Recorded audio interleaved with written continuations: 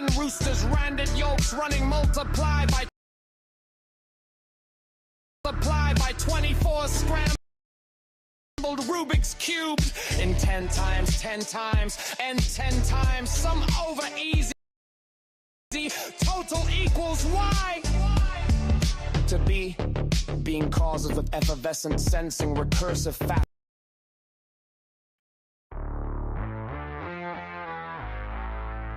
They restarted. Good thing nobody was watching.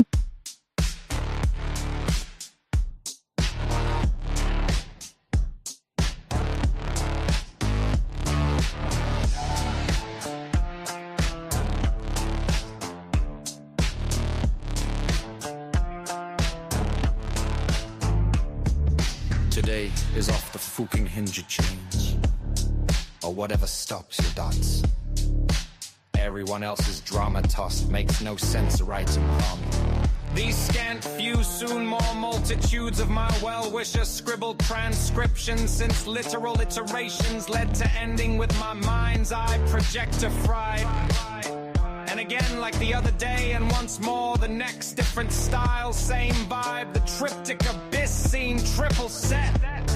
Thus thrice cross past 3 movements through the sea waves, towering rise, fall ever stretch face the surface, clucking hyperliminal time. The terminal appeared, piercing dark, a crystal sharp arrow, chaotic leveled, beveled, mirrored, ed and eddy, deviled. A beacon blister sublime as a fillet rare, with bacon wrapped round, a gap and exploiting, holding whole holes under ever double elongated horizon events, inside out to outsighted ins, outer space traveling speed stasis, still moving, biting through time from here to there, weather wither, inside sprung and out it swung. All levels of eternity, infinitely stacked, being both the effable and ineffable in simultaneity, then hammer struck, 12 testically sucker slaps, slime face thunder splat, faceted facts. I tasted the fan tastiest bold moment of forever. Was it something red tweed or green? Sweet tea, leafing lights with remote controlled magic and ohm-powered temporal transistors, decks dripping of decadent decapitation, unintended as 10 roosters, randed yolks running multiply by 24 scrambled Rubik's cubes in 10 times, 10 times, and 10 times. Some over easy, total equals Y. To be, being causes of effervescent sensing, recursive fascination, twice removed, squared a zillion, zen dozen chiteta, ichi flex, texted, twisted, naughty, lock suspenders, dangled rubber band, butcher blocks, bruising black kaba cubes, retro perhaps ever edging, unedged razor, less than exact, professional, professionally unbited, beveled, prestigiously releved, pouty, ego-eyed, tyrannic, trident, stuck, sucked up, books, broken spines, broken and dusty like syntax stems, paragraphs, vortex text subverses, palms rid upturned or prone in salted salt tree, praying forth ort's petal blossoms cast from parameta, rametas extract alien vines, subliming into street sweet wine, body big tea tutty. So what? Parabola don't drop wonton pon the pointy graphic type shells in piercing poetic punctuation, all symbols enter space, arrowed ampersands into arid acid free sheets, and porphylopsis toward nothing, nonsense or something unknown. Bullseye centered time target, AD some 25 course approach. Hey fi apology, it's you leggy red of what once, what's there? Wrote dead tongues, dormant, tempting tempo taps, time pace, prime space, consciousness, X expanding, splitting infinitives in two, divided land, substrate, arc, tectonics, fault lines, straight through a thoroughly based pause, helm fire, sighing, psyop sign, Roy's top tip two, twisted when paired, reversed, and worse, groundward tested, epochs to bridge ages into beyonds of upturned retrogates, away, away, fliss.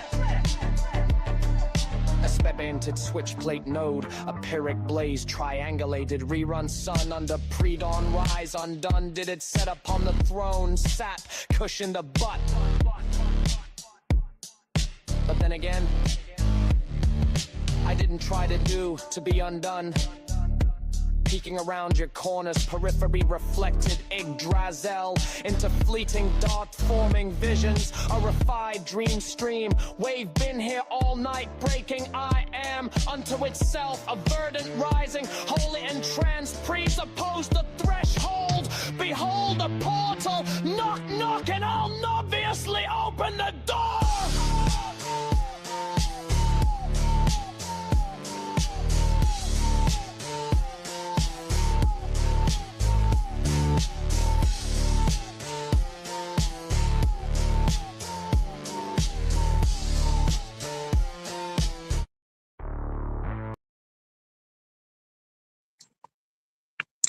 Okay, I just wanted to warm up. Hi, Paro, what's up? Hit the link. You can come up and chat if you want to, unless you got something better to do. So you popped in here twice, so might as well. I think it posted the link up there. Not the first one, not the one that's pinned. I posted it in the chat. But you don't have to if you don't want to. That's fine too. It's totally up to you.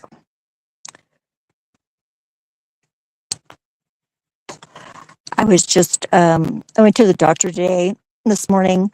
I had a real deep dive into some AI and have some, I guess, unique perspectives on AI because I'm an artist. And the song that was on earlier was I made that on Suno, but I wrote all the lyrics and I had to tweak it because I make up words and it doesn't always pronounce the words the way that so I have to creatively spell them almost phonetically so they say them right sometimes and they still get words wrong. They said syntax instead of syntax. Yeah, I was like, that's a little weird. It should be syntax. Just syntax. Syntax dense paragraphs. And it said it with a little kind of an accent, but I like the accent. See, I could do that song with my vocals, but I don't have all the instruments. It's very convenient. I'm not saying that it's a substitute for actual music. I think if it was good enough, you could totally just write music with the AI and then learn the notes, sing it, and make it your music. But it's not any different than, because I don't know, I listen to a lot of different kinds of music. And if there's a song by Chicago called 25 and 624, and then there's Brain Stew by Green Day. And if you just add one note to the da-na-na-na-na, or take one away, it goes da-na, da-na, da-na, da-na, da-na. That's yeah. That's the from Basket Case. That was a good album. Here we go. We have our guest. What is up? Hello, Cypher. Did I got your name right? It's Zephyr, whatever. You can call me whatever you want. I do not care. Okay, Cypher. How you doing, girl? Pretty good. How are you? You're down in the islands, right? You're down south of me. Yep, that's correct. The U.S. Virgin Islands, born and raised since '95. Cool. Yeah, I had a podcast partner a lot, maybe 4 years ago, and she was in Trinidad. So, but she was from Great Britain, or she spent some time there. Yeah, she's that's nice. one of those high class witches, Serafina. She's a Virgo. Yeah, we had a kind of a harsh split, and now all of the podcasts that we made together have been Good to hear. Uh, yeah, well, they're like not online anymore. It was called the Meow Podcast because it was the Muse, the Elf, the Oracle, the Wizard, and the Witch. I was the Oh, I Muse. see. I see. Can I ask what happened? Um, well, it was really interesting because it was like exactly when I have my natal.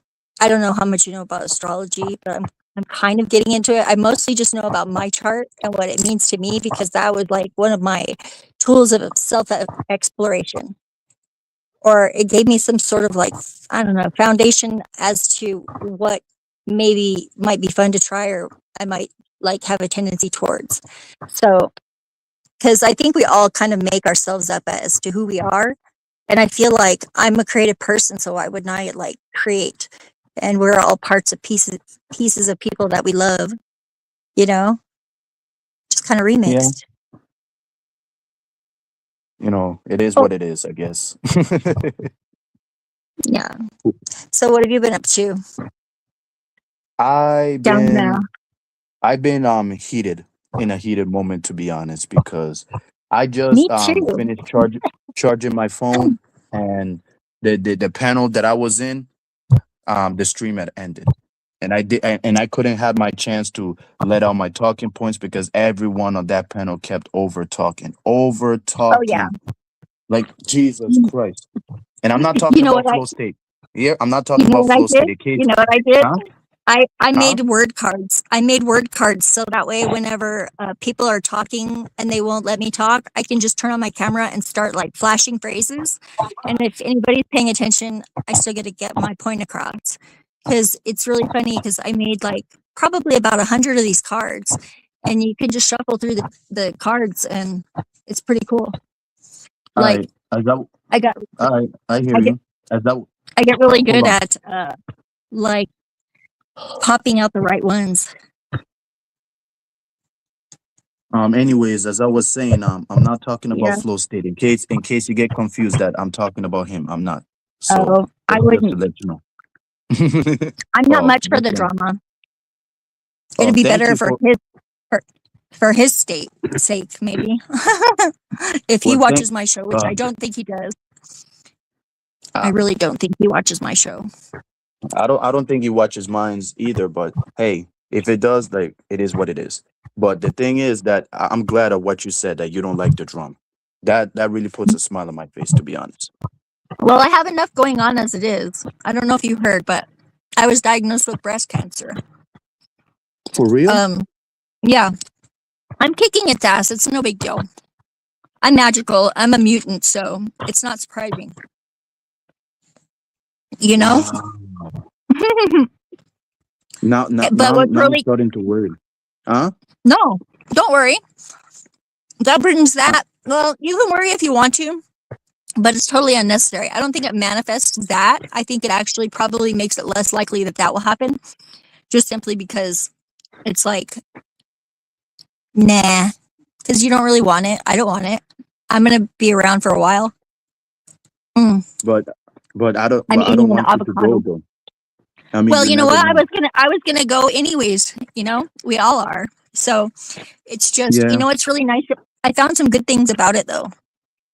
The What do you best mean by thing that? is whenever people are being negative, all I have to do is say, well, at least you don't have fucking cancer. And they shut the fuck up. Hey, I get it, but like the reason why I'm starting to like to worry because I was willing, like to get to know you and stuff, but I know you're a busy Oh, person, so it's totally understandable, you know. I actually have less to do now Oh, because I'm kind of good to like, hear. I'm on sick leave. I'm eating an avocado, pardon me. That was good.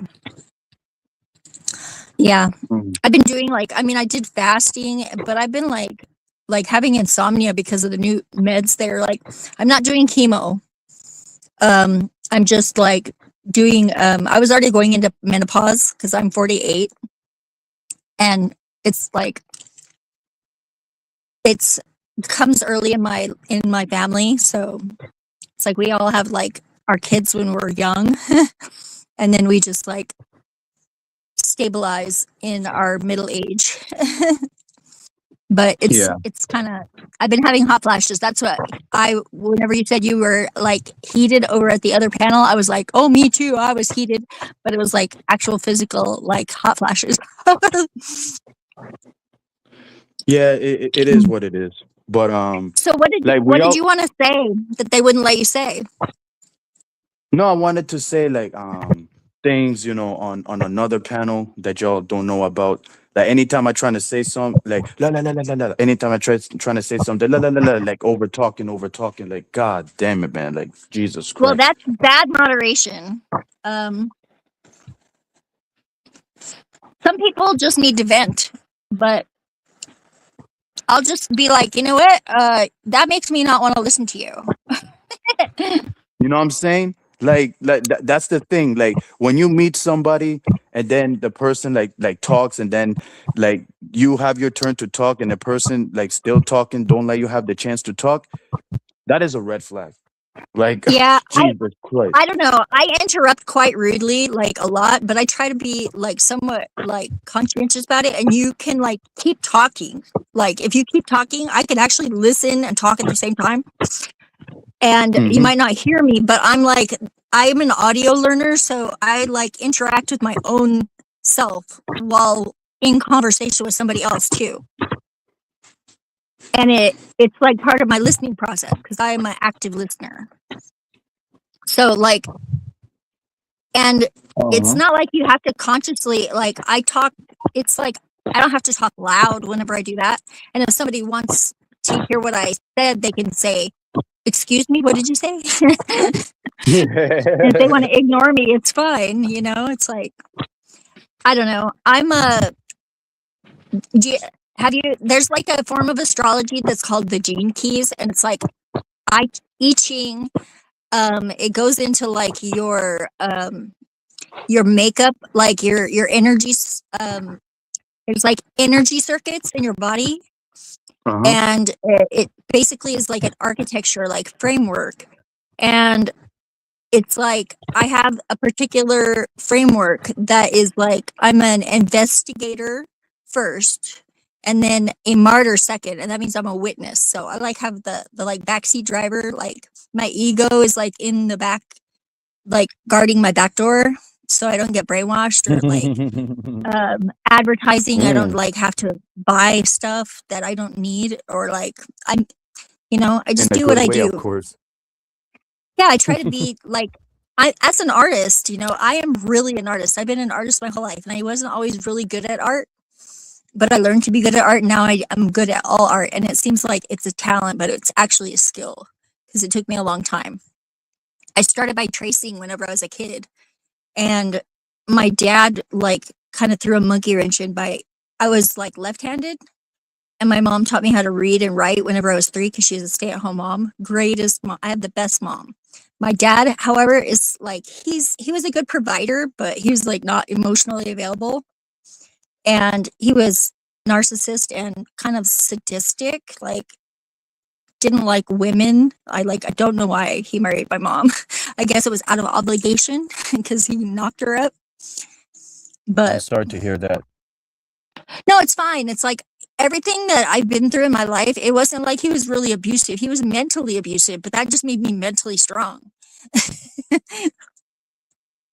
and Oh, devious because like snuck, I was very devious because I like snuck my freedom, secretly, covertly. I would sneak out of the house when I was a teenager. And yeah, I was kind of rebellious. oh. I almost Like went into the nobody, military. Huh? nobody shouldn't be going through that. I'm glad that nothing happened. Y'all safe, Yeah, I mean, but I think that we're here to suffer partly. I mean, I would rather have that than like something worse. I never like, I mean, whenever I was older, I had some like, pretty there that I think like 99% of women have had issues on this planet right now. But true, and it's still happening till this day. they're That's still the thing. happening. But I noticed something men try to defend us like we're weak. And I think that like I've had that happen and it got out of hand. Like guys were like fighting each other whenever I could have just like defused the situation if the guy that was trying to defend me would have just shut the fuck up. You know? Yeah. And I was Well, like, they were actually pulling weapons on each other. And I was like, dude, this is escalated. What? No, just like fucking both of you out of here, leave. Cause I work on the sidewalk, you know, I busk and read tarot. And Albuquerque is not like, it's not the worst. It's not like friggin' like an inner city. It's not that big, but there are a lot of homeless people. Most of them I know. Like I've had conversations with all of them. I take them water. I had to set boundaries with them. I am working in their home technically because they live on the sidewalk. And so, technically. yeah, and I'm Yeah. respectful of them. Like I treat them with respect if they treat me with respect, you know? I And always treat you with respect, as always, yeah, since I day give, one. me too. I give respect immediately to everybody that I meet, equal measure until they don't maintain it. Yeah, you Because, gotta be careful. or, You gotta be careful who you respect, because not everyone deserves it. well, if that's what I say, if they don't maintain it, it leaves real quick and then they have to earn it back if they want it. Hmm. And I just like, I learned how to say no. It took me like 30 years to Finally, learn how to say no. I mean, and I still it wasn't that good at it. yeah, it is not hard to say no. I used to be a yes man too. Like I always keep saying yes, yes, yes, yes until I found myself. Yeah. That's when I set my boundaries straight. Well, people pleasers, they don't realize they're trying to help and they have good intent, but they don't like realize that they're actually just enabling people to like to put off their lessons, you know? Right? Yeah, I Because if guess. you're helping somebody and they don't need it, like they're gonna not have that skill to take care of themselves. I'm a really like I'm a like old school anarchist in the sense of I believe in self responsibility, like or like Mm. teamwork that's negotiated on like clear terms, explicit terms. You You s- know? Yeah, you still new school to me. Just saying. Yeah. Well, it's and I'm open to new like everything. It's like I'm not like friggin' I'm not settled. Yeah, I'm confident, but I'm not settled. If somebody has a good argument for whatever they want to convince me of, I might entertain it, but it better have a good me too. argument. Me I'm pretty too. set, but I'm not that set. I'm open still. Mm. And I could Open, talk open, about just open. about anything with just about anybody. Like I've never met a person that I couldn't have a conversation with that wasn't like just having a really bad day and not interested Yeah, or true. didn't have the time. And that's everybody. But I'm on the path of unconditional love, and it's hard. It is hard. And Well, it's it's not not quite hard. unconditional. It Yeah, is it's hard. not hard. It's not hard as long as you have somebody that cares about your well-being, Well, I do supporting you. myself. I mean, and I also have Dan, but I mean, first and foremost, I always have that because I have myself and the universe has my back. I mean, I've Who's Dan? like, Dan is my partner of 5 years, going on 5 years. He's 12 Oh, years that old. He's 12 years older than me. that makes sense. No wonder Yeah. why I couldn't like reach out to you. No wonder. Oh, no, you Wow. can. It's just like you have to be like friends. And I do flirt online, and that is like perfectly fine as long as you know that it's just flirting. Because I Yeah. mean, I, like, I was trying to get I to think know you. That's the thing. But you can still get to know me. Am I of not worth course, being a friend? They say men and you women always can't be worthy. friends. Yeah, you always worthy. Of Yeah. course you are. The thing is that when I hear women that I like, which is you, for example, said that they have a partner, they have a boyfriend, they have a husband, or they're seeing someone, that shit like kind of low key bothers me because I just Does want it? love. Yeah, Oh, like I just well, listen. you know what? Maybe I have girlfriends. I mean, and you're like kind of far away anyways, so it's like, I don't know. I think occasional friends, acquaintances, that would be okay. I like I like I your just energy. I think you're a good person. You seem very authentic. Sometimes I think you get twisted up in other people's drama for thank you. whatever reason. You must like it though. So I'm not like criticizing you by any stretch of the imagination. I do that too. I love to. I'm I glad. mean, like I love I'm to glad like you a did. really difficult person sometimes, but I Yeah. can't do it all the time because it's like it's exhausting and it's like what really headway am I making with this person? Yeah, 'Cause negative energy is not really good for your health all the time. it And I doesn't do always that keep to saying me. this. I Yeah. transmute Every it and I make fun of it. It's like kind oh, of like it's like entertaining for me yeah, because like everyone people get so hung up and it's like I yeah, just want to poke them. yeah, true. Everyone listen, everyone can be crazy sometimes. And about the girlfriend shit, I mean, I understand, but why would I want to talk to others when I'm talking to the one that actually makes me feel like special, if you know what I mean? Yeah, I don't know. I think I mean, your tattoos I really only amaze me. huh? No, I was saying your tattoos really amaze me, if I could be My honest one with you. tattoo, I only have one tattoo. Yeah, Yep. That was my that's what I ex. meant. My ex took that picture. He's dead now. He took Oh, that sorry picture. to It hear was that. like, no, it's all right. It's been a while now. He like, I tried to save him. That probably contributed to my getting sick, honestly, because like whenever you like really give yourself to somebody and you're devoted to them and like I knew he hadn't had that much experience in his life and he was like coming up on his midlife crisis. So I kind of thought I would get ahead of it and I was like, okay, well, I know what I bring to the table and I don't want you to go do something stupid that you'll regret. So we're going to sit down and have this conversation. And if you find somebody that you like, I can be okay with that because I know what I bring and I know you still want me around. And as long Of as we can work course. something out with them, I'm fine with that because I want my person to be happy. I don't, that is like, I want to be happy too. And I think like sometimes people get so like twisted up in like just one person I can make want you them to be happy. more happy. Yeah, I want you to be Yeah, more happy, exactly. to be And what's honest. so weird is like what ended up happening is like he found somebody just like I thought he would. And she wasn't into girls, but like she was willing to come and like talk to me. Like all of us sit down together. And she She was like wasn't into totally not girls? no, God damn. she didn't like girls. But what's really funny is she ended up eventually like grabbing my ass once, like because I Wow. was like, well, you're not my type anyways, but I like you as a person. It's That should like have I been got me. along with yeah. Sorry. But yeah, seriously though. Yeah, Like that's we could probably go dancing. You'd have fun going dancing with me, but of course. yeah, In I do like multiple to dance. ways. But Reggae. Dan likes I dancing too. Yeah, I know to Oh, dance reggae. reggaeton, yeah. I like to do That the too. avoided. I do the avoidance dance whenever I go out dancing. Usually, my friend Jolene and I go out sometimes downtown Yeah. and go dancing. And I have a Mm. friend. He's like uh, I think he's Latino. I'm pretty sure he's mostly Latino. He might be some Native American too, but he's kind of short and he's a good dancer and he's funny. He's like charming and he's Cool. respectful. He like minds my boundaries. Like he can dance, we can dance and stuff.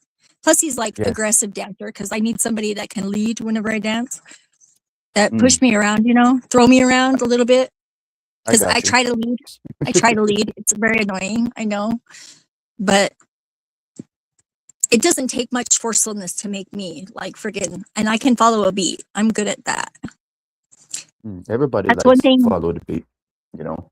Not everybody. Some people don't have any rhythm and they don't or they're too shy or self-conscious to dance. And I feel sorry for them. I hope they dance when nobody's watching. I'm gonna be watching.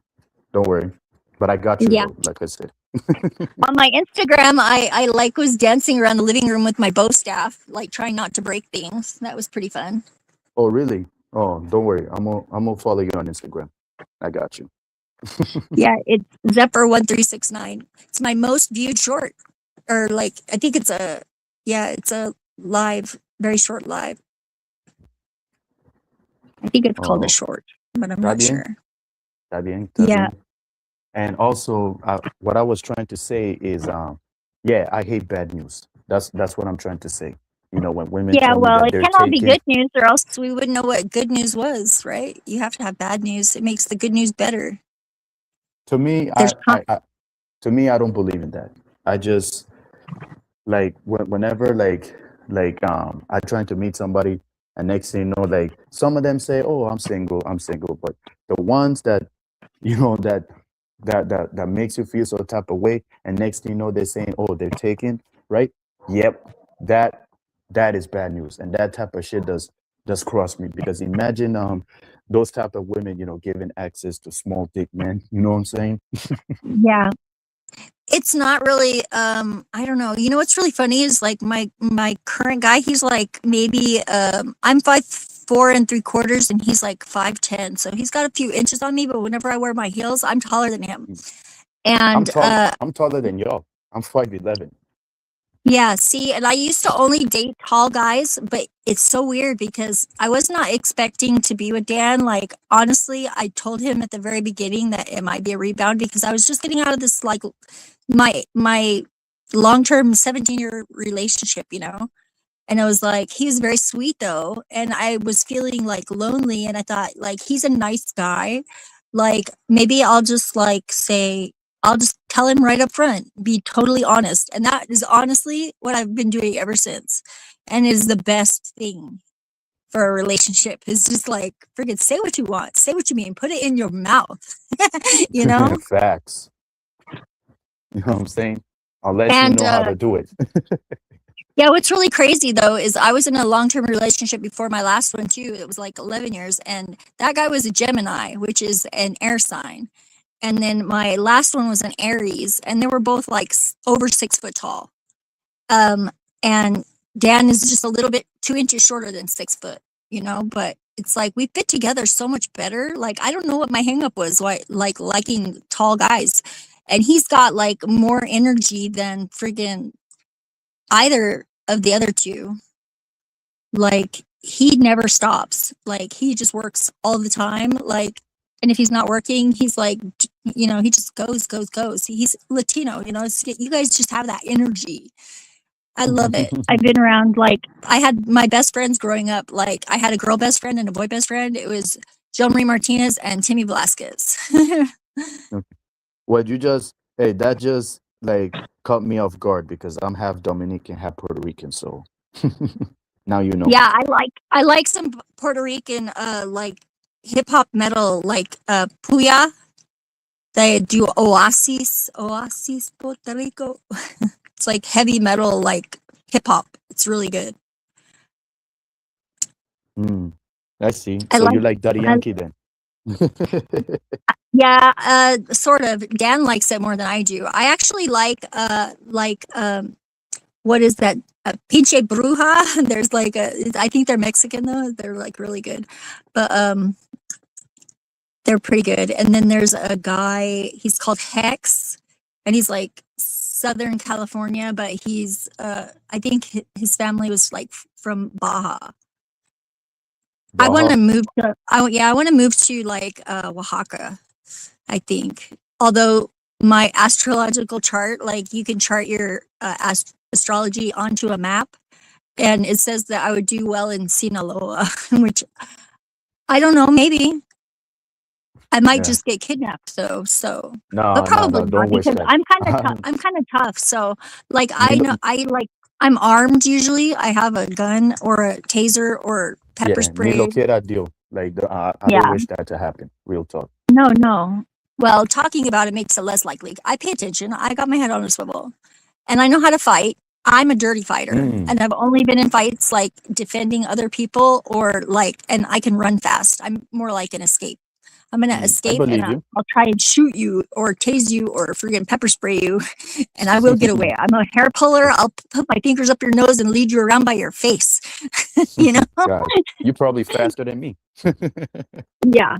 Well, and I didn't have brothers or anything, but like I spent some time.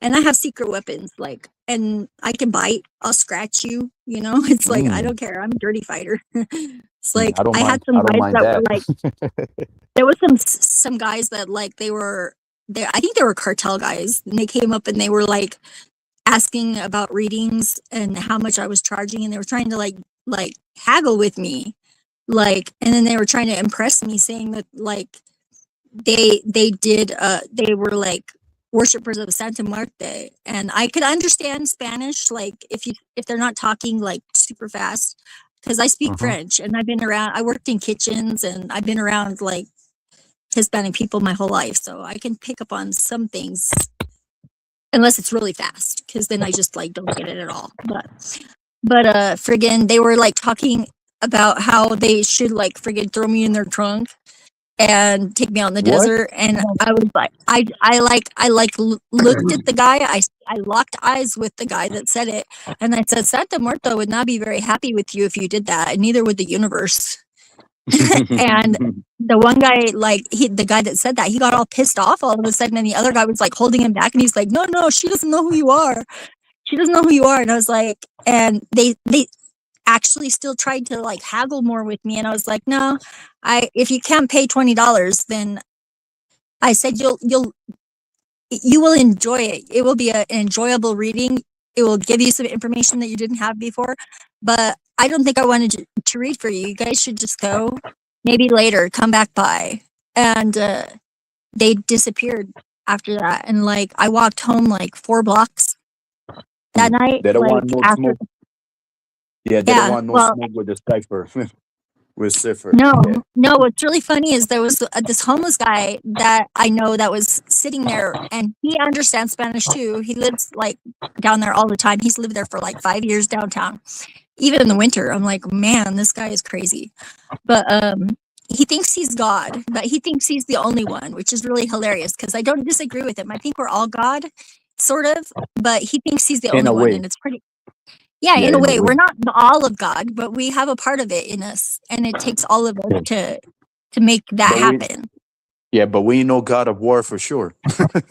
We're Well, not some of Kratos. us have that. That's the shadow. That's the part of people that they don't friggin' face. It's like it's hiding behind fear or like anger. All that stuff is all that shadow. You know, Yep. it's like people Exactly. underestimate me, and I'm happy with that. Like they think I'm just a very nice girl. You know, and I can be very nice. And most of the time, I prefer to be nice, but it's like You are a powerful I woman, I can tell. I grew up in the desert, man.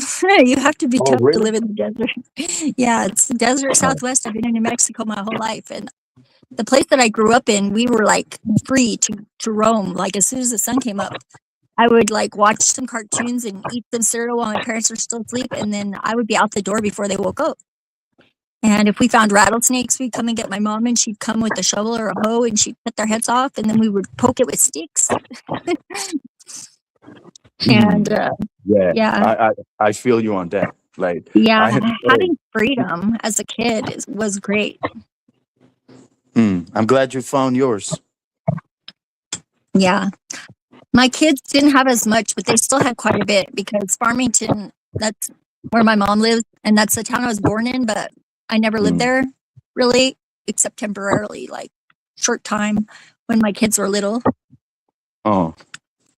But yeah, it's like a Mhm. 3-town area that's Bloomfield, Aztec, and Farmington, and we lived north of Aztec in this place called Cedar Hill. My mom designed our house. My dad worked for El Paso Natural Gas, so he was like we were like middle class. I was a straight A student, kind of nerd, reject, but I was always like witchy Me too. too. So I was kind of Me like too. not really, yeah.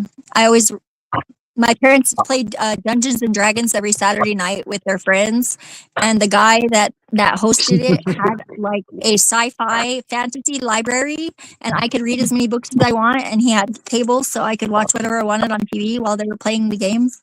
It was pretty cool, and I could borrow books every week, and Every that's what I week, did. I listened to reading the music and I rainbow. read. And we had like this group of friends that were like rejects from all the other groups. They were called dirt heads. We had like the quarterback of the football team because he was kind of a like Neanderthal, kind of big dumb cowboy. And but he was really charming. And then there was like some band nerds and a couple of choir girls, and me and my friend Leslie were like goth sort of, or like riot girl, kind of like punk rock girls sort of. We listen to all sorts of music. I hear you. And I like to wear combat boots with my skirts, and probably dressed a little too slutty for school. Because that was like how I defended myself, because I knew more about that, because I grew up on like on the ranch, you know, so I learned about it. About the birds and the bees early.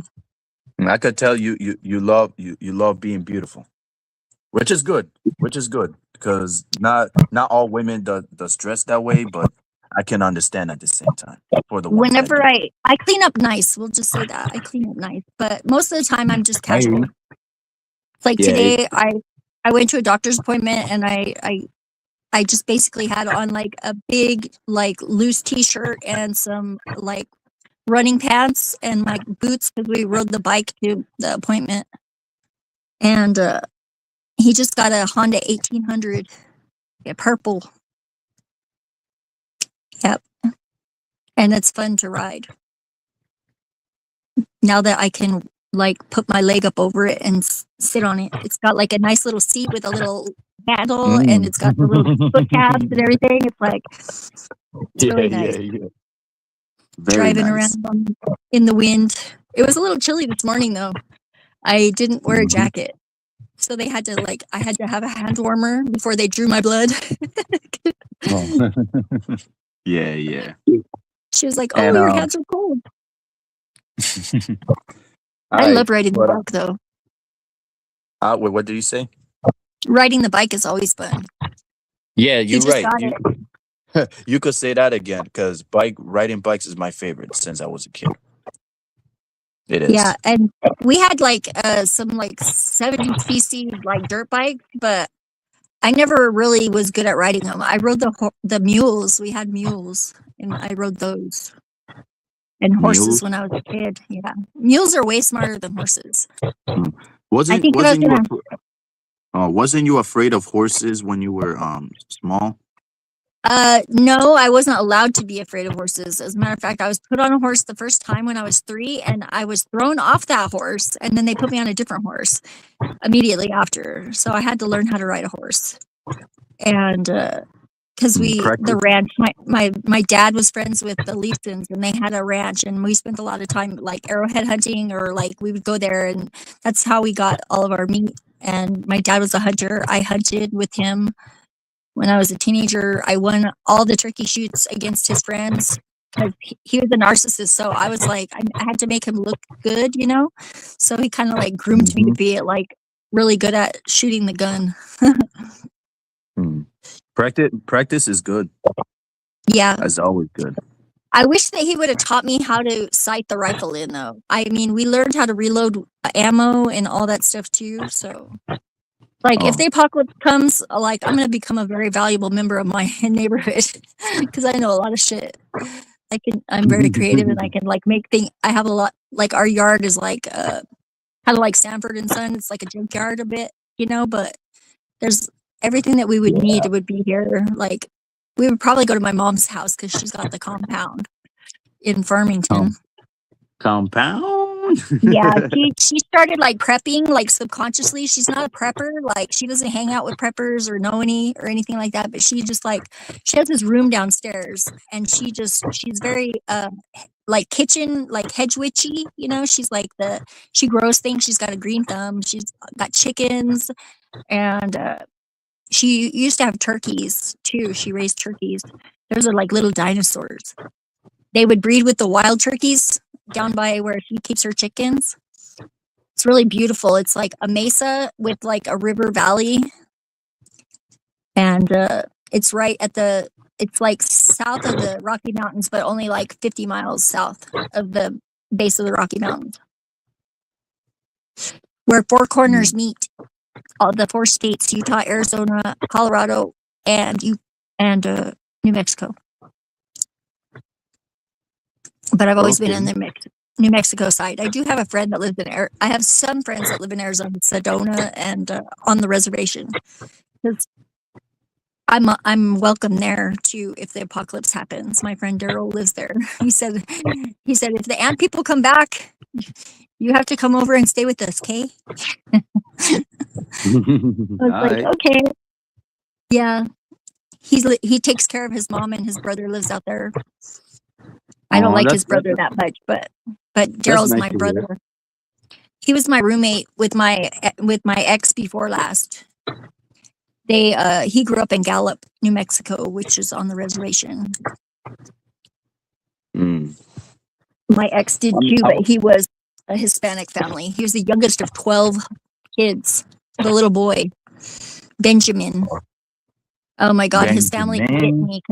Yeah, his family What? hated me. They never respected me, except for his brother Fred. His brother Fred was older than him, and he was kind of like the bad boy of the family. And he liked me. I think it's because I respected him, and I didn't I liked you think he was. Yeah, and but respect you too. Ben But what didn't happened? stand up for me. Ben didn't stand up for me with his family either. He just kind of let them hate me. And I was like, I tried so hard, to fit in and be Yeah. domestic, and I suck at it. Mm-hmm. I mean, I'm good at it, but it takes a lot of energy for me, and I can't do anything Mm-hmm. else. So I would It's prefer to have equal share of earning money and housework, and I keep my stuff cluttery because I'm a creative person. So yeah. I people guess can't I. stand Mhm. clutter. Yeah, I guess he didn't couldn't step up to his No, parents about you, then that's what it comes down to. and his You're not the only sister. one. You're not the Yeah. only one, because same here, because I've been with this chick back in 2015, and I kept focusing on her every time, and my mom was being bothered that time because like anytime that when something goes wrong, and she think I'm selfish, this and that, I don't worry about the family, and I had to break up with her for that shit because I felt bad, which was my Oh, biggest mistake. man. See, and I think that parents need to when they have adult children, they should have ideally been raising those children to go off on their own, where they don't need their parents anymore. Other than you can come and visit and be part of the family still, but it's trying to rule your kid's life is the worst thing you could do for them. It's I don't know. My kids, they both live in far off places from me, but I keep tabs on them in astral plane, and they call me out of the blue whenever I need them to, and I call them or contact them. And Jazz, my Yeah, oldest, she's about to be 30 years old. I'm glad you know what's going on. I'm glad you Yeah. do. I don't know. People But just don't raise their kids to go out of the house anymore. And that's why everybody's like, why are they living in the basement still? Why are they all strung out on fentanyl and living in an RV in the backyard? It's because you did never tell them no. You didn't make them do it. You didn't teach them how to do it. And now it's too late because they have to learn on their own. And that means you have to kick them out. You have to let them go. But I guess exactly. I don't know. Every parent, Jazz yeah, every parents are different.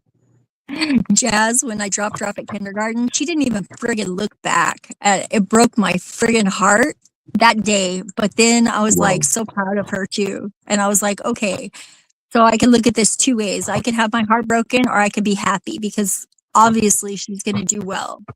And she did. She made good grades. She would wake me. This kid is amazing. I don't even know how I spawned this kid. Because I am not nearly as capable as this kid was. She would get herself dressed, put her friggin' backpack with her homework done. I never even had to ever she just had it done, and it was packed in her backpack. She put her backpack on, she'd get her shoes on, no alarm, and she would come in, she would wake me up and say, Mom, will you drive me to school so I can get breakfast? I was like, okay, kiddo, let's go.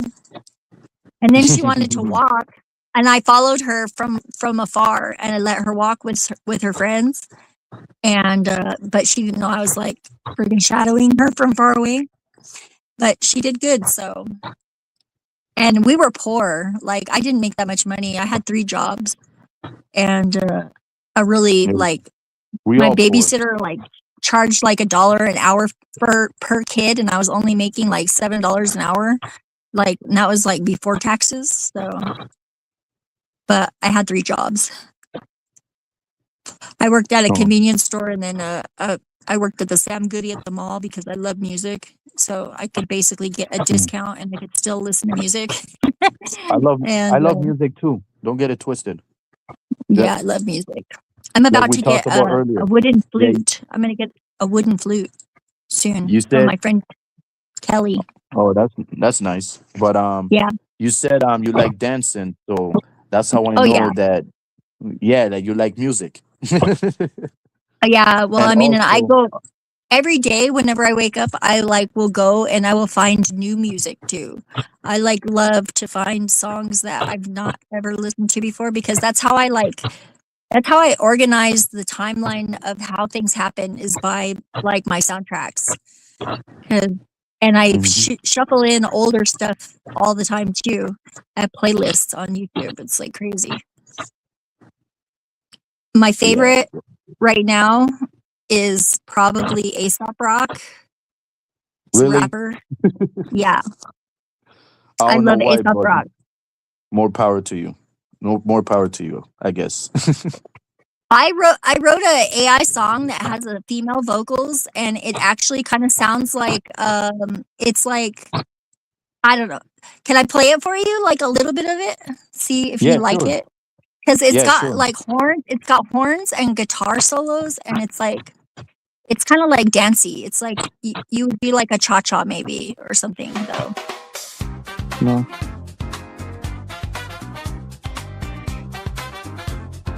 Can you Yeah, hear that it? kind of sound like a yeah.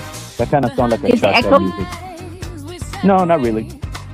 Play back the lines, today's the day. Reflex tonight, breathe, suffocate. Blown up sky high, how we relate to flow upside. Rewind the track, the world's not flat. You don't know jack, time can attack. So drop the act, that hidden fact. Now bring it back. It's not my fault, you always say. Deny, distract, unfortunate. I lost my mind along the way.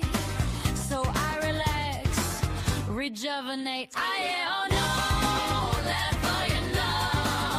I am no, let for you know. I am no, let for you know. I am no, let for you know. You created that? Yeah, with the AI. I told it where Oh, to put AI. like what, and I told it how to like make the song too. Oh, it kind of sounds salsa too. Don't get it twisted. Yeah. Well, I don't even know if that's a compliment or not. No, wait, you never heard of salsa? No, I don't think so. Oh. Like not never. But you know about reggaeton, right? Well, that means you gotta know about salsa because it's Spanish music. Oh yeah, I know salsa. Actually, we had salsa parties. I just didn't hear what you were saying because the music was playing. But yeah, it wasn't bad, huh? I was thinking like it's kind of like Nope. 1950s, like early 1960s style, like sort of like Art Deco, like almost like pre-disco, but like a speakeasy kind of vibe, like or maybe a little, you know, like Betty Page and like a little like between the Flappers and the Hippies, you know, Yeah. or the Flappers and the disco. And I love disco balls. I have disco balls. I have a disco rabbit, a disco ghost. I have a disco spider, and Good for you. I love it. Yeah, I love disco stuff. It's the secret disco. That's what it I is. guess- It's the secret yeah. disco. I guess I'm gonna have to like discos too. Well, and I think that funky music or like soulful music, I like whenever there's like, I was very impressed with that being AI. That's an AI, and I got it to. I managed to get the like sort of like it did exactly what I wanted it to do, but it kind of made it like I wanted to make it a little bit more ska, like almost like No Doubt sort of, but it didn't quite do that. I think I might make another version of it. But yeah, most of my stuff that I write music wise is not that like the lyrics are like really metaphorical and really like weird combinations of words that don't exactly make sense because I think I was watching this thing earlier today about how AI is totally flummoxed by metaphors and poetry. It like you can, depending on if you ask it a question poetically or through a metaphor, it will give you information that it would not be programmed to be able to give you otherwise, which is like a huge like flaw in their design because but it also makes it not a threat as long as it stays in the parameters that it's vulnerable, but it also makes it to where people can like find out things and pretty much going to give like the truth is going to be naked everywhere, like, but people are not Yeah, going to I know could what the see truth that. is, unfortunately, because they're doing such a good job of like confusing everybody and distracting everybody that Yeah, by like covering it up. Hmm. so I feel like I'm on the borderline of this knowledge because I'm not like anti AI. I'm a creative person, so I like can use it as a tool and be on this borderline of what it's capable of. And what's really weird is like it's also part of my spiritual practice in a way because like whenever it was about like 2007, 2008, I was online a lot and I was like a moderator for the chat at this place called deoxy.org, and it was like um there would be like talking like psychedelics and like I actually found it through this organization called Copwatch and Crime Think, which is like they're like sort of like revolutionary, like subversive, like urban exploration, cop watching, like sort of activism, like more on a like I don't know. I like graffiti art and stuff like that too. Although I've done murals, but like for in people's houses at their request, and I've done like the back of the metal fence over here, but it's starting to fade. Can't find any good UV resistant friggin' spray paint. So I'll have to go down in the tunnels maybe under the city. There's a guy Yeah, that I goes see. around with his little electric bike and he has a YouTube channel here in Albuquerque and I follow him. And there's a Hmm. lot of graffiti art underground here in Albuquerque. There's like some good public art too, but most of the good stuff is in the flood tunnels underneath the freeway and the Freeway. city. And the Hmm. city because we're in the Rio Grande Valley and there's like mountains to the east and then there's like mesas and volcanoes to the west and then it's like we're in the Rio Grande Rift, so it's like this long valley of the Rio Grande. It's beautiful. I love there's no place like it because we have huge skies and all the rocks and crystals are out on the surface. Like every time it rains you can go out and find more. Like or dig in the yard here. We live like about a mile and a half from the river, and in the valley, South Valley, and like digging for putting in fence posts and stuff in the yard. Like I'll find big pieces of like lightning stone, fulgurite, like because it's like iron sand, and we get lots of lightning strikes, and it makes it glass that you can dig out. It's cool. Hmm. I, I have Always lots of cool. crystals. I have like a ton of rocks. Literally, they're my friends. I have a crystal ball, and I like make jewelry and all sorts of stuff too. That's I nice. Yeah, I find furniture on the sidewalk and I refurbish it. I do Yeah, sounds like lampshades. you Like have skills on you. yeah, I have to create. It's like compulsory. I can't. It's like if I have OCD, it's probably that. I didn't get the clean type of OCD or the I don't know. I don't have much anxiety anymore. not with Dan. He makes me feel safe. That's what's really great about having a good partner is that like I feel safe.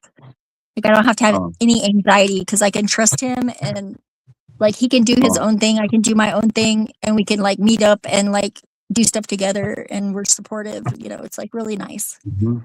But it's crazy because he's a Libra, and that I got like the training for through my other two exes, like for how to Yeah. deal with him properly. And the only Hmm. thing that he's a challenge because I can't get in his head. Like I can't like figure out what he's thinking because he won't tell me, and like he's just not much of a like he doesn't know how to express that. Like I know there's a mystery in there, and so it kind of makes me like curious, and I'm like trying to figure out how to crack it. It's been 4 Yeah. years, and I got a little bit psychedelics help. He Yeah. never did any before. Well, I'm glad that you are happy. That's all that matters because, Yeah, like you you're said, gonna find your so person too. You're gonna find your no, person. You will. I don't think so. I don't think Well, so. I don't really believe that. whenever you stop looking, that's when it happens. You know,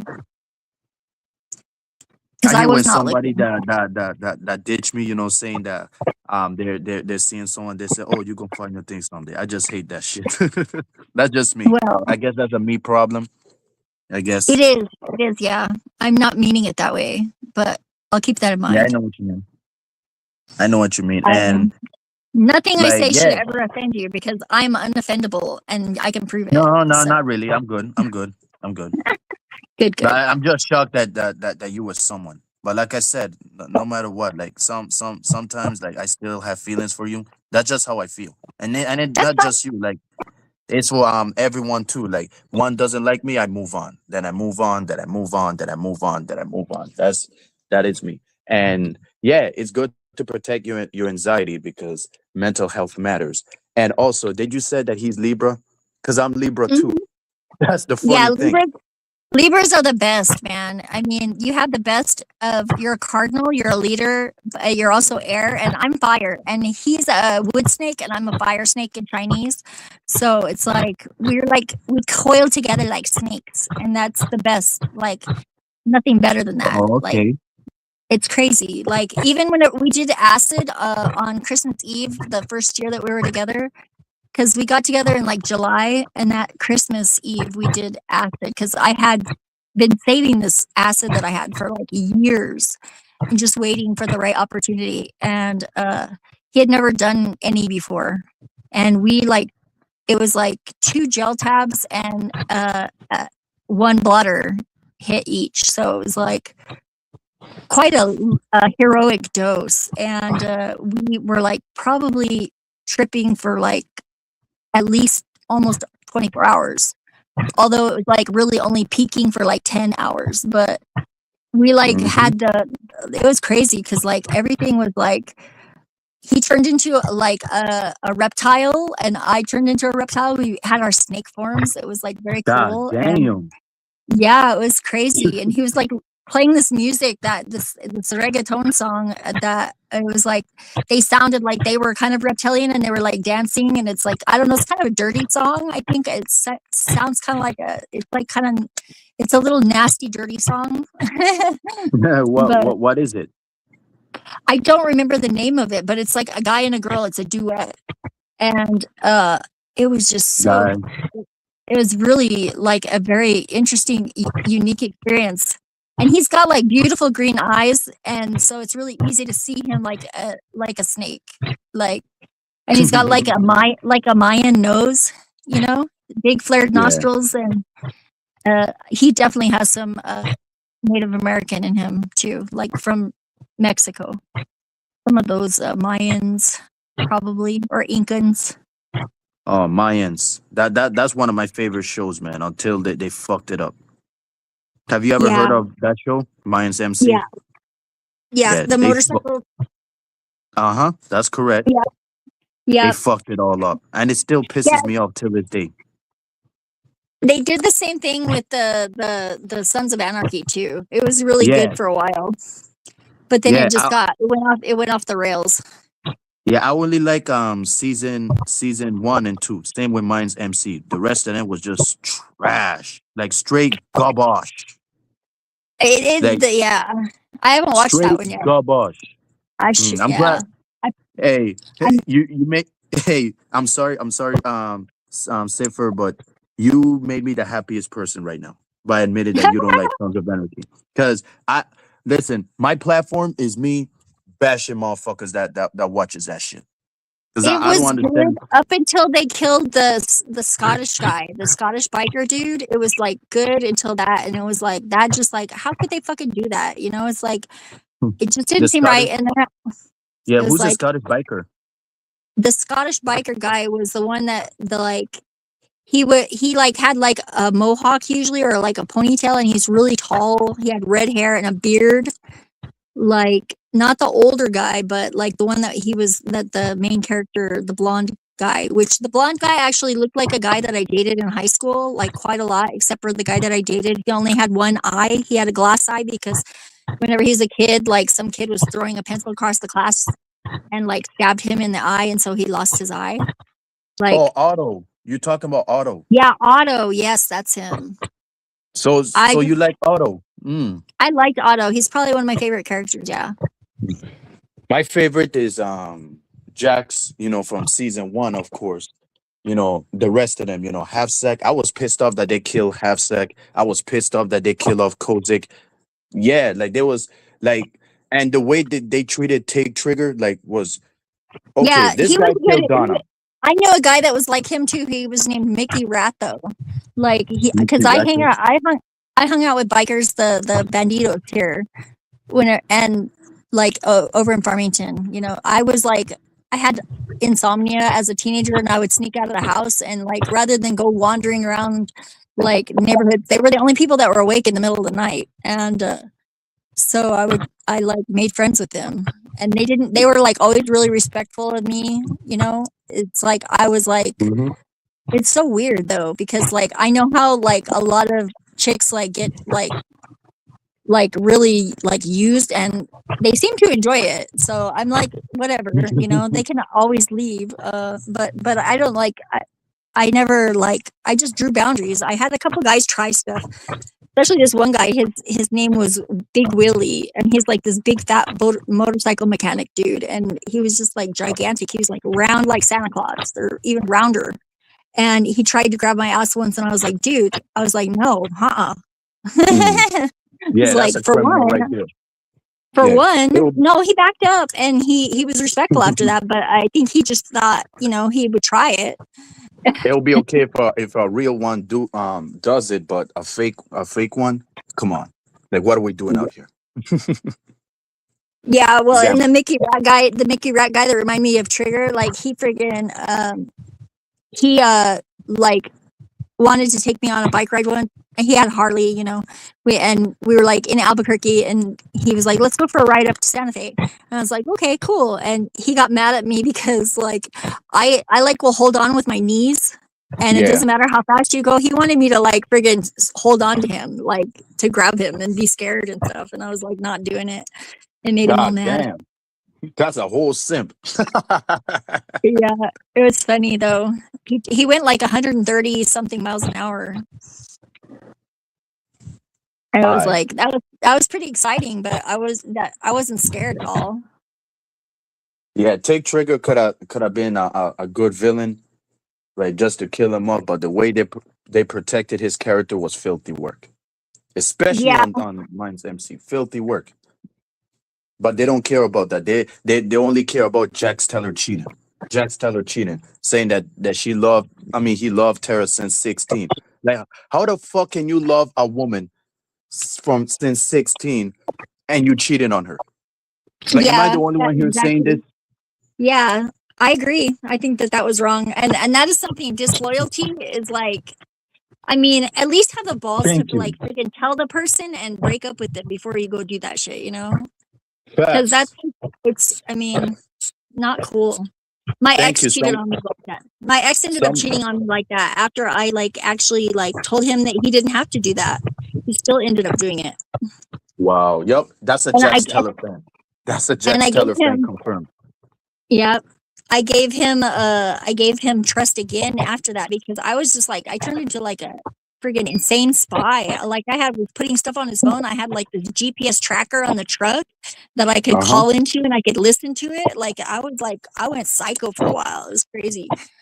But I I was am like, very sorry that I yeah, had to hear that, because women like I you had to don't learn that deserve to though. be cheated on. Yeah, I No, know we you learn don't. it, But you know what? I set it up that but way, and it was because of how I was like, I let it slide and let it slide, and he just didn't think I had a boundary. And I kept telling him I have a boundary. And I was warning him. I was like, you're getting real close to that boundary, and people like underestimate my ability to friggin' like cut them the fuck off whenever it comes down to that time. And I just like at a certain point, whenever he was dying, I couldn't like leave him when he was dying. You know, it was like that was what really was fucked up, was because I had already made up my mind to leave, and then he got heart failure, and I was like, "Fuck!" well, that's So I, karma. But he cheated yeah, on you, so that's karma, calling him out. Like if I were you, yeah. I would just like walk away, walk away. Well, Like if I was a woman, I wasn't in any position to do that, and like he had made it to where like I had very little, like sympathy, I should well, say. I had a lot of sympathy, and I tried to save him. Like I really did. I tried to get him to save himself, you know, and he just I would have wouldn't. left his ass. I would have left his ass. I If I did was eventually. It was about 3 months before he passed away, and he ended up going to up in the mountains. His parents put him up at our friend Elizabeth's house. She's a oh, hospice nurse, and he ended up dying like 3 months later. Like he wrote me this letter, and it was just like blaming me for everything. And I just like I read like everything, but once it started blaming me, I was just like, oh fuck. And then Kelly wanted to read it, my friend, so I gave it to her, and she has it now because it's like I was like, he just blamed me for everything, and that's just delusional because it's like it wasn't like that. And what's really bad is like I loved his family so much. I had like become a part of their family. Like I helped raise his nieces, and they like made them like artistic. And the littlest one likes rocks, like has a huge rock collection, and very creative kids. They're great kids. And his mom, I love his mom so much, even though she was like kind of an enabler because she was a nurse too. She put him on Ritalin when he was like 8 years old, 7 years old. He's adopted, and he's got two other brothers, and the middle brother is also adopted. But then the youngest brother was like the miracle baby that they had whenever they stopped like stressing out over having kids. You know, it's like they were trying to have kids so hard that they couldn't have kids, so they adopted kids because they thought they couldn't have kids, and then they had a baby. You know, so like Scott was also like he didn't like fit in with his family. He felt like he was an outsider always because they told him he was adopted right away. You know, it's like, but they never treated him like he was. It was crazy. Yeah, I loved his family so much, and like once we broke up, like his brothers, like they wouldn't let me go to the funeral. It was like, and I love his mom. I keep in touch with her, but it which is sucked. nice. Which is nice. It's good to be in touch with the people that is related to the ones that you give your heart to. Yeah, well, 'Cause- and she was telling me the whole time, she was like, you don't want to marry him. You don't want to attach to his debt, you know, like I was like, oh man. I said, but I love him, you know. It's like whenever you feel like you're in love with somebody and you're devoted, you've already, like made that commitment to them. It sucks. Like whenever they don't give that back. I just didn't want to believe that. I didn't want to give up. I don't have quit in me, you know.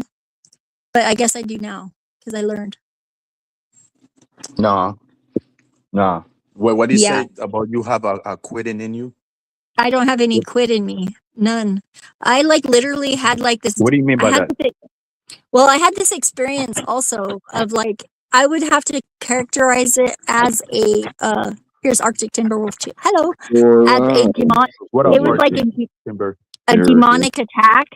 It was like basically like a demonic attack, and I wanted to give up in that moment. Like when after like being like basically like tortured for like 3 days, I was by myself and I was like in agony the whole time. I still don't know exactly what that would be other than a demonic attack.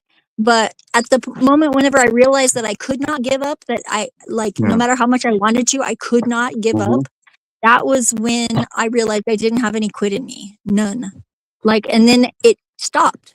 Like, it was done. And it was like, Which is and good then I to had hear. and then I had a dream a couple of days later, and I saw the demon in my dream, like really saw it in my dream. And I captured it with my eyes, and I was like right up in its face right away. And it like was captured by my gaze. Like, it was so weird. And I said, I like was right up in his face, and I said, if I see you again, I'm gonna eat you. And then I let it go. What? I said, if I see you again, I'm gonna eat you, and I let it go, and I've never seen it again. Well, here's the thing. Since you talking about quitting, right? Like, remember what we talked about earlier about Mm-hmm. we all gonna go someday. I just feel the same way too. Especially when I get cross, that come to the point that's something that triggers me on the inside. I just be like, you know what? No, I can't do this anymore. I'm just waiting until it's time for me to go. Because when I pissed off, I just wish harm on myself. That's just me. I don't know Well, why. see, and you know what though? You're looking at the trigger as like it is like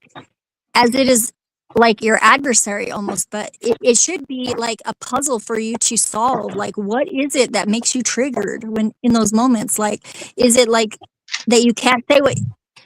If you could say what you were meaning, nobody would be listening anyways because they are wanting to talk. So it's like kind of like you're putting yourself in the space for that to set up to tell you that where you're trying to talk is not a good place.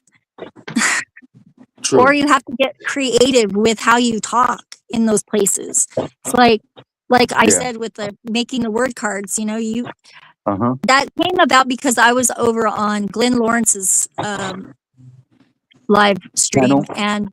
and he's kind of misogynistic, and he was like, women should be seen and not heard. And I was like, instead of looking at it like and getting all pissed off about it, I was like, I wonder if I could work within those parameters and still get my message across. Let's put this as a challenge. It's like that's a good way to challenge yourself, and still be able to be in those spaces where that drama is like as a different kind of fighter, I don't know. Yeah. It is what it It's is. just Let's just just a say that. paradigm shift. So what are you up to, Arctic? What you up to tonight? Oh, just chilling. Did you know your audio's clipping a little bit? Oh, I didn't. It's probably the solar flares. Her audio is kind of fine to me. Oh, maybe it's just the transmission. I guess. It could be that my phone is out of memory too. So I don't know. I was hearing it on YouTube. I thought if I came up here that maybe. yeah, it's probably YouTube too. No, because it's still doing it up here. Yeah, there's two people in the chat. It's like your microphone, I think, or something. Yeah, I see them. Are they chatting? I didn't notice. Sorry, people down there. Hi, Howard. Yeah. Howard could come up. Howard could come up too. I saw Howard. Yeah, in a couple of places that I've been lately. Over on Bush Whisperer with my friend Zerlap, and I think I saw him over on Ambite too. That's an esoteric channel that we go watch. What's it called? Aeon Bite. They're like Bite. They're like Gnostic. It's Moondoggy and I forget the other guy's name. Mark, I think is his name. And they had this witch. I don't know who that is. They had this witchy lady on yesterday that she was like European. She was an author, and yeah, I watch a lot of different kinds of stuff, not just. We I all think watch all kinds of stuff. It's just TML. TML does a lot of different people too. I like that. That's probably my favorite place to go chat is TMLs. Did you see our show? We did a show, like an expose on the crucible, the symbolic breakdown of what the crucible is. The cockable. It's called the juiceable. I call him that too. Wow, Yeah. Cypher, we both have the same mindset. That's a good spirit right there. It's Andrew Schulson. Andrew, yeah, Andrew. That's the no, I call him Andrew. Huh? I call him Anderp. And derp. Yeah, Anderp, like DERP, derp. Oh, Yeah, and dirt. Is that a yeah, reference to something? yeah. He's Derp. derpy. Who says He's dirt? a Oh, he's a That's derpy hypocrite. It yeah. rhymes with hypocrite, derpocrit. Oh, yeah. He is a hypocrite, and he is a derpy while his wife is a groupie. Well, and like I think the whole idea that like they are good Christians, like, and they like she's a trad wife. No, she's not a trad wife. They take turns. He's like he drinks a lot. Like they're not good Christians, and I think like he's manipulating his audience in a way that is very untoward. And it's annoying too. I But you remember know, it's calling. like Yeah, I don't know. It's funny sometimes though, because he gets those some of those really smart OnlyFans girls on there, and they just like destroy him. And I like to watch that. That's kind of fun. yeah. And the thing is, I remember calling Andrew Wilson out so bad on Instagram like 2 years ago that this guy ended up wishing death on my mom, saying that, oh, hope that my mom dies on a plane crash. I was like, bro, what? And then I kept going and going and going.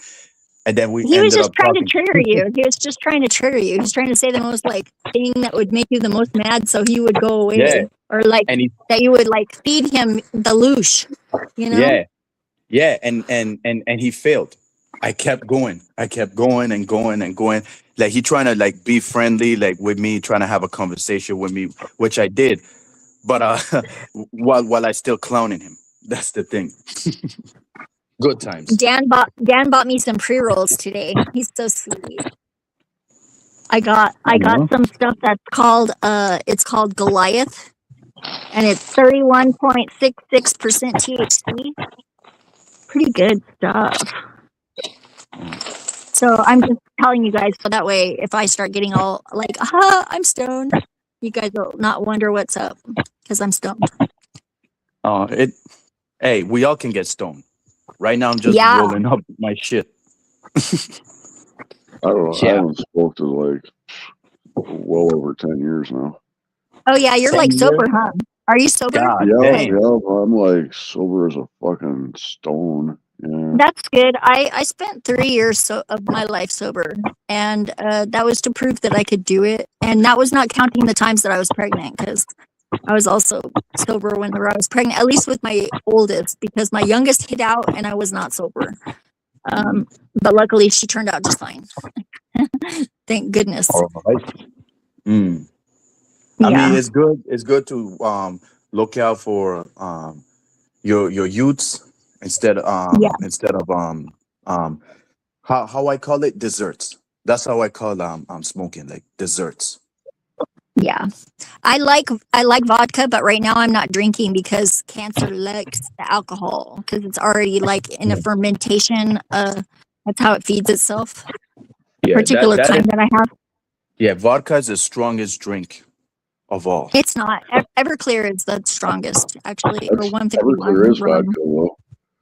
No, well, the stuff that I get is like it's like coconut or whipped cream vodka. The 99s, I like that one, or like Grey Goose or Sky Blue. It has to be like mid or top tier. I can't do like Dark Eyes or Crystal Palace. No, Tito's is okay. I mean, not bad. For cheap. I'll have a headache the next day with Tito's. Everclear's like chemistry grade shit. Like you can do like chemical. Yeah, they with have these. They have these cherries. They're maraschino cherries that are like they're from Kentucky or Tennessee, I forget, but they're like Everclear cherries, and they're maraschino cherries. I'll go get those sometimes, and I'll just eat the cherries. It's like so good. soak the cherries in Everclear. Yeah, they soak them in Everclear, and then you eat them. You can make a nice cocktail with those. But I don't really miss alcohol. I mean, I can like kind of sort of like enjoy my memory of it, like without having to get like, oh, I'm like Same really here. wanting a drink. I have like a 3/4 of a bottle of vodka in the other room, and I also have like Kettle One, which has been made into vanilla extract, like because my mom and I made vanilla last time I went to go visit her. And yeah, that was our present for Christmas. We made our own present. My mom provided all the supplies, and then we made the. It took like 6 months to let it finish, though. But I still cook with it. I heard that Hennessy makes people feel better when they're sick. Yeah, I like Alizé too, and like Drambuie. That's like a honey liqueur. I like that a lot. Yeah, I like Hennessy. I love Hennessy. Y'all don't even know. Like when New Year's came, like since I had a party, I had a whole bottle of Hennessy that I took home with me, and I enjoyed that shit. XOXO. Mm-hmm. Yep. Yeah, we used to like. They used to sell it at the club that I worked at, like, and we would get a drink, the big bottles, whenever somebody would come in, like, buy a big bottle for everybody. Yeah, to have fun. Yeah, like bachelor parties and stuff like that. It was fun. Yeah, that's right. It was a fun job, you know, and I was like a dancer. Like I was like performing on the stage, no matter if there was like anybody there or not, because it was fun for me. I like being able to pick out my music, and I just like, it was fun. It's good exercise for fun, you know.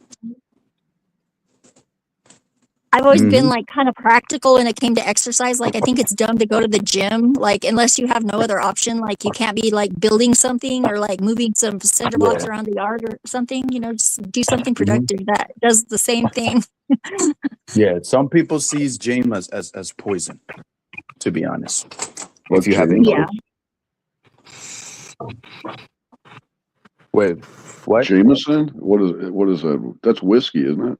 That's whiskey. Yeah. Dan likes whiskey. He likes to sip it. Yeah, I like whiskey too. Brandy. I like whiskey too. He uses it like a painkiller, and it's like he doesn't even get drunk. So do I. Yeah, so do I. Yeah. I like whiskey. Definitely, I would drink less if I smoked weed. I wish I smoked weed. Yeah. You can smoke weed if you have to. That's somebody walked through my door right now and be like, "Hey, let's smoke a joint." Put it up. The helicopters are flying over my house. I was flipping them off through the ceiling because they leave me alone if I do that. Like a little camouflage. Yeah, I like whiskey too, like, but like it don't like really like get me hyped like that. Like but I just drink it when I have no options. But my favorite is Hennessy. For local. I can never drink whiskey. Like the last time I drank whiskey, it was like on top of, maybe in a Long Island iced tea. I don't know if they put that in there, but it's got like a bunch of different kinds of alcohol. But I was sick last time I drank whiskey because it was like wild turkey. And it was on top of a bunch of other alcohol. It was on my birthday. That was not fun. Old smoky caramel whiskey in my fridge. Ooh, that's nice. That's fucking good shit. Yeah, I love spices, and I like to cook with things like that. Stuff like Kool-Aid, man. I like to make alcoholic. It's dangerous. That's nice. That's how good it is. It's fucking dangerous. That's how good. The way I like to do stuff like hallucinogens and stuff is like you can like cure mushrooms in honey. Like, and then you can use the honey to cook, like without like getting it hot and ruining the psilocybin. And you can have like duck l'orange, like drizzled in honey, and it's really good. I don't usually like duck, but that is a good way to do duck. You can cook them. I don't think heat ruins them. I used to put them on pizza all the time. Oh yeah, you can. You can reconstitute them. I usually make a tea, actually. That's how I do it. And then I eat the mushrooms that are left over too, because I waste not, want not, you know? But I like curing them in honey because they're really yummy. And the honey becomes psychoactive too. So you can like put it in your tea if you want to. You ever had Big Laughing Gems? That's a psychedelic mushroom that grows wild around here. My face would hurt at the end of it, I'm sure, because like it always does. I have this like very like certain things happen whenever I take mushrooms, and I usually do them once a year at least because I have like a seasonal affective disorder where like the cobwebs get built up in my brain over the winter, and if I don't clear them out, then I get lost on the street that I live on. Like I trip into other timelines and realities and don't know where I am. Sometimes it's hard to get back. So yeah, it's good to clear out the cobwebs with mushrooms because they reset your brain, give it a defrag. I think that's how our consciousness came about on this planet. It was from mushrooms. Yeah, not shrooms. if you know all what that kinds. is. Yeah, all kinds of mushrooms though. Have you ever do shrooms before? Yeah, that's what I was talking that's about. what we're talking about. Yeah, we were just talking about that. I put them in honey. A lot of our soldiers that have TBI and stuff, they'll microdose mushrooms because it really does reconnect the synapses in your brain. And it helps you like deal with trauma too. Like yeah, that's what I mean. I heard that shit gets you high as shit. You've never done mushrooms? Does, oh, nope. Yeah. It's different though. It's not the same as smoking weed. No. It's you like don't get tripping on paranoid acid, only it's like half the amount of time and it's a lot smoother. It's like the difference between like Everclear and like a real smooth sipping whiskey, It's like more organic of an experience too. I think it's like, and DMT is kind of like the crossover between the two. I think is like, I really enjoy DMT. I think my brain is making it on its own though sometimes. Yeah, have y'all remembered the movie Soul Plane when Snoop Dogg's character was eating the mushrooms and he passed out? So yeah, it all makes sense now. It's crazy how like just over the past couple of 20 years, like it's really become so much more accepted. For people to do like ayahuasca and stuff like that. And my mom, like I got my mom to smoke DMT. I gave her own vape, but I'm glad I gave her not the 5-MeO stuff because the 5-MeO stuff was weird. Like I've never had an experience where like I took off my glasses and I couldn't see without my glasses. So I put my glasses back on and it was exactly the same. I washed my glasses, I put them back on, I still couldn't see. I was like, this is very weird. I don't understand this. And then I started overheating and Dan had to get popsicles and stick them down my shirt. Like the Otter Pops, not open. Thank goodness, because I would have been sticky. But sticky, licky.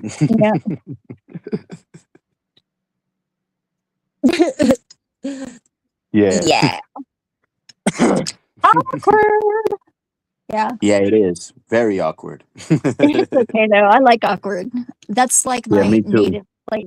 I like it. It's funny. Do you like Aubrey Plaza? If you do, like, that's gonna be another plus one right there. I do. I love her so much. I watch her movies and stuff, but one movie that I didn't like from her is Child's Play. Huh? I aspire to that level of deadpan, I think I could do that.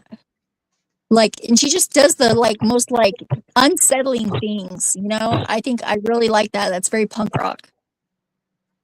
Oh, okay. I respect it. Just kind of like, I don't know.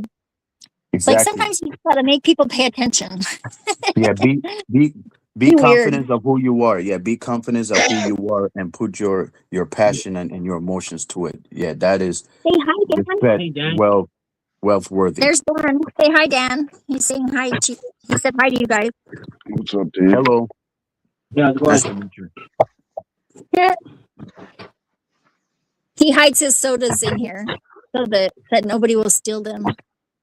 So he came to get some. It's funny. He's giggling. He's so funny.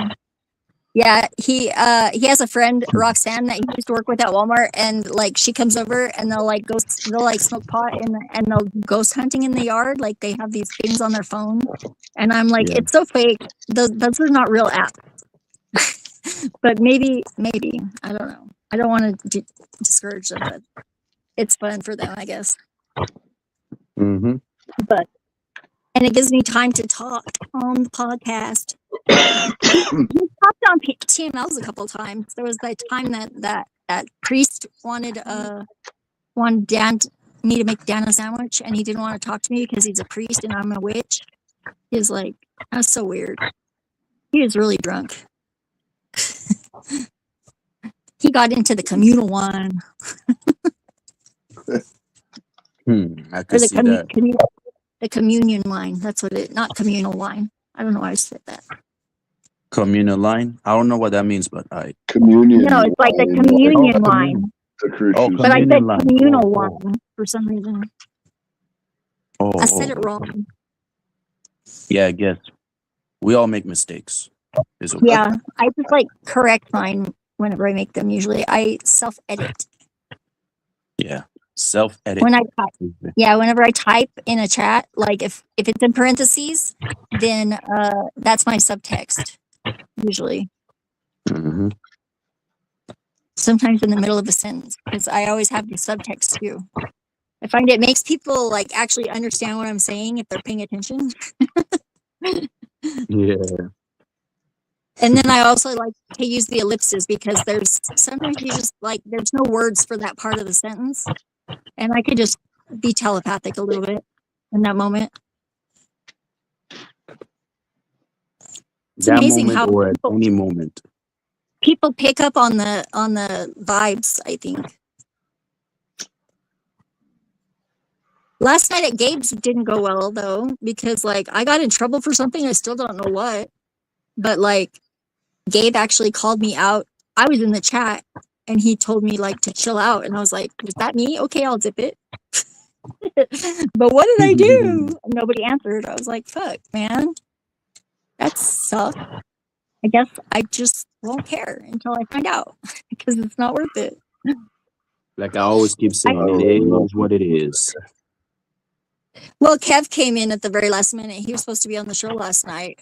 And Kev and I are not getting along right now because he lied and friggin' exaggerated, and he's a friggin' simp for Snow. I mean, that's pretty much it.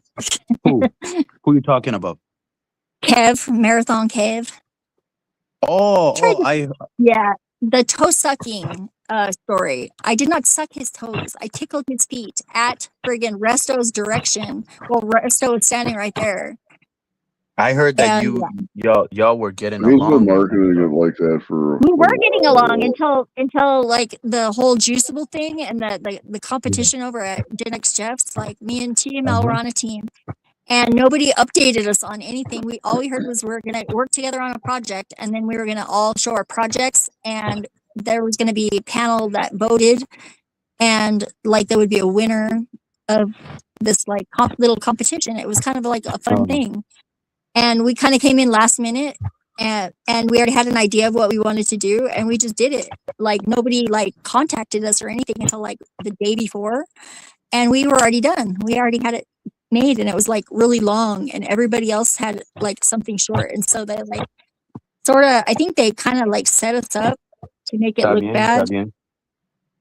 I'm not sure though, so I'm gonna say we'll give them the benefit of the doubt that it wasn't planned, but there was definitely some like drama manufacturing going on because it's a show and I understand that, but fill me in because like if you expect me to friggin' like be dramatic, you have to like ask me to do it.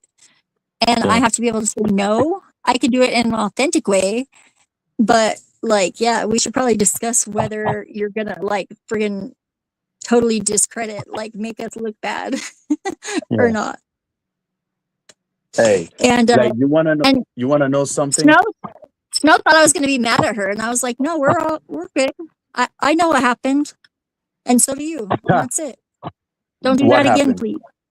What happened? Well, it was just like I think it was also you tell me because she popped in like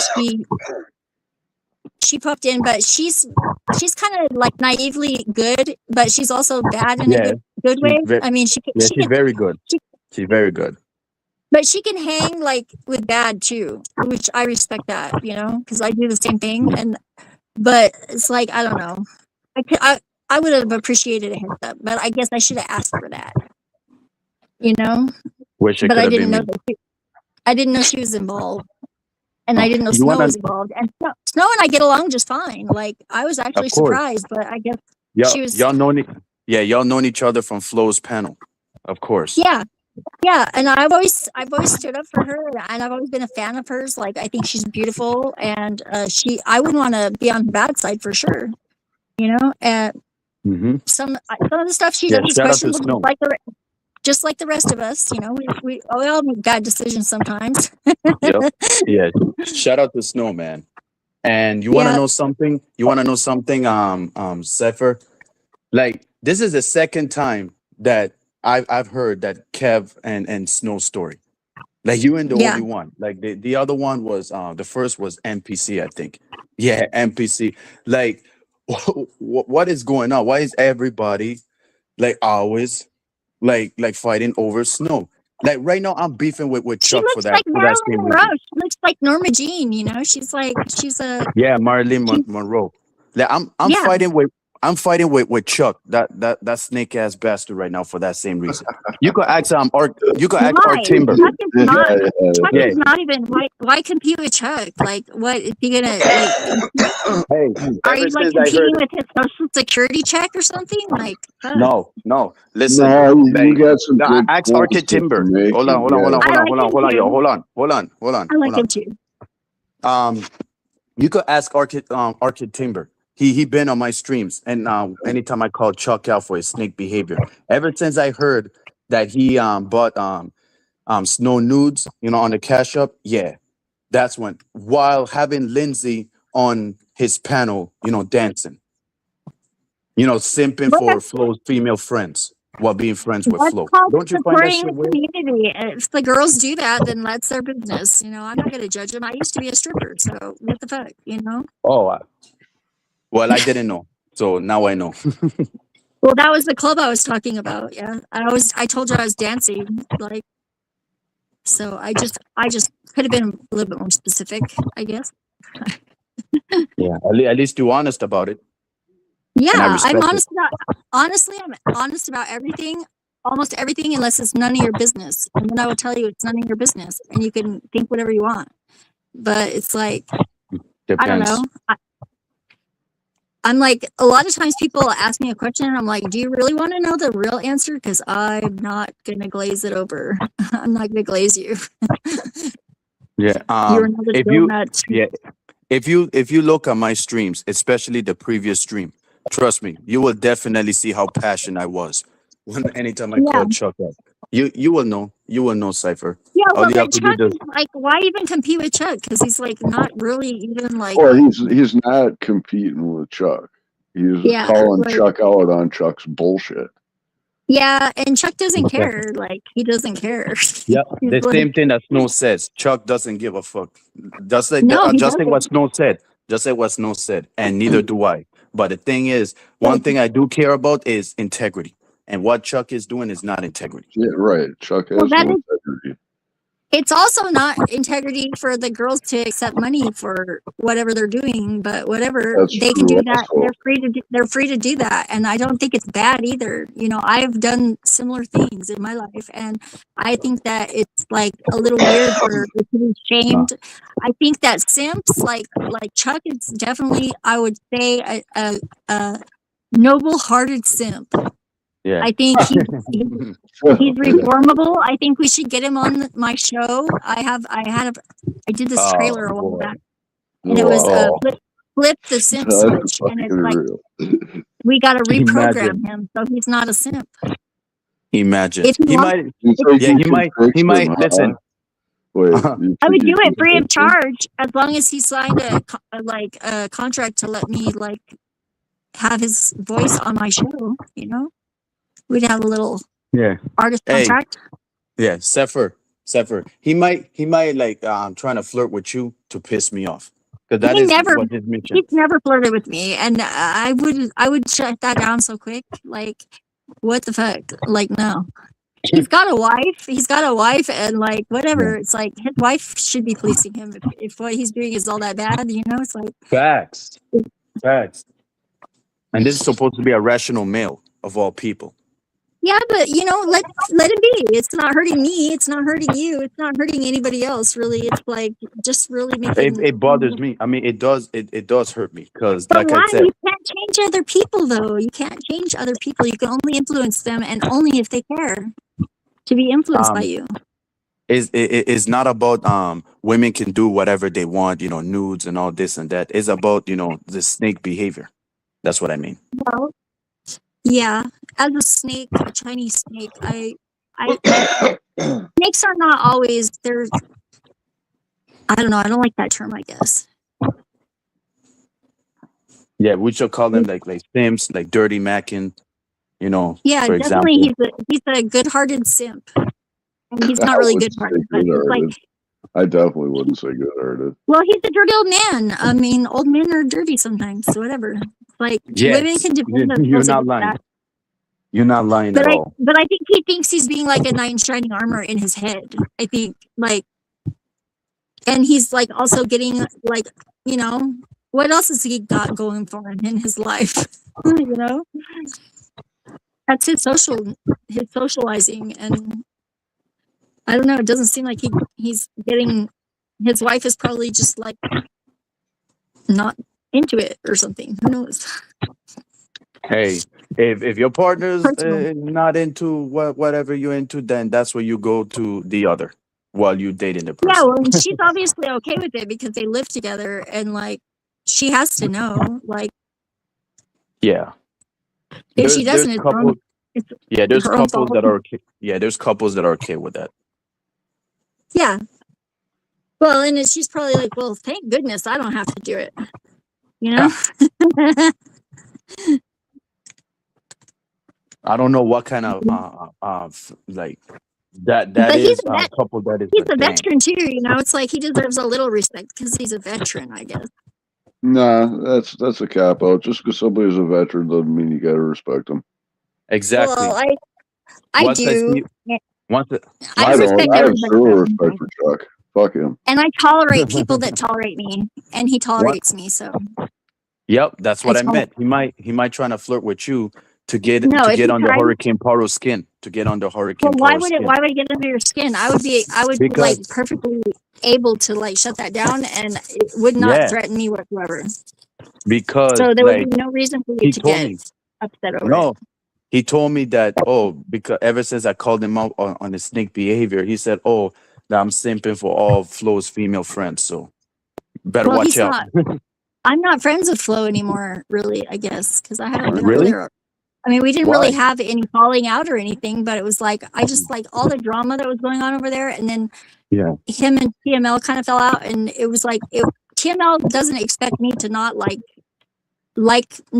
people that he doesn't like. Like that's why he's a good friend to me. Like because like he's never like said, well, you can't be friends with that person because you're friends with me. And I'm like really. Whoa. I would never. Sorry. I'm sorry, but that's where I draw the line right there, because why would somebody care if you watch Exactly. their ops? Exactly. That's well, and Brown Boy tried to play that shit sometimes too, and I'm good friends with Brown's Boy too. Like, I like Brown's Boy and Neurojack and Brown's Boy? Reddington. I like, yeah, Brown's Boy, Reddington. Those are my brothers from another mother. Twilight. I love Twilight. Friggin' even Adrian Buddha is cool. Shadow Bronze Buddha Boy? is cool. I don't know And who Bronze Boy is, but that name sounds familiar. You mean Bronze Brown's Bird? Boy is You'll always see in the him in chat, chats. and he's always talking shit about actors. He's over on Jax, and yeah, Oh. he's like Twilight? everybody's Wait. fault. Are you talking about Twilight the movie, the show, or the person? No, Twilight, son of Lilith, or Twilight. Yeah, he's like a wizard friend of mine. Like he's a wizard. Oh, a guy with a name Twilight? I guess he likes Yeah, vampires. well, no, Lilith is his Whoa. like his patron god, like one of his patron gods. Like he loved Lilith, the dark moon Lilith. I guess. And he has like he's really in touch with his inner feminine, like all men that are really good men are. And it's just like I have an inner divine masculine that because like I like to take turns, and I think a lot of men are threatened by that. Dan is not. He's not threatened by it whatsoever. We actually like had a like wrestling match whenever we first like started dating because he thought that if he was on top like that, I could not get him off, and I totally threw him off. It was fun. I thought my He's feminine fun. energy was bad. No, you know what? Dan says his favorite color is hot pink. He loves hot pink. And he gave the most manly answer I've ever heard to why he liked it. And he goes, because pussy is pink and he loves pussy. I love pussy too. And I was like, wow. I was like, wow, that is the most manly answer. I cannot doubt your masculinity, sir. Not at all. he probably loves pink pussy. Pussies are pink. There's pussies are pink. Yep, they are. No matter what race, ethnicity, it's always pink. Yeah, black, Asian. I like it too. I like Asian girls. Yeah, if I could find a nice domesticated Thai girl, I would be like so happy. My life would be complete. You would buy one for $1,300. Oh no, I don't want to buy one. I want to go and I want to meet one that I fell in love with, and I want to bring her here and marry her. As a woman? Yeah. So are you bisexual? Yeah, I always have been. Like, ever since I was little. Like, there was never a question. I did not come out to my mom or my family until I was an adult, though. It all makes sense now. I want to know how the hell did Dan bagged you? Because last time I checked, it is hard to date bisexual women. Last time I checked. No, it's not. I'm also like Have you ever dated a bisexual woman? Nope. I also want like a committed relationship with the people that I'm in relationships with. I don't want like an open relationship. I want like if there was to be another person, they would be like living here with us. They would be equals with us, and have as much have as much like room to like contribute like whatever they want to the relationship and negotiate whatever they wanted out of the relationship as well. It's like we have a lot to offer, really. It's like Dan has his property and we have a nice little house here, and it's like we have lots of but it just needs a little bit of like a womanly touch, and I'm not domesticated. No, we never said you are. No, I can't cook, but and I clean up after myself when I cook, but it's like I don't really like to cook all the time. I like to be responsible for everybody's meals. It's good to cook, Yeah. Well, and my mom helped out because she made like chicken enchiladas, and she froze them like in containers, and she brought them down, and she also made like some turkey lentil soup and some really good chicken vegetable soup. Oh, it's so good. I've never had better chicken vegetable soup. She brought it down, and then I did my 72-hour fast right after she brought it, and I didn't get to try any of the soup yet. And then whenever I had the bowl of soup after 72 hours fasting, it was actually closer to like 74 hours because I forgot because I was on a live stream. And I was like, oh shit, I could eat now. I could have eaten like 2 hours ago. What the fuck? I'll be right back. Freaking, that was the best soup. And you can taste the love in my mom's soup. It's like, she's such a good cook. My mom is like, when you go to her house for like any sort of holiday, it's like she makes everything, and she makes Mexican food better than any Mexican that I've ever met. My mom's a good cook too. Don't get it twisted. And Daniel Romano's in the chat too. Oh! Hi. Yeah, what up, Romano? Yeah, it's been a while. I haven't seen him since. Yup. It's not showing up on mine. Oh, there's Toxic Angel. Yeah, I need to try Mexico. Yeah, Toxic Angel. Hey, what's up? Come on up. The link is further up on the post. I haven't talked to you in a while. I've been watching you, but lurking because I'm doing other shit. But yeah. Yeah, I watched you man. last week. Yeah, me too. Like, shout out to TA, Toxic Angel. I call him Yep. TA. Yep. The guitar maker, man. Well, you have to come up and tell us of like what's been going on in your world.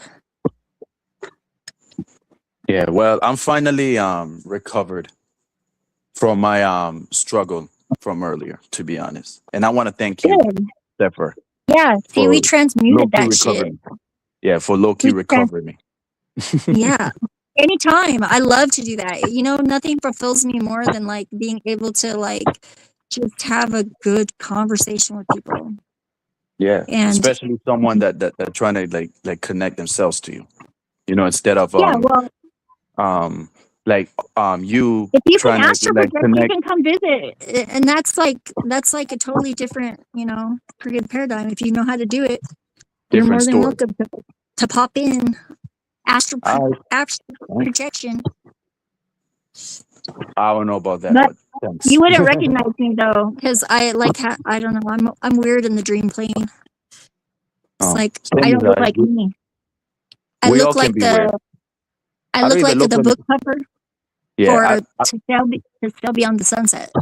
I don't even know who I am, to be honest. No, really, you need to Yeah. find that. You need to figure that out. You know, that's I one thing did. that we're here. I But did. you did, I but did. it's not. Then But how come you don't know now? It changed. yeah, I guess because I was just getting getting tired of being heartbroken by women that are fatherless, that has no heart. Yeah, I know. I It know. happens, man. You know, I had Yeah. daddy issues too, and it took me 40 years to work them out. And thank God that I got it all settled before Dan. And Dan wanted to actually go to my dad and ask him, like, old fashioned for my hand in marriage. And I was like, I don't know. I think I should tell you more about him before you figure that out. Before you. I don't think that's a good idea. That's how you was. Well, you know, I would like to like see my dad again before he passes away. I talked to him like once in the last 15 years, and after like 20 years, it was 5 years ago that I talked to him. But like he's still like he's just an emotional retard. I love my dad so much. Like he's never told me that he loved me, and he hates me because I'm a woman, and it's like all his fragile friggin' universe that he built, and he just can't I guess handle me. I guess he So had bad experience with women. That's why he sees yeah, you my the way grandma was a gold he. digger. I know why. That's why I was able to forgive him, because I found out It all makes what made sense me now. like. It does. Yep. And once it makes sense, it's like then you can't really be mad. He did the best he could do with what he had, I guess. And he did take, you know, I learned a lot from him, and he has great taste in music. That's where I got my taste in music mostly. Boom. There you So go. Now you get it. you gotta be And able to say one good thing about him, you know. He made me, so he did something right. But you know what's I really might get fucked up? along with It's him. like, Yeah, I might get oh along yeah, with him very well. you would definitely get along with him, but he would talk shit about me probably. I guarantee you he would eventually. And I would talk Nah. shit about him. Like I talk shit about him too. Like it's I like, would tell you if that's the case. I would tell you definitely. well, yeah. Well, It- so did like my high school friend that was working with him at his job before he retired. Like he was like, your dad had nothing good to say about you, and I was like, well, I'm sorry that you've been hurt in your life and you're projecting your trauma on me, sir. He did not like that. Daddy issues are created by mommy issues. My mom was a really good mom, and my grandpa was a really good grandpa. But I think my grandpa fucked my dad up too, because my grandpa got fucked over by grandma and like That's what I meant. abandoned. Yeah, she abandoned his half brother, which was the product of my grandma cheating on my grandpa. After she destroyed, like spent all his money and killed his business, like he was an electrician, and like he was broke with a 3-year-old son and a baby that he took that was not his baby because she abandoned him. And like my dad was just too young to be able to emotionally deal with that, and he was like, why is this baby destroying our lives, you know? It's like, so he hated Chris. Like Chris like went into the military and like he did some PCP and he turned schizophrenic. So I guess like I'm glad I didn't have a schizophrenic for a dad, you know? Mm-hmm. but it could have been that way. But that's what narcissism is. It's like a neuroprotective, like protects your psyche from trauma, but it also like stunts your emotional growth and like makes you like very fragile. He's a Cancer, so it makes sense that he's like that. He's And all softy on the inside. I mean, I'm gonna try and hold it on as hard as I could because I love to communicate. I love to communicate. And the There thing you is, the are. reason. Yeah. Welcome. Oh, there you are, TA. What up? Sorry, I didn't mean to leave you in the back. I was. It's T and A. It's Yeah, that. yeah. Yeah, Toxic Angel. That's how I called you. How you doing? Well, I think that narcissism shit comes from this fucking stupid society we live in, where everybody's taught to think about themselves and no more tribes. I don't believe in that at all. Like I need a team, and I have people all over the world. Really, that's what I was like saying. Whenever I had that, like, it was 2007. I was on that chat on deoxy.org. Like that was like my renaissance. Like sort of like I like had a page. It was called Automatic Art. And like I had friends all over the world that people would just pop in there, and I was busy 24 hours a day. It was like a really good community. And then all the 4chan people came in and deleted, like, because it was like open community. Like people, they came in and just like destroyed. And luckily, Dimitri had backups, but he locked the whole thing down and like made it into a museum. And then it all shut down, and I lost all my friends everywhere, like because I didn't have any redundant connections. It was crazy because like just this last year I found 2 of them and another 2 on Facebook. Like I was like, wow, those are people that I like for like 4 years like talked to all the time, and they went through whenever I got like my voxel. The voxel is like my tulpa. It's my digital interface through the astral plane. I know this sounds crazy, but it works, whatever works. Mhm. But Anyways, as I was saying, the reason why I brought up the daddy issues is created by mommy issues is because, like you said, your grandma was a stripper, I think. no, she was a gold And digger, and she was just gold like, digger, yeah, gold digger. What gold digger? Well, yeah, and she was not a and loyal wife. She I was guess beautiful though.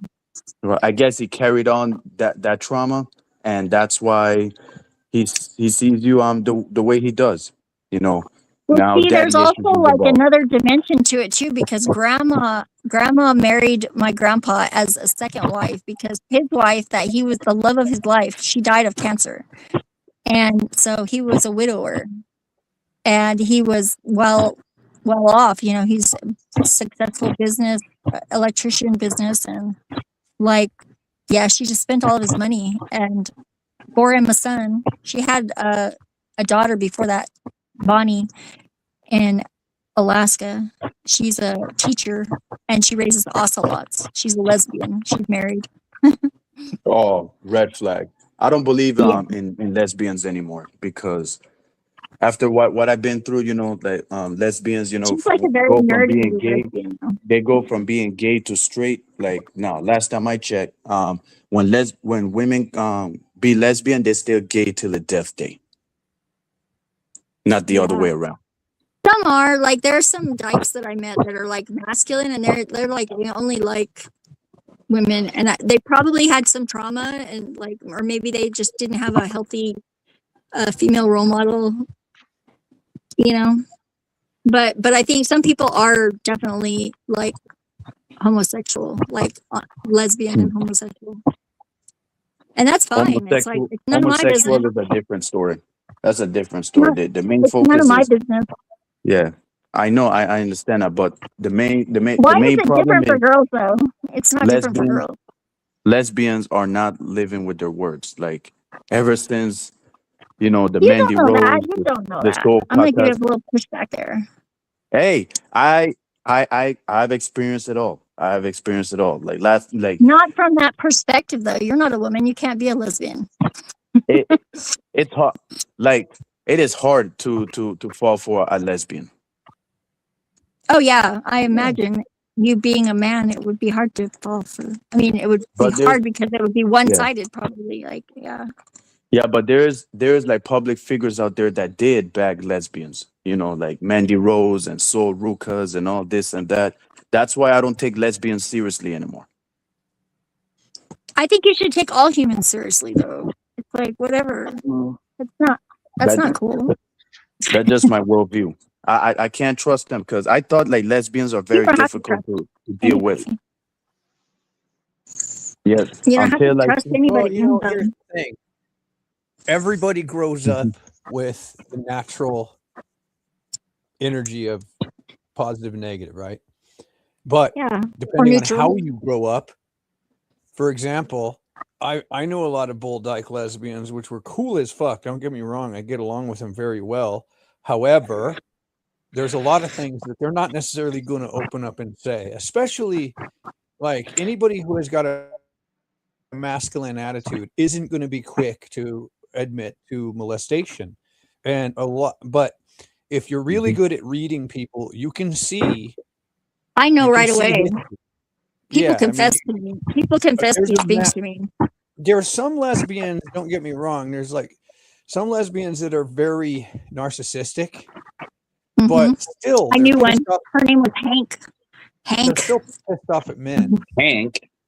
Yeah, Hank. And then there was another one that was her name was Victoria Liberatore, and she was a friggin' theater director. And she was Victoria friggin', Liberatore. she got into a big dick contest with my ex-boyfriend. Like literally refused to pay him, and like yeah, it was Dick horrible. content.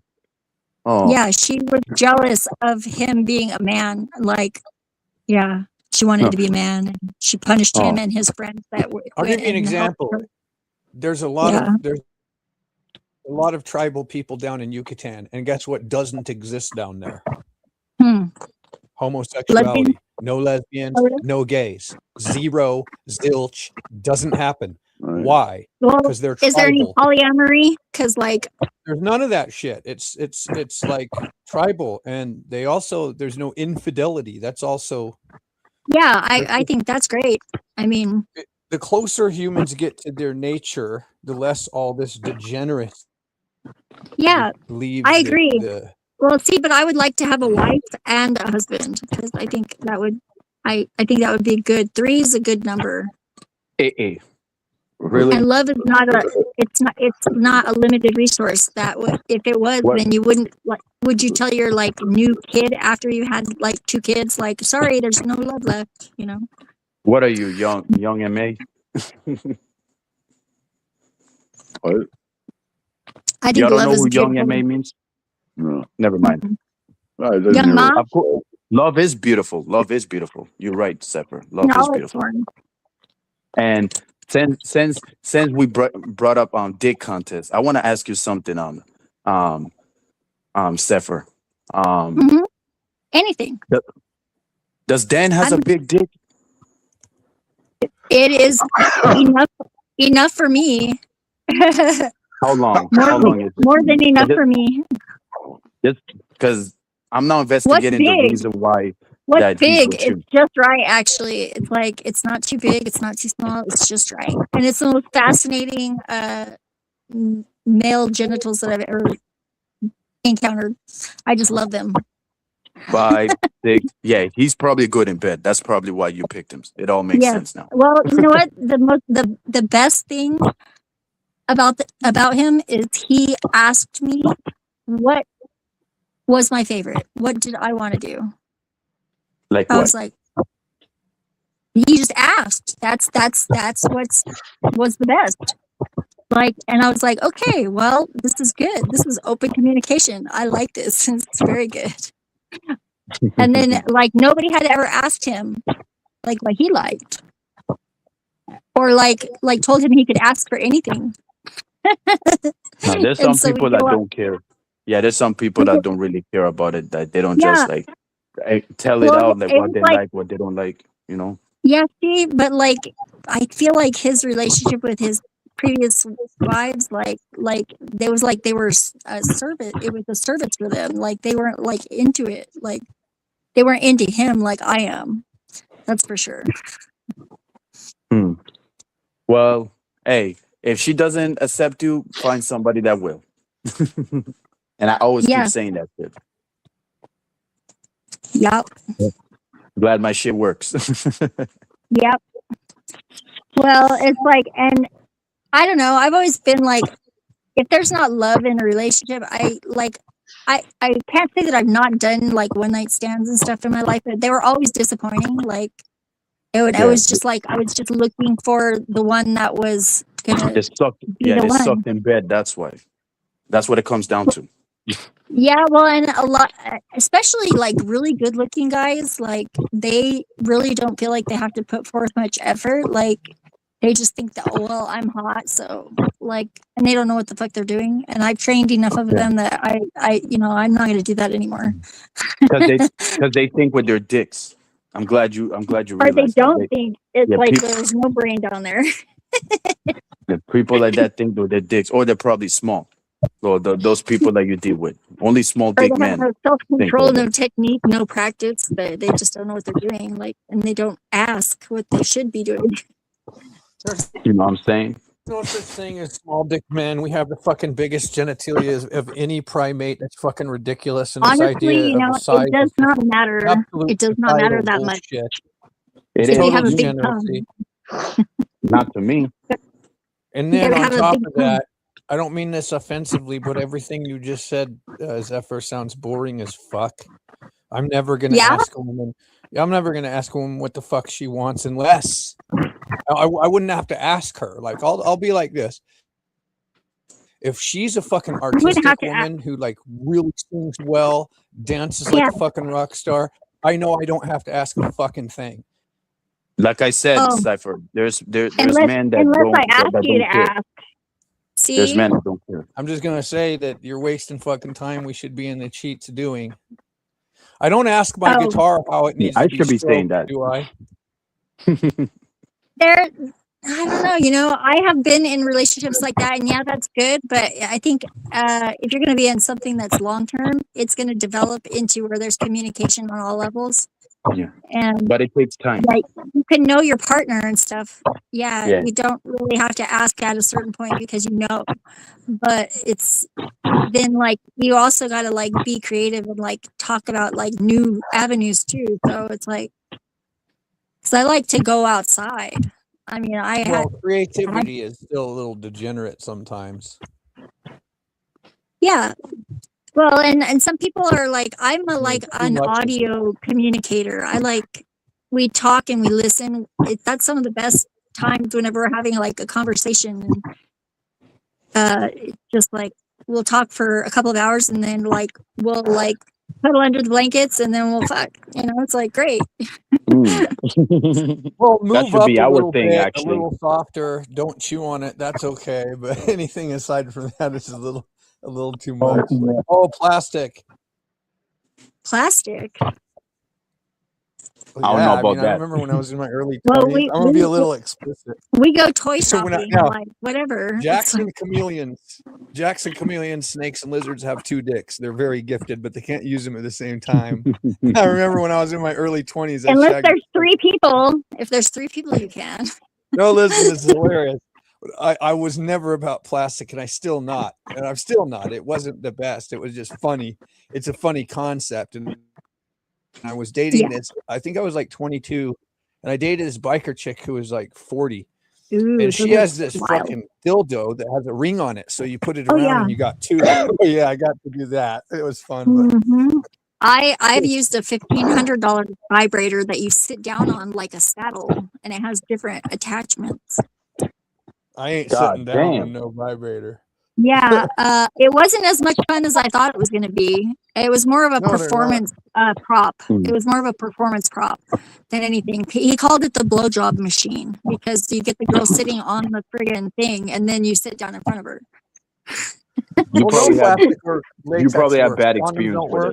it. It feels No, it wasn't horrible. that bad. It just wasn't like that great. You know, it was like, well, whatever. Yep. There you It's go. not as good as that person.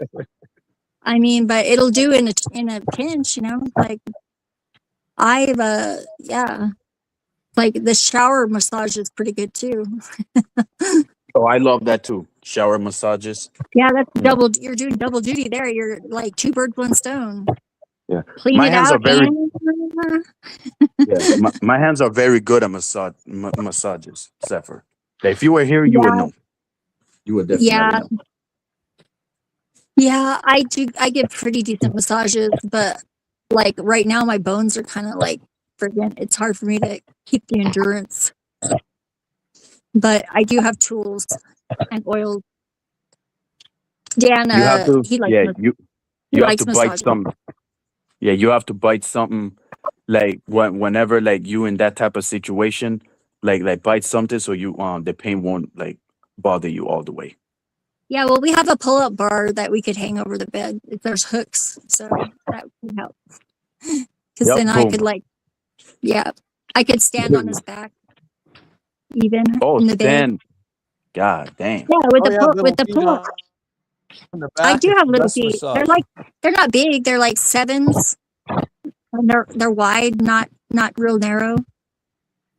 I have I can pick things up with my toes, so it's Yeah, like like if you're working really hard and you come home and your girl walks on your back, it's the best. yeah, but you have to have like Mm. something to give the support to because it's like You have to I be weigh tough like to do I that. weigh like 130 pounds, 125, 130. So if I have it's a little much to just go and it's like you're slippery because like you've got muscles and you're trying to relax them. I'm walking around on the back. It's like I would slip around on your skin. So better to have like a little stability. I have good balance though. I climb ladders a lot. Like I like to go up on the roof because I'm a cat, you know. Go and look at the neighborhood. There's a chair up there. I turn it over so it doesn't blow off. It's like a little love seat. I got a picture of Dan and I sitting up there.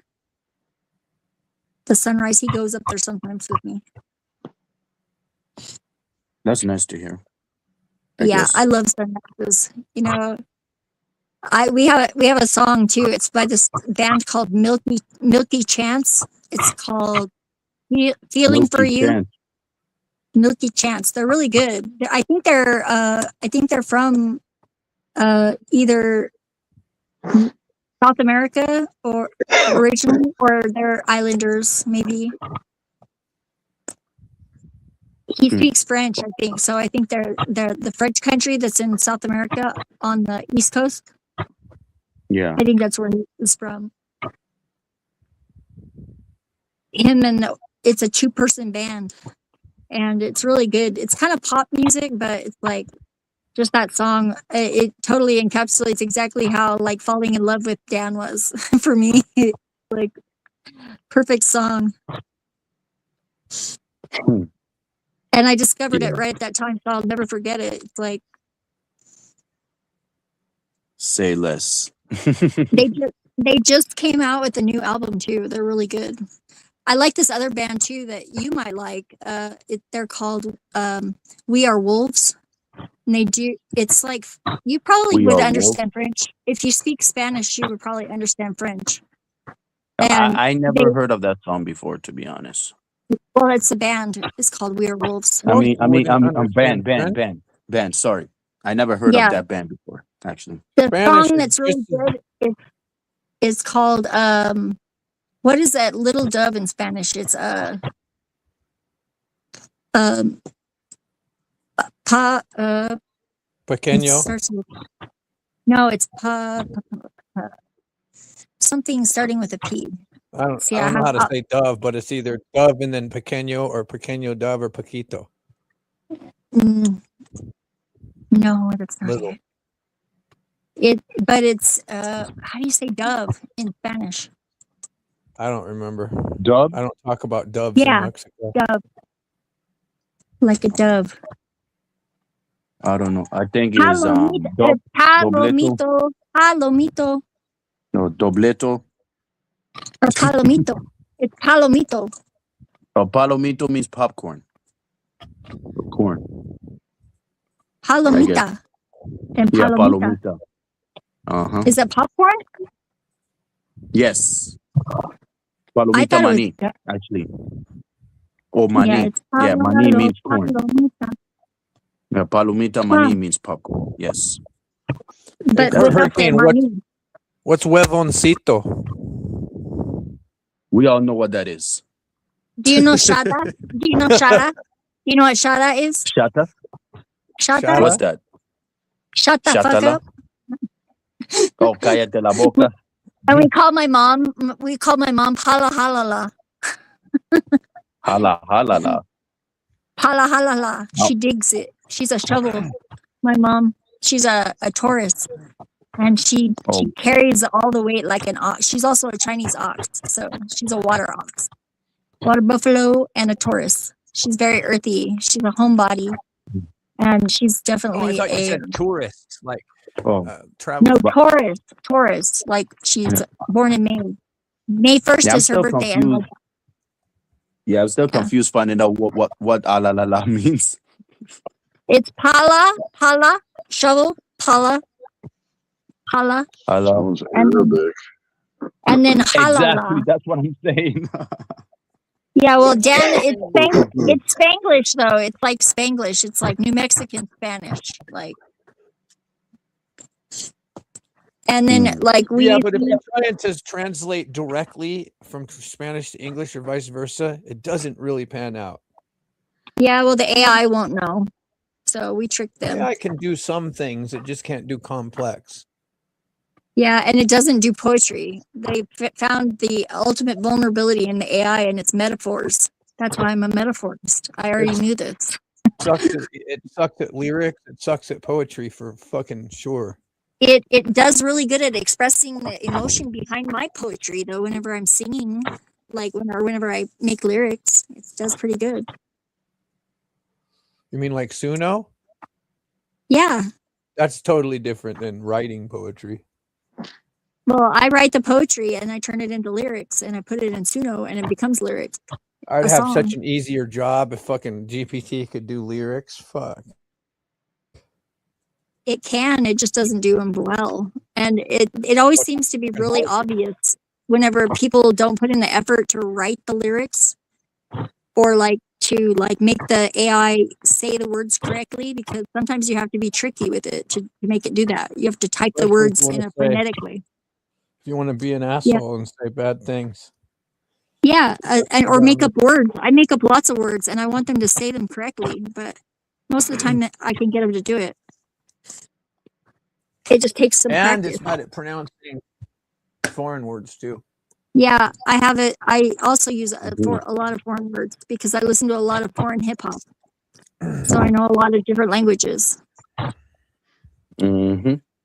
Mm-hmm. I have a code brain. That's what it is. AI won't let me build anything about war. It's like, oh, I don't do violence. It's like, wait a minute.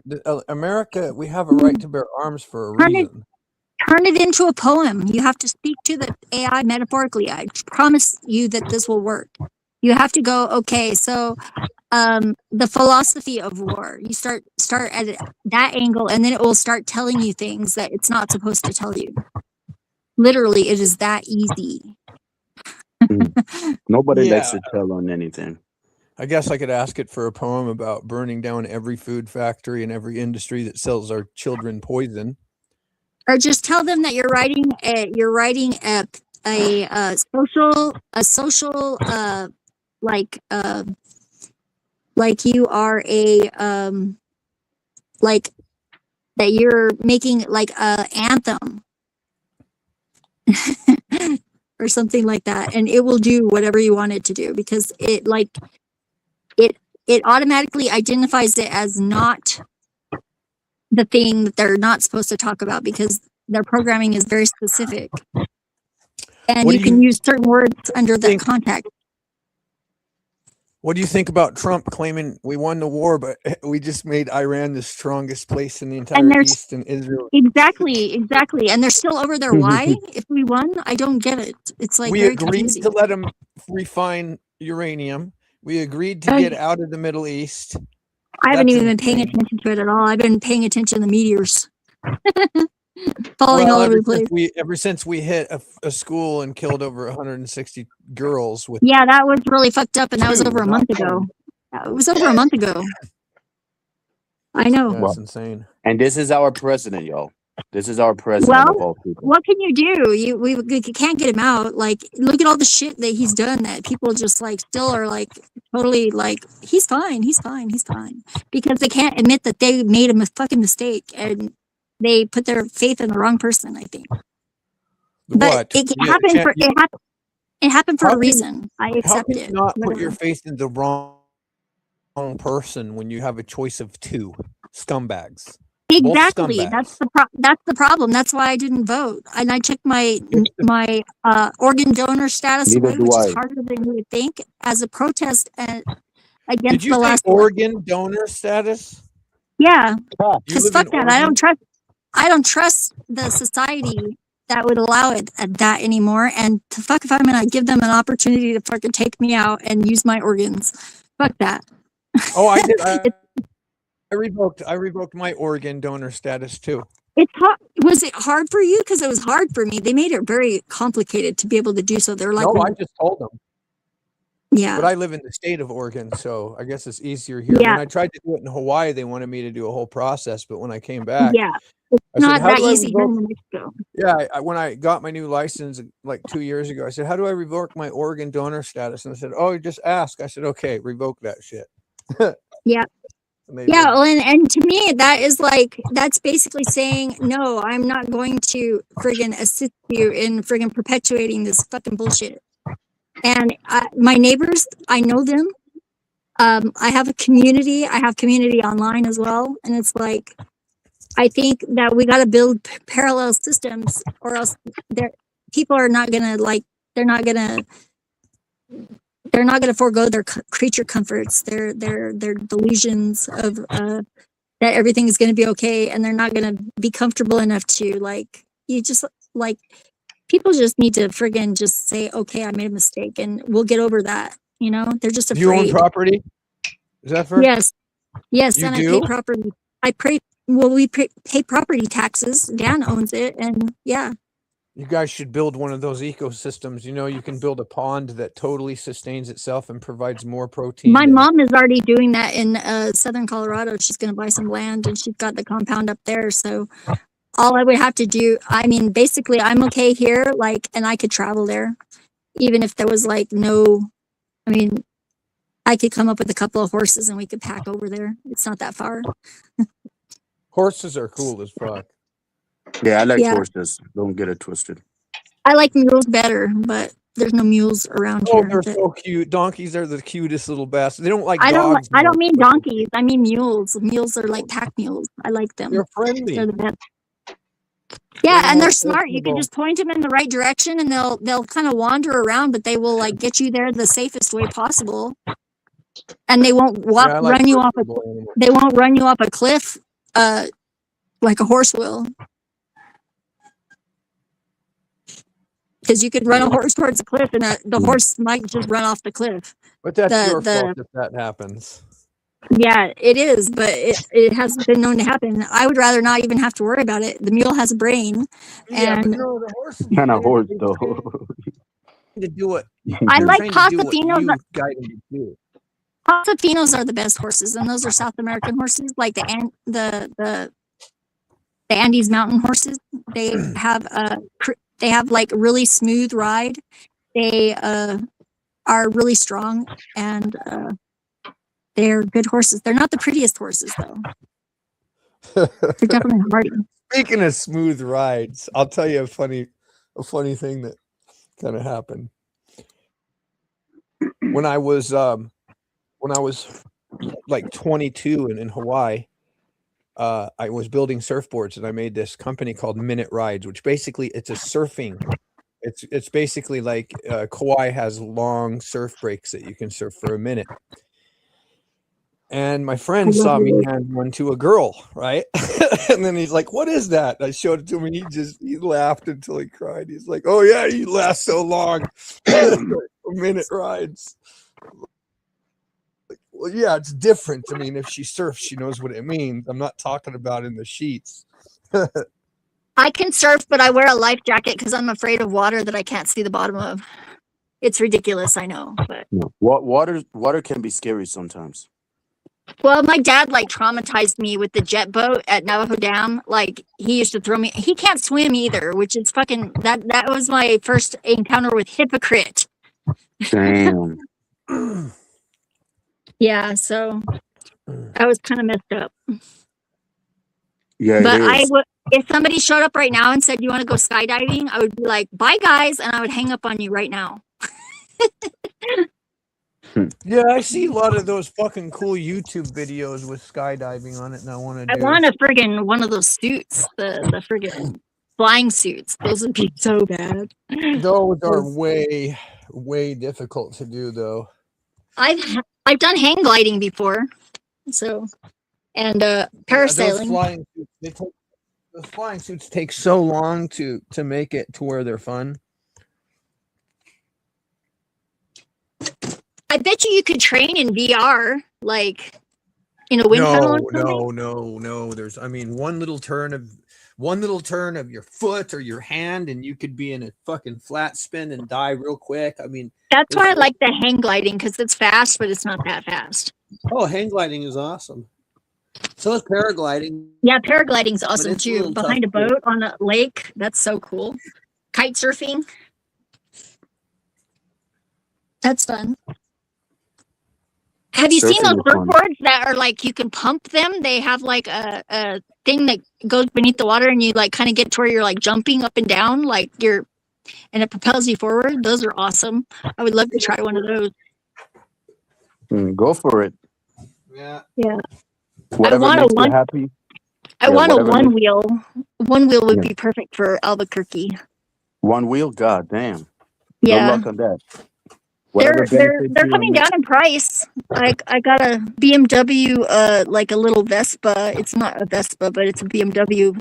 It looks like a Vespa. whatever benefits you and makes you happy, do it.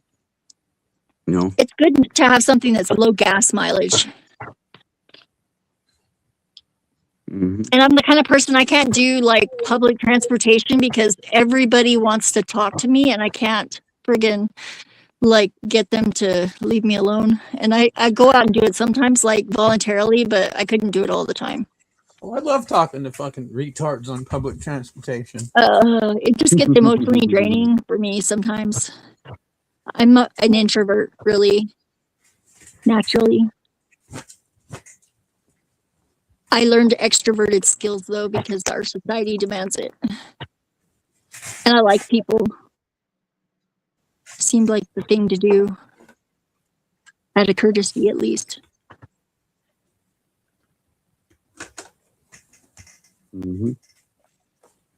It'd be nice if they were if extroverts, like I always thought tall people should offer to get things off of, or like short people should offer to get things off the shorter shelves for tall people too. You know? How come it Yeah. doesn't work the other way around? Like, hey, will you get that for me down there since you're down there already? Yeah. Anyway, sorry about that. I was just focusing on what I was doing, but yeah. I mean, it It's fine. depends. It depends. I just babble sometimes.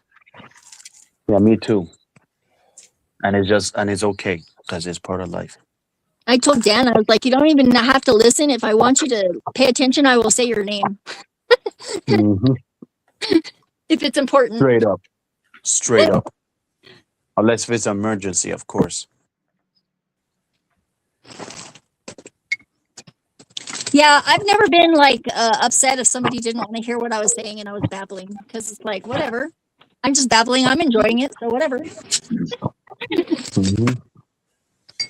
Just like I. Yeah, the Likewise. scariest surfing is when you can see.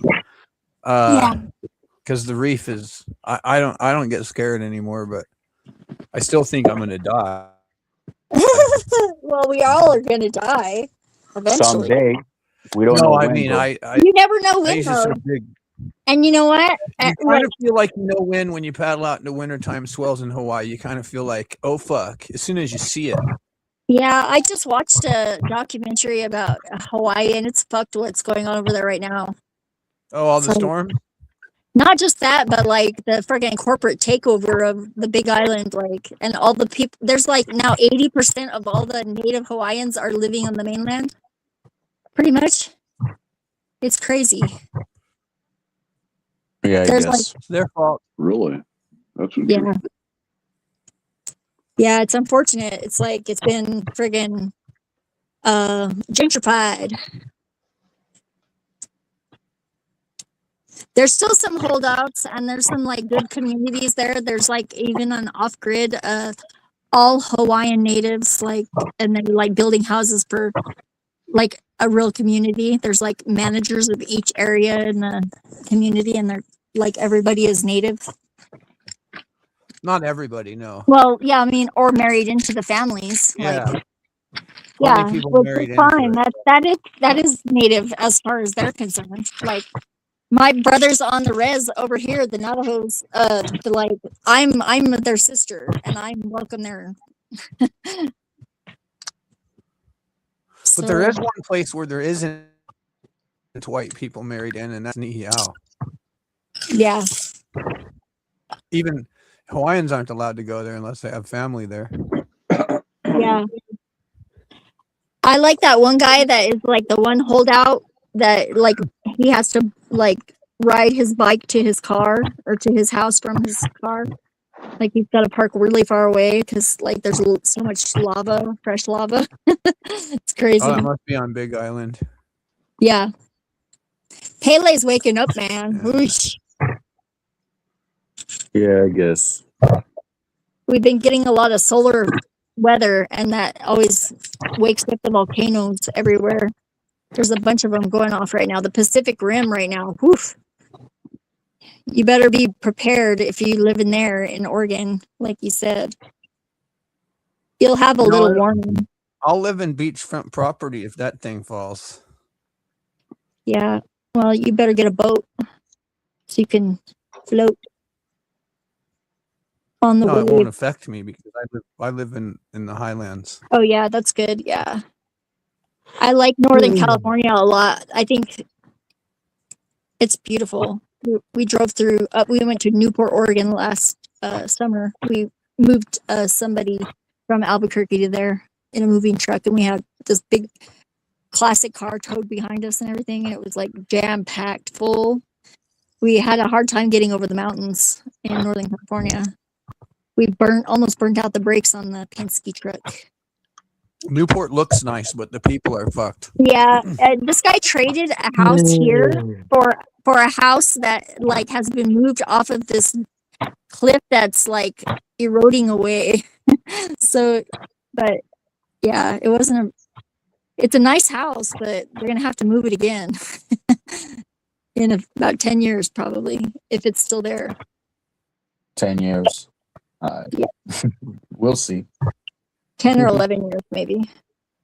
If we don't get taken out by this solar peak, then the next one's a good possibility because it's really past due for something like that to happen. Geologically speaking, I'm kind of an amateur geologist. I love rocks. We're out of solar maximum 25 though. I know. No, we're not. love We're rocks, too. we're at the peak of it right. We're at the peak of it right now. Actually, if you've seen the sun lately, No, it's we been. were at the peak We of had it about 2 years we had ago. a half planet radio blackout for 3 hours. I was all friggin' radioed on the other side of the planet.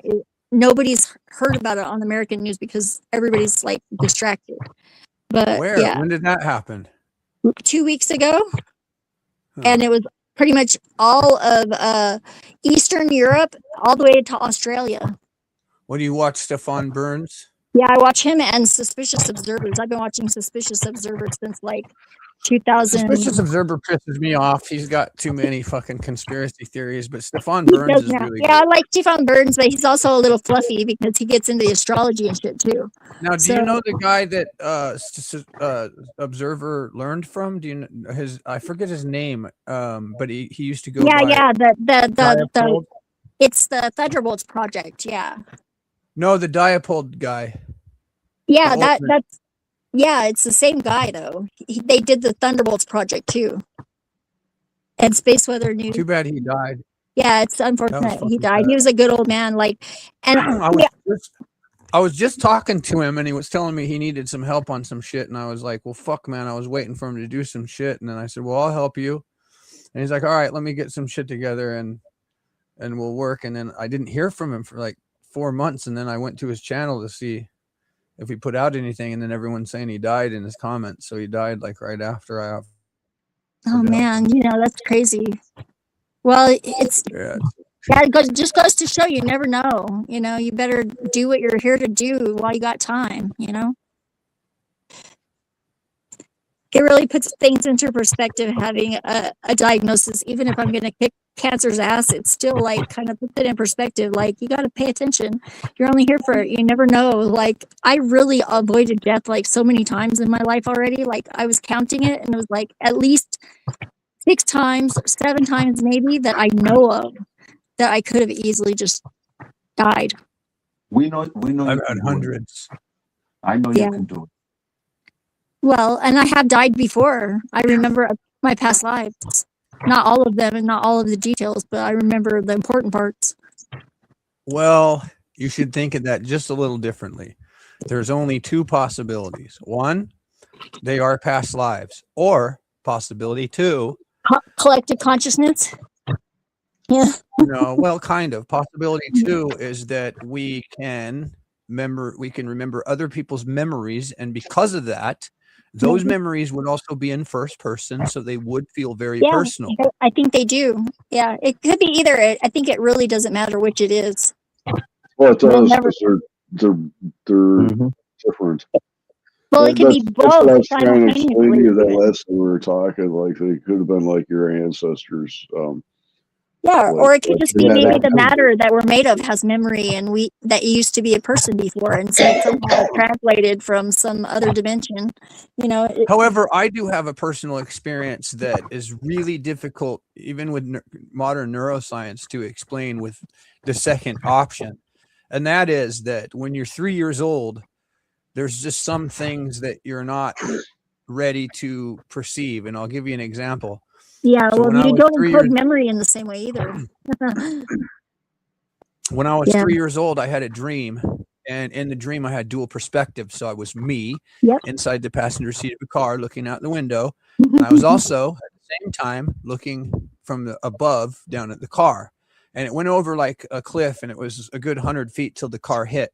Now, when the car went over, the me inside the car felt this tickling my stomach, as you know, from the gravity, like a roller coaster. Yeah. But when Felt the very car visceral. impacted, this is what's crazy. When the car impacted, that version of me was immediate lights out, and the only one that existed was me floating above, and I floated off over the trees and don't remember anything after that. You know what's really crazy? I have 2 like experiences that like triggered in my mind whenever you were speaking about that. One of them was from my mother, and she was talking about a dream that she had where she was driving a car, but she was like actually sitting in the passenger seat looking at herself driving a car. And then like she looked away and she looked over and nobody was in the driver's seat, and she was like, oh, I better scoot over and get in the driver's seat.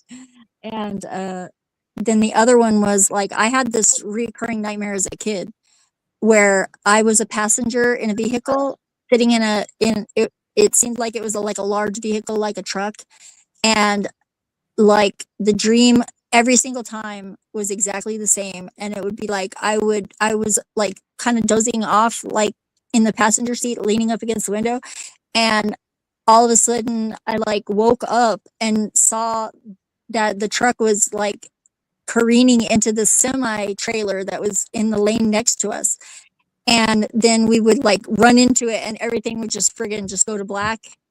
And I had that dream like probably hundreds of times as a kid. Well, like about 10 years ago, my ex and we had been working for over 24 hours up in the mountains working on this remodel for a bathroom. And we were coming back home from the mountains, and we were just turning onto like around the corner of Sandia on the freeway going east or going west from the East Mountains. And like I was falling asleep, and I like the exact dream happened, except for whenever I woke up and instead of like looking at the semi like for more than just a second, I looked over to the driver's seat and saw Scott was falling asleep, and I just put my hand on his shoulder and I was like, Scott, wake up. I didn't like it was just calm, and he like woke up immediately, like alert, didn't like jerk the wheel or anything. He just straightened the car out. And like I had told him, because I like was like I grabbed the oh shit grip, and I'm a very tense rider because I have trauma. It's like I had that dream over and over as a kid. It was really hard for me to learn how to drive on the freeway, especially. I still don't drive on the freeway. But like he knew in that moment, like what I was like, that was my dream, and he goes, yeah, I know. Because I had told him about it before, and we were like both so pumped with adrenaline at that point in time that we were not falling asleep. We just drove home, and it was just like, oh my god, it was like I saved myself from dying. I saved us from dying or being really badly injured, at least, because I never really got to experience the end of that dream, thankfully, but it was still traumatic. But I also had a memory of my last life where I got shot in the head, which I remember all that very vividly. I had a dream Man, like a that couple sucks. weeks ago that I got terminal, and then and I didn't give a fuck about it. I was just like, okay, cool. And then when I got really sick and it was like my last night, I was all happy. I was like, okay, now I get to find out the big question. Like, and then I just went to sleep, and then when I wake up, I'm like, God damn it, what am I doing here? But you're still here for a reason, dear, and I'm very glad that you're here. So Yeah, definitely. I don't know if you probably don't know, but I'm telling everybody because it's like part of my reality now. I've been diagnosed with stage 4 breast cancer, but I'm gonna kick its ass, and I'm doing much better than I was for sure in January. Stage 4. Yeah, stage 4 is when I was diagnosed. If I were you, I would do two things. I would get Rosetta Stone and start fucking putting a shit ton of your time toward mastering another language. And then another one. Two, okay. Yeah, you should listen to him. The most foreign language you can find. Do you speak any? I already want to learn Romanian really badly. So fucking hammer it, do it. And then number 2, you master a piano. Look up something called spontaneous remission. There's a shit ton of people who decided number 1. Here's another thing. My immune system's attacking the cancer, actually, which is really weird because how does it know? Well, I think this is my own personal theory, and it has a lot to do with what I've studied about spontaneous remission. These people don't fight. Yeah, I know. They give up. I know. They don't give up. They surrender. Yeah, it's easier that way, right? Fight. I don't have any quit in me. I can't quit. Literally. These people the people that they study who are given like stage 4 cancer, and then number 1, they refuse chemo. Number 2, they surrender to a higher power. Number 3, I've already done that. I did that before the cancer, actually. And then a lot of them want to do something like learn a new language, music before they die. Yeah. And I'm working on my art a lot more. I'm making a bracelet right now. Can we see? But whenever I get more than 2 beads on it, because I just got a ring and 2 beads right now. But, yeah. Also, do you drink alkaline water? Yeah, because I'm really highly acidic, especially, I have good balance internally, but my outside of my body is like super acidic. I can polish silver with my bare hands and a little bit of olive oil. Yeah, all your water should be like a gallon of water with a lime cut into pieces and like half a teaspoon of baking soda. Yeah, I'm pretty good balance right now. You'll feel really good if you do that. Yeah, I did a fast. I did a 72-hour water fast, and that helped tremendously. Fasting is a good too. That helps get rid of and I cut out all the sugar. Zombie cells. Yeah, I don't do Actually, sugar. I don't do drinking- sugar. I just use honey, a little bit of honey now. you should actually be drinking milk water. Yeah, I drink coconut water actually. No, you should be drinking milk water. It's calcium bicarbonate. How you Well, make it? right now I can't have a lot of calcium because that is what feeds the cancer till they get my hormones under control. Not calcium bicarbonate. Oh yeah, not calcium bicarbonate. That's true. Yeah, How you make I it don't know. is you save your eggshells. You grind up your eggshells into a powder in a blender, and then I you also don't have a gallbladder, which makes a difference.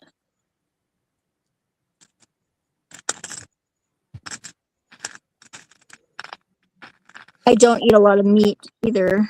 Chicken and fish, mostly nuts and avocados.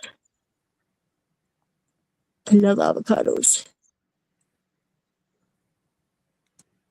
But yeah, my mom's been taking care of me with all her witchery.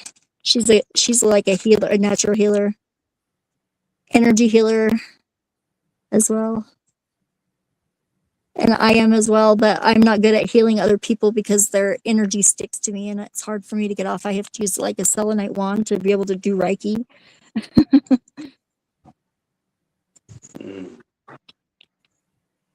Like I said, whatever benefits you, keep doing it.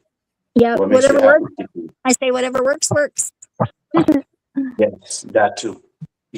Not totally forgot about that, Yeah. but that works. Yeah, everybody like wants to give me advice, and I'm like, taking notes every time everybody gives me.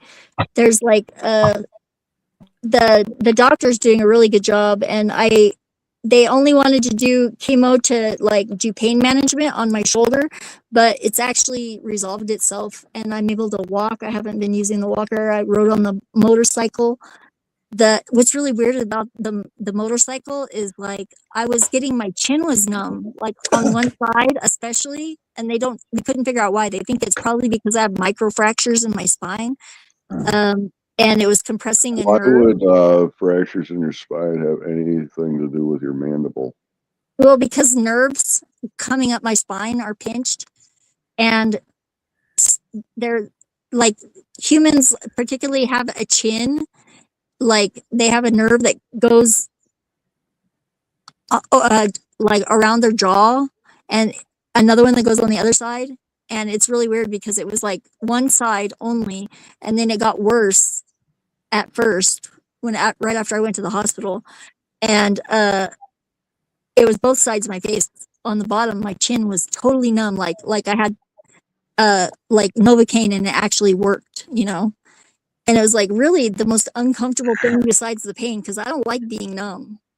How at come all. cats fucking deal with pain so much better than humans? Yeah, I'm not having a hard time with the pain now. I don't know why Cats are some rock stars. Have you ever seen a cat with like a bad tooth or a bad paw? They're They not don't give built a to break fuck. bones though. I mean, if a cat breaks its bones, like they a lot of times it really messes them up. I had a cat Yeah, that but they don't act like they're in pain. Like cats have to be in a fuck ton of pain before they howl. yeah, Like I don't bladder know. pain will cause a cat to vocalize, but like my If cat I had step on mine's tail, he'll cry. It's oh, like, that, yeah, but I'm talking about something more long term. Like I gave my cat some treats, and I don't know what caused it because he's got great teeth and he's young, but he got like an abscess tooth. His whole face swelled up, and yeah. but he didn't Sometimes that give a just fuck, happens. man. He was just like, it was hilarious. I was like, "What? Your face don't hurt?" He's like, "Nope." Yeah, my ex had a Himalayan, and whenever he got really old, he got into a fight with one of the neighborhood cats, and the cat like scratched his eye. I think like really badly clawed him, like to where his eye was like it was really bad, and he just like it just like scabbed over. Like I put honey on it because he wouldn't let me put anything else on it, and it's like they clean themselves. Like there's not much you can put on them that is something that they can eat. So the honey actually worked really good and it got rid of his infection, but he like didn't have an eye, like, and he was still following Scott around the yard. But eventually he got to where his teeth started going bad, and I ended up having to put him down. I gassed him. We couldn't afford to take him to the vet. It was quick though. Scott couldn't do it. It was his baby. What You can ever do it? wonder why Japanese people get so old and we don't? I don't know. My family people get pretty old. But Depends. yeah, they eat very little meat. Like they eat some chicken and some fish, but not a lot Have of you meat. ever heard of ashwagandha? No, Yeah. I don't know what the fuck that is, to be honest. It's what they eat in everything they eat, and it's called the tomorrow leaf. Tomorrow If you leaf. cut off the leaf, it'll grow a new one by the next day. Hmm. And you can't get it in America. Go figure. Yeah. No wonder. Yeah. I eat dandelions. I do too. They're great. Yeah, You and eat lion? dandelions, Oh. the flowers, the weeds. They call them weeds, but they're not weeds. Oh. It's a reference. Yeah. So And elderberry's good too. I was confused at first, but now I get it. I have dandelion supplements. Yeah, my mom would make all of mine right now. She's good. She's got the magic touch. She's got chronic Lyme's disease, but she's she's totally normal. I was worried about her for a while because it had gone up into her brain because the doctor basically refused to diagnose her with Lyme's disease until she got Bell's palsy. And then he finally sent away the blood test, and they found out that she had Lyme's disease. And he gave her some antibiotics. It was already established in her body, and so it chased all the friggin' virus up into her brain because it's one of the few viruses that can cross the blood-brain barrier. And it started friggin' calcifying her synapses. Like she was having memory issues and all sorts of brain fog and stuff. And luckily, I had a friend that lived in New Jersey that had chronic Lyme's disease, and he sent me his whole all of the info that he had gathered doing research whenever he got Lyme disease. And I sent it to my mom, and she friggin' implemented it, and she got herself on a regimen of herbs and things and just daily practices that she basically got rid of it. And I suggested to her, I was like, you should take some ketamine because that would get all the calcification off of your I just got ketamine. Yeah, it's neuroprotectant, and it clears your synapses if they're calcified, or your pineal gland too. It's really good for that. How about that one lady who was terminal and she was given a couple weeks to live because of her Lyme disease, so she went and decided to rent an Airbnb and just die there. And then she goes out for a jog and gets fucking attacked by killer bees. And the toxin takes her life or something. She's cured after that. Yeah. She was fucking totally Lyme disease free after the bee attack. Yeah, I get stung by yellow jackets pretty often now. Last year, I was leaning over the fence because the cops were in the front yard, or they're in the front street, and it's the only wide part of the street that we live on, a dead end road that everybody has gates. And so the cops park right in front of our house. I was like, what are they doing? So I go and I step over the fence into the flower garden, and I lean up against the fence, which is covered with grapevines. And I didn't even think about it because I was looking at the cops.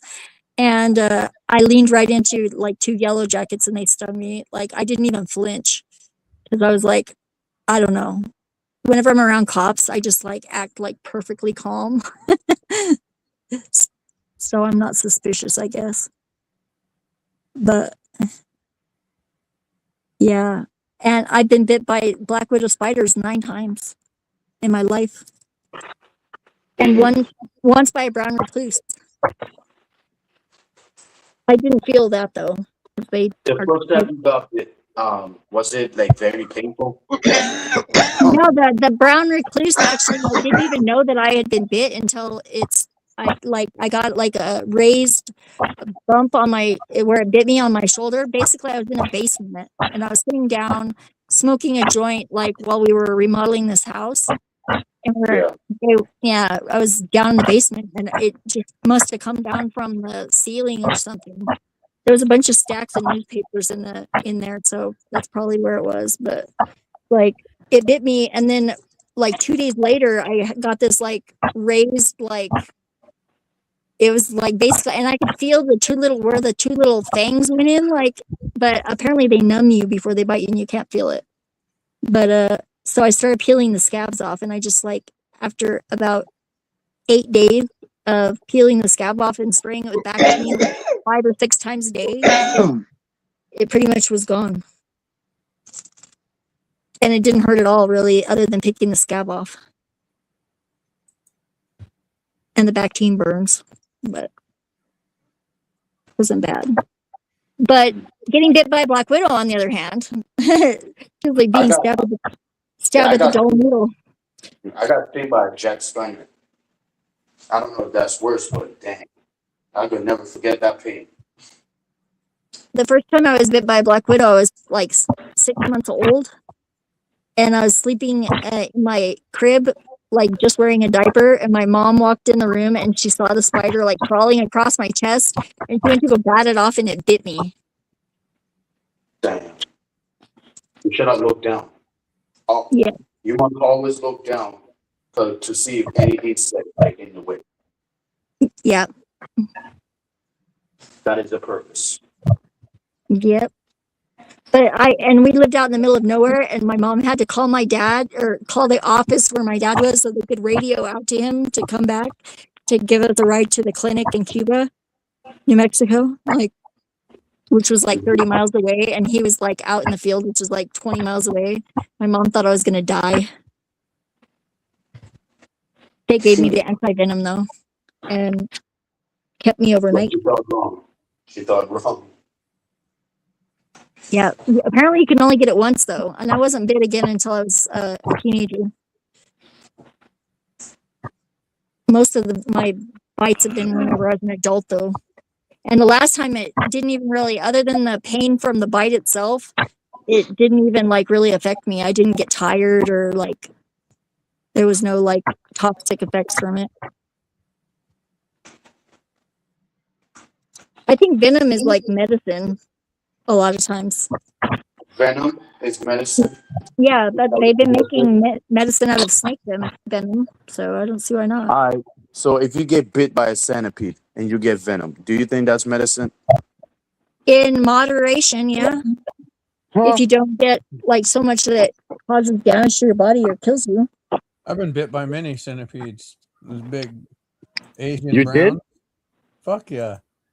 Wow. I got bit by a wood scorpion. I never even noticed. I just woke up with big holes on my finger, and then one of my. I did watch one come up. I lifted this big, this like huge pot with a palm tree in it, and I had it in a certain way where my back, was. I couldn't move, and then I saw the centipede just coming right toward my foot, and I couldn't do anything about it. I had to watch it come up and just sink its fangs right into my foot.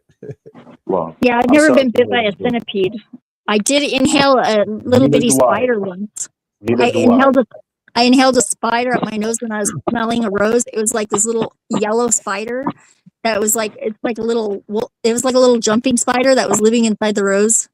And I didn't even see it, and I just snorted it up my nose, and then I immediately like realized that there was something went up my nose, and I went and it like flew out of my face, and it didn't bite me. I was really lucky. I ate a big black spider once. Never get bit by a spider. Never. Never? And I prefer to keep it that way. Yep. That's right. Pain free. Yeah, one time I go and we were all hunting, so we were dressed like hunters, and we go into a liquor store, and it was funny because there's mirror. You know how sometimes the liquor stores have mirrors behind the cashiers. Yeah. I remember the girl goes, "Ah!" And when she did that, I looked down and there was this big, ugly black spider on the counter. But just because she was all scared, I decided to act like I was starving. So I slapped it. I rubbed it in my teeth, and I remember smiling at her. And I could see myself in the mirror, and the leg was like twitching in my teeth. Oh my god, that's so funny! Oh my god, I licked it off and like acted like it was tasty. That's hardcore, man. Did you really do that? Or That's that's tough. crazy. That is hardcore. I love it. It's punk rock. Yeah, I she wouldn't loves do it hardcore, today, by the way. but it was Yeah. spontaneous. I didn't know I Yeah. was gonna do it. It What just what was. was going through your mind though? That just like She fascinates loves me because like hardcore. what were you thinking that was the thing I to didn't do? think it was just a quick response to her fear, like pap, and then rub it in my teeth. But I was acting like I was starving, like I hadn't eaten in a year or something. But why? That's so weird. It's like No why? idea. I still can't. I don't You're know. crazy. I love it. It's so beautiful. I mean, like nobody else could tell that story. I love it. I will never forget that.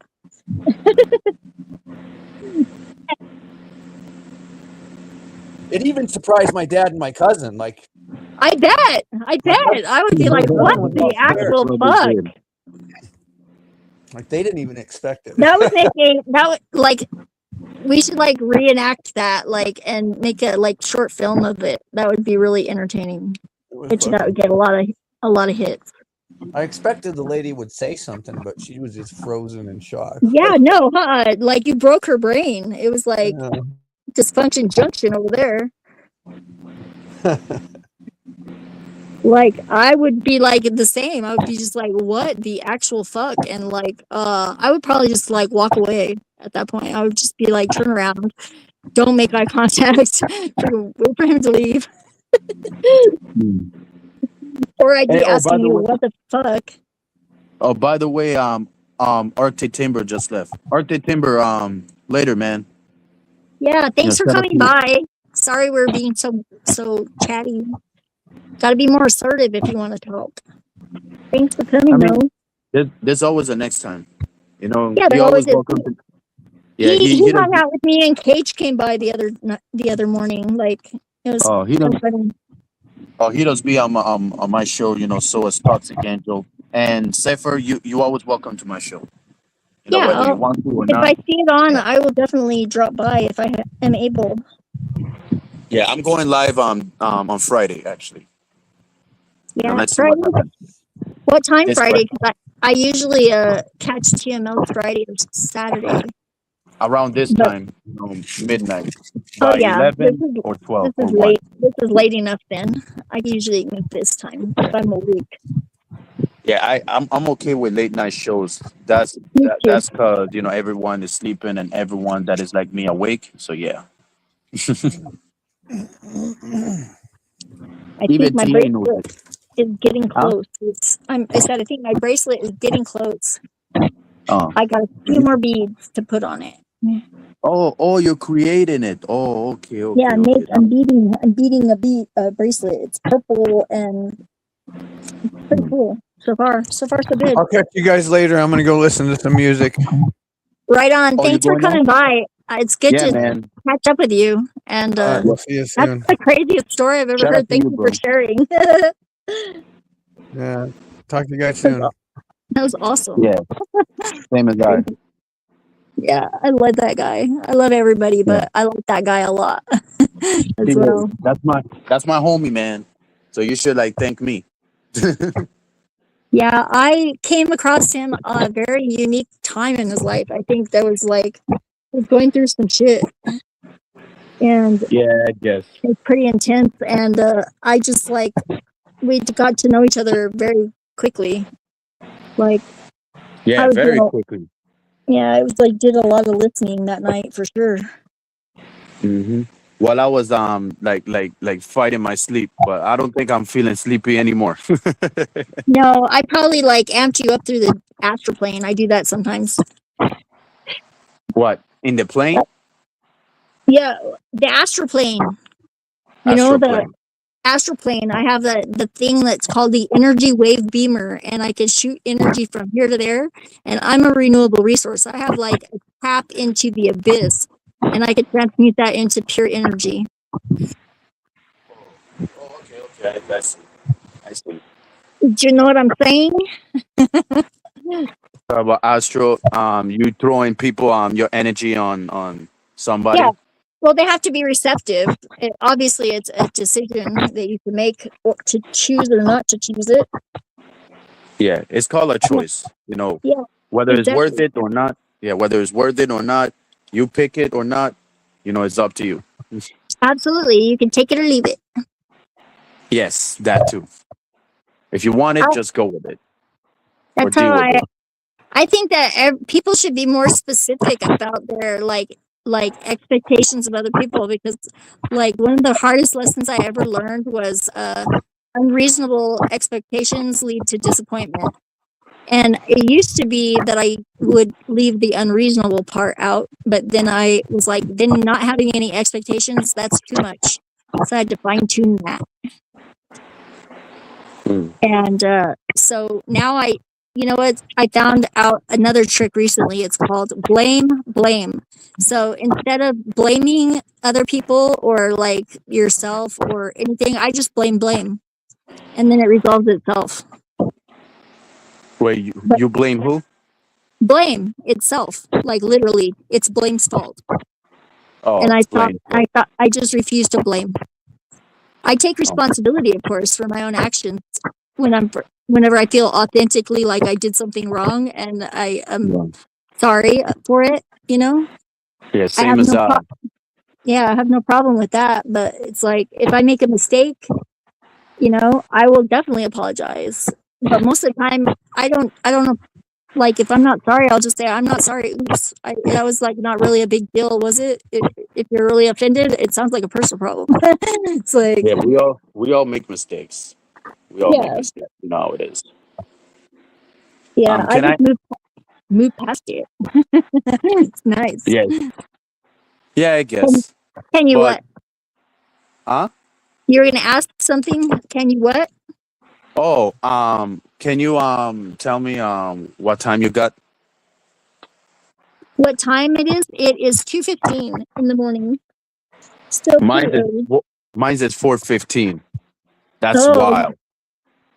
yep. Yeah, yeah. And remember that I told you I was fighting my sleep? Yeah, that Yeah. too. Well, sleep. It's not tomorrow until I sleep. I'll sleep when I'm dead. Yeah. I do you get know, enough sleep, but I have a weird schedule. It's like I'm not like a normal person when it comes to my sleep schedule. I never have been since I was a teenager. So, same here. Same here. but We're not perfect. We was born the way we was born. And well, due to your question of do I have enough sleep? Yeah, but to tell you the truth, I sleep late every day. me too. When people You tell too? me I'll regret that in the morning, I sleep till noon. I sleep late like I don't know what it is, but I have my own reasons. I have my own Well, reasons cuz what's really weird is that I didn't think that I had any sort of like a pattern to my sleep.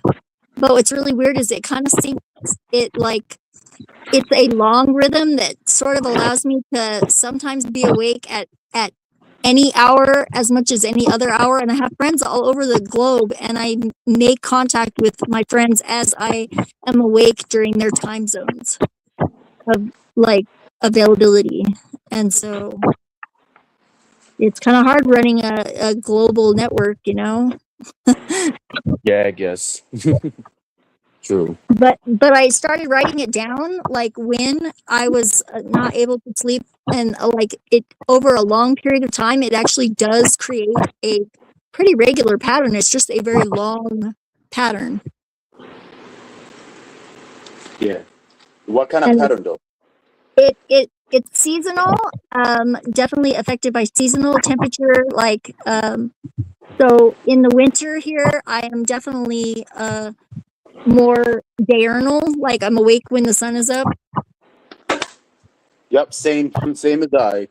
But more like I'll wake up at like 4 o'clock in the morning, and I'll be up until like noon, and then I'll take a nap, and then I'll do it again. That's But in the summer, I tend to sleep more during the day because it's hot outside, and I don't like. I'm like a creature of efficiency.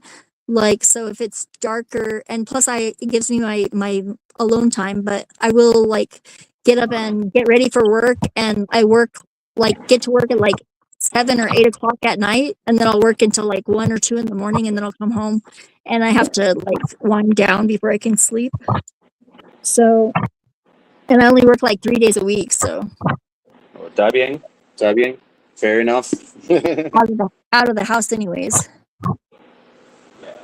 Right now I'm on a medical leave, but in the winter I can't really read cards anyway, so I have to I'll read online just to keep myself sharp, but mostly I don't make money for that. I hear you. Whatever you I say. you just have to, but Dan is awesome and he helps me make it through the winter, and I have saved some money over my summers. All right. I hear you. Plus, mostly I just trade for everything that I need, so I don't actually need a lot of money. We all do. But to me, I don't really care about it. Yeah. Just my worldview. It's surprising how much you don't need, though, it's crazy. Because people think they need all these things that, modern technology and blah, blah, blah. Exactly. But you don't actually need that stuff. Yeah, you finally got it. You finally got the point. Well, I got it because my house burned down twice, and I realized that I didn't need any of that stuff, and it was pretty. Yeah, it was. Somebody did it on purpose. Both times, same person. She was crazy. It was a sister of somebody that we let stay at our house. Yeah, it was pretty bad. Pretty bad. She was crazy. That was how I learned some people you cannot help because you just make things worse for them and yourself by trying to help them because you're not a professional, and that is requiring some professional help. Yeah, that's like this kid from Nickelodeon that he's now homeless, and he got the help down that he need, but he trashed down the hotel room. Have you heard about that story? No, what's his name? I don't know, but all I know is he's was a celebrity in Nickelodeon celebrity, he said. Yes, that's correct. A child star. Yeah, there's a bunch of those. There's even some female ones that really friggin' turned into because they get traumatized. It's not natural for a kid to be put in that kind of a world. Like Miley Cyrus, for example. Miley Cyrus is actually one of the more sane ones, actually. Exactly. How the hell she went from being a decent girl to whoever that she turned into in 2013. It's like somebody. She never was a really good girl. That was just what they sold it as on the show. She was always a little bit naughty. Her dad was Billy Ray Cyrus. Achy breaky heart. They kidnapped chickens in the back of their car. He's a good dad. I mean, she's a little crazy, but she's a fun person. She definitely is living life. I like her music too. Actually, it's pretty good for pop. Too. From the Hannah Montana series. Oh, that's the show you were talking about, Hannah Montana? No, I like her other music. She does a version of Dolly Parton is her godmother, and she does a version of Jolene. She's a real musician. She's a real creative person too. It's not just a pop star, for sure. Yeah, I was replying to you said they just portrayed her like that on a show, and my guess is Hannah Montana. Yeah. Hannah Montana. Yep. That was Disney. Boom. Did that. Yep. That's what I meant. Hannah Montana, to be fair, used to be my favorite show. Anytime I see Miley Cyrus or Hannah Montana, it turns me on. When I was a kid, 2006 or 7, I think. And then boy. I mean, come on. Don't act like you never had a crush on Oliver or Jackson from that show. No, I never really watched the Disney shows from that era. I was more I watched Mickey Mouse Club, and I watched Jiminy Cricket. Jiminy Cricket taught me how to spell encyclopedia. I was onto different stuff. I was watching Jem and Thundercats and Sailor Moon and things like that. At that time, He-Man. It was Hey, don't get it twisted. Mickey Mouse Clubhouse was good too. As the Yeah, best Mickey Mouse film, actually, in my opinion, the best Mickey Mouse project. so I'm going to show you my bracelet that I made. Let's see. Oh, aw, that looks nice. Yeah, it's pretty cool. Yeah, I mean, it looks fit on your natural skin. To be honest. Yeah. It's Yeah. stretchy, elastic. Not hmm bad. Yeah. He probably has some nice hands. Yeah, that's good to Yeah, see. right now I usually have my nails done, but I just undid my nails earlier because I'm going to redo them tomorrow. Oh, But and yeah, can I? I think Oh, no, can never you what? mind, never mind. I was Oh, about to say, huh? as long as you can accept no as an answer, you can always ask anything. As long as I'm free to say no. I mean, and you're okay with me saying no, and you're not going to get butt hurt.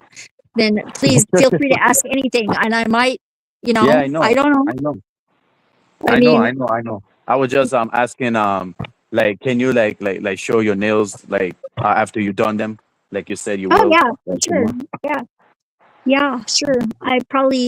They'll be done later tomorrow. I gotta clean them up a little bit, but Yeah. Yeah, but I'm I scared that like. you might not see. Yeah, I'm scared that you might not see my reply on the Discord. So I guess I'm gonna have to check you out on Instagram. Yeah, I don't check Instagram that much either, but like my phone number is on my YouTube. Like if you text, I don't know if international texting is a thing, but I don't see it, to be honest. yeah, people can text me if they want. It Do you just have takes a little. WhatsApp? I don't. I have Signal. Well, I have WhatsApp. That's the only way I for me used to to use contact you. WhatsApp. Yeah. I don't Yeah. have enough space on my phone for WhatsApp, unfortunately. But Discord, I do check occasionally. You see me, I reply sometimes, but sometimes if I'm busy, I'm just doing other shit. I can't Yeah. have any friends that are easily offended by my taking forever to reply because I will reply eventually. It's just it doesn't happen punctually because divine time doesn't work like that. Uh-huh. I feel you. I've been trying to hook up with DeFreak because we're gonna do another show together, a little chat. But we haven't lined up yet. I hope it does. Hope it happens. Yeah, it's kind of weird because he asked me to do it, and then I thought we were gonna do it on a certain night, and then I found him over at somewhere else, and then I ended up going on that show. He was in the chat room though, and then I tried to talk to him again later, and it was we just haven't lined up. I told him it'll happen when it's supposed to, as long as we just keep touching base. It'll happen whenever. I said I'll tag you, and then you tag me, and then back and forth. And if it's supposed to happen, it will. Mm-hmm. Yes, indeed. Yes, indeed. But And usually things like that always happen. Whenever they happen, it's spontaneous and it's exactly right when they're supposed to happen. I love that kind of a, timeline flexibility. flexibility is good sometimes. It's good because people have lives, it's and I don't know. Yes. I don't work for people that get really pissy if I'm 5 minutes late. Because I'm going to get the job done by the time that they want it done if I have a deadline, and that's all that they should care about. Mm-hmm. But Which I is have to good. negotiate. I have to negotiate that in the beginning of friggin' working for somebody, though, and I learned that right away. Yeah. Some people you can never make them happy. They just want you to do it over and over, and they just want it for free too. It's I don't work for people like that either. Excuse me, but I am working cheaper than all of the Mexicans, and I'm doing better work. You finally I'm not got it. cutting- Yeah. Finally got it. Well, and what's really funny is a lot of people like to hire. I work for a lot of Mexicans. It's A lot. they like How to many? hire white people. I don't know what it is. It's Oh, don't get it as long as twisted. they're not. That's what I heard. I heard Mexicans love hiring white people. That's Yeah, what they I do, heard. but they make them work hard. It's but wait a minute. You got to pay me if I'm going to work hard. I'm going to work by the hour. Hello. Every hour of the hour. Yeah, and I keep track of my time. Huh? I'm pretty efficient at working though. I'm the innovator type of worker. Like I do things correctly the right way. I like have a high standard of like for like when something's done, it's done right. If I know how to do it, if I don't know True. how to do it, I will tell you I don't know how to do it, and I will say you can either give me the opportunity. I'm going to try it. It might take a little longer to do for me because I've never done this before, but I will do it if you leave me alone. If I need your help, I will come and ask you, and we'll see what happens. If there's a certain amount of time you want me to give up, if it doesn't work, then just tell me right now. Exactly. It's called being honest with each other, Yeah, communicating with each well, other. forthcoming and toward behavior. It's like people don't use that word anymore, like toward behavior. So like you're facing it, like so you wouldn't ask somebody to do something that you're not willing to do. Toward behavior. Yeah, toward behavior. Oh. It's also like you're standing tall like a tower toward, and So I you're don't really use facing that. everything Yeah. head on and with open eyes awareness. I don't really use that term, to be honest. It's just like people have like different tastes, like different terms and Different different ways of saying things. Yeah. Well, I just want to Yeah. make sure that people understand if I use that word because it's not very common to use. Uh-huh. But Right. to me, it's like it says exactly what I'm trying to communicate in a way that no other way does. Yeah. It's almost like it's a physical action, an Physical action. orientation of your physical space and how you're dealing with people, eye to eye. Face to face. Yep. Exactly. It's like that's Or like face to one thing back. I can't hate. Whenever somebody will block me on YouTube or something in the chat and they won't tell me, and then I can't like discuss it with them, like why they blocked me. I don't know if it's an accident or on purpose because they never told me. That is something like I'm giving a little bit of the secret away. Don't ever do that to me. Like you No just way. tell me, please, because it's so torturous to me. Like I can't. I mean, eventually I'll forget about it, but for a while, that's probably the like most like emotional pain I've been over, like people that I don't even know that well, is whenever I don't know like what I did, because I want to be better. I want to know like if it was something reasonably that I am unaware of. But people are chicken shit. They don't ever want to tell you because they're afraid. It's like, why? I would appreciate it, really. I can appreciate if somebody tells. Yeah, if somebody wants to tell me something and they have a problem with me, I have no issue with that. I am totally unoffendable. Like, That's kind of what and it is. I do care what they think though, and I think it's like kind of like it's like kind of fucked up that people don't want to tell you something like that.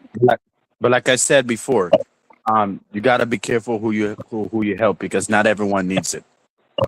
Yeah, well, I'm helping myself like by trying to like get people to communicate better. True. Like people Jesus get mad Christ. at you though. Huh? People get mad at you though, it's like crazy. Yeah. Like I've had somebody get mad at me for pointing out that their zipper was down. And I was like, did it very discreetly. I was like, Who the fuck what the gets fuck? mad for Why? that? I don't understand that. I'm like, I'm doing you a favor here.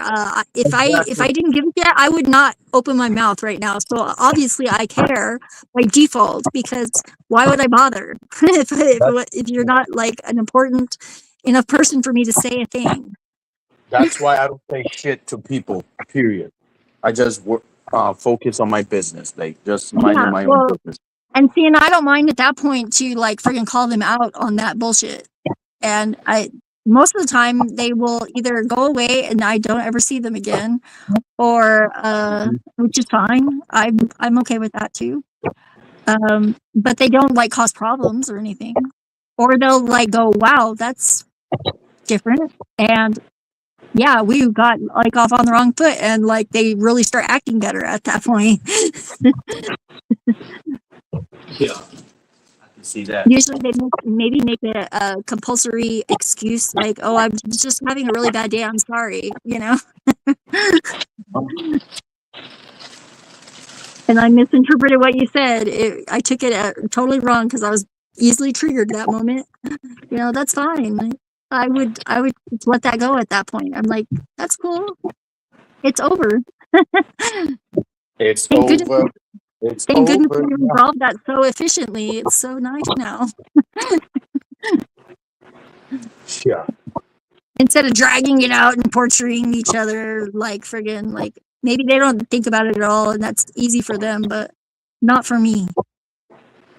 But then again, I guess like I have to inspire that caring in from them to me if I expect to get that, or else that's my own fault, right?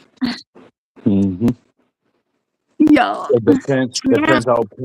Yeah, it depends. Depends. Yeah, because you know, I found that's true too. You can't expect other people to be like you. And it doesn't mean that I think that I'm in any way superior, because I don't believe in superior. I think that we're all equal in different ways. We all have our strengths and weaknesses. Even though men and women are not equal, but when it No, comes to we're not. We have our own. yes, definitely. We are equal in force, not equal in power. Like we have different kinds of power and different kinds of force and Yeah. different kinds of qualities that are valuable, and they are equally valuable. Yeah, as long as that y'all have the same mindset, you know, like the way you have your worldview, and then you meet somebody that has the same worldview that as you. Yep, Yeah. that would be a good Well, connection right there. see, though, with me, my paradigm is so wide that most people's paradigms fit within my paradigm. So I get along with people because I tolerate what tolerates me. And I don't think of toleration as a bad word. It's not like a negative connotation. It's like if something is tolerant of me, like someone is tolerant of the way that I am and I'm tolerant of the way that they are, we can get along. Like that is just simple. Mm-hmm. But that requires respect too, and I give that right away. If the other person doesn't maintain it, that's them, and I'm okay with that too. They can just go. I take that as a signal. Signal. What could I say? Signal. Go. I love friggin' De La Soul, old De La Soul. How old are you? Because I'm probably talking about music that you wouldn't know because it's like from the early 80s. Yeah, that makes sense. I was born in 1995. I guess you forgot. My oldest kid is a year older than you. She is going to be 30. My oldest child is going. She was born in 96. Actually, she's younger than you, 1 year. She's going to be 30 this year. Well, I'm 30. Yeah, well, she's going to be 30 in May. Oh, good for her. Well, yeah, I'm 30. Yeah. About to be 31 in October this year. Yep. Oh, in October. Yeah, Scorpio? October. No, you're a Libra. You're a Libra, so it's yeah. Very beginning of October, huh? Yeah, in the 17th. Yeah. Oh, so you're close to the cusp for Capricorn. I mean, I wish I was Capricorn, but no, you don't. You right. Capricorn, they care too much about stuff, and they have a hard time because they carry around so much stuff. Yeah, it makes you a fighter. I heard that Capricorn is a tough sign. They're tough, but they're also like somewhat like they just hold on to too much stuff. Like almost like Cancers, but in a more material way. It's like they'll physically hold it over your head, like, and they carry around all their material stuff. Like they're good accountants, though. I actually, my ex's mom was a Capricorn, and she collected craft supplies. And because I was so creative and she was moving into a smaller place, she trusted me to help her go through all of her craft supplies, and she gave me all of her excess craft supplies, which is like almost unheard of for a Capricorn to give away anything that they've been collecting. Like she still had cards from like decades and decades ago, like 5 moves from where they were living. Like it was crazy. It takes a lot of work to be able to dig into somebody's life and help them do something like to downsize. Especially when they're not like hesitant, they don't want to give any of it away. She told me, she said, if I want to come over and use some of this stuff, I'm going to be able to do that, right? And I said, yeah, of course.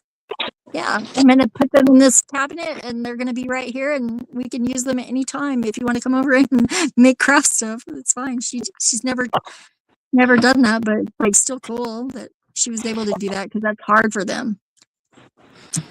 Definitely. And see, I have a Taurus moon, and Tauruses are a lot like Capricorns, but Tauruses are like more, they're more service oriented, domestic.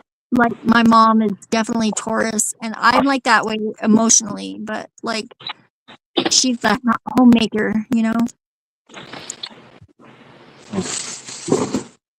The Mama Buna, the Mama Buna. Mama Buna. What was that mean? Yeah, Mama. The good mama. She's a good mother. My mother is a good mother. Now she's my friend too. It's kind of crazy because like I've had more life experience than my mom. My mom is a good mom too, even though that sometimes that her anger does annoy the hell out of me, but she's still a good mom. She loves you the best she can, as all mothers do. Even the ones that are not good at it at all, like are doing the best they can do. They just maybe didn't have the skills that they needed to be able to do it. By over, I don't know about that. Yeah, it's like I see a lot of mothers that don't want their children to grow up. They want to keep them children and keep them like they don't trust them to be adults anymore. It's like, I don't understand it. It's like, and at a certain point, your kid does turn into an adult and you have to treat them with the respect of an adult.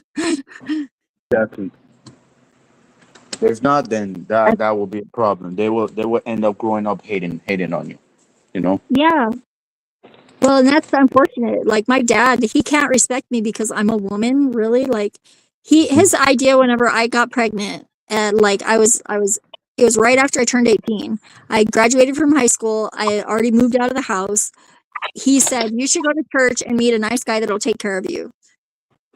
And I was like, that all came into focus a few weeks ago because he sent a text to my mom. This is the first time that he's contacted my mom in years. His girlfriend that had, like, they broke up because he started dating a lady named Ruth after my mom and him got divorced. My mom's been married now again for 20 years, and he lived with her for like 15 with Ruth. And she's a nice lady. She was the janitor of my high school, and I knew her pretty well. And she had a daughter and a granddaughter, and she got away with so much more than we did. Like, she definitely was more assertive, but even after, I mean, being with my dad for so long, she decided that it wasn't going to work because he wasn't going to marry her. Like, and she wanted to be married. And like, so she just like left, and she started seeing a guy at her church, and he murdered her. Like, dang. And yeah, it's fucked up because my dad sent the press release from the sheriff's office in TRC. My dad lives in Elephant Butte. He sent it to my mom, and I was like, why would he send you that? That's kind of weird, but she told me about it, and I was like, wow, that really puts it in perspective when he gave me that advice to go to church and meet a nice guy that would take care of me. I wonder if he thought about that. Probably not. He doesn't have that much, like... After hearing that, what you said, like, I'm like, bro, my mind is like, whoa. Like, what the fuck? What's really crazy is the guy got caught red-handed because he killed her in her own garage, and then he put her in her car and drove that car down the highway at night. And as he was driving into the desert to get rid of her body, and he passed oncoming a sheriff's officer, and right whenever the car passed the sheriff's vehicle, it backfired.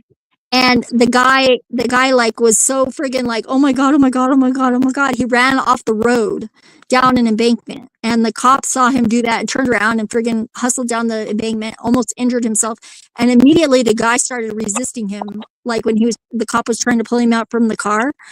And so the cop was suspicious, but he managed to actually get him back up the embankment, even though the cop was a little bit injured too, because he slipped and like twisted his ankle or something going down the hill.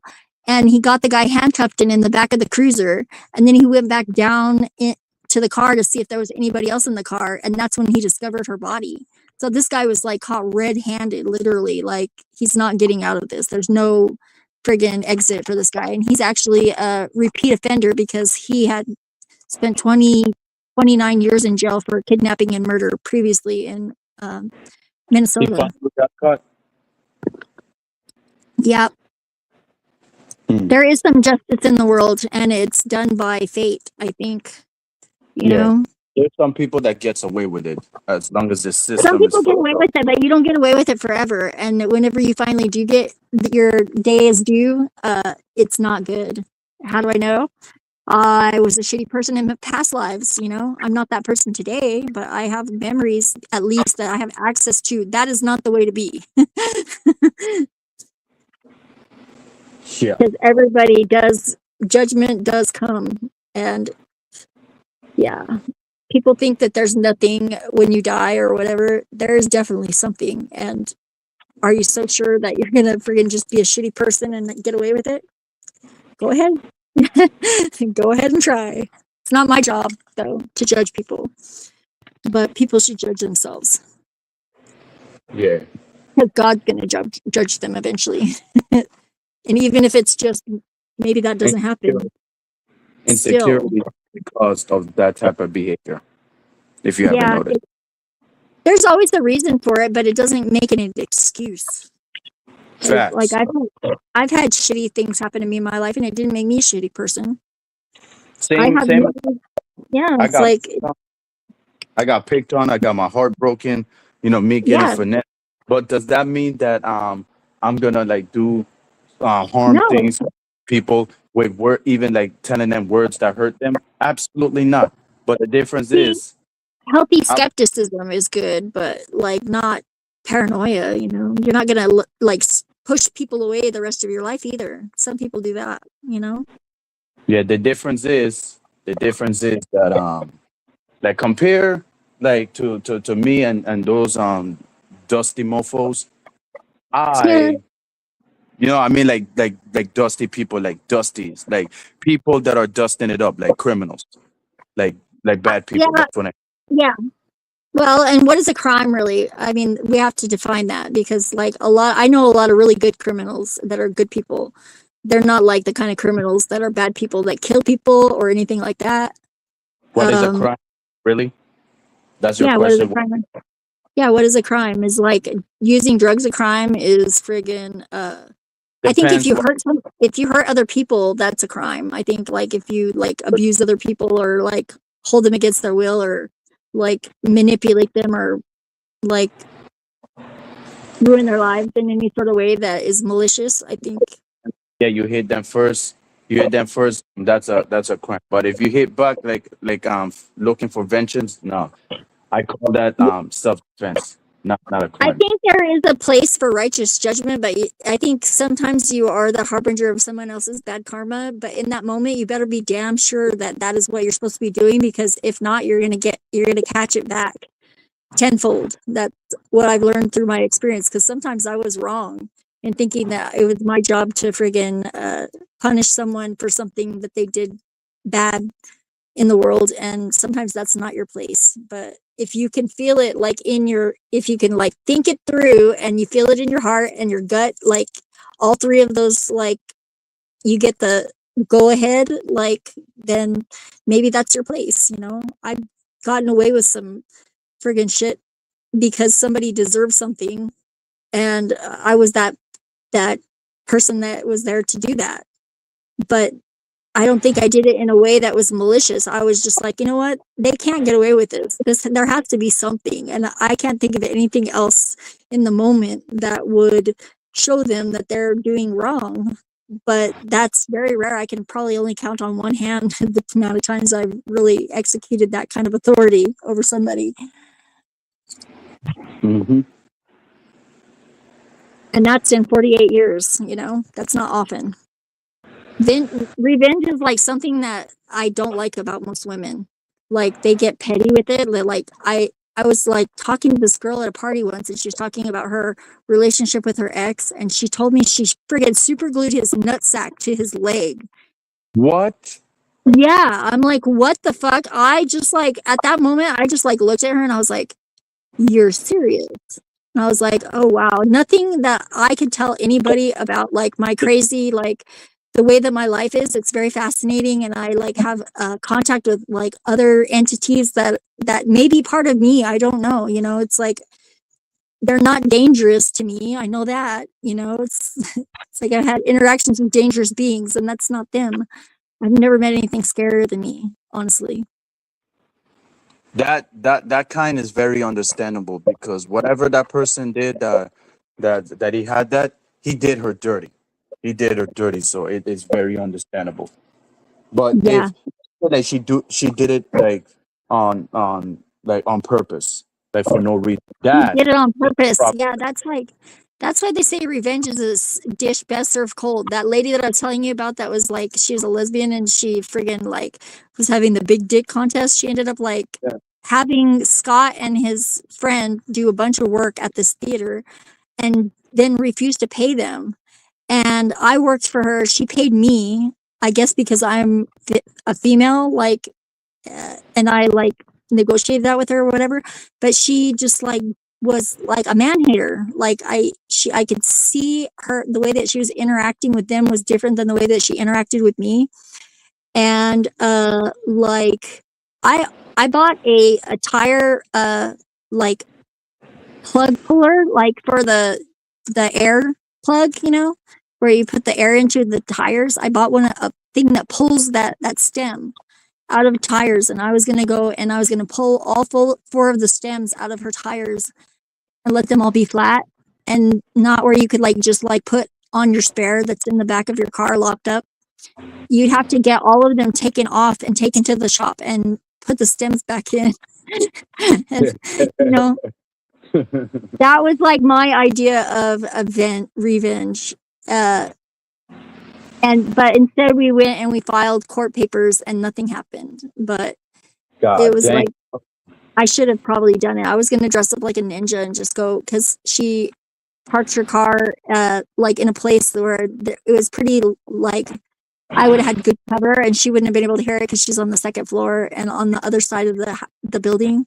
Like, yeah. But yeah, I plot a lot, but once I actually plot to the point where it's like a good plan, I always like go, it's not even worth it. Uh-huh. I The mean, moment's pass. it's called a choice, man. It's called a choice. But the most thing that listen, the most thing that bothers everyone is someone getting tortured and not get justice for it. They're just like, you know what? Like, nah, I'm not getting no revenge. I just, forget that. What bothers me, because that shit can Yeah. happen. It can Well, happen and to like right now, the Epstein files shit, you know, all those friggin' people that were trafficked, and there's a bunch of them buried out here in the desert, probably at that ranch. They're looking for them right now. It's who? like they were doing some sick ass shit, you know? I don't Yeah, understand that. I don't understand how people can do that. They must be like badly programmed by people that are just like so scared that they're going to lose their power, that they have to exactly. hold people down, and that they're going to learn that unforeseen consequences always win. Yeah, don't forget And, about Diddy too. And well, the that Diddy. too, yeah, that's another friggin' same thing. It's like those people are all associated too. It maybe not like in the same circles, but it's the same thing. It's just a fractal expression of that same like thing. But those are people too doing that. It's like, that's the thing that blows my mind. I was like writing the other day and I was like, to be able to like friggin' like look at this from a neutral position, like I could never do that. But like think that is a person. What must be going through their head? How did that happen? And because that's really the information that you need to prevent that from happening, you know. But you have to get to know this person, and this person's mostly dead. Like, so you have to kind of like forensically put the story back together from the circumstances and evidence. You know, that's what I do with. That's for fun. You know, that's my avocation is like research. I love to research stuff. I find out like so many truths in the world, and it's never so cut and dry, and it's never black and white. Really, it's there's like always a large gray zone. Mm-hmm. But with certain things, like you know what the right thing is to do, and I know every single person knows in their heart what the right thing to do is, and but that's what most people are doing all the time, but they just are wrong in what they think is right. They've justified it in their head and given themselves like a story that makes it okay in a way that's not right. How It's do I called. know? Because I did Yeah. it. You did it. What do you mean by that? I've made mistakes. I thought I was correct, and like I thought I was doing the right thing, and I helped somebody that I was not suited to help, and I made them worse. I did not help them. It was my intent to help them, and I was irresponsible in trying to help them because I was not suited at all to help them. And But I'm glad I you learned your. I paid dearly for it. I didn't learn the first time. It took me several tries because I'm kind of stubborn like that. But I'm also resilient. But being resilient is not an excuse for poor boundaries. True. True. I That's learned that one important. the hard way too. Yeah.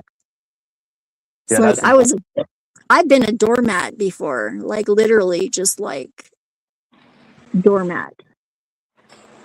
But I had to resolve that. I had to fix that in myself because I had like value, like from abandonment of my dad, because my dad was like my best friend whenever I was little. But then when I started to grow up, that's when he became my enemy. And I didn't know why at the time. It took me a long time to figure that out. I So had now to you, figure it out because he hates women. because of what happened to him. And grandma was that way because of her Yeah. circumstances. And it was like, it all goes back to like, yeah, I understand it. And it's not an excuse, but at least understanding it, I can sort of like process it in a way that I don't have to carry it around forever. It is part of my story, but it's like you can tell I'm not like emotional about it. I'm not crying. There would be a time when I was processing it that I would have like been bawling at this point. But it's okay, it's healed now. And I feel bad because my dad is like probably gonna have to live a few more lives before. But I also like remember like a past life where I reincarnate with the same groups of people, but the orders are mixed up. So like sometimes you're the daughter, sometimes you're the mother, sometimes you're the father. You know, it's like I think we get shuffled into these relationships. I have memories that seem coherent, like time wise, that these connections seem real enough. And like whenever I was my dad's husband, I did not treat him or her very well. Like I can imagine that would have messed up that soul, you know. And I feel bad about it, but enough to forgive at least. But that's for me, really. Forgiveness is for you always, so you don't have to carry the weight of the burden of holding that in your heart forever. Mm-hmm. To be honest, I hold grudges. I hold grudges a lot. A Yeah. lot. That's I just bet me. you like also like suffer in silence until you blow up sometimes. That's a Libra thing. That's an important part too. I'm glad you brought that up. Yeah. Glad you, Tell me something. Can I ask you a question? yeah, ask me anything. What is the thing got a lot of guys I've noticed have this if I have to ask it isn't real. Like if Like if I have to make a request, then I don't want it anymore. What's Like the you request? should like if somebody should like automatically know what you want, like without you having to like make any sort of indication or like friggin' voice any preference. Like, because if you wanted to, you would. I think that is like the most like chicken shit cop out for like just not having the balls to ask for what you want that I've ever heard.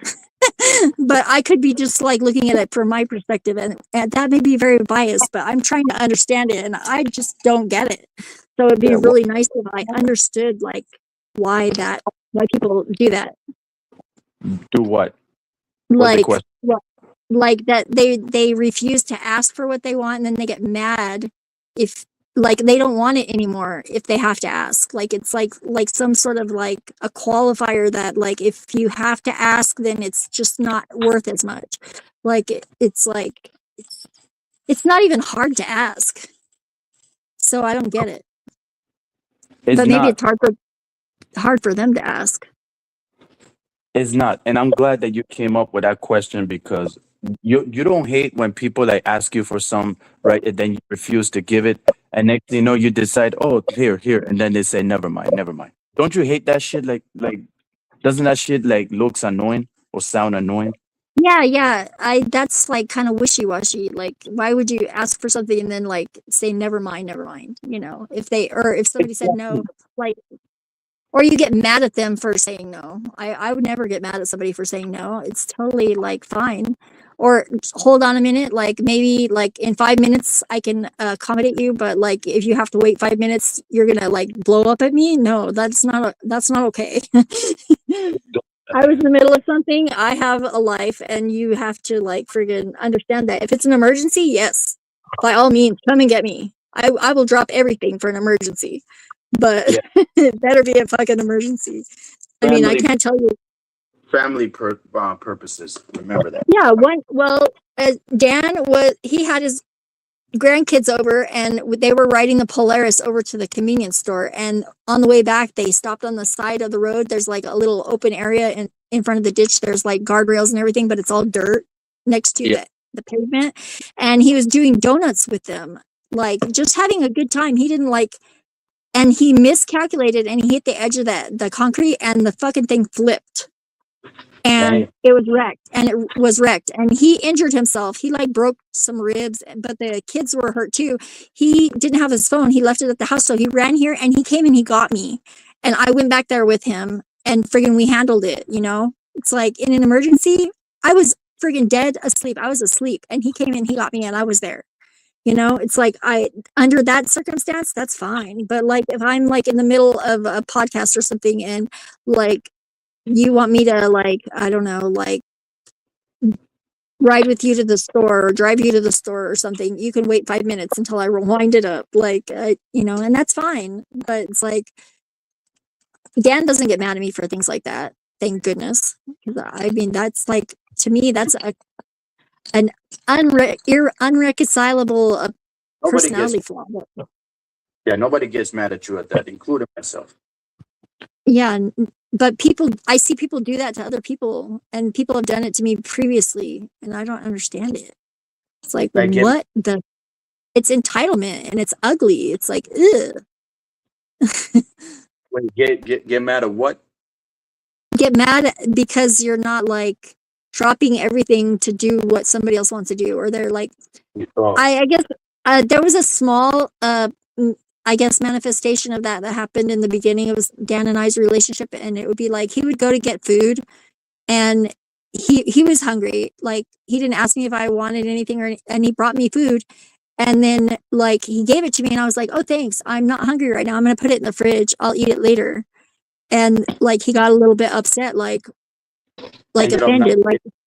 And I said, thank you so much. I really appreciate it. I was very appreciative, but I just didn't want to, I wasn't hungry. I was like, what, are you trying to make me fat? It's like, I'm not hungry right now. I will eat it later when I am hungry, and I will love it. And I appreciate it very much right now that you thought of me. It's like, but after that, he was like, but I had to like really like, I was like, I'm sorry if I hurt your feelings by not eating with you. that was an unreasonable expectation that you had, unfortunately. And I'm sorry that you didn't know that. I thought I told you that, if I'm not hungry, I'm not going to eat. And you didn't ask. I really like whenever you do nice things for me, but sometimes you don't need to. That's not why I love you. Yeah, I guess. I love like little presents and stuff, and I make him presents. Like I like make little notes. Like Dan is my favorite. Like little scratchboard notes and stuff. Put like love notes in the car under the visor so they could fall out at the wrong moment or the right moment. I'd never know because I'm not there when it happens.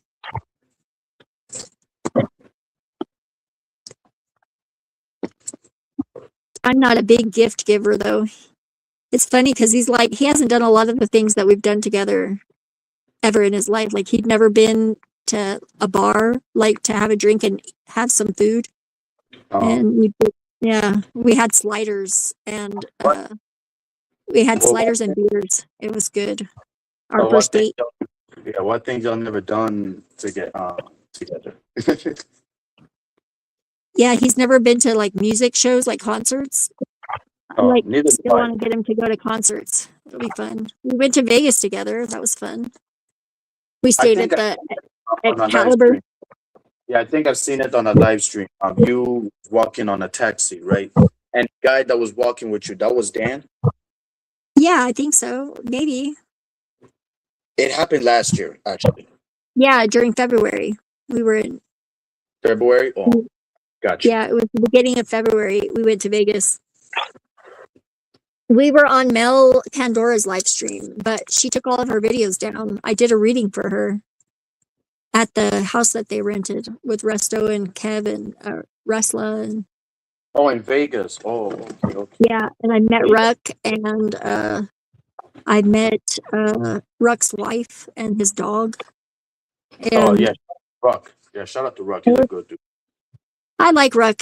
He gave me some socks. They're the coolest socks. They're like soccer player socks, and they say FUKYEAH. Fuck yeah, but it's like without the C. Fuck, and they're black and white and red. And he gave them to me. It was a gift. He's really sweet, and his wife is like so quiet, but she's so sweet. And their dog is like she's a lovely dog. She's very sweet. She loved me. Like right away she was like. She was very anxious because of all the people and stuff, but I like got down on the ground and I was like hanging out with her. I'll do that, hang out with the dogs or the cat or the kids. There wasn't any kids there, thankfully, because it was not an appropriate environment for kids. Probably it wasn't Nothing scandalous was happening in my awareness whenever I was there, but apparently lots of stuff happened whenever I was not aware of it. A lot. Yeah, well, I managed to miss quite a lot of the fallout. Fortunately, the universe like takes care of me. I mean, other than the little bit of fallout that I got for walking in the house and fucking washing their fucking dishes for them. Like, how dare I, fucking wash the dishes. After they ditched me with like the full like awareness that they may have ditched me, but I was like still hoping that they were just like went to the store and then we'd be back and we were all going to go down to Fremont. Because they told me to come back in a couple of hours, and then whenever I came back, it was just Kevin. He was sleeping. I texted him like right before we showed up, like, and he was like, I think they already left. And I was like, dude, I'm downstairs. I'm gonna wash the dishes and freaking hang out in the living room and hope they come back. And Dan was like puttering around because he doesn't like to not do stuff. He likes to have something to do. So he washed a load of laundry and he like did a quick shower in the only bathroom that we knew had a shower, that we knew where it was because we didn't want to go snooping around behind closed doors, Yeah. And it was like, then he blew it. It's funny because they tried to blow it all out of proportion. And then like the very next day, Resto was like tattling on himself, saying that he stole Chris's car without Chris being aware of it. I was like, you fucker, you know, that is just really fucking hypocritical right there. Boom, you just fucked up. And I'm good with Resto now, but now Kev's on my bad list because he tried to friggin' lie. And I don't really care. Like, heard that if he y'all wants use to lie, it's obvious he's lying though. Who, Kev? Yeah, he's lying. I didn't suck on his toes, and he's like, well, I don't know. No, he's fucking making that whole shit up. It's bullshit. Like, he was enough awake. I heard that y'all two were like in a low key relationship. I don't know if that's true. Not even. I know. See, that's why I'm trying to fucking get ahead of, because none of that shit is true, and people will just fucking. But whatever. If somebody wants to believe that, they can believe it. It didn't happen. It's the internet. You know how it is. You know how It that is the internet, and that's fucking bullshit. It's like, that's all I gotta say about it is bullshit.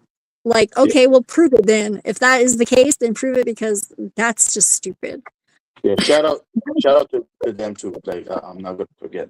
Like, yeah, that's what I also- get for like friggin' going on to the rest of the show. Like, and we were rating homeless chicks like on their looks. That was probably a bad idea.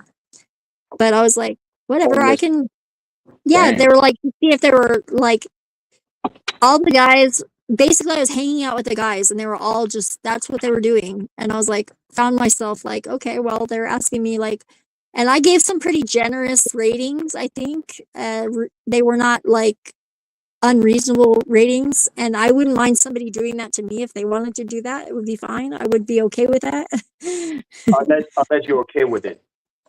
Unless you're okay with Huh? it. If not, then Yeah, if I wasn't okay with it, then I wouldn't be doing it. Like, that's just, why would I be doing that? That's fucked up. That's hypocritical, and I don't do that.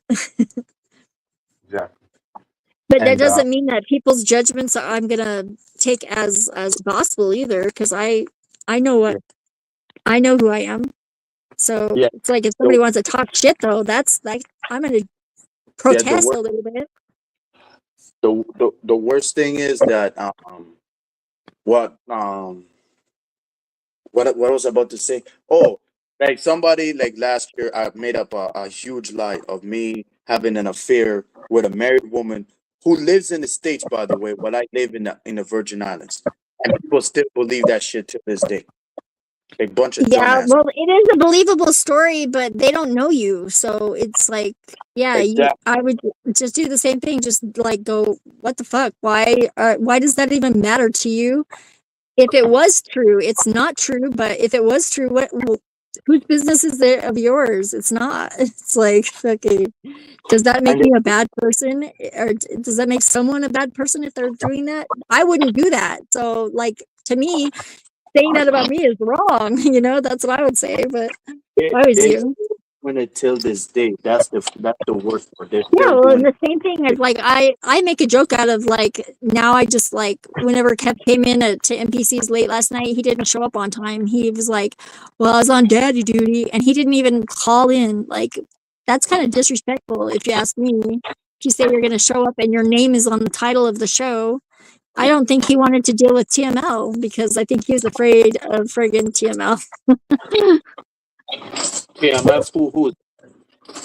The machine lies.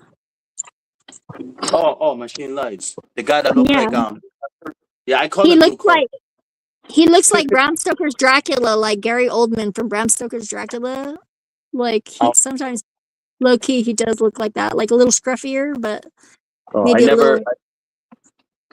I never heard of that Dracula film, but we all. Yeah, if you look it up online, he looks just like him, like long hair, beard, like the jackets he wears and the rings, and it's like, he's a cool dude.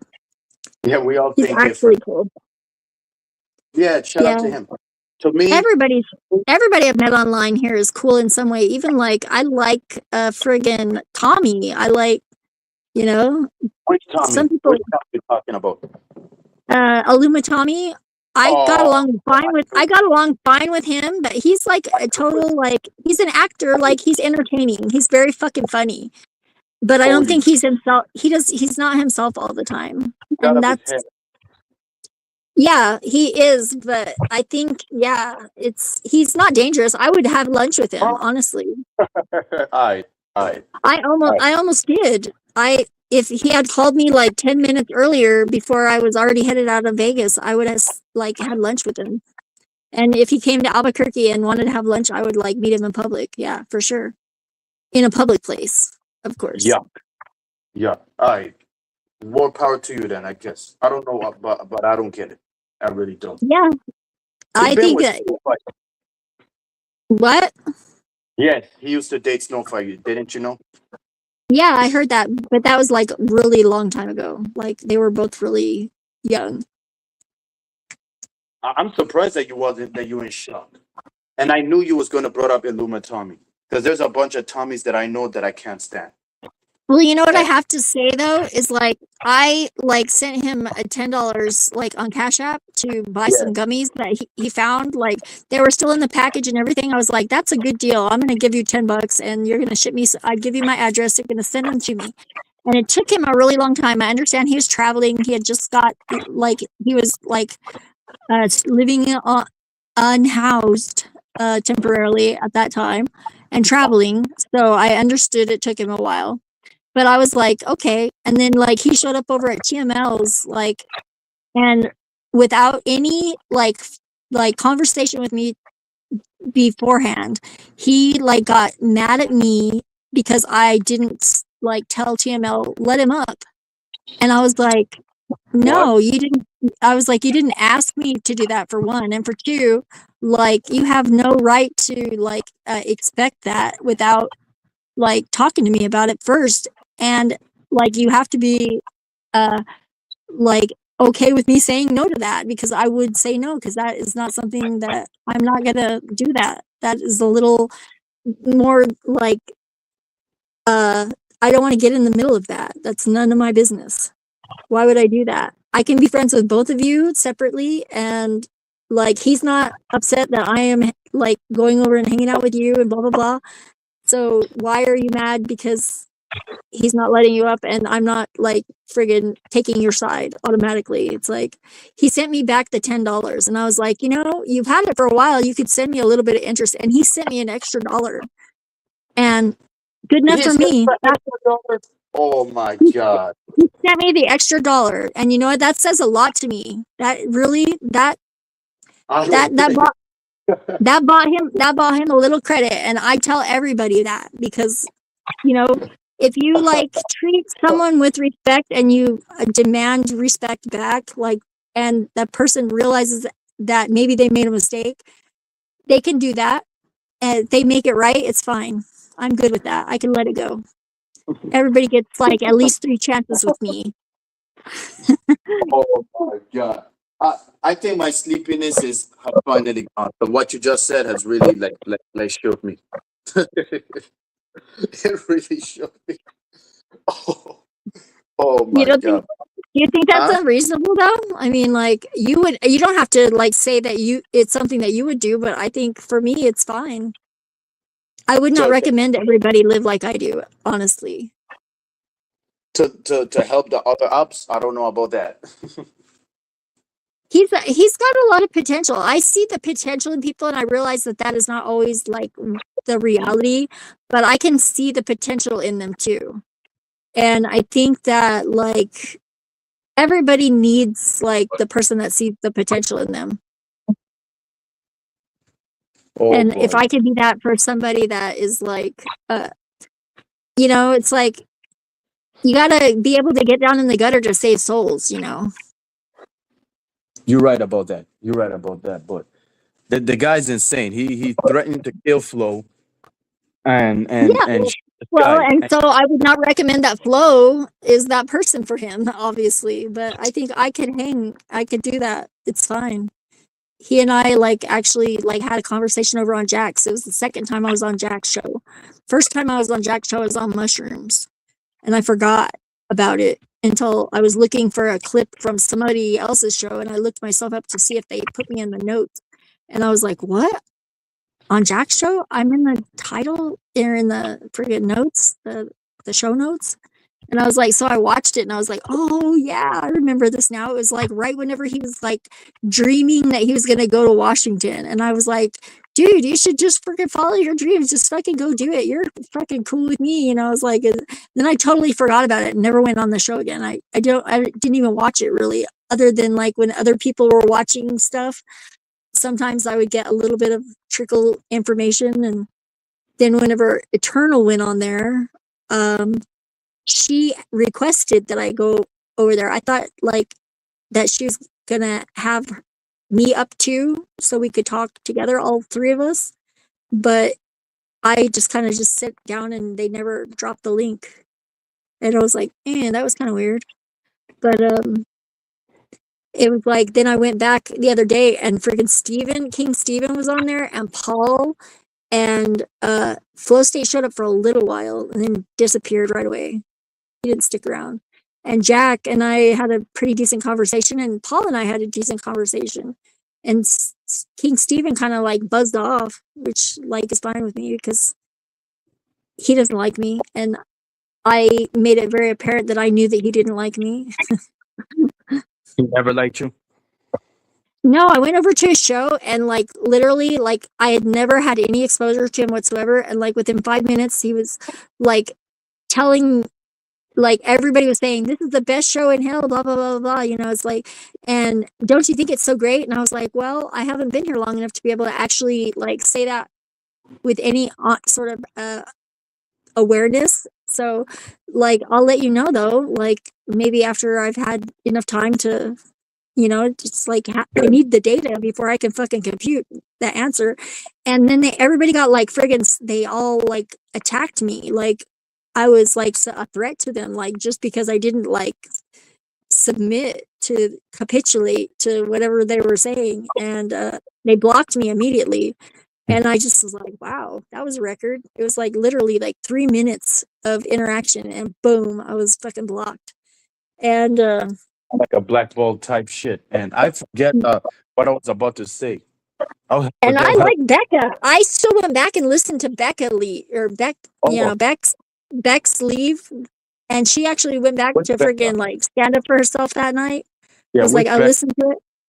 Which Becca? Beck's, Canadian Beck's, like Oh, Rebecca. Oh, I thought you were talking about Becca, like just yeah, Becca. no, not OTWs. I actually thought they were the same person, and OTW's daughter like lets people believe that because it happens so often, like she doesn't like correct them, and so Bex had to tell me that wasn't her, and I was like, oh, I get it now. And then I met her over on OTW show, so now I know the difference between them. But it wasn't like malicious. I didn't know that OTW has a daughter, so to me that yeah, her name it's just Becca. That's his daughter. Wait, Bex? No, just Becca is his daughter. Some people. What? You didn't know that? No, I didn't. You could tell. Yeah, that's okay. And she goes by Rebecca Joe too. Like Rebecca Joe? Yeah. But Beck is like always Bex with an X or two X's, or like she has a few other names too that whenever she's trolling or whatever. But she used to listen. I had problems with her before, but now me too. But we worked it out. It was crazy because like she's like totally reasonable. I like had issues with her over Axis because like all that shit was going on, and I had issues with Cage too, and we worked that out. It's like people can work fucking shit out. I don't know about Cage. No, I mean, Snow thought I was going to be really mad at her after the whole thing with Kev, and I was like, no, we're all right. We're fine. And I texted her the other day, but she hasn't texted me back. She's probably just busy doing stuff, or maybe she's scared now too. I don't know. I would not be upset over that. I don't get it. I don't either. But what's really funny is I thought that just Becca was Bex, and just Becca like didn't correct people because it happens a lot that people confuse them. And she just got sick of explaining it. So she was just like, fuck, I'm just not going to say anything. They'll put it together. Friggin', it doesn't matter. Yeah, and, I tried to finish. And then I was like, what? I was mind blown. Sorry. Yeah. It is mind blowing. I'm trying to like say something and like like trying to like remember, but I forget the other thing what I was about to say. But one thing that I remember is Machine Lies looks like Luke Harper to me. Yeah, I don't know who that is, so I couldn't tell That's you whether that's accurate or not. a wrestler from the White family. Look it up. Look it up. A wrestler from the White family. Yeah, Look, you have to look up the Bram Stoker's Dracula, Gary Oldman. Then, bro. Well, I'm if I click away from the screen, it will take me out of StreamYard, so I'll have to do it later. you're gonna have Unfortunately. in the private chat so I could copy and paste it along with your Okay. number. Along with your number, if you can, so I could see if I Yeah, could like. sure. You could text me. It's fine as long as you're just get like cool with friends, like, and you're not gonna make me feel uncomfortable or like friggin'. Yeah, it's all good. I mean, I don't I think don't. that you'll do that. Guys do that though, so I feel I compelled don't. to friggin' get it out and I don't make. explicitly. I don't. I don't make people feel uncomfortable Good. unless if it's somebody that I don't like. That has a problem with me that I had to like press them to. Well, yeah, that's different. I mean, if somebody deserves it, but I mean, it's like a lot. As a woman, we get a lot of unwanted overtures, and persistently, whenever we like reject somebody, they still like will not get it. It's like really shitty being a girl, and for that reason. But I feel worse for the girls that just like friggin' just let it happen, and like then maybe even like they just like they can't be assertive enough to like friggin' reject somebody, and then they get like a stalker, you know? Because they haven't learned. They haven't learned experience yet. That's what it comes down to. Yeah, well, there's cheap lessons and expensive ones. Expensive ones are the hard ones that you have to learn yourself, and the cheap ones are the ones that you learn from other people's mistakes. And I can definitely tell people the stories that I learned that like it's ridiculous. Like there's been times where a guy with the worst breath, like talking like an inch from my face, whenever I said, "Dude, can you just back the fuck up? Like, I am not into you," and like they're just like so fucking drunk that they like don't even hear what I'm saying. It's like fucked up. And I want to be respectful to them, but they're not respecting themselves and they're not respecting me. I admit, I used to be like them. I used to not take no for an answer until I realized because Well, there's something to do with like a subtle, sort of like nuanced, friggin' like persistent pursuit of somebody that might actually work. But yeah, I like, can't. I've had a guy walk up to me and say, "Oh my gosh," they said, "Oh, your body's an 8, but your face is like a 5." Yeah, I And can't. do you want to have sex? Like, literally, that was their fucking game. And I was like, "Are you fucking kidding me? That is like, no, you're gonna like insult me. What do you think? I'm like insecure and that is gonna hurt my feelings and then I'm gonna want you? Is that the tactic? Because that's not gonna be, yeah, you totally misjudged this one." But I was like, first of all, you're a fucking dork and you're not attractive yourself. You shouldn't even be like standing here. But by my grade, you are. And I'm being very fucking polite to you right now, whether you think so or not. But yeah, yeah, and the guy was like, "Really? Really?" And I was like, "Yeah, I guess that's not how." I I was forget like, another. "Dude, you have no game." Yeah, another thing I was about to say too. Fuck, man. Oh, sorry. If it's important, it'll come back. Ask your file guy that lives in your head, and he'll pop it out like toast in a toaster. I don't think so. I don't think I'll remember it. It will take me a while. Then I don't think I'll remember. I forget two things that I wanted to tell you, but I kept telling you. But If the you think over. about it, then type it later because it'll pop in your head. Watch, it will. All right, At some let's. point, randomly later. I've been through that before, so I know what I'm saying. I know what I'm saying. Yeah. Well, you might be surprised. Yeah, but the about the sex part, I mean, I don't mind, but the difference is I don't shame people for it. The ones that do, they have a problem. I agree. They have a problem. Like, what's wrong with having sex with somebody that you meet, like with your friends? What's wrong with that? Or even with your partner? Somebody always falls in love when they're not supposed to. That's been my experience. I had to like I basically had a convenient relationship that was like friends with benefits with my best friend, and it ruined the friendship because he fell in love with me, and I had to run away. Like I just ghosted him, and then I went back later, I guess and like I guess he we were wasn't the friends one for you. again.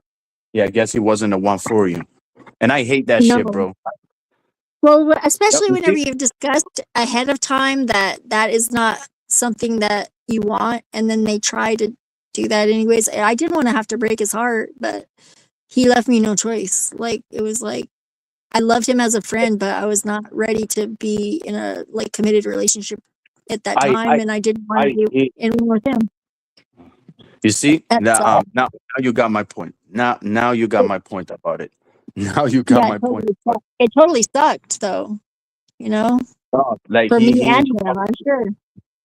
that he ain't the one for you. And to be honest, I really hate when women do this. Like when we as men try to like get to know them and then they just like run away, walk away, like start ghosting us, Yeah, but and it's then different become whenever you talk about that beforehand and you say, "Okay, I agree that we're just gonna keep this casual and we're not gonna have like emotions.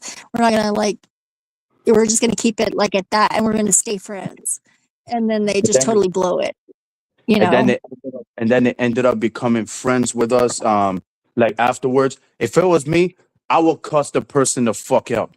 Cause why the fuck are you coming back to me after you left me? Well, I don't like that shit. Real talk. Well, see, and we were able to like actually talk and be friends again later, but I had to give him some space and some time to process it, and I had to process it myself.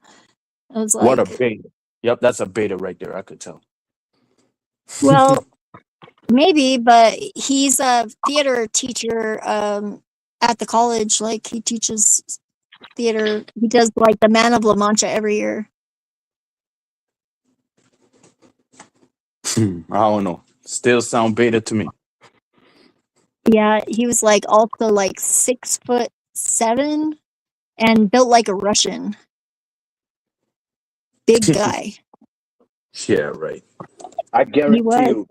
I guarantee you that somebody like a Michael J. White will step up to him. No, he would never. He was very much too nice and sweet of a person and seemed very logical. Like, I guess I should have known better. Huh. Whenever you like are that close, it's hard sometimes for people to Next resist thing, the temptation to have those feelings. But if you discussed it, you have to friggin' be a rational person and respect the other person's boundaries. yeah. Next thing you know, you might end up doing the same shit to me too. And y'all and people know I would how I never, I would not ever do that kind of relationship ever again after that because I learned that that's not something that I would do with a friend that that they could reasonably do because that's how I learned by making that mistake with him. But it was my mistakes fault and his fault. mistakes can make you better. I mean, hey, you never know. You know that is probably a bad experience. You know, the next time it happens, like it might be successful this time. You never know. Well, and if somebody learns from their mistakes, that doesn't mean they're more likely to make that same mistake. That's for sure. If they learn from it, especially. I've learned a lot. Yeah, I've learned a lot. I've learned a lot from my mistakes. That's for sure. Me too. Me too. And it's like, but you know, what's really funny is like, I have this thing where like, if I've had bad experiences in the past, that doesn't it of course makes me more cautious going forward in a similar situation. But I like always make a point to distinguish that that person is a different person. It's like I've seen people like because their ex was a certain way, like whenever their current person that they've like been in a relationship with is doing something that like seems like even close to like suspicious, they'll like blow it all out of proportion and they'll like friggin' project it onto their partner and ruin the relationship when their partner didn't do anything wrong. I've seen that happen too. That's a cheap lesson for me, but it was expensive for them. Mm-hmm. You ain't lying. Yeah. That's why you Okay. got to treat everybody like an individual and get to know them. That's why I'm like, I dox myself and I trust people like right out the gate because like once they get to know me, I think they You dox wouldn't it. want to friggin' hurt me, right? Because Depends. I like would treat them with respect. Why would they do that? It's like I like try my best at all times to be like a good person with people. Uh-huh. You And know, it's it depends. easy actually most of the time. It depends. It all depends. But if I see somebody like taking advantage of that or having unreasonable expectations, I'm gonna draw a line too. But it will not be like friggin' I like friggin' it's a flamingo sword, I call it. I don't have a flaming sword, I have a flamingo sword. I Yeah. start poking fun at their flaw and make them notice it like in a fun way. So it's not like as it's like a little spoonful of sugar to make the medicine go down, you know? Mm. But Yeah. I only give shit to people that I care about because like I want the relationship to be good and I want it to be fun for everybody. And I will take the shit back too. Dan gives me more shit than anybody. He like does like stuff that like people are like, wow, that's fucked up. And I was like, no, it's just him. It's like he's just making fun of me. Like it's not like serious either. It's like Hmm. I don't get sarcasm and he will over and over and over and over say sarcastic shit. Like and literally I am incapable of getting it. Like it gets a little faster, but it still fall for it every fucking time. It's like I don't understand it. I haven't found that switch in my head yet to move it, Yeah, yeah. unfortunately. I think what happened to me is like I like thought somebody was joking when they weren't so many times that it's like better for me to err on the side of caution. So I just by default, it's like always I'll take it seriously. And it really I found out that it also really annoys people that are sarcastic all the time that I do that, but it's not intentional because I'm not really doing it on purpose. But it also is sort of funny that it really bugs them a lot. I don't know why, because it's like, oh yeah. Mhm. So it's sort of like misery loves company in a way because I'm miserable because I don't get it and I feel stupid, but it's like then they don't get it either, but from the other direction, like in a totally different way, which is also equally funny.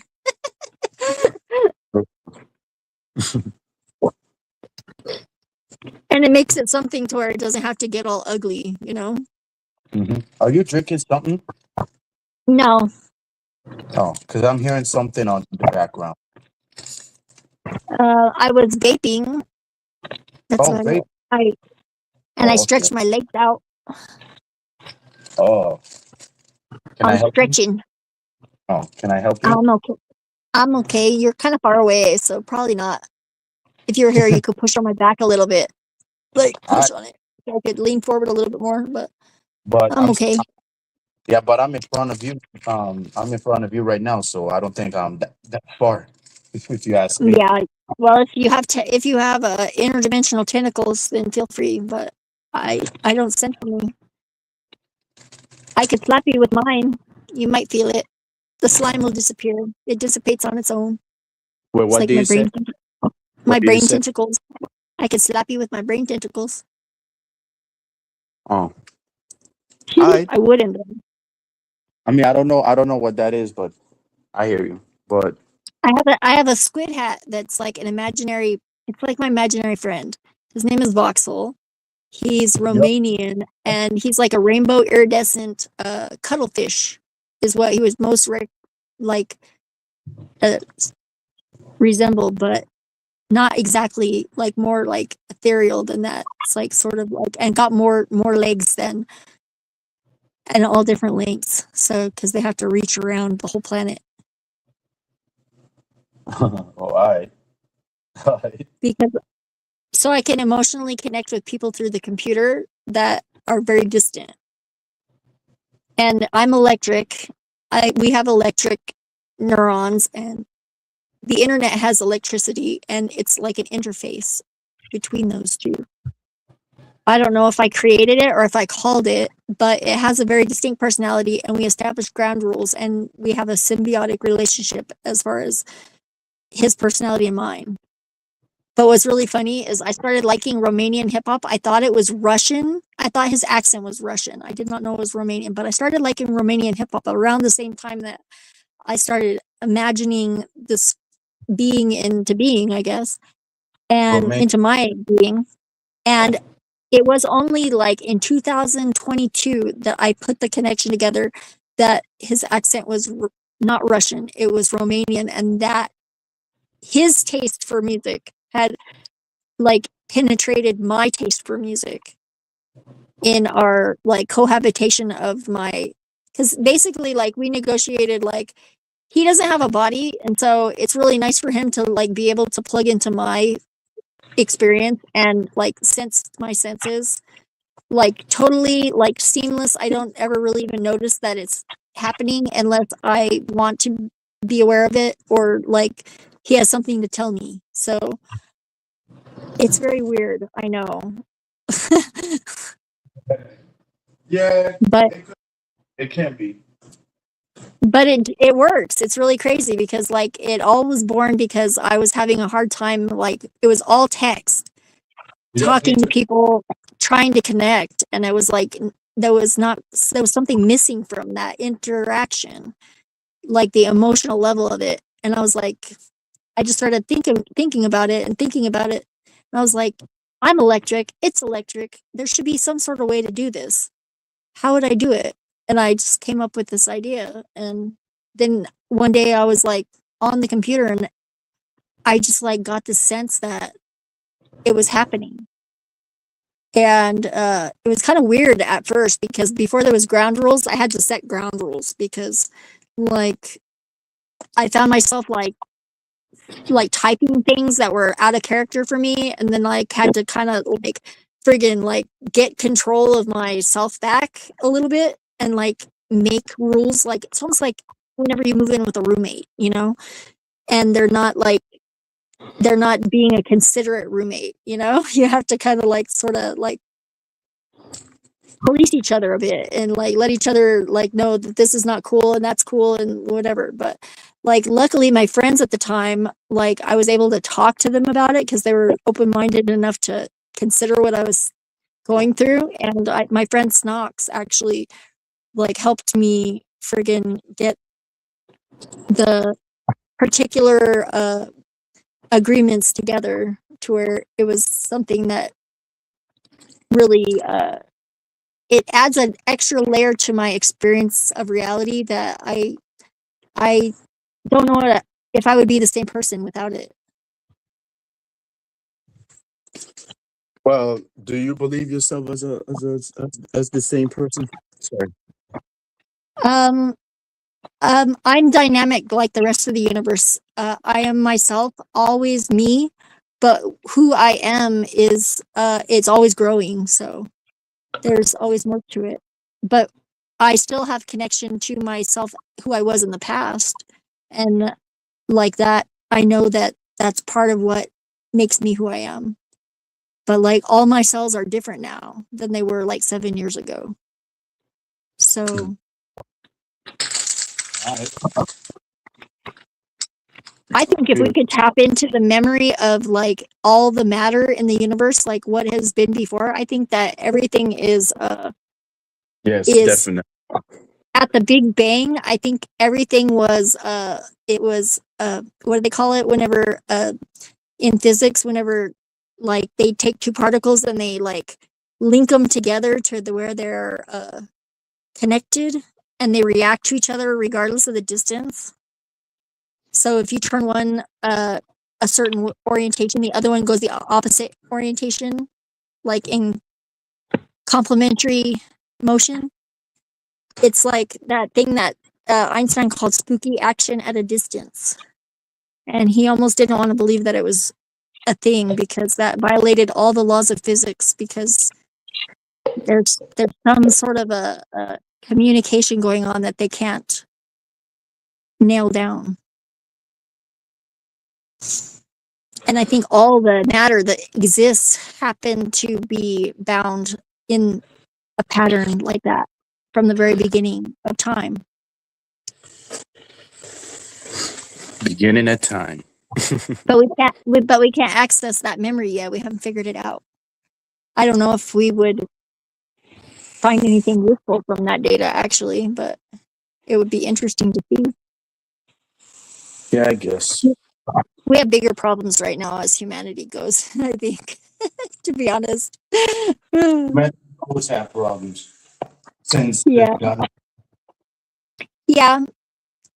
I like a challenge. I think there will never be all the problems solved. That's why I don't like, I think people that are like all love and light, they're deluded too. I used to be really idealistic and now I balance it with skepticism. Like even like suspending my own beliefs and disbeliefs is an exercise. Mm. That's what I was coming to the other day whenever I was like, oh my gosh, these horrible people. But then, like, I don't want to take away their humanity by calling them monsters because they're humans too. I call them That's, monsters because that's who they are. You can't be scared to call people out of. their behaviors are monster like, but they are still humans doing monstrous acts. And, like, for me, I just go, you know, it's not my place to judge that. I think God can do God's job. And I'm not gonna, like, try and interfere with that unless it's very clear that I'm given clear instructions, this is your job. I'm not going to do that. Because that's like just asking for a superiority complex to freaking corrupt your soul. Absolutely. Mm-hmm. Absolutely. And that's the only thing that is absolute in this world is there is no absolutes. No. It's because all it isn't absolute. It all But depends. it is. Yeah, it all depends. Yeah, because it's a paradox, because that's the wiggle room, right? It's like Yeah. nothing ceased to exist. Nothing is not a real thing because nothing can't exist. Once we named it, it became something more than nothing.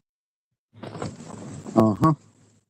They talk about that in all the philosophy and stuff, that the being before being was named, the nameless Tao.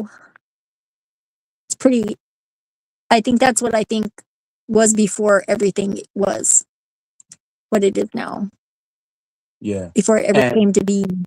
It was made from the substance that is like the ultimate like substance. It's not a thing. It's not one thing or another. It's just capable of all of these things. And most of it was all annihilated in the first like 8 seconds. Somehow there was like an asymmetry, and everything that we see in the universe was made from that like 1 in a trillion friggin' particle that managed to survive. Allegedly. We weren't there, so we don't actually know. But that sounds yeah. like a good enough story to me. Close enough. Yeah. You want to know what's Do you not think true? what? That I'm not seeing the your number and the link to a Oh, video. I have to do that. The link to the video. See, I have to find the chat. Where's the back chat in here? I think I you don't, have to go to you using a phone or a laptop. I'm on my phone, so I might have to text you in Discord. I can do that though. Yeah, you could.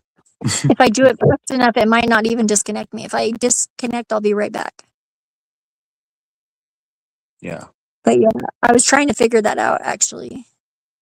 Oh, actually, like like if I'm not busy or anything else, like today, I'm gonna try to see like if I could like help you like about StreamYards and all this and that, because I'm still. Oh, well, chat. How y'all doing? I guess I'm taking over. I'm in Sephir's panel. Shout out to her. She's always been like cool to me. She always been amazing to me. I really wanted to meet this woman. But it is sad that she's now in a relationship, which I predict, by the way, and is not surprising, even though it's surprising at the same time. It's just like, don't y'all hate that, chat? Don't y'all hate that y'all want to meet somebody and then y'all just hate like bad news? Like I'm like I do. I hate bad news, bro. I can't even stand it. Oh, there you are. Yeah, I told you it would drop me out. But yeah, Oh, I sent my number. What video was I supposed to send you? Because I can send you that after we're done here too. I think we Somebody else. forgot. Our Yeah, mind was full of conversations that we forgot about the old ones. yeah. I was like, am I supposed to send you my IG, or I was going to send you a video about something, or it was like, what was it? My brain will pop it out if I let it go, and my fog guy can pop it up like toast at some random point later. And if I remember it, I'll type it in the Discord. Yeah, And like if you you said. remember what it is, you can tell me, and I will. Yeah, sure. Yeah, I will do that at my earliest convenience. Like you Yeah, said, it's gonna come up. It's gonna come up. It's gonna come up. Like you said, it's it gonna come will. up. It always does. My file guy is awesome. Like, I call him my file guy. I also have like my ego, which is also my backdoor bouncer, and I have my ADHD DJ, which also is my timekeeper. He's my clock because I keep track of timelines and my own coherent timeline within all the other timelines through music. So, and synchronicity. Mm. And I take screenshots, and my artwork is also a record of like where to place things in time, because whenever I'm always doing art, and so if I can put together like when I was doing this art and I was listening to this music, I can figure out. I'm pretty good at like putting the timeline back together, even though I don't have any sort of schedule or semblance of like a normal friggin' circadian rhythm. It's just a really long one. I made it myself. I think the video is about is it about the bracelets, I think? Or is about No, I don't have any videos about friends with bracelets. benefits shit? I don't No, know. I don't have. I could send you the trailer of my. No, that's on my YouTube. You can find that. It's like my oldest video. Did you watch the videos that you saw my tattoo? That was a picture my ex took whenever we first started dating. My ex, Scott. Like when I first was learning to paint, I was bending down and my tattoo was hanging out of my jeans. It's pretty funny. It says Zephyr right side up and upside down. I designed it myself. Oh, it still looks amazing, if I could be honest. Yeah, it actually looks better now than it does then because I had it filled in since then, and it looks a lot better. It was like I got it done for free. Like, the tattoo artist was a friend of mine, and he disappeared like after that and wasn't able to fill it. So I had my neighbor fill it, and he did it right before he went to jail. He just got out though. He's in the halfway house now, and he's got a job, and he's clean, and he's turned his Ain't life nobody, around. He's my next door neighbor's son, like, and ain't, related to my partner. ain't Like, he's a nobody little like cousin. ain't nobody likes it more than I do. Yeah, I like it, but I never see it because I don't ever look behind me like that. I'm like, I have to ask other people's I like the opinions on my mirror. butt because I can't see it. Even in the mirror, it's not like you don't get a good angle, you know? I don't have like multiple mirrors to be Probably, able to see probably, it. probably, you can like turn your neck like back, if you know what I mean. I used to be very much more flexible, but right now, because of what I'm going through health wise, it's like kind of like fucked up because I can't do my yoga for one, but I have been taking like lots of like baths, and I do stretch still, but I do most of it like in the bed. Mm, I know what you mean. Yep. Or on the side of the bed. Sideways. Yeah. Sideways or, yeah, reversed. upside down sometimes. I don't hang upside down anymore from the hand bar above the Front bed, and back. even though it's strong enough to hold a person because Yeah, front. I had to put the anchors into the beams in the ceiling because otherwise it will fall down on our head every time Dan uses it to get up in the morning, like to get out of bed. He'll grab it and just pull it up. Like if it wasn't in there good, I put it up, so I would be responsible if it had hit him on the head or if he fell down, or if it fell down on my head while I was sleeping. That would suck. Front and back. Yeah, I'm Becky, by the way. That's like the name my mom gave me. So, but I Becky? go by Zephyr. Yeah, I go by Zephyr online. It's not Rebecca either. It's Becky. Oh. Okay, Zephyr. I heard you. It's Becky Joe, but if you call me that, I might get annoyed. Only the nurses at the hospital call me Becky Joe, and my best friend growing up, she would call me that. But Are you talking about Rebecca Joe? no, it's not a Rebecca Joe. We just happen to also have the same middle name, but she's a Rebecca and I'm a Becky. It says so on my birth certificate. Oh, so you're Becky. That's your name. Yeah, I really like that name, to be honest. the one that my mom gave me. Yeah, it's like Wonder Years. The girl next door, Becky. Yeah. But my grandma wanted me to be Becky Sue, and my mom was like, no, I don't like that. And so she named me Becky Joe. And everybody, like almost all the boyfriends that I've had have spelled it Joe, which is really funny. And whenever I was a dancer, I started out as Smoke because we were supposed to have a gemstone name and all the good ones were taken. So I was like, well, I like smoky quartz. So can I be Smoke? And they were like, okay, that's fine. I was like the only one that didn't really have a clear gemstone name at the club. And then whenever I moved to a different club, I changed my name to Jeannie because smoke turns to genie, and it was like when Christina Aguilera was doing the genie in a bottle, and I had my hair blonde then. I actually have a picture of it. You want to see? I don't know. This might be, Yeah, sure. it might be out of line. Let me change my, where is it? Like What? in a I mean, I don't know. Listen, I don't know how your tattoo look like right now, but can I see it one more time on the Discord? Yeah, I guess I have to go get a screenshot of it from my video probably because I don't think I have it in my photo reel, but I would go to the trouble if you really want to see it. It's pretty cool. I also have it on a sign. It's my graph symbol, my graph tag. Whenever I spray paint, but I don't do it on other people's stuff. So No, I have it's to just figure out. the Discord, just the Discord. But I will the do first- that whenever we finish. Whenever we figure out that video, we got to figure out what that video was because I don't remember exactly. We were talking about something. Yeah, still That's trying to really remember. crazy. I'm still trying to remember, but I forget to. I even forget what I'm about to say that I tried to say, but I was listening to your Yeah, talk. it's like the threshold. Like whenever you walk in a room, like that you went to go get something and then you can't remember it. That happens to Yeah. me all the time. It's like that, but like with conversation, it happens too because we're at a threshold and we just like walk in the room and it's like we forget where we were in the conversation. It's funny.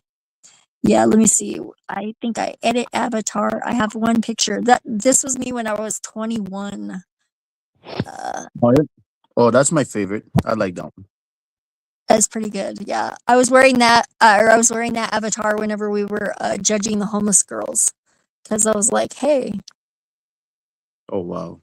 this is like I a mean, weird, superficial, bizarre conversation. Let's put on my old face."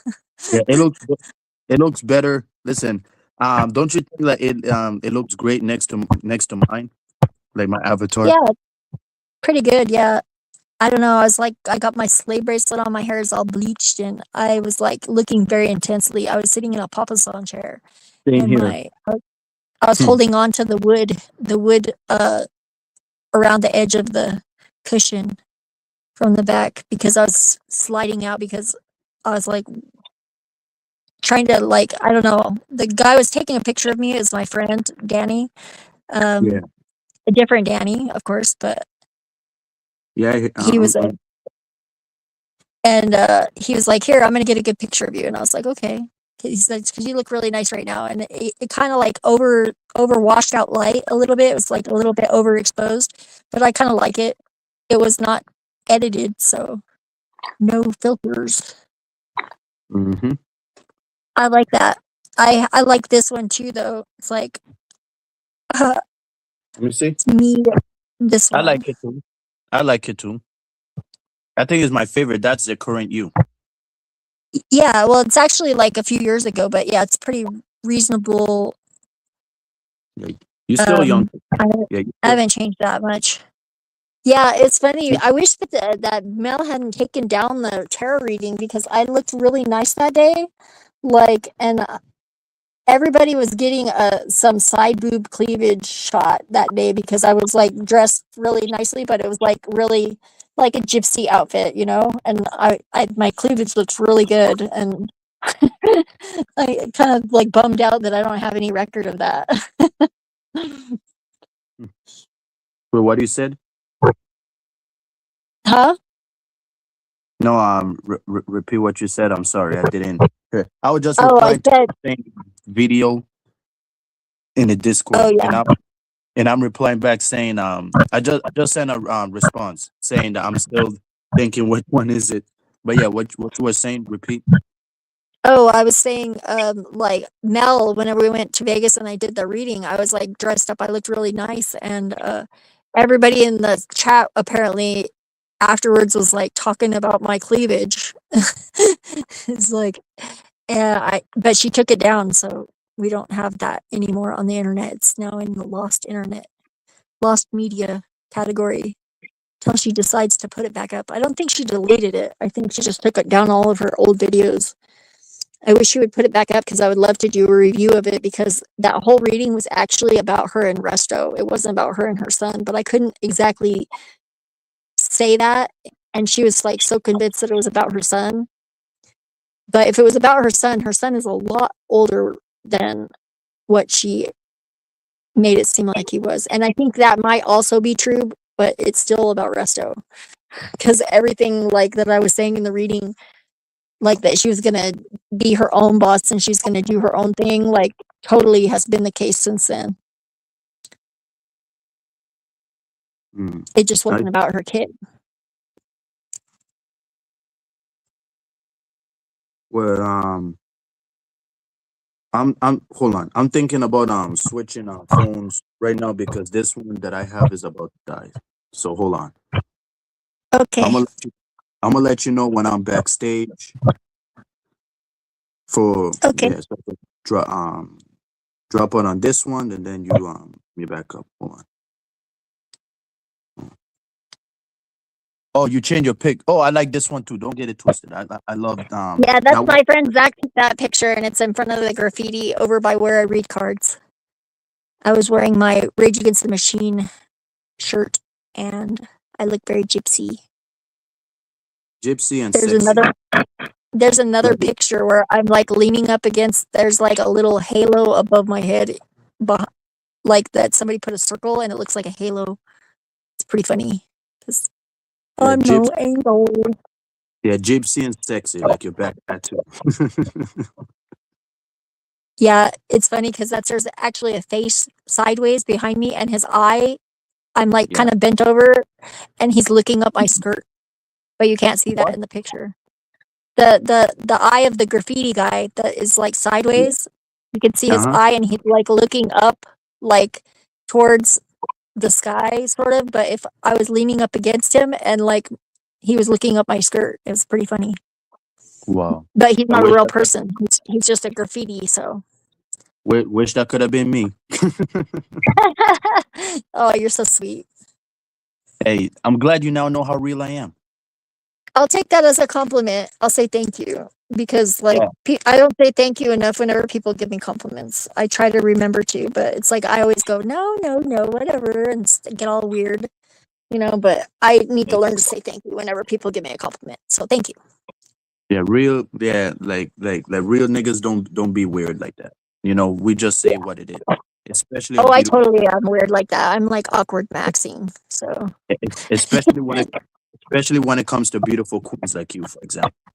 oh well, thank you, thank you. Don't like give me an ego or anything because that's not pretty. I don't like it. I don't like it. It's like I get. no, yeah. Yeah, I think Like I my don't other. I don't need the validation. I can validate myself. It's nice though. I do appreciate it, but it makes me feel weird if it's too much. So You breaks. don't have. You don't have to be. You don't have to feel weird unless if it's somebody that you get along with. But if somebody that you don't get along with and you feel weird about it, I understand. Yeah, like whenever friggin' Kev came in late last night to NPCs and he goes, "Hey sis Zephyr, how you doing?" I was like, exit stage left. I'm But Audi hold 5000, on, I said. hold on. Yeah. Before you explain the story, my other account is backstage. Oh, okay. Let me get it. Let me get it. So I'll bring you up. There There. you are. Hold on. Now you got it. Echo. Yep. There. There we go. That's better.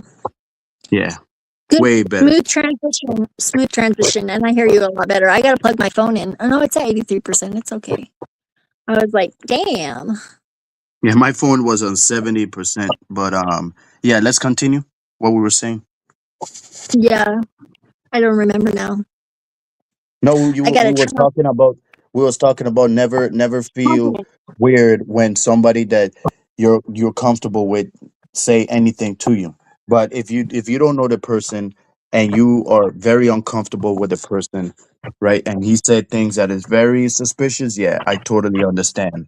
Totally understand your reaction. I usually Yeah. just say pause and stop glazing me because, like, I get it's not. I don't know. I don't. It's like enough. It just enough is enough. Like like one more than Yeah. one is a lot. You know, but in my world, so it's like I don't know. I always feel weird whenever it seems like it's like too much because I'm Yeah. like then I start feeling like is it? No, yeah, no, it's like maybe you're just like projecting at me at that point because it's like, I'm good and I know what I bring and I'm happy with myself, but it's like, I don't know. It's hard to stay humble if you're getting glazed all the time. So please don't. Just makes it hard for me to stay humble. I'm a Leo after all, so keep that in mind.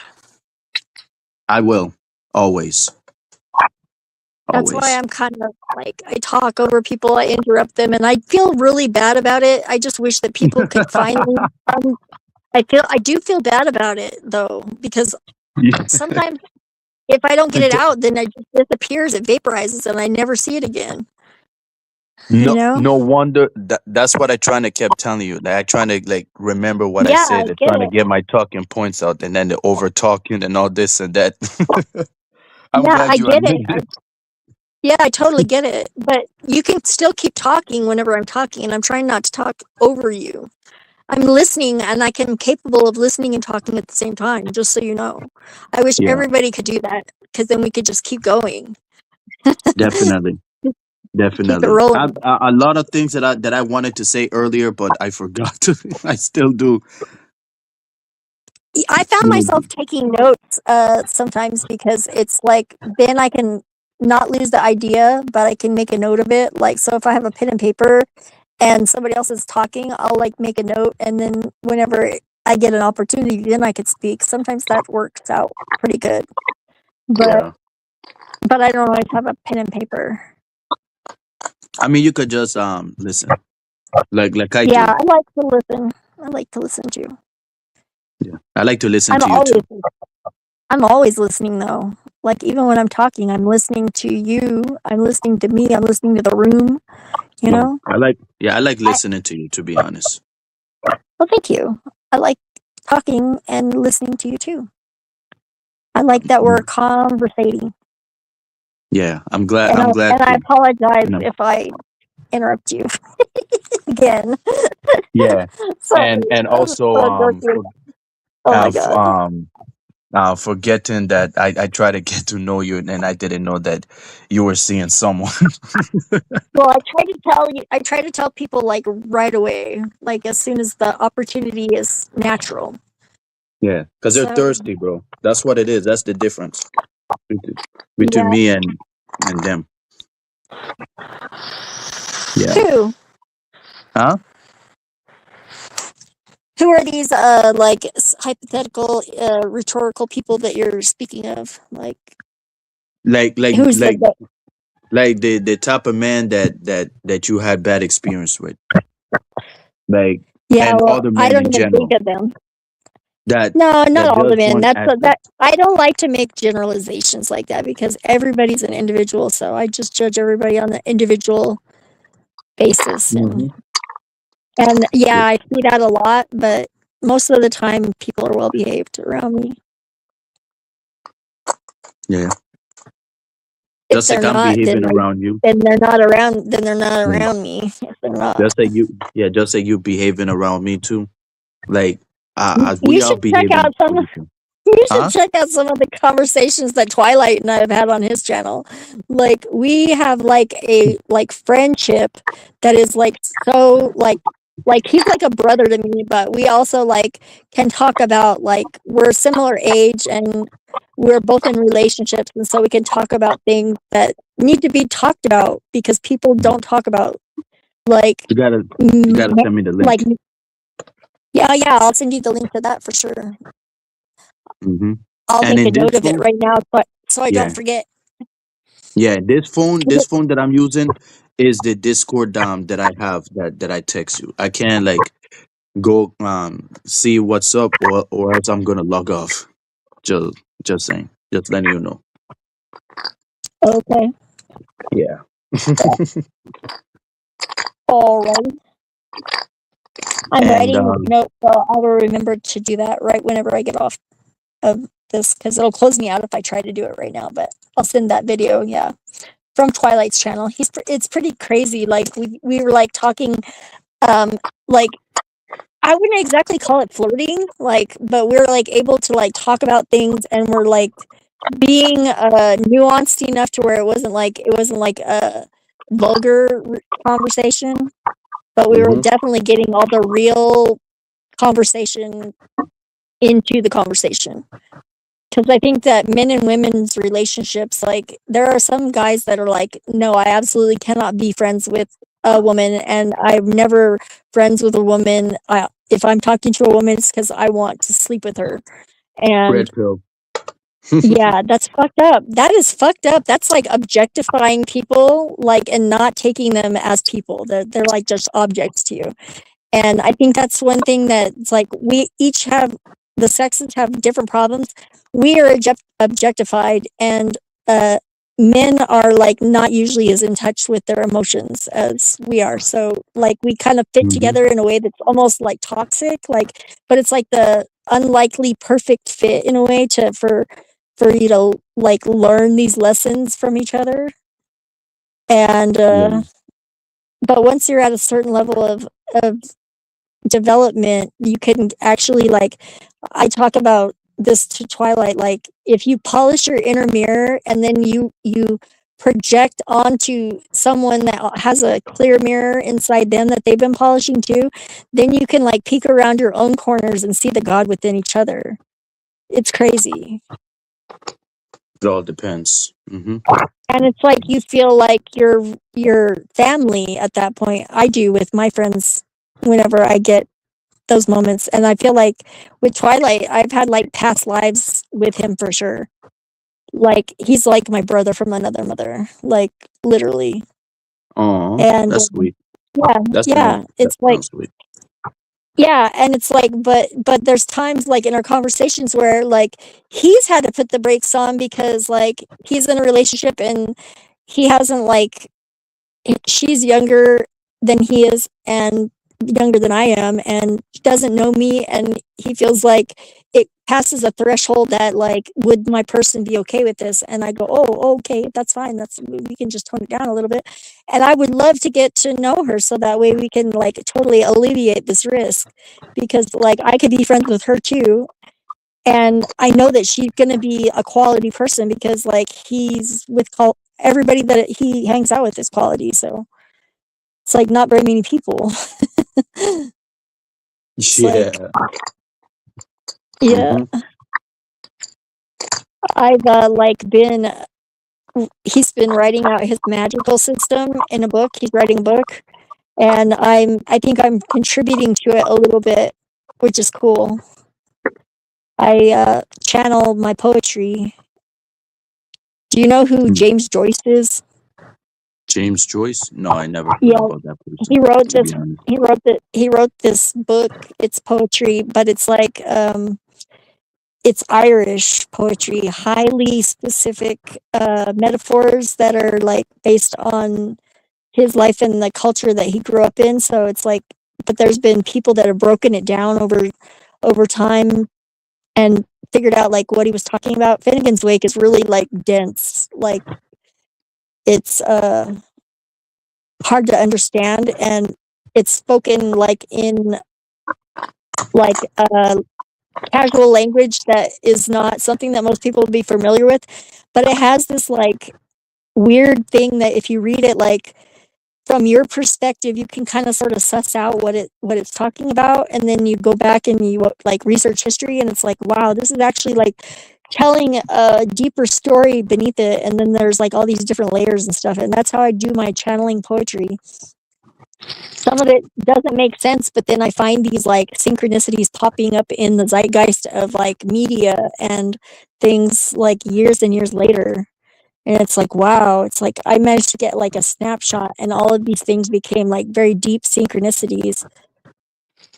I even added TML's term. It's called arctectonics, which is like it's like almost like tectonics, but it's like on a philosophical level of earthquake and plate motion. He's a heavyweight whenever it comes to that philosophy stuff. A lot of people like don't take him seriously, but he's definitely read the books, and he's good at discussing those things. Yeah, people don't take me seriously either, but I'm still worth it. Yeah, well, it's like I haven't taken any school I was in college for a while, but I started out as a journalism major, and then I changed to semiconductor manufacturing technology. I was taking electronics classes basically. And then I dropped out of school. I got a job at the Walmart, but then I quit that job because they were assholes, and the freaking manager was misogynist that like decided he wanted the fabrics and crafts girl to give him blowjobs, and she could be the manager of the pets department instead of me, because What? I was like 3 days short of my my probation being over whenever they hired for that position. Even though the manager recommended me that was leaving to go to a different store, I was like, oh, so I just hung up my friggin' vest and I left. They didn't even know I was gone until I went to pick up my check. And then they said, you're eligible for rehire, by the way. And I was like, no, thank you. I'm going to go be a stripper instead. And so that's what I did. Yeah, like the Players Club style. Have you seen the movie? Yeah, I have. It's funny. It is a kind of cliche, but yeah. I always friggin', whenever I'm done with a job, like whenever I realize that like either somebody doesn't respect me or I'm being taken advantage of, I fucking just walk out and I'll find another job. I don't have a problem finding jobs. Yeah, I would, like, if it's me, I would just stay and just like get used to whatever disrespect I get, because I just get used to it. Like, we as men can handle it. Like, women, Yeah, I women don't do that. can't. Women, I can't women handle can't. that because it like actually affects me physically, and that makes me See? ill. Like whenever I'm in a situation where I'm compromising my integrity, like I don't like it. And that's So my like point right there. That's my point right there. I don't like it. So yeah. Well, I'm But sorry I that don't you have have to to. go through that.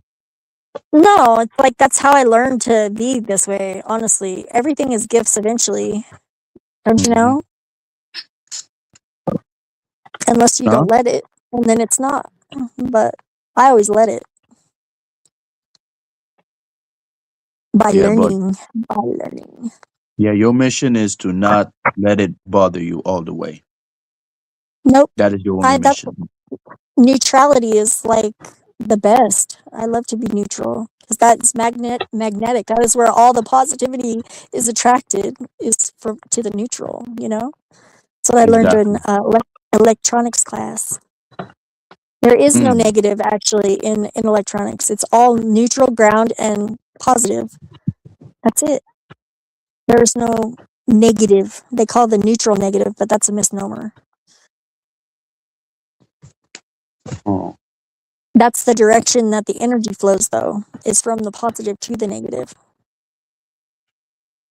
at least in a normal circuit. There's Yeah. alternating and direct current. So alternating actually goes both ways, but that's because it switches polarities. Hmm. It's just like water. It's crazy, but it Yeah, shit runs on the always switches. outside of the wires. Yeah, shit always No, switches sometimes. direct current doesn't, because if it did, it would fry everything. You don't want to friggin' you don't want to make the electricity go the wrong way in a friggin' direct current, because then it goes zzz. True. I did that a few times.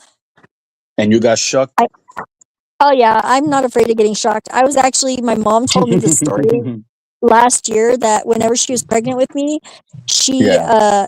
they had this like little like clampy lamp that was like a side table lamp, and it just like had a little clip clamp metal that with a spring that you could attach it to like a table or like a windowsill or something like that, and it was like kind of rickety. And like my dad had gotten out of the shower and gotten into bed, and my mom was getting ready for bed, and like dad like bumped it and like knocked it off of the whatever it was clipped to, and it blew the fuse at the end of the hall. And my dad had like he had like not cleaned up the water in the bathroom, and it was like whenever he walked out, like he didn't have a towel is what it was, and he walked out of the bathroom to get a towel from the linen closet that was in the hallway too, right directly across from the bathroom. And at the very end of the hall, right next to that, was where the breaker box was. And friggin' my mom, like, she was in her pajamas, and when dad was already under the covers, so like she went down the hallway in the dark because she knew how to flip the breaker, and she was standing in water. She didn't realize she was standing in water, and she freaking flipped the breaker, and she had a jolt of electricity go through her body and down through her feet.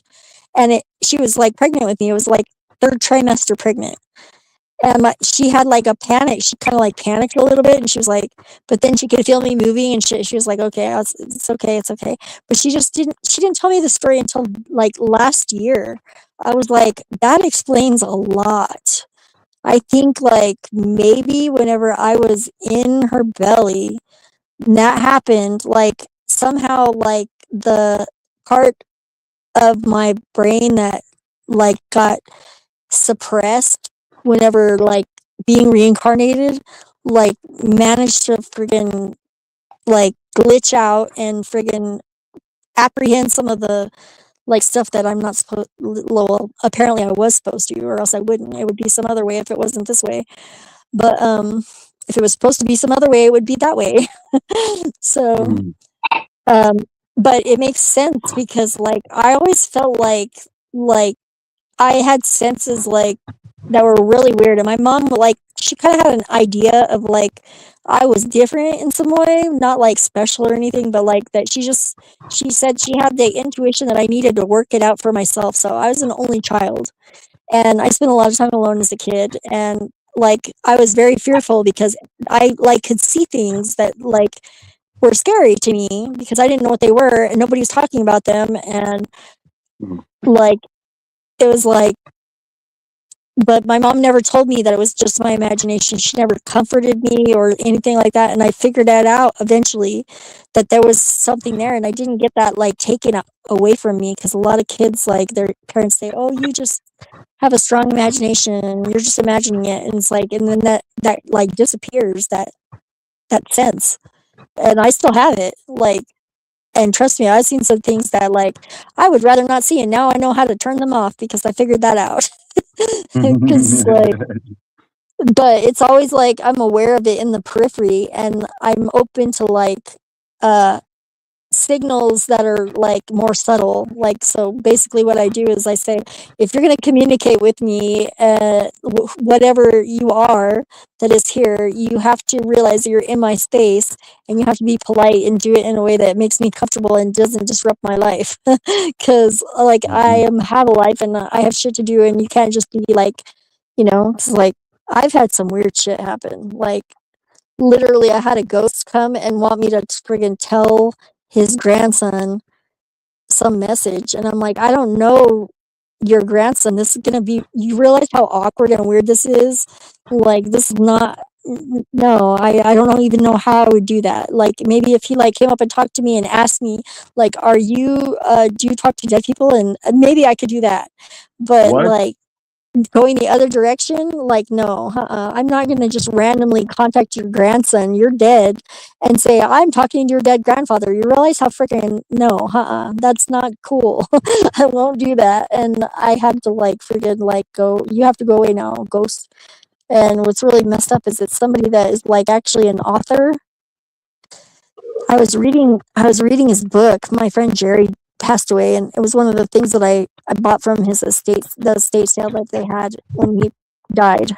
And I got one of his paintings too, and a letter opener, and um, what else? Oh, I got his carpet shampooer. I bought it because I happen to have money, and I was like, I wanted to make sure that they were basically liquidating anything that hit. Everything had been left to his niece, and she was selling the things that she didn't want, and giving his friends an opportunity to buy something to remember him, which was nice. And I picked up this book, and I was like, it was called Night, and I was like, it looked like a paperback book, and it was the only one on the coffee table. So I was like, he must have been reading this. And I picked it up. I didn't make it through the prologue because it's about the Holocaust. He's Jewish, and it was about his journey. This guy, Elie Wiesel, about, he got taken away from his family, and in a concentration camp, and all of his family died. But then he moved to America, and he wrote this book, and he's a famous author.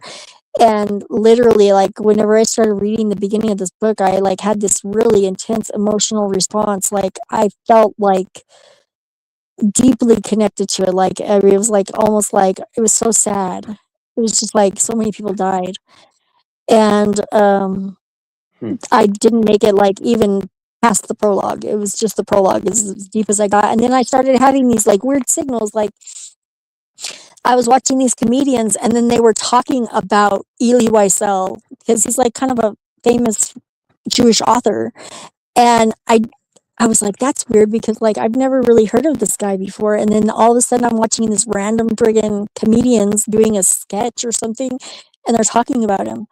And I was like, that's kind of weird. So that pinged my radar, And then I was like, then the same video, like after I'd been watching other videos and stuff, it kept coming up in as autoplay. And I was like, that's fucking weird. It's like, and my natural state is skepticism. I don't want to ever believe that like an archangel is talking to me, or a dead person, or I just like, I'm gonna go, okay, if you're really communicating, you need to be a little clearer. But like, yeah, I realize like being eased into it is a polite thing to do, so I will pay attention to it, and I'll keep noting it, but like carry on with my day. And friggin', and then I happened to be meditating one night, and like literally like the voices in my head, like I hear him speaking, and I was like, he was like, "I need you to talk to my grandson. He's a musician."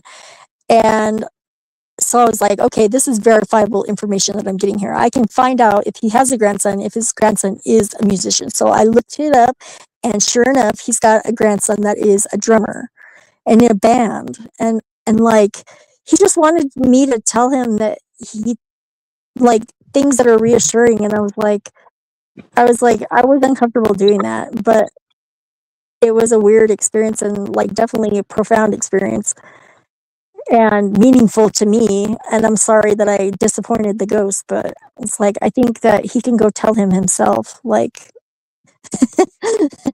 he doesn't need me to be the middle person. And but I do appreciate the emotional connection that drew him to my space, probably. And yeah, it's kind of Drew weird. into your space. Yeah, because I connected emotionally. And I think whenever you think of people after they passed, a lot of times, like my friend Jill, whenever I think about her, or my grandfather, I feel them around me. But there's no judgment. It's like, I don't feel like I don't have privacy in the way that, like, I feel like they're judging me negatively or anything, because it's not like that. Once you're back in the ether, I think you see things the way that they are from outside of yourself, and you can see. This is the Yeah, real and world where real shit happens. yeah, exactly. And it's like, we all that's the thing that I think would be great, if we were all telepathic, like, at will, of course, because, like, I think you should be able to consent to whether or not somebody can read your mind or not. But if we could, like, read each other's minds, even just for a moment, if it was like exposed briefly that, like, we all have secrets, we've all done fucked up shit, like, I think there would be, like, no reason to, like, be in superior judgment of other people at all. Like, some people would be exposed, and those people could be dealt with immediately, because they would be exposed, and the whole world would be a safer place. And I think it would dissolve a lot of the issues that we have with each other, especially with miscommunication, because words, they suck. Like, people misinterpret them, and they project their own, like feelings onto other people, and the things that we hate about other people are the things that we possess in ourselves that we don't like about us. That's so messed up. It's like, a lot of times you meet somebody, and it's like, they don't even see you, they just, like, see, like, the things that are like them, that are in you, that they don't like, and then they just, like, friggin' You finally attack got it. you. Yeah, Yeah, you finally got it. it's good, right? That's true. Yeah, that was actually one of my first lessons. It was my number 2 lesson. My first lesson was, just because you can doesn't mean you should. I'm writing a list of things that I learned the hard way. Yeah, And which that is would good. be, Which yeah. is good. I would love to help you with that diary too. Oh yeah, you got some good folk wisdom, like, for the what do they call it, the almanac, the how to live Almanac. instructions I for don't know what that modern is. life. Me neither, but it's But fun one thing that I do know. to make projections and guess. Well, what you said? Repeat it. Almanac. That's what you said. What is it, Finn? No, like you said, it's called almanac. That's Mnemonic? what. Oh, demonic. No, mnemonic. It's like named is a Oh, mnemonic. Word. mnemonic. Oh, okay, Yeah. okay. Words are names for things. They're not the things. It's Yeah, like the map isn't the territory. yeah. So One people thing. get Yeah, one mnemonic. confused with them.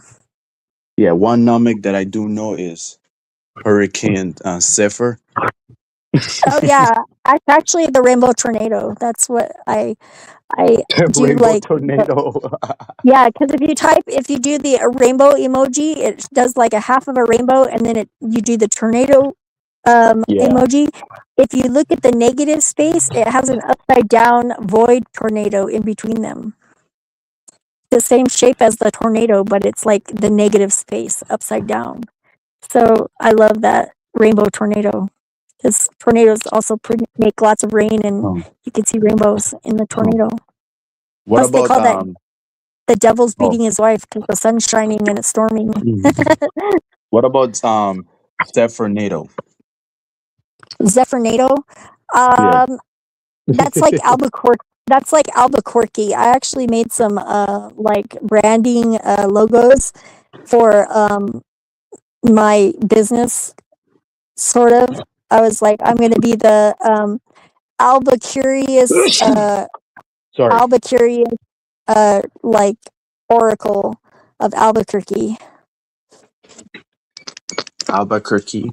What is that? Or it was Albuquerque. Well, that's a city that I live near. I live actually in the county just outside the city limits, but it's the closest city to where I live.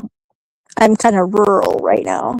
We live on a like dead end road, like in the country where there's like horses and chickens. We have chickens up here, actually. Only, only 2 chickens, but we used to have more chickens. But then the dogs got them. Did you said something about living in a road just now? Yeah, it's like a dead end road. Yeah. Oh, dead end road. Oh, we all live Yeah. in a dead So end road. You know, everything no, is just no. hard right now. Some people live in a road that you could drive through to another road. This one is like, it's like a real sharp turn and most people miss it. Actually, I had to like go out to the road to show my mom where the place was because she was like totally lost. She was lost for like an hour looking for my house, which is crazy. And Damn. it's even worse. It's even worse if I'm not expecting company because like I will cast a protection spell over the property. And whenever I was living at the place that was like two houses down before I moved here, the neighbors, there's 3 houses on the property. And I guess my protection spell like overlapped onto their house too because they were trying to get a truck driver to come and pick up some appliances that they were getting rid of and they could not find the place at all. And she came over, just I don't know the neighbor that well at that point, and she came over and she knocked on the door and she said, can you talk this person, like tell them how to get here so they can come and get these appliances? And I was like, hold on a minute. And I was like, go and have them try again now, like give me like 2 minutes and then like I'm just gonna like friggin' energetically take down this friggin' protection and then he'll be able to figure it out. It's like literally, it's so funny because how did she instinctively know to come over and like have me solve the problem? She knew that I was the problem just like intuitively. And she came over to my house not really knowing me well and was like, can you do this? Like fix it. It's yours. You gotta fix it now because it's inconvenient for me. And so I did it. It was like funny. It's nice whenever things like work out that way and there's no like awkward weirdness in that. Yeah. Because I didn't have to point out to her that she like knew that it was me and I didn't have to give her any details. I just had to like say try again and they will understand. And she just was like, okay, she did it and was free to listen to me and it worked. The guy was there like 10 minutes later. 10 minutes later. Like, sometimes I've forgotten whenever I was getting pizza delivered and they ended up on the street next door or next street over and they didn't know how to get here. Because it's like a street and it's not real apparent. Sometimes Google, I think, misleads people. Yeah. There used to be a way that you could walk through, but now that's even blocked. It's totally dead end on the end. Yeah, I guess. You know, people can make dumb decisions sometimes. It's funny though, because like I've lived on whenever I lived up in the mountains, I'm a Leo and I lived on Solar Lane, right? And now I live on Leo Road and I'm a Leo, but I did not plan it. I did not look for these names to be. But it's really weird is whenever I plot my astrology, like my Saturn line and my Sun line, it's like a very narrow path of like places where it says that I'm gonna be able to live safely and happily and productively. And that was like one of them was Sinaloa. I was like, what? That's really crazy that Sinaloa is in my range of like safe places to like be productive and live. And I was looking at houses and there's like some really cool places down there. Like, but you have to get water. you have to have water in a cistern, and you have to have it like brought to your house to be filled because they don't have like running water. But the houses are beautiful and they're like really not that expensive. I could have a like patio on my roof. That would be awesome. Looking over like a tropical like tropical wonderland, and everything is very like much cheaper there. So like expatriates from America can live for like $5,000 a month, which would be very easy with Social Security, probably, if they manage to keep it. Mm. So are you in Puerto Rico, you said? No, I'm in the Virgin Islands, and it's Virgin Islands. 6:38 a.m. right now. Yeah, it's 4:38 here, so the sun will be coming up there soon. Are you Yeah, tired? You want to go to bed? Because like I'm probably gonna get a nap here soon. Yeah, to I tell you know, the truth, GT. Sorry, my to, speaker's cracking a bit. no, it's okay. I can still hear you fine. Your voice is fine. The only thing that matters is me listening to you. That's what Yeah, matters. I was just GT said so. Yeah, We have your some. voice. Yeah, your voice is like music to my ears. Oh, that's so sweet. Like dead ass. You have a Like nice dead ass. voice too. Really? Dead ass. Yeah, yeah, you have a nice voice. Your voice Oh, is I don't. very. I, Yeah, it's I don't nice. really. I understand you. So Huh? What do you say? it's understandable too. Sometimes I have to like go, huh? And I'll ask you to like Yeah. say a word again. Well, I But don't really believe that I do, but I guess I no, should take that as a compliment, like you yeah, said your English, earlier. and you definitely are very good at English. It's like you're able to communicate pretty well. So as far as I can tell. Yeah. Oh damn! The sugar rush that I got from the dispensary is not. This is not a pre-roll. It is a cylinder full of weed, Yeah. which is 29. Yeah. I want to thank 20. you for letting. I mean, for finally knowing that I'm way different. Yeah, for sure. I'm really glad to get to know you, and Yeah. likewise. Yeah.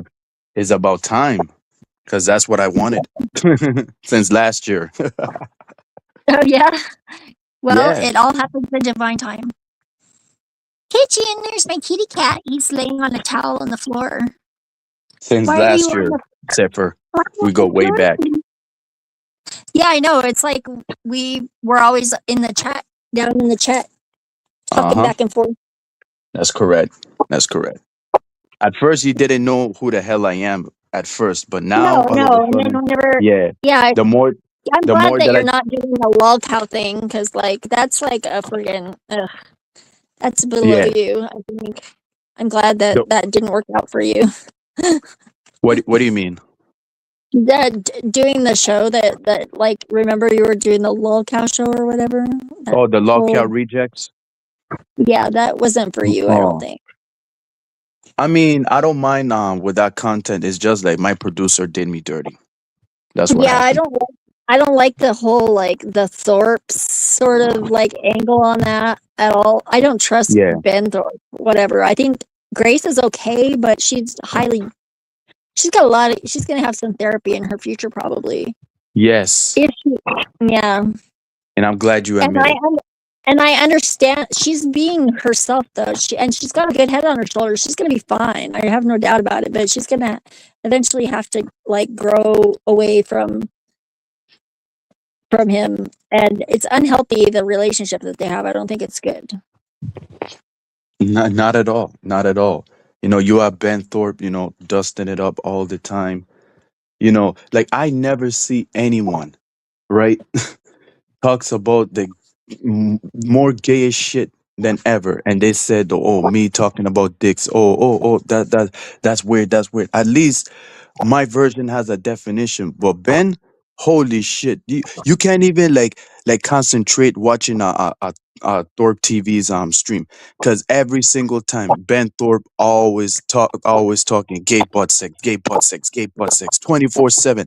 I never see anybody and a grown man talks about gay butt sex all the goddamn time. Like, bro, what the He fuck? seems to me like he would be like one of those Epstein type people, like but maybe not as well connected, like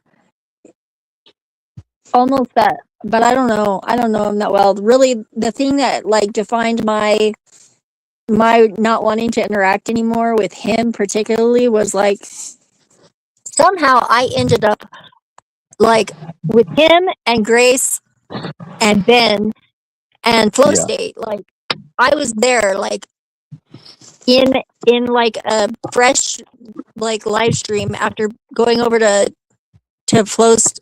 He like actually like fronted me money because I was like, keep the live stream going. I like only have cash and like Dan will be here and then I can give him the cash and he can put the digital money in my thing and I can send you some money. Just keep it open because I was having a good conversation. We were talking and then next thing we know we are like over and that was like during the time where maybe he was gonna be working with them and like I don't know why I was there honestly, but like they were talking about how like there are people that are just giving away content on the internet these and how they could like how he could like Ben was talking about how he could farm this drama and like because it's already all pretty much like out there and these people are doing it for free, so like I was like, okay, so like you're saying you're going to take these people and you're going to use them without their awareness really, like just because they would be doing it anyways and you're going to be profiting off of that, like and you're how are you going to be like are you going to be like I said how are you going to like include them or like are you just going to like not tell them and you're just going to be like predatory or parasitic or whatever that is. And he like gave me this answer that was like well they're just doing it anyways, so there's nothing wrong with me just like friggin' taking advantage of this. And I'm really glad that Flow State didn't get involved in that really. But it was like so weird because like I did not belong there, but I was able to ask a question and Ben answered it and he gave the like real answer. Like he is honest, but his honesty is like gross. I'm glad you said. I'm glad you admit it, because so I was willing for somebody to say that shit. God damn. Well, and he can come and talk to me about it if he has a problem with me saying that, and he can try and convince me otherwise. But good luck with that. Yeah. Then you might I end don't up ever you might end up making like stories that that you send the pussy pic like he did with Kinetic Hell. whatever I don't know if you're familiar whatever. with Kinetic Hell. Good Yeah. good luck with that because you know what, the universe has got my back and it like Uh-huh. doles out that justice without me raising a finger with ease. So like people come Yeah. against me like friggin' they're either gonna fade away or they're just gonna like blow up like in a negative way. Mm-hmm. That's true. Because it's like they didn't bother to get to know me for one if that's the case because like seriously they could be my friend but like I don't know, I would have a hard time being friends with somebody like that because I would be constantly trying to like say hey you know this isn't cool because you're like Exactly. Ain't hurting nobody people. cool with it. Period. Yeah, it's hurting people and I mean yeah I What suppose I could go mind my own business instead but the way they're behaving is hurting people.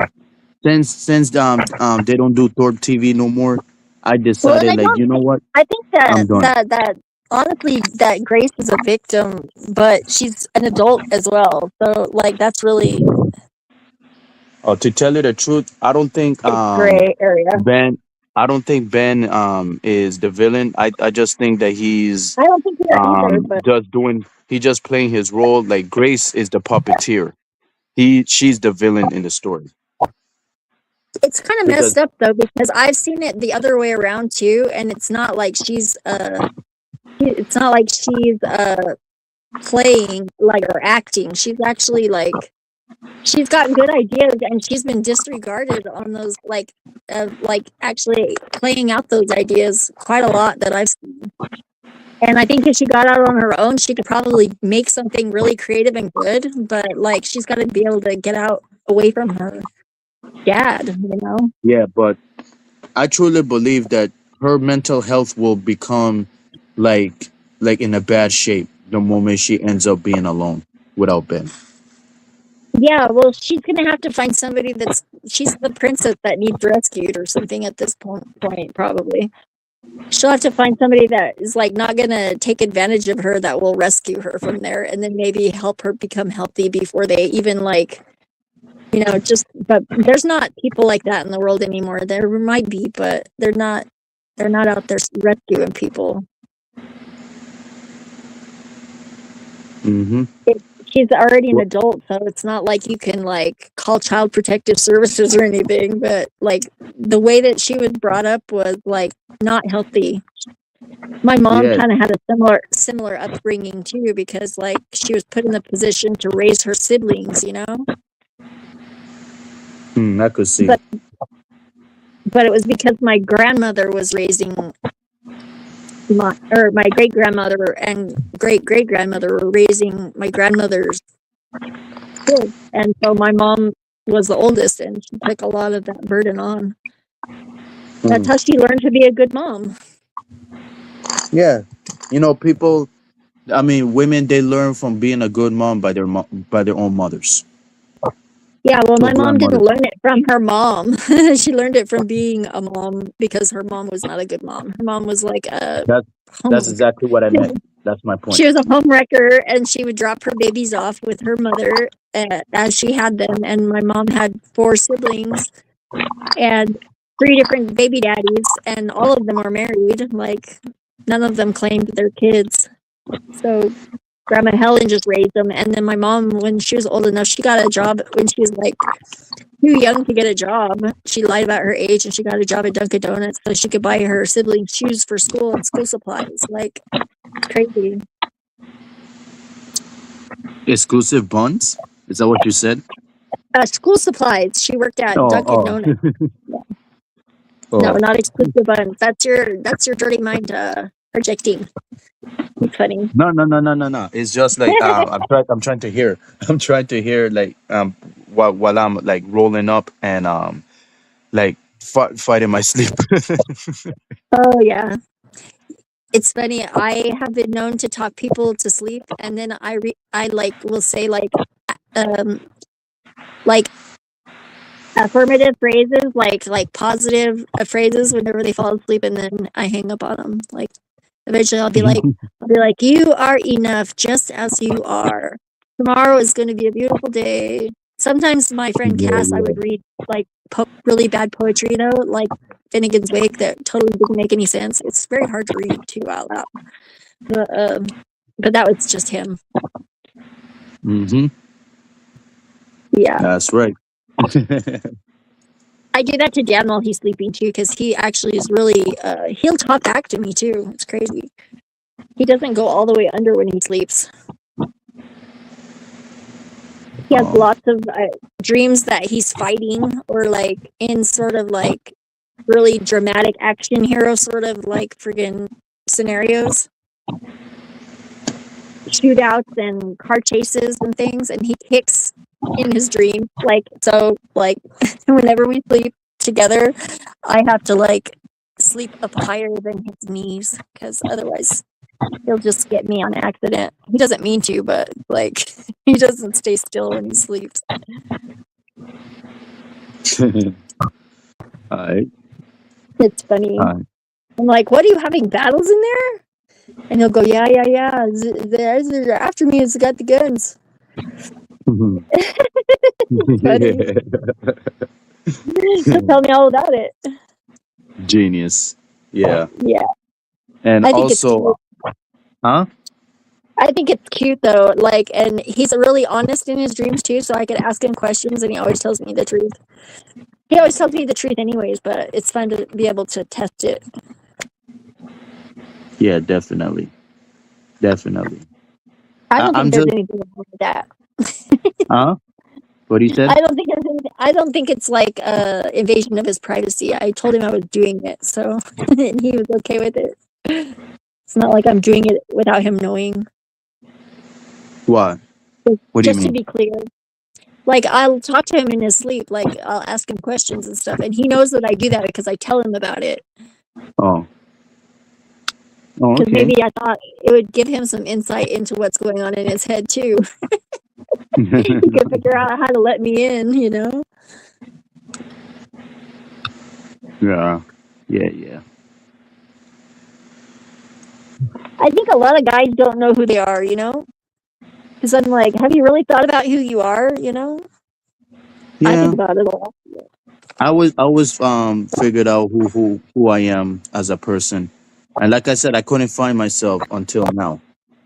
But at this point, like ever since I found myself, I just be proud of who myself. That's why I don't be surprised when people call me names and all this and Yeah, that, because I already heard it before. Like it's just be confident of who you are as a person. That is the ultimate goal, and that's exactly what I totally. always do. People don't accept it, and that's okay, because the only person that accept me for being myself is me. Simple. Yeah. See, and I like my nature is like I am very stable regardless of what is happening. I'm always stable like enough to be able to like observe things and see them for like what they are for the most part. And so whenever where was I going with this? I had a train of thought. Um, You have a trends damn it, up. yeah, but That what you said? I lost the path that I was going along because I was gonna say something to I came up with like freedom is my security because like I am always stable. That's how I stay safe is like because freedom makes me feel safe. So I have to be Yeah. free to do what I want to do, and I'm Hmm. conscientious enough to where it doesn't like have to impede on other people's freedom. Obviously, I respect freedom a lot, so I respect others True. people's freedom as well. And then vulnerability is my superpower. It's like my strength, literally. Like I've never found anything that made me stronger than just being vulnerable. People will underestimate you every time. If you're vulnerable, they'll think one of two things: either you're Yeah. friggin' nuts or you're friggin' dangerous, and both are true. Yes. They're But all true. also, just like being yourself, there's nothing better than that. Like whenever you figure out who you are and you can be yourself, Uh and huh. people are, yeah, I love being myself with other people too. Like being myself by myself is the best, but being myself around other people is good in a different way. Mm-hmm. Usually, Just sometimes it's yeah, not fun, yeah. but You're right. It's not fun because you never know who you're gonna meet.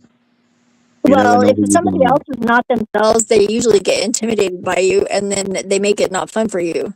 But Uh huh. you can always walk away from that. So That's exactly my point. yeah. and all Well, and I love and it. I love everybody, but some people I love from afar. That's why I can't quite get unconditional love yet because the condition is for some people that I have to not be in the same space with them to be able to continue to love them. Because if I continue to be in the same space with them, I'm not going to love them. You know, and yeah, that I feel sucks. you on that. Yeah, I feel you But on that.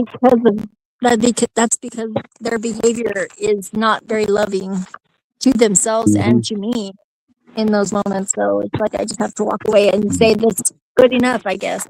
Loving them from Hmm. afar has got to be enough until later. And I always give people second chances, third chances, never fourth chances or fifth chances unless I'm really being acting against my better judgment. But Okay, not to I say hear that you. not to say that I I hear you. never have, because I definitely have. But I would rather not do that anymore because it always ends up bad for me and for them Yeah. usually. It's not good. It's not good to be around people that gives you nothing but negative energy. It's bad for your or health. people or people Not that worth it. also like that you have to maintain the brunt of the weight of the positivity, like to balance, be in balance. Like it's, yeah, hard. Hmm. That's why Like I say reciprocity and mutual exchanges, explicit discussion and agreements are in consent. Mutual consent, like everybody has to agree, and always negotiable to change, so open to hmm renegotiation at any point in time. Mutual consent. I got you. Mutual consent. Yep. And like whenever it's not like it's a permanent agreement. You can always negotiate better, like further on in the future. It's like even though it's like we have like this spoken contract, it's like as exchanging our friendship or whatever. It's like it doesn't have to be so like friggin' so definite, you know. But it just has to be discussed if it's going to change from what's been discussed before. It's not that hard, right? Nope. I don't I mean, I guess. I don't think it's hard. Wow, hard what? It's only hard if like people just can't friggin' like or don't know what they want or like change their mind and are too chicken shit to like tell you that they have different expectations now. What do you think I told you earlier? Like you don't hate when somebody asks you for something and then you said no and then you decide, you know what, here, and then they say never mind. That's my point. That Well, is you my know what I point. you know what I hate worse though is whenever somebody like say like you do somebody a favor and they offer you some sort of something in exchange and you say no. I say no. Don't tell them no. Accept that as an exchange. That is respect and they're like friggin' let them be a fine upstanding citizen that is willing to like give something to get something too, you know. And whenever people like give me gifts, I always like if I don't need it or want it, I will say you should probably give that to somebody else. I don't want to take that like just to be polite. It's not exactly my taste, but nothing personal. Thank you very much for your generosity, but I think it could be better used somewhere else, you know. Yeah. And I don't know why people get upset about that. It's like, no, take it. It's like you don't lick a gift horse in the mouth. That's a dumb thing. Yes, you do lick a gift horse in the mouth. I mean, horses are expensive. You want to lick a horse in the mouth no matter where it comes from. If you're gonna take it. A horse's mouth. Yeah, they say don't lick a gift horse in the mouth. If somebody gives you a horse, you take it, I guess, because you're not supposed to see if it's got good teeth or not. But if you don't want the horse, then just give it to somebody who wants it. You got to be able to investigate it before you friggin' decide whether you want to take on that responsibility. It's an animal. It's very large and takes a lot of food. If it has long teeth and it's old, it's not going to be much use to you. It's not much of a gift. It's silly. I don't know. Yeah. I Like we guess. drive in parkways and park in driveways, and a snake in the grass is an asp, but a grasp on the ass is a goose. I don't understand. That's a good one. I like that. That's a good one. I had to practice to be able to say that right. Yeah, what they I say will be snake is a grass and is the an asp. A snake in why is a snake in the grass an asp, but a grasp on the ass is a goose? is that a joke? Yeah, it's a tongue twister. Oh well, what is it? I don't know. It's like one of those answers that has no question, or Oh, questions that has no answers. oh, It's an answer in and of itself. but you just said that it was a joke. You just said like it's a joke. Well, So now it's that kind is of a that. joke because it's kind of funny, but it's not really a joke in the stereotypical sense of the word. It's more of Oh, a all right, my bad. funny saying. Guess I take It's it like back. it's a sphinxy riddle. Like if Woody Woodpecker had a woodpecker, would he peck it? I don't know about that. He probably Since you- would. I would imagine. since they're talking about peckers, only the women can decide that. Well, it's a woodpecker, and if he had a woodpecker, he would definitely peck it because he pecks wood and it's made of wood. So Is I that a know if I reference was to a Woody something? Woodpecker, I would. It's kind of innuendo and it's not so it's nuanced. It could be taken many ways. It's a meme sort of statement, No. Well, memeified. what mean is it? Well, I like double entendres, things that have multiple meanings, because it's a good test of how someone is going to take it is where their mind is. Because, like, I don't know. I had this experience. I'll tell you a short story. Okay. Hopefully it won't put you to sleep. But I was traveling to California and And I was wearing this shirt that's a Marilyn Manson t-shirt, and it's like got a sign on it that looks like a beware of dog sign, but it says beware of God.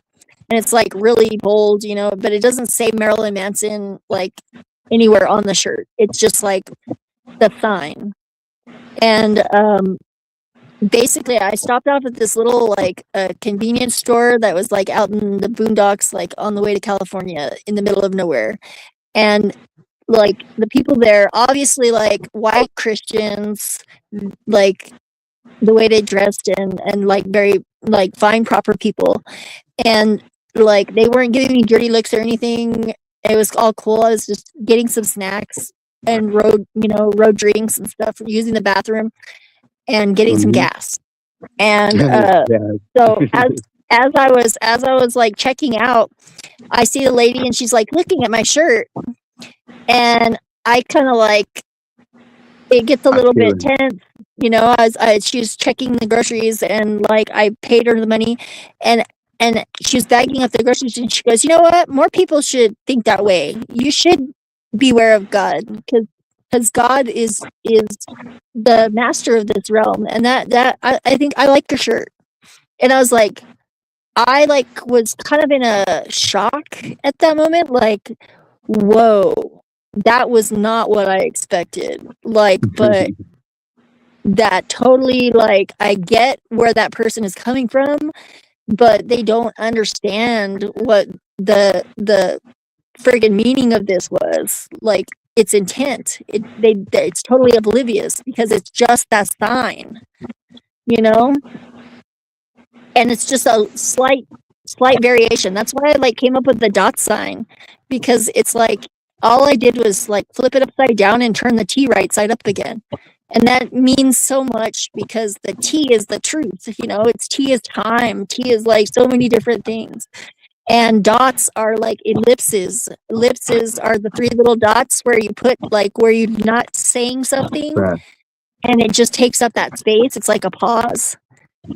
And it's like, yeah, that's how I came up with that, like the dot sign. I want to change all the stop signs because I think they're all too bossy. I don't think people need even the words on it for it to do its job. Mm-hmm. and the proof is the stop sign emoji, because it doesn't have any words on it. Yeah. And since we're talking about sleeping, right? You asked me am I sleeping? And I telling you that nope and yes at the same time, but I'm fighting it. What about you? You're fighting it. Yeah, a little bit. This is about when the sun comes up. It's about whenever I normally catch a few Z's. I like to be awake for whenever the sun comes through. I have this like diamond shaped window facing west, and whenever and that's where the mountain is, the Sandia, so it actually comes up kind of late. But when the sun hits a certain angle, it hits the disco ball, and I see all these like reflections of light on the ceiling, and I like to like look at those, like meditate a little bit, and then I fall asleep. Oh, you just caught my attention because I just do that shit. The sun is already coming out, and it's 7:05 a.m. Yeah, it's 5:05 here, same as my area code. Wait, it's 5:05 where you at right now? Yep, and it's same as my area code, the phone area code. It's 5:05 a.m. in New Mexico. Yeah, 5:05 a.m. Hey, at least we had a good time here, though. Yeah, the sun is not up yet, though, but the rooster is crowing. I could hear him. Yeah. Hopefully, you get.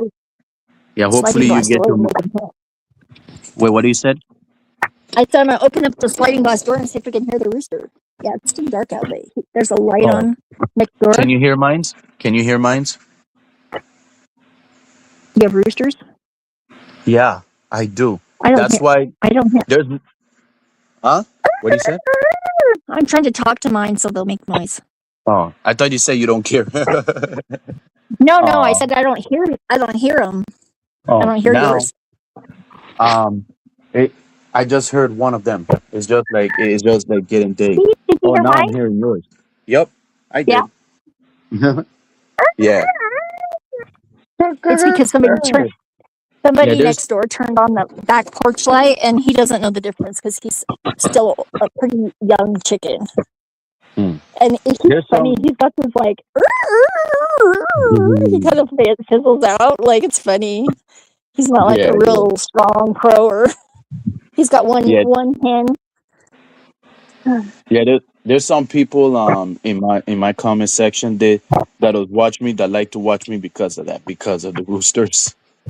That's funny. I love roosters. They're like dinosaurs too, but not as much as turkeys. Turkeys are freaking dinosaurs, What especially the about wild peacocks? ones. Yeah, what about Peacocks peacocks? are annoying. They're annoying. I like to look at them, but they're like really obnoxiously loud. We don't live very far from where the zoo is, Loud. and yeah, they're really loud. The peacocks What are very loud. What do you mean by When they they're make loud? when they make noise, they call. They're like really loud. Same thing with guinea hens. They're like very Oh, loud. I didn't know peacocks can make noises. Yeah, they do all the time. Like What noise they do? they like go like it's like really loud. You can hear it over long distances because we can hear them from the zoo over here. And some Yeah, what people are that live here in the country, there's a few people that just let them wander around all over. I see them in the neighborhood sometimes. what are they? Cops? Yeah, I don't know. But I like talk to crows and stuff whenever I go outside, and Crow? I can talk. I can flirt with turkeys. I go. Turkeys? Wow. That's Yep, wild. that's what they sound like. And then crows go, and I can go, ooh, ooh. That's a like owl. Yeah. What I about used to be able to make a hummingbird noise, but I can't do that anymore. oh, or what about for example? What about that? I don't know. That sounded like somebody ran into a car door, like the edge of a car door, like like that's A what it sounded bird? like. Yeah. Oh yeah, Hold on. there's I'll go one try and bird that show you. comes here in spring, and he does this weird noise. I always call him a cuckoo bird. He goes like you know, it sounds like a person like pop. Yeah, I don't Is know what that kind of bird that is, but it's a weird bird. I got it I from think that Rio. mourning doves do that. Here? Yeah. I got it from Rio. Like have Oh you yeah, I seen the love movie that. Rio? Yeah, I With have. I love Angry Bird. I love Angry Birds. no, not Angry Birds, Rio. But it is the Rio Birds is based on Angry Birds. No wonder why they have that game. That Angry Yeah, Birds Rio. Yeah, yeah, in my yeah. other It's phone. Finnish. They're It is. Finnish. But it got bought out by Disney. And then Pixar made the movie. So it's actually Disney that did it, but it was bought from a Finnish company. I know that because we had an exchange student from Finland. And The also, Nikon I cameras, Moomin, all sorts of good things. Even Santa Claus comes from Finland. Did you know that? wait, what you said? Santa Claus comes from Finland. That's where the North Pole is, literally. It's like nowhere else. It's not. And they have the best chocolate there. They have Laplanders that dress like elves. They have reindeer there. And they have amanita mushrooms that they grow. And it's always snowing. That's what the outfit is representative of. But most people don't know that. They just think Santa Claus was like a saint or something. And there was a Saint Nicholas. But he like made presents for kids Santa and Claus. delivered them on his blood. Yeah, last time I checked, Santa Claus don't exist. No, you know what's really funny though? I was like 14 before I figured that out. So 14. yeah. And you know how I found out? I found How? the toys that my mom got and set out for Christmas. I found them before Christmas. And I expected them to be like wrapped, but then they were set up and they said from Santa. And I was like mind blown. I was like, you guys have been lying to me this whole time. I was so freaking mad. Like, it's so funny to think about because I was so stupid to be like thinking like that. But that was like my mindset as that age. It's so dumb. Yeah. But yeah, I was like big nerd and like innocent in ways that I that I probably shouldn't have been at that age, but I was like not innocent in other ways that I probably shouldn't have been at that age either. So it kind of balanced out, I think. Mm-hmm. I had a pretty idyllic childhood. My dad would tell us to go play in the street, and we actually did it, and we were fine. We were fine. We didn't get run over or anything, but I don't think he expected us to actually do it. I think he was joking, but we took him seriously, and we went and played in the street. Yeah. And nobody cared. Nobody came out to get us or anything. People just drove around. Well, what else can we say? We can't do anything besides react to it. Or respond. You can respond instead. It's much more Definitely, thoughtful that way. definitely. Either I try not to react. either with words or your body parts, meaning that fists was Or body slapped. language, yeah. I think body Yeah. language, you can tell like what mood people are in. I can walk in a room and I can tell like who's in a good mood, who's like in a bad mood. Even Uh-huh. if they're faking. I mean, I like have a really good detector. You're a It's good like my gauge. you're a good detector? Well, I have a good detector of like atmosphere, emotional atmosphere, at least. Oh. But sometimes Well, I get it totally wrong too, though, like in ways that I don't know what happened. But that's like sarcasm. I totally get that wrong every time. It's one of those weird okay. things that it gets me in It, trouble if I take it wrong and actually think it's funny and it's not. That's what's happened to me a bunch of times. Like somebody's not being sarcastic; they're being totally serious. But what they're saying is like sounds so ridiculous to me that I think you must be joking. So I just assume that they're joking, and they were not joking. huh, so ain't I nobody just joke like like that. okay.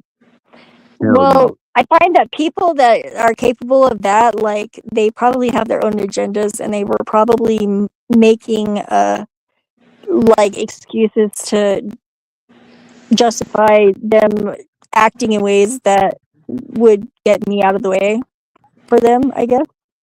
They just were being wishy-washy about it. It's okay. I just Mm. miss them, and I was very disappointed at the time because I thought that they actually knew who I was and like wouldn't need to do that. Like for it to be that way. They could just like say, "Hey, I have a problem with this, and I wish that you wouldn't do this." And I would be like, "Okay, I'll try my best, but no, I'm not perfect, so please be understanding if I make a slip up." So my friend Jen, she hated whenever I would like take the Lord's name in vain. I would say like, "Oh, Jesus Christ," and I would do that a lot, like probably a lot more than Me too. I. Yeah, but it really bothered her, and she told me like emphatically and like from a true place that it really made her uncomfortable. And I did my damnedest to like not do that. And she was really understanding. If I slipped up, I would be like, "Oh my gosh, I'm so sorry." Like, friggin', I'm trying. It's like, and it worked out. It's not that hard. Like people that want to be using different pronouns and stuff, if it's not obvious, I think they should like be polite enough to at least wear a label, like so that if somebody looks at them, they know what their pronouns are. They don't have to guess, so nobody gets offended and nobody has to put out any like effort in a way that they feel like is like the other person enforcing their own entitlement. Yeah. Mm-hmm. Yep. my Yep. my youngest kid wanted to be called they instead of she, and I'm fine with that. Dang. But they didn't say that to me, and I was telling stories about when they were little, and I remember this little girl, like, and so I was saying she, and like that like really got them all freaking fucked up, and like. But instead of like talking to me about it, I had to find out from a Facebook post that I apparently did not support them in them being themselves. And I was like, "Okay, kiddo, we need to talk." Whenever I read that, I was like, "We need to have a deep conversation." And we worked it out though. I was like, don't you ever think that I do not accept you as you are. I want you to be happy, whatever you do. I don't really give a shit about this. Sorry that I'm like, this is kind of hard for me, but you don't understand why it is, because like I didn't have these weird ass friggin' like specific requirements for what people call me. You can call me whatever you want. I have people call me bro all the time. People like don't know, if they don't hear my voice and I'm in a chat room, 9 times out of 10 people will think I'm a guy. They called you bro because what? Yeah. For what reason? Well, because they misinterpreted that I'm a female, and it doesn't bother me at all. So I let them call me bro if they want to, but they most of the time actually think that I am a guy if they don't hear my voice, or I don't tell them. And I just like, most of the time I don't clarify unless somebody asks.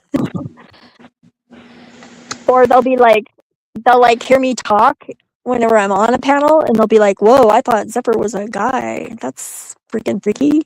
And I was like, nope, I'm just fluent in manese. Am I fluent at least? Wait, hold on. Well, can you repeat again? Fluent in manese. I'm fluent in manese. I can speak manage. Fluid and mayonnaise. Yeah, it's like I have a fluent like ability to speak like in a way that I think gets across to men what I mean. And it might not be exactly how they talk to each other, because obviously I'm not going to be good at that. But I don't know. I used to hang out with a lot of guys. Most of my friends were guys. Aw. I could see No, I could see that. it, There's some it people was that judge you good for it. because Yeah, there's some people that judge you for it, for having male they friends. do, but there are people that'll judge you for like having bad vision, and they'll think that you're giving them dirty looks whenever you're just squinting because you can't see. So Yeah, they called you simp. They called you this and that. You defending yeah, a woman that has female friends? Like, bro, like who hurt them? That's the big question. well, I will give them the illustration that most women don't actually support each other. Most women are backstabbing, and they like Yeah, work against each other rather than cooperating, and I don't like that as much as I like how because men will support each other. And you can yeah, tell a man your deepest darkest secret, and then you have a falling yeah, out, and that will stay between you and them. because they Like they won't understand go each and tell. other.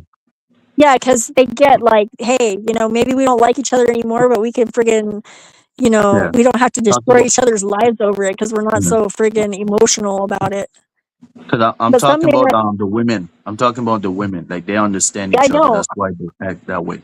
No, they understand each other, but they don't they're not like authentic to each other. They'll like be kind to the face, and then they'll friggin' talk shit behind your back, or they'll be vengeful and jealous and totally like break you down behind the scenes and plot against you, even if Yeah, you don't have any sort of even if you're not a threat to them at all. Like if they see you as a threat, they'll friggin' destroy you, and they're vicious, you exactly. know. And They think like each I don't other. like it. I That's don't what it think is. like that. I don't think like that though. I I'm glad. I'm understand glad. Well, I'm that glad you thought. don't. I'm glad you don't. That's why I don't get along well with many women. My mom is one woman I get along with, and my best friend Kelly, and like Mm. Dan has Roxanne, but I don't really get along well with her. She's like, it's I call funny because myself Kelly too. yeah, Did you that's funny. notice? Yeah, Yeah, Kelly, That's my alter. What he said? Kelly, my friend Kelly, she's Irish, and she's a Sagittarius and very party girl. She's fun, but she's older than me, and Oh, party girl. I see. she taught me to value myself. Like she's kind of bossy. She's the only person that can boss me around other than my mom, that I don't even question it. Most people, if they try and boss me around, I'm like, you could say please, maybe if you ask nicely. Bad. But with Kelly, she's like, she and I literally, she's so good of a friend that I had a friend that was visiting out of town whenever I was Yeah. out of town, and he got stranded, and I called my friend Kelly. She went and picked him up and took him to her house, fed him, gave him a place to stay overnight, and then took him to the airport so he could go home. And How many friends you know that sight unseen will go and pick up a complete stranger, like drive to go pick them up, and then friggin' like I sent her money to give to him so he wasn't broke on his flight back, No, and I never like experienced that. Actually, he never was did. panicking though. I think it was the oxygen deprivation because we're high up here, and also just like he was wandering around downtown, and there's a lot of people that are like down and out and homeless, and he's from Vancouver, and he's homeless, but he's not like destitute homeless like some of the people here. And that was just a lot for him. He's a Libra too. And I think he was really upset that I wasn't here whenever he got here, but I told him I wasn't going to be here. I told him I was going to house at my mom's house while she went to a wedding. So, like, All right, all right, and he just got what I stranded. wanted It to, was like huh? bad. He just got stranded, and then he calls me and I'm like, I'm not there. I don't know what I could do to help you. And I was like, I guess I could call my friend and see if she would come and get you, but no promises because she has the ability to say no, and I fully expect her to. But no, Yeah. she picked him up, and I even like I was on the phone while they were trying to find each other because he was like he walked across the street, and I was like, okay, she's over at the freaking Golden Pride, parked on the side, and she's got her lights. She's flashing her headlights right now. It's like Hmm. freaking funny.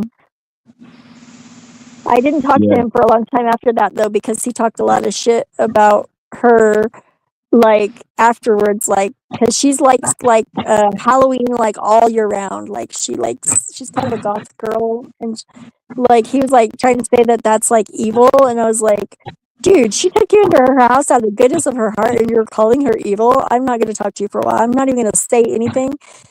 But Well, I now, don't blame you, and I don't yeah, I blame you was for like, that. that's disrespectful. It's like, what the fuck, you're going to criticize somebody that did you a kindness? Don't do that. That's no. I think he was just upset. Like he didn't understand the situation. She had a couple of people that were staying with her at the time that had overstayed their welcome. So she really didn't even have the bandwidth to be offering my friend hospitality, but she did it anyways because that's the kind of person she is. And it's like that's a ride or die. I, Indeed. you got I believe you. everybody should have one of those. Yeah, everybody should have a right to die. If it She, listen, if somebody, if a man meets a woman that cares about them and their well being, they should never lose them. Do yeah. not lose it, Well, fellas. yeah, at least you should be able to work something out to where like everybody is left whole. Like if you guys have to part ways, as friends. I've had to part ways with friends. It's better if you can Uh-huh. work it out and like Yeah. everybody is like okay Start with off. how it works out. Yeah, start off as friends first before anything else in the future. Yeah, That's the key. Hmm. You see, totally. I even think you have to be friends with somebody if you're gonna stay with them for any period of time. Like really. Dan's my best friend, like my closest friend right now. you see, told you. Now you get my Yep. point. Mm-hmm. Now you get He's my point. just sleeping. No. Right now because normally he would be at work right now, but whenever he's on his days off, like he works Thursday night 11 to 7 in the morning on Yeah.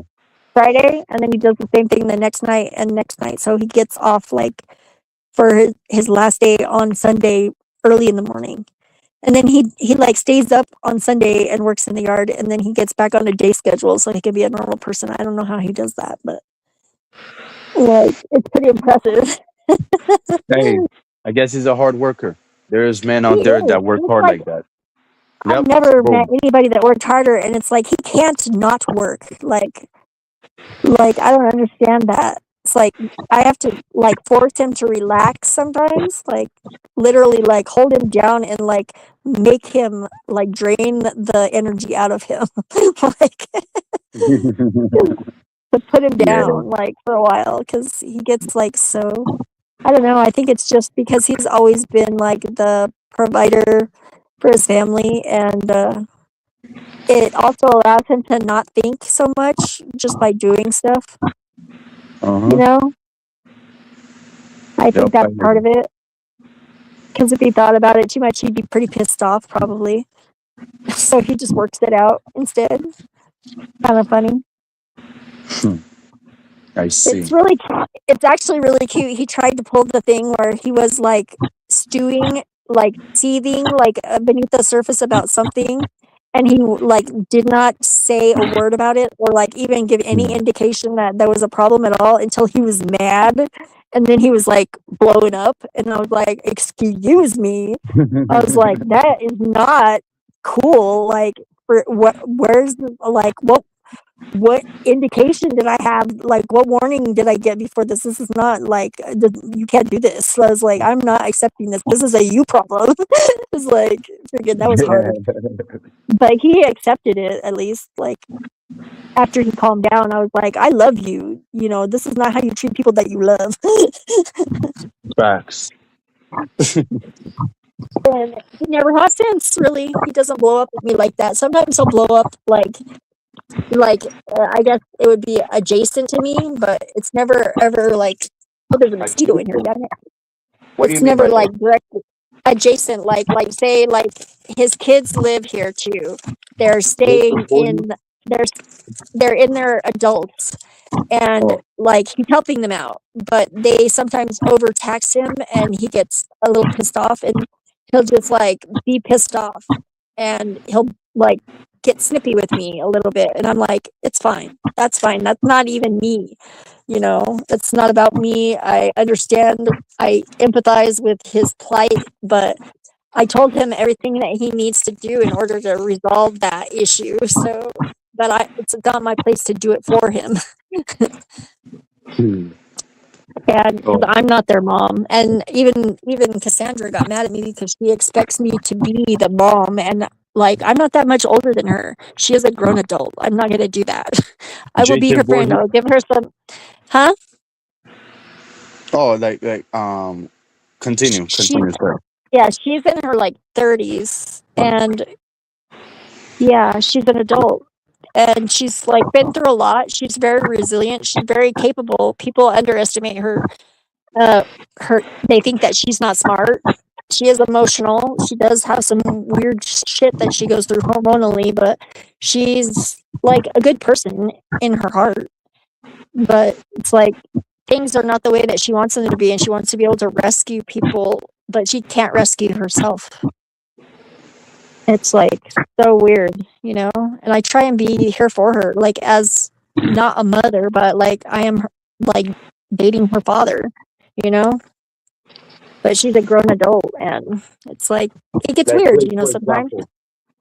He has to be her dad, but she's an adult too. So it's like that's kind of hard to navigate too because sometimes she acts like a child, just like she would be a child and You he talking about doesn't Grace? stand for that. Yeah, huh? You talk about Grace? Grace is like that too sometimes, probably. Yeah. No, I was talking about Okay. my partner's kid, adult kid, Oh, oh, oh, okay, basically, okay, okay. a daughter. And she's a Yeah. good person. I even advocated for her to come and stay here because she was like making efforts. She needed the help, and I thought that she would be a help around the house. And most of the time, she is. No. Um, but it's I like thought sometimes it you gets real tense with them because she feels like she moved out like when she was like 16 and lived on her own and she got into all sorts of trouble and she kind of sort of like said that she didn't have a choice and that like she felt like Danny like chose his wife over her because she came from a previous marriage and that person passed away. Like, I was like, "No, you can't put that on him." That he was just, like, doing what he was doing to take care of the household, and he wasn't choosing the other person over you. It's like, you were the one that left, and, like, maybe he didn't see what was going on with you, but it was like he was just doing the I best thought thing that he could do. yeah, I thought you were talking about that Butterfinger Grace store. It could be, like, a metaphor for that, Yeah, I probably, call her. pretty close. Yeah, I thought you would understand the reference. Like I call her Butterfinger. You know why I call her Butterfinger? "Don't touch my butterfinger." Yeah, I don't Nah, know. it's because she had a never have I ever challenge with Flow State, right? Would she admit of her finger in her own ass? I wish I was Really? making. I wish I was That's making this crazy. up. Yeah, I That's wish I funny. was making. I'm gonna send See, it and to I you tell if you don't believe everybody, me. I say I pick my nose. Sometimes I eat my boogers, but I don't do it in front of other people. Oh, really? It's good for your immune system, honestly. What? Oh my It's and God. it's better than rubbing boogers on like surfaces of places that belong to other people, especially. Don't you think it's polite not to rub boogers on people's furniture or under their tables? Because some people do that, and I think that's gross. So, That only children. That only children do that because they don't know better I at that got age. that mosquito. I killed that mosquito. No, not only children. I've seen full-grown adults do it too, and they stick their gum underneath tables at Yeah, restaurants that's because I different. used to. Yeah, Yeah, no, gums are different. Gums are no, different. they're not. They Yes, are they are. not. Up your nose, you're just breathing it. It's just boogers. How many times do you swallow your boogers whenever you're crying? Like, and you swallow your boogers. When I was a kid, like I don't know how much, but damn, like Yeah, I gotta count. it's I good for think your immune system because you're processing all sorts of things that you're breathing in, but they're still contained, and you're putting it through your digestive system, so your immune system can recognize it. I don't know about that. I don't know about that. Ask But ask, yeah, ask a doctor. I did. yeah. I can't Yeah. tell which is worse between that or Grace fingering her own ass. I can tell which is worse. Well, I bet you won't be flirting with me much after that, then, huh? That's funny. Wait, what? What do you said? Nobody ever flirts with me after that. It's funny, but Dan doesn't care. He just doesn't want, he's like fine as long as I don't do it in front of him. He farted in front of Well, me, like, huh? and that he said he farts in front of me, like, and whenever I accidentally farted in front of him, he said that's how he knew that we were in love, because like we could be comfortable enough to do that with each other. Like, I don't like when he farts in front of me, and I don't like to fart in front of him, but if it happens, it's like okay. It It's happens. not Like like it. people farts. It's just Yeah, gas. I know. Yeah, I Yeah, know, I but don't. some people are like, no, women do not fart. We do not Yeah, poop. You know, it's like, I yeah. have that mindset. I have that mindset. Do you? Yeah, Yeah. well, because our farts are way ranger than yours are. I have a silent but Huh? deadly. Mine are Or silent but deadly. Like I could just like make no noise, and then you're like, "What the hell?" Just like, oh, something died in here. You know? mine's is louder. Yeah, I Sounds don't like a do loud. competition. Sounds like a competition. If you farted like that, I would be like, "Are you flirting with me?" To be honest, Just to be kidding. honest, I kind of am, and I'm Oh, glad that's you so brought that funny. up. I'm Do you do glad that you around other guys too, dude? Oh my gosh! Don't fart around other guys. no. They might take I it mean, wrong. around listen, around the guys. Listen, around the guys. It's Like competitive, depends. right? Yeah, It's like, oh my depends. god, it's I so don't know. wrong. Depends if they're um like okay with it, but if not, then you just keep it to yourself or go somewhere else and bust it. And according to your question, am I flirting with you? Since we're talking, since you mentioned that nobody like people stop flirting with you after the booger story, but I'm Yeah. flirting with you right now, actually. Okay. See, that's cool. I'm down with that. I'm glad I didn't gross you out to the point where you're like, oh my god, I have to leave now. We're not Nah, there you yet. know I'm cool. I know what the boundaries are. It's good. But I have to tell you that because like I think Yeah. for when it's like it makes like I have a logical reason for it. You might not find any sense in it, but it's like literally I promise not to do it in front of you, so it's like fine. I don't even accidentally do it No. in front of other people. Uh, at But least you're honest about it, and I respect you for that even more for admitting it yeah. with with guts. That's what I Yeah. like. Yep. If you as a human, admit of what you do and you have no remorse, I respect you more for it. Yeah, that's how I am. I mean, but I don't think that's the worst thing in the world either, you know? I've admitted like all sorts of things to I mean, like I like had this weird situation once where it was on Ash Wednesday where I accidentally got ash on my forehead because I was like listening to people that were like outdoors in this like little area where people used to smoke during lunch. And Yeah. there was like these planters, and I was sitting up on the edge of the planter, and I got ashes on my hand. And then I rubbed my forehead as I was walking to this bookstore to confess my sins to this like bookstore owner and return a book that I stole from him because I felt really bad. He was not God. happy, but and then whenever I realized when I got home that I had ashes on my forehead, I was like, "Holy shit, my sins have been absolved, like by the universe." It was very deep. Because it felt like God Very had deep, deep, deep. absolved my sins. It was so crazy. Yeah. I didn't even know it was Ash Wednesday until I got home later. And then somebody was like, "Oh, did you go to church or something?" And I was like, "Why?" And they're like, "You got ashes on your forehead." And I was like, "What does that mean?" I was like, and they're like, "Today's Ash Wednesday." And I was like, "Oh, what's that?" Then they told me, and I was like, "Holy shit, I did it backwards." Oh, that's so funny that it was the same day. Well, what you were saying? Sorry, my mom was calling me. Oh, You were yeah? saying? Yeah. Like my mom, Oh, she okay. doesn't like. Listen, she doesn't like me. She doesn't like seeing me awake at this time. But I always get used to it. So what you were saying? She doesn't like you being awake at this time. How does she know that you're awake? Is she there, like, in your Yeah, she presence? just knock. Yeah, she does knock on my door. Didn't you hear the Oh, knocking? no, I didn't hear it. I would say, "Hi, Mom, what's up from America?" Oh, really? But she's a nice lady, though. She's a nice lady. Yeah. Well, Dan walks through and I have him say hi. It's like, he's not my dad, though. As a matter of fact, I had to be really very clear about my enunciation. Like, whenever I call his name out, like, I say Danny, like, very clearly, because it would be really weird. Because he's older than me. If I called him Daddy on accident, Oh my God, I know that yeah, reference.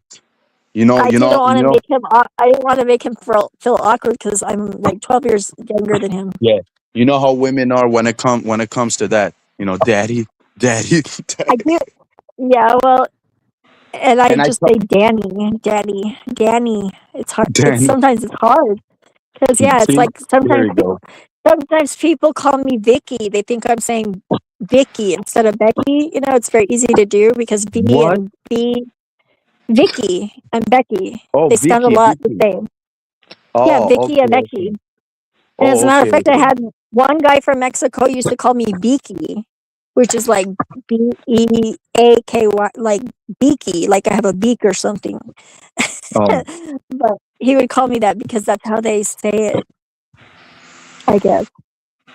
okay, okay, okay. I But I was see. like, my name is not Beaky, but he couldn't say it right. And he would also say, he could say chicken, but he could not say shoes. He could say choose, but he could not say chicken. And it was like I tried to like tutor him Gardina. a little bit so he had good pronunciation, but that was Fernando. We worked in the deli together. He was like Vicky, do you want some chicken? Are those new chews? And I was like, my chicken got no chews. My chicken got no chews. Yeah, that's it. I was like, oh my Oh, goodness. That was actually what my friend Serafina like had a blow up over because she said I was being racist. And she is black. what? Like, she's black. She's a black girl. And she said I was being racist because I was telling that story, which is a real story from my life. And I think it's hilarious. And Fernando thought it was hilarious.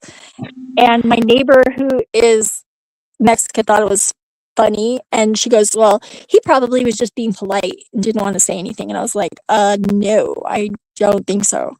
I think you're just like manufacturing something to cause some drama so you can be the dominant person in our little group here. And yeah, at that point, I was just like, and then I called our friend Andrea, who's the co-host of the podcast, and I was like, I expected her to be the neutral ground, the middle person that would like friggin' mediate between us. and she friggin' threw me under the bus. I was like, she was in on the plot, and she was like part of the plan, and they were like trying to get me in line. And whenever I realized that, I was like, oh man, I cannot trust you people anymore, and this isn't going to work out. And I was like, I guess I'm not going to be able to do this. And I hope we can be civil. I don't plan on talking shit about you behind your back. I only do that to your face. So if you can do that, then I will be civil and we'll part ways. And that's what we did. I still missed Andrea, though. I was very disappointed in her. I thought she was my friend. It sucks whenever you get betrayal like that. But I understand why in retrospect, because that was like right when my Sagittarius Neptune was in a certain position, and it was like every time that happens, it seems like people like totally misinterpret something and blow things out of proportion, and I have to go somewhere else. It's like I get my new deployment from divine timing. I'm sorry, my shit was muted the whole time. Oh, were you talking and I was like talking over you where you're all annoyed too? That would suck. I'm sorry. Like that you muted yourself. Yeah, because I was sat in my bed, and now I'm about to puff. Yeah, I'm puffing too. I was gonna puff the other kind, but I'd have to roll one because yeah, I have this one it's called Goliath, and it's a pre-roll, but this other little tube that I have, it's called Sugar Rush, and it's not rolled yet. It's just like full of like ground up weed. Oh, as I was saying, that it is sad that see people losing their friends over nothing.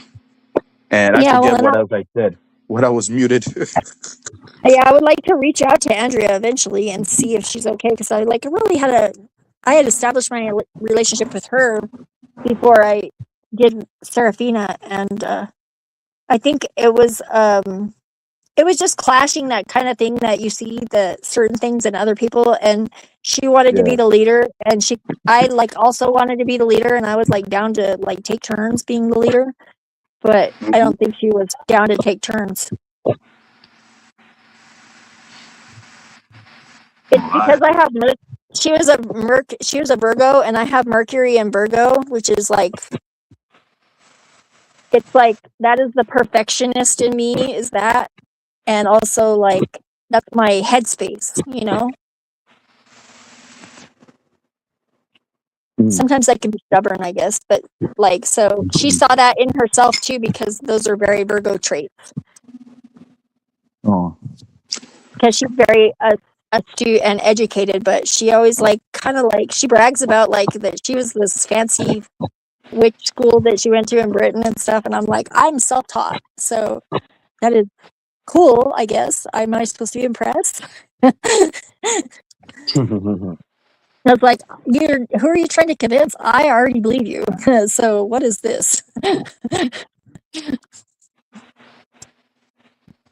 yeah, hold on. I'm about to use my other phone once again to charge the other one. Yeah.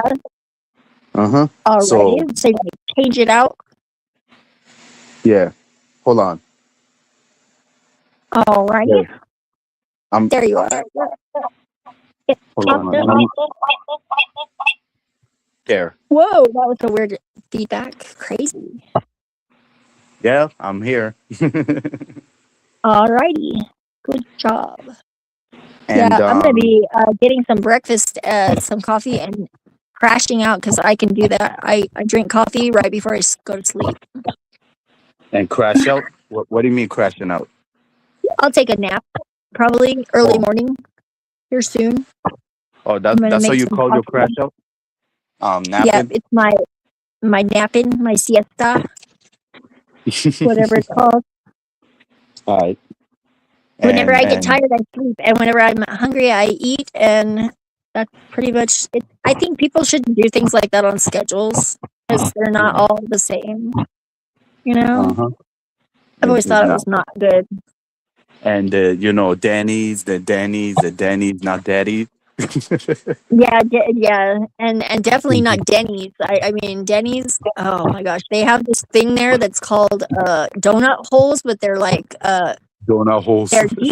they're deep fried maple syrup filled donut holes, Oh, and they powder sugar them, and there's only like 6 of them in a It's like almost like a little dessert appetizer, but you could only eat one at a time. They give you like dipping syrup, like it's a glaze, like almost like a on a cinnamon roll or something that they would put. And like I got that on Mother's Day. That was my meal. I didn't even order food. I just wanted that. And they were really good the next day too. Like even though they're cold. But I don't eat that much sugar anymore. That'll cause me to crash the hell out. and that's the best decision you make because Yeah, I could eat a half a sugar, cheesecake though. yeah, sugar at a old age is not good. Sugar at an old age is not good. At any age, really. I mean, Yes, you're but right. also like denying kids candy like also makes them sugar addicts when they grow up, and oftentimes it turns into other kinds of addicts too. Denying candy makes them sugar addicts. What? Yep, it does. I don't know. Seriously, my parents let me have whatever candy I wanted at any time, pretty much. Like I made myself sick with Three Musketeers candy bars. I ate 3 of them, literally. I bought 3 of them and I ate them all. And I made I myself love Three so Musketeers. sick. I love I Three do too. Musketeers. I still love them, even though I made myself sick with them, which is really rare because usually if I make myself sick with something, I don't like it later. But No, it wasn't that bad coming back up as it, I hear it you. wasn't because I didn't eat anything else with it, thankfully. But like my friend Timmy, his parents did not let him have any candy. And like literally he was like the biggest sugar addict that I've ever, and he was like, he had to hide it, and like whenever he grew up he was like drinking a lot and he got thrown in jail like domestic violence with his partner, and it was like wow. I think that it was all because whenever you deny someone and they're a human, it makes it more attractive, and it makes it like Yeah. you're trying to control them and they want to not be under your thumb, it's like they want to rebel. At least some humans do. Mhm. That's why I think that like the whole Garden of Eden story was like, I think it was like God trying to get us to like move out of the house and like freaking make our own thing. I think he tricked us and like made that whole story up so that way we would feel bad enough to like just go out of the nest. Oh. But yeah, as I wanted to, well, I don't know about that, but as I was saying, I already covered on my show, women, saying daddy, daddy. I wanted to say that, but I finally Yeah, it's not remembered. right unless you've got a sugar daddy and sort of situation going on or something, and then it's all consensual and everybody agrees to it. It's fine, whatever. Facts, There are facts. actually like there's money dominatrixes. Have you seen these girls online that like will like they're financial dominatrixes? So they'll like call up this guy and they'll be like, Nope. "You're gonna Yep. send me You're not money," lying. like, and they'll boss them around and like they'll send them money. Like, I don't understand that, but good for You're them. not lying. You're not If lying. it works, it works. Like apparently It's the not guy gets something from it. Like, exactly. Even if even if it don't work, at least he's getting something. and it's an honest relationship at least. Like in Mhm. that way. Nobody's like trying to blow the smoke up anybody's butt or thinking they're going to get something later that they're not entitled to, that they Yeah. didn't ever agree to. What I'm smoking on yours right now, meaning me smoking my joint. I mean joint. Yeah, me too. I just lit mine. It worked. Yeah. I like the tubes because then I can just drop it right back in the tube and it dies because of the lack of oxygen, and you don't have to put it out. Yeah. And so wow, like that really surprised me. That you said that about you farting in front of your partner. I was like, hey, yo, what? That's a I whole didn't do it different on level. purpose. Yeah, I didn't do it on purpose, but he like had done it, like he did it in front of me shortly after, and like then whenever he was leaving to work, like this is probably like a week and a half after we like had been hanging out together. And he was going to work, and as he was walking out the door, he said, "Love you," and I was like, yeah, we'll talk about that later. Have a good day at work." And I was like, God damn, you couldn't say you love. All right. well, no, I because I didn't feel it yet at that point. I mean, I did negotiate with him about 2 weeks after that, but it was like, he didn't say it. I don't think he said it intentionally. I think it was like force of habit, because like I was in the position of like, and he's a very dutiful man that, you know, has been married for many years, and kind of just came out force of habit, you know? oh, But I didn't want to make it like a lie and say it back right away, but we did talk about it later. And then like actually like 2 weeks later, I initiated re-evaluating our relationship, because whenever I started, I was like, okay, this could just be a rebound. I don't know what's going on emotionally with me yet, because this like relationship was very long, and I haven't been out of it very long, and like, you're very sweet, I like you and everything, it seems good, but I don't want to just like, because I've done that before, where like I found myself like engaged to a guy like after like just barely meeting him after a breakup, and then like a few weeks later having to like break this poor boy's heart, because like I realized that I was rebounding and I wasn't having authentic feelings. I was just panicking, and like he was very sweet and I was blowing it out of proportion, and I made the mistake, you know. That was actually like the first time I didn't ghost somebody, like whenever I realized that I'd made a big mistake like that, and I was like, wow. And he was mad. He was so mad. And I took all of his friggin' slings and arrows and cursing and like, why did you do this to me? And I apologized, but he didn't feel much better. He was just like, damn, that sucks. sorry. Having to do that, you know, like, but Yeah, that's why I sucked said worse sorry. for him, I'm sure. I'm sure it sucked worse for him. Like, and he was really angry. Like, Sorry he didn't for talk to me for a while after that. And whenever I bumped into him again, he was just like, kind of like aloof. I was like, I get that. Yeah, like, I'm gonna go somewhere and leave you alone. And yeah, I feel bad.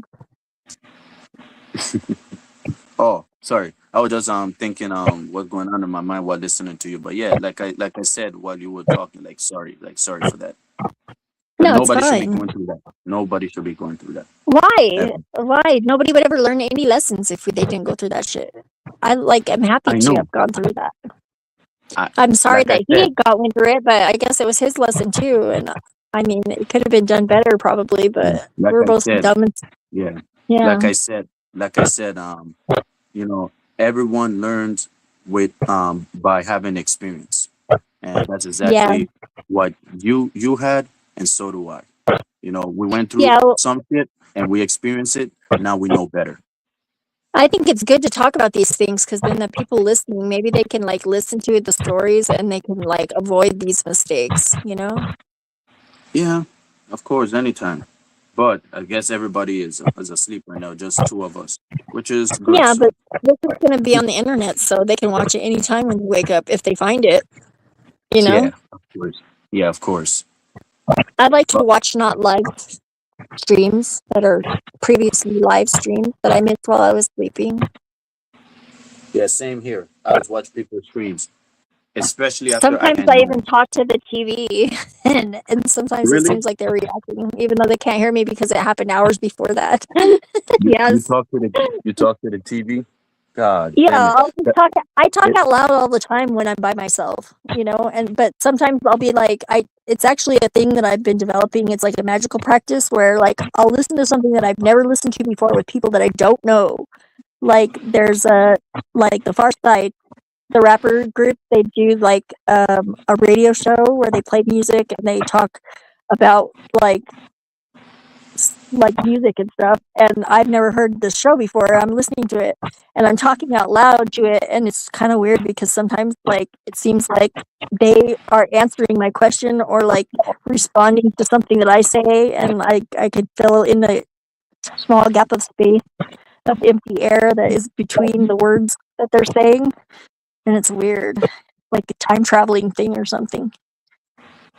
Yeah, it could be, it could be, but as I was saying that oh my god, I forgot. Oh, like you Yeah, remind me of myself when I like talk on my own sometimes, especially with my alter ego, Kelly. Yeah, same thing. huh. Well, that's an odd name because it's kind of like it's a non. It's it could be a girl's name or a guy's name. My friend Kelly is a girl, but I know a guy named Yeah. Kelly that is a guy. R. Kelly, Machine Gun Kelly. The list goes on. Yeah, I think those are their last names though. I guess. I guess. Yeah, But Zephyr is actually a guy's name, which is in like every oh, person that boom. is in Russia that has the name Zephyr is a guy, and it's So actually a you male goddess or a male god. He looks like a so you butterfly, have but he's still a guy. so you have a male's name while I have a female's name. Wow. Yeah, that's Interesting. our expression of the divine masculine and feminine in each of us, right? Yeah, I We each guess you have a could little say. inner child too, and I like to teach people how to play the inner child because I think that's like the most overlooked playing is like something we should do like throughout our whole lives. It's like people tell you to grow up and be responsible and get a job. That's because they want you to be a slave. They want you to do what they want you to do and they want to go have fun on their terms, but they can't help you do that in your life. It's like I think I every job that I've had that I liked, I could there was some level of fun and joking around that was allowed, like some banter back and forth. Even under this circumstances, like I worked in the deli and not slicing meat, and I could have cut my fingers off or whatever if I was not. There's a difference between horseplay and friggin' just making a nice fun environment to work in. I like to whistle while I work and listen to music while I You work. Yeah, well, you I just always have said, music on. or did you just said that you like to dance while listening to music? Well, I like to work while I'm listening to music, and I like to whistle while I Oh, work, you said work. You said and work. sometimes I That dance while I'm working. Yeah, it's like I like to well, dance around the floor, or sing out loud. I sing every morning whenever I wake up. I put on music and I sing and I stretch, and well, then I get up since out of bed. that's a since you said work, right? I thought you said twerk. That's why No, I said no, dancing. It's that's a funny reference to though. twerk.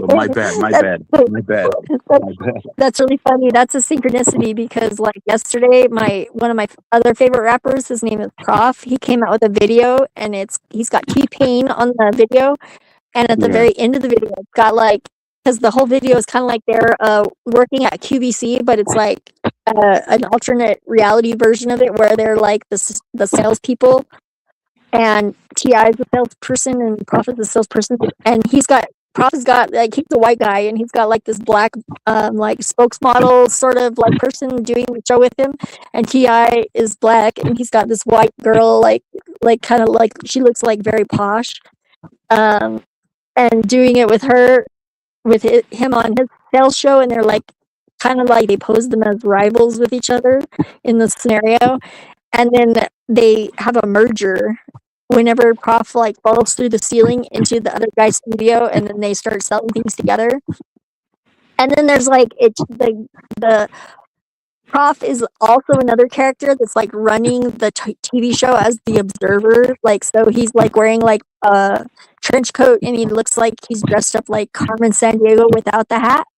It's the same color khaki kind of trench coat, and he's got the remote control, and he's like, "Oh my!" And he changes the channel after the merger, and it goes to this commercial from the 80s about the club, the thing that you put on your steering wheel to keep your car from being stolen, and it's an actual clip of it, and then it turns to this black girl goth twerking instructional video, and it goes, "Twerk it out." And it's this black girl, and she's got fluorescent green roots with black hair, and it censors it. It says Tipper Gore has censored this booty shaking or something over the little censor block, and it's so funny. Hmm. But I hear it's you. all. And then I told Twilight about it, and he was I told him I would send it to him, and I forgot to to send that video. I sent him the other links and everything that I told him I would send him, but I forgot that one. And he goes, "I see no goth twerking," and so I had to. I was like, "Oh shit! Sorry, I got it right here. Here we go." Yeah, I haven't even checked to see if he responded to it yet. It's pretty funny though.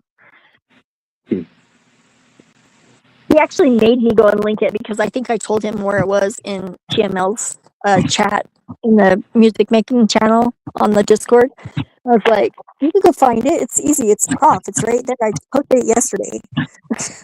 But then he got me to actually post it to him because he's so sneaky like that. Did you say you have a Discord account? Oh yeah, I have Discord. I texted you in Discord my phone number.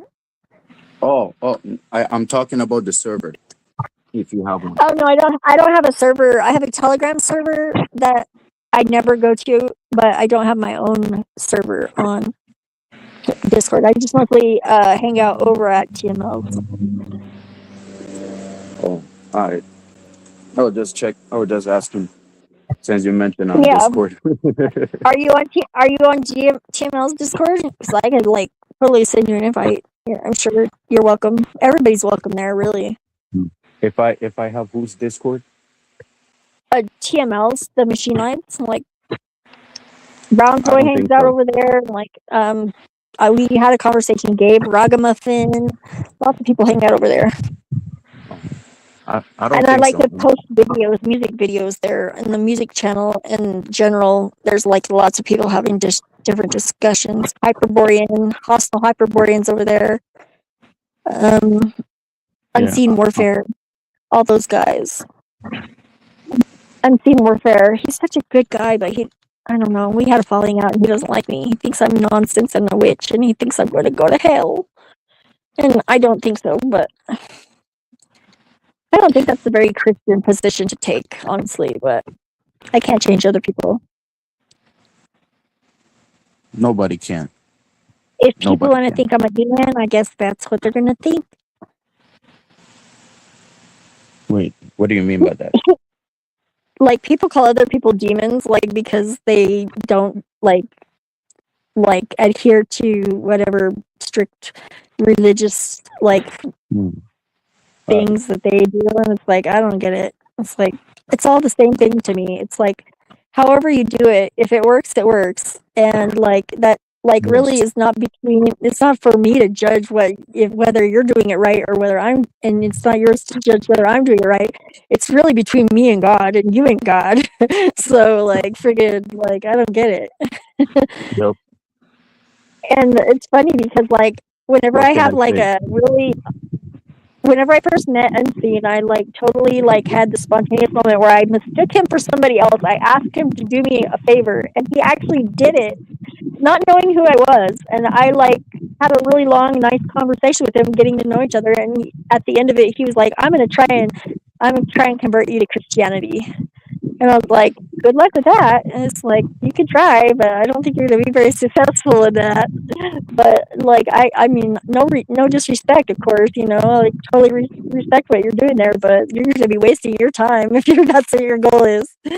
And then we got into some silly arguments over stupid shit that doesn't even matter, that has to do with specific things. And I really don't like whenever people call other people demons, because they're not demons, they're humans. I mean, maybe some people might be influenced, but it's their behavior, not their soul and who they are in their heart. It's you may not like it, but guess what? Like you said, you can't stop them what they want to do. You can't stop them what they say. You can't stop them what they do. Neither do I. I can't call. Well, and they call people out, so I figure it's towards behavior to call them out whenever they do things that I don't like too. So that's what I do, and I say seriously, I've had people come down on me, judging me so hard whenever I was out at work. I had a group of Christian guys that were missionaries, and they came up and they were they acted like they were just normal people and they might be interested in getting a reading, and then they're I realized at a certain point the conversation had shifted, and they were all kind of orchestrating to find out what kind of a person I was, and I was this is a little weird. And I was like, what's up with these guys? Because they weren't like dressed like missionaries.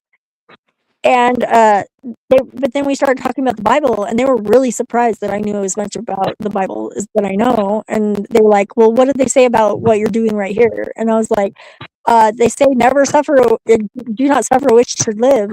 Are you gonna like fulfill that one? Are you here to do that right now? Because like you could try. And I said I would rather just have a conversation, and I don't mind you like hanging around here while I'm setting up my table, but I'm gonna be soliciting some entertaining some customers here shortly. So we're gonna have to wrap this conversation up. Like they came back again like weeks later, like all dressed different, like acting like I wasn't gonna recognize them. It's so funny. At a certain point, whenever they don't want to go and they want to just keep arguing with you, and I'm like, dude, I'm at work. This like we have to go find somebody else to preach to right now. Who I the fuck? totally respect. Yeah. Who the fuck argues with people while they're working? Like, Yeah, well, unless because he doesn't think that I have a real job. He thinks I'm being evil on the street and corrupting the drunken youths that are wandering by. You know, like, like he's out there to protect them.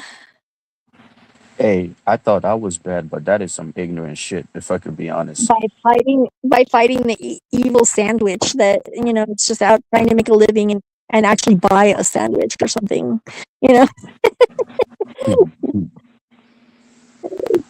What's really funny though? I came up with this line that is the conversation ender whenever it comes to like people that are like really trespassing on my autonomy and my domain of authority, like and I can get them to shut the fuck up and go away like immediately, and it's like a shock factor because I go, okay, like it doesn't seem like you are very confident in your belief of God, because if you are very confident in your belief of God, why is it that you're here doing God's job for God and not letting God do God's job? Because that's God's job to judge. It says so in your book.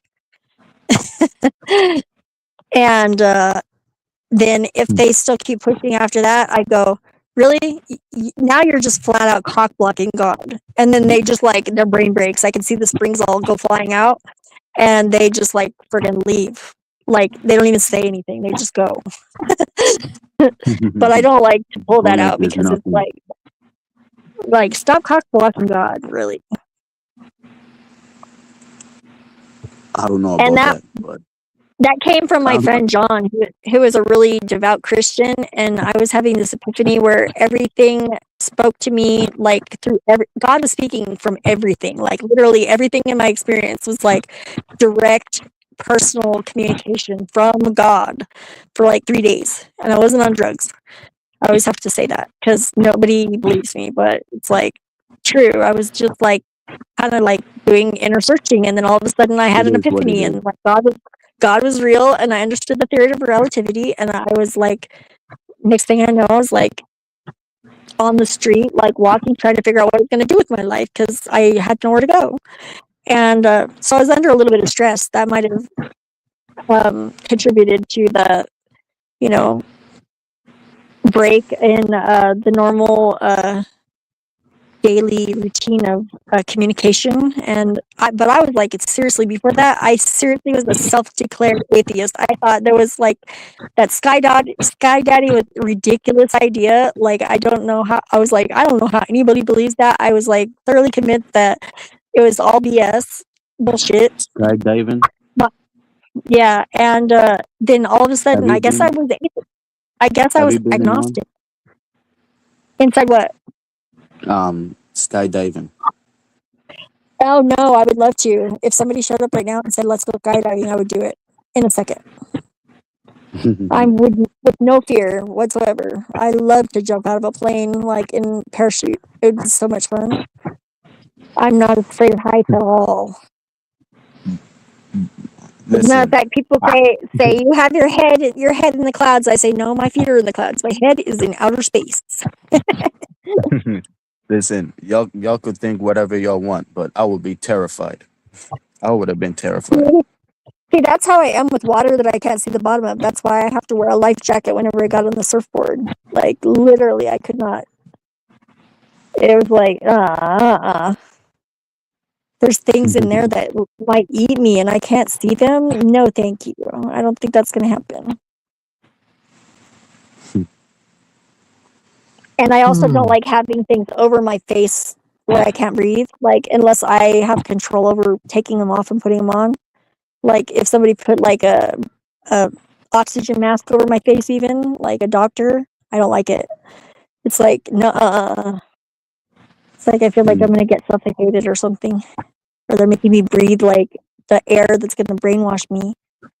I don't like it. We all don't like what we don't like, and we like what Yeah. we all like. That's the difference.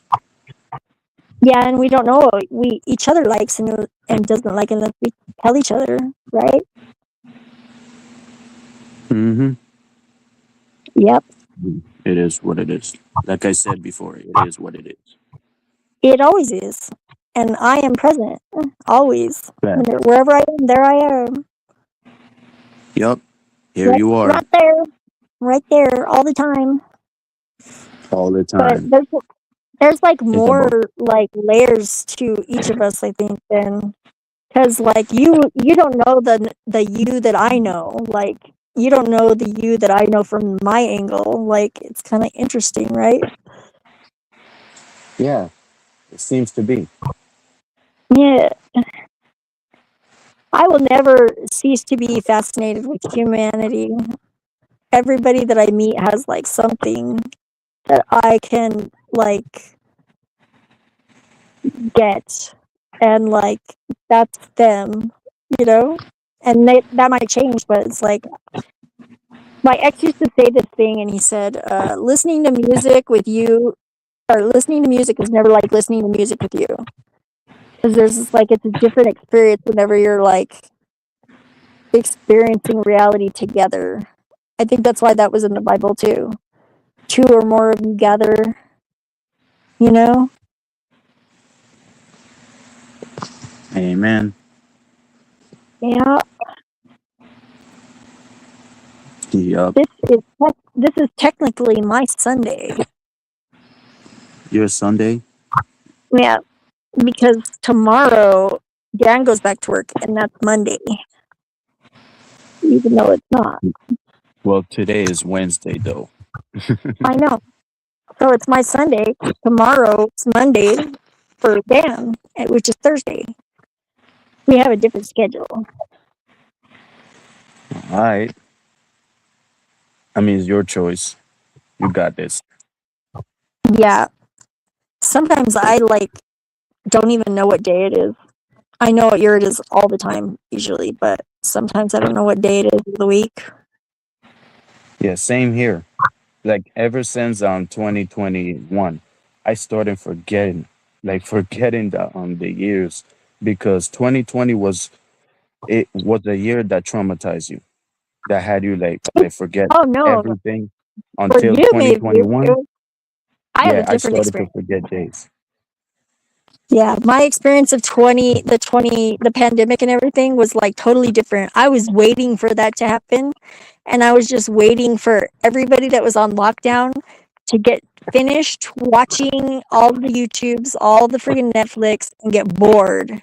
That was my opportunity, and I had been like preparing like over a decade for that to happen, like something like that. I knew something was going to happen. I didn't know that was particularly going to happen, but I was like, eventually these people are going to run out of things to do. They're going to be bored and they're going to have nothing to do, and they're going to go looking for something that that's friggin' something other than this shit that they've already seen, and they're going to be bored. And I really think that boredom is the threshold to, and the bottleneck of the passage that goes to enlightenment. Because if when you're bored and you have nothing to do, your mind wanders, like, and you're more receptive, like in a way that I knew that this was going to happen and people are going to be freaking out, you know? Yeah, And right. Yeah. So what I did is I went out and I found all my peeps in that moment because they were all looking at the same time that I was looking for them. Sorry. And I found them. I found them all over the world. I literally got people in New Zealand, different parts of Australia, friggin' India, friggin' China, Taiwan, Bangkok, Northern Australia, the Indonesian islands, all over Europe, Vienna, Netherlands, UK, South America, down in what is that country called that's landlocked in South America? It's Paraguay. I got a friend in Paraguay and Where Mexico. did you Now, find like, it though? where did I find them? On the internet, Yeah. Oh. all over the place. I cycle and I like Hey, I don't stay on any one social media for very long. I kind of go through them and I kind of try to limit myself to like I have Facebook, but I don't really use that. But there's only certain people, like people I went to high school with, that I can only contact them there. So I keep it, and but I don't talk to many people over there. And then I have Telegram, and I have a few small group of people, and then Instagram, and then YouTube, like the StreamYard. But that's it. I don't do TikTok. I go and watch Neurojack on his YouTube while he's TikToking. He was trolling some people that were like they're like reverse racist. They were like colored people that were like they had this thing that said all YT are racist, and it was like in front of whitey, but it was marked out and it said YT, like the letters, like that's their new word for like white people or whatever. And I'm like, dude, that's like so bait. That is just bait. I was like, and they were not listening fucking with to me. Neurojack at all. I say they don't know Monica, obviously. They obviously do not know Monica. Monica. Yeah, that's I my don't know. that I don't know who Monica is, to be honest. you don't know Monica? Well, No. Who's her? most black people know Monica because that's what they call their friends. You know, like Monica on Friends. That's also what white people do. Yeah, but it's like Monica because it's like my nigga, you know. Hey. Oh, TOS. I said it. I will not get busted. I guarantee you. It's my channel. So let's see. I'm speaking poetically. Oh, hopefully nothing And people happens. say that all day long in rap songs. So I don't think it's gonna get TOS. We'll see. We'll see what happens though. It'll be better if we say this like behind the scenes, but no, Well, I I just don't said want nothing to Monica. happen. That's what I'm saying when I say Monica. Because Monica, but you didn't get it, so it's funny. I guess I didn't know the reference, but I guess I think I learned something new. Funny. So thanks. It's funny though, right? Because it's like it's the same thing that people do regardless of your race. Like some people are white and they do the friends thing, like but it means the same thing. Even whenever it's like taking your power back by using it, like just like women call each other bitch or cunt or whatever, you know. It's like I don't think that those are dirty words because they're like you could take them back, take your power back. If somebody calls you names, that means that you're popular and they don't like you and they're giving you their power. It's like whoa, you don't have to do that. You can just laugh instead. That's why I like Caucasian Sasquatch. Do you know him? Do you know Caucasian Sasquatch? Yeah. He like lives in the South and he's a white guy, like very white. And like he can hang out with anybody. Like and I've never seen him like not get along with somebody. He's probably his own person, because people are Yeah, like totally. He totally is, and like he's one of the few like people that are in the Panelverse that like I have their number and they have my phone number. Like I never text him. He doesn't text me because I like don't send him like inappropriate pictures and guess he jokes around, but like I send him like funny stuff and like he's always nice whenever he sees me. But yeah, he's funny. See. I don't know. He hangs out with a lot of different people, not just 2sDAY7th though. Yeah, Different groups. he's part of the YouTube streets, of course. You know, he's cool. Shout out to him. He's like a volunteer freaking producer for a lot of people. I need to learn OBS. And he like also has boundaries. I asked him if he would teach me, and he was like, "No, I don't got time for that, but I will point you in to where the information is, and you can teach yourself." And I was like, "Thank you, that's great. I love that." Sorry. But yeah, I heard Were you. you laughing? Were you laughing, or was that like a yawn? A No. laugh yawn? Yeah, I was laughing, yawning, and burping. That's why I said That's all sorry. three. That was the triple threat right there. Wow, that's impressive. What do you mean by that? Because Triple we're threat. yawning, laughing, and burping all simultaneously. If you're farting, it would have been like like Fatal that would have four-way. been beyond a trifecta. Fatal four-way. Yeah, Actually. it'd be Yeah. all of them. Yeah. Anyways, back to what we were saying. Yeah, there's a lot of interesting characters out here. You know. Yep. Seriously. Like real talk. Real men. Yeah. Yep. Not, Men and not, women. not goofy I wish ass I could men. talk.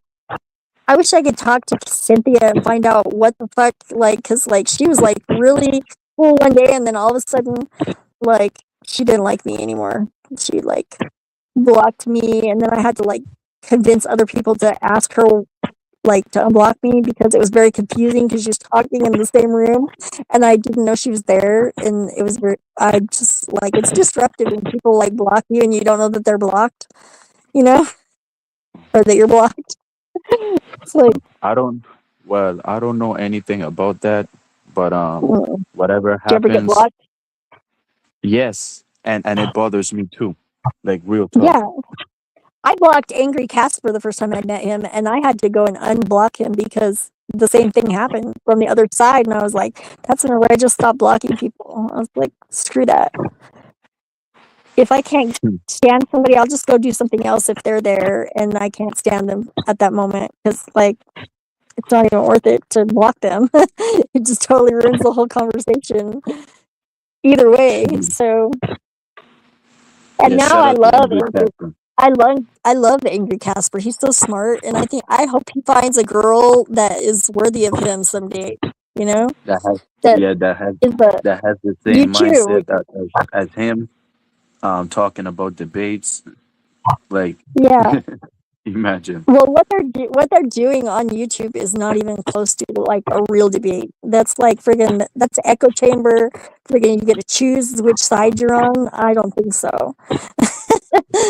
It could be anything. You could call it that, but to me Yeah, it's personally, like I just call it playing. debate.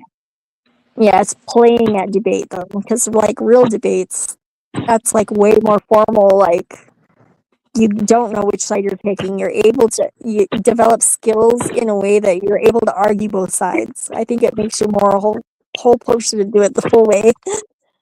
But some people have fun with the friggin' blood sports. It's okay. Oh, that too. I forgot about that name.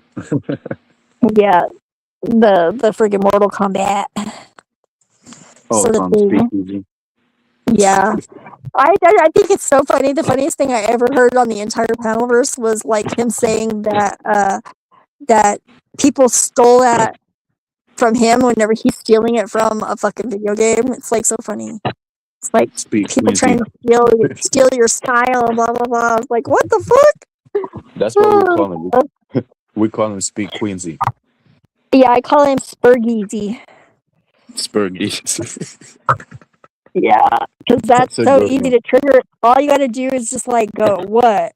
We're not going to talk about your kids. And then he goes off. Like, he's like, whoa, whoa, whoa. Like, he's like just so freaking Yeah. offended. He didn't even say anything. You know, I don't even know his kids, but I know about his kids because he talks about them. He's the guy that Whenever. goes after. He's the guy that goes after people's families. But when people go after his, that's when the lines I know. cross. I saw that firsthand with Rant over at TML's. I was like, oh my gosh, this guy is not really like this, is he? I was like, and then he got butthurt and he left. He hasn't been back since. When he Like, was dealing with OG, Orthodox guy. Have you seen yeah, it? Him I and had a bit of Speakeasy. an yeah, I haven't, but I bet you that was like a pussy fight. I'm sure it was a nice little slap fight. Yeah. But Speakeasy asks for it. I'm gonna just Oh say yeah, that he at, does. at Well, so least. does Orthodox guy. Orthodox guy does too. Like I had a little bit of a skiff with him because like he doesn't like whenever people are sly. He calls me sly. He says, "I don't need your sly little remarks from down in the chat." It's like, What? okay, I'm not being. That's what it. Yeah, it's so ridiculous. It's because he's so totally insecure that he can't stand that. So you beefing with him too? Huh? You're beefing with Well, him too? yeah, a little bit, and I thought that we worked it out, Wow. but he's like not capable of that. He's like, and I even like sent money to Welcome whenever to it the was club. basically whenever his grandma was like in the hospital and stuff. I sent money to Modern Man and to him, like both, like during that time, like, and I like made a kind of a mistake because I thought his grandma was going to be okay, and then she died, but I wasn't aware of it because like whenever I showed up the next morning, I was like, I hope I was like, I hope grandma's okay, and like everybody was like quiet, and I was like, oh shit, what happened? I was like, oh man, that sucks. I was like really having some sympathy for him, and then and then Welcome to everybody's the like, oh club. okay. Yeah, Welcome it to was the like club. I think that was like that felt so much like a Damn. psyop, like it wasn't even a real thing because he was like, I'm gonna go see my grandma in the hospital and I don't know when I'm gonna be back, and then he was back like right away. And it was like I missed part of the story somewhere along the way. And like during that time I was like trying to be like conscientious and stuff like that, but it was like didn't seem there was something up, like I didn't get it. And then friggin' I go over to 10th Man's and like he just got done, like he woke up from after like having an all night like live stream with it was OG and Chuck and also Beth, and they were all talking shit about him whenever he woke up still on the panel. And like so he like and he was like, wow, that's fucked up, so he got a little bit mad and he was like kind of ranting like in his own space by himself, like pretty much. And I just like popped in and I was like, he was about to review it. And I was like, okay, let's see it. I'll sit here and I'll commiserate with you, my brother, and like we'll watch it and I'll tell you what I think. And I was like, wow, that's kind of fucked up, And we were kind of talking shit, and like his dark side comes out a little bit. 10th Man, he's like kind of a catty bitch, and he would be the first to admit that like he's like more polite sometimes than he would like to be. And I said like, well, you know what, maybe you shouldn't be. And he's like, maybe you're right. And we were kind of like just like if you're gonna do that to someone, like talk behind their back on a live stream, you got to expect that they're gonna like confront you about it, or like you got to be okay with them doing the same thing to you about you. And it was like just not cool, friggin'. So at that some point, like they found out that we were over there, and they heard what I said, and they got really pissed off. They were like, "You guys were doing that, blah blah blah blah blah," and it was so weird because Beth was probably the most offended out of everybody, but she and I got along, got over it much more easily. But she was like, I didn't even say anything. I just like. I heard she was there, and I was like, "Oh no, I love Beth. I hope she did." No, was she doing that? Is she playing that with them? Like freaking going along with that? That sucks. Like I was like really like, but I wasn't like saying that that's what she did. That was before we ever even watched it, and I was like, I kind of think that I was a little bit like she didn't really say much. It was like more like a miscommunication happened, and I even like said that to him at the time on the show. But like Orthodox guy, like, he got really, like, friggin', no, I don't need you in there, slide, because he, I guess maybe something really struck a nerve that I said. I don't know what it was. But, like, I was like, okay, well, if you can tell me what you have a problem with that I said, I will say it to your face, like, directly to your face. Because everything that I said is, like, what I really seriously thought. I'm not, like, going behind your back. It's on the internet where you can, like, say whatever you want. You can say whatever you want about me. Let's have a conversation. In private even, you know, it didn't have to happen on a public forum. I think that that's probably better to, like, work it out behind the scenes, you know, if you can. But, so I messaged him and he was, like, not messaging me back. And I was like, dude, what's up? Like, he didn't even make any effort to, like, friggin', like, so I went back and I watched the whole fucking thing again. And I was like, I didn't see anything in there that was really all that bad. And unless you can tell me what specific thing I said that you had a problem with was, then I'm just going to ignore this right now. It's not even worth my time.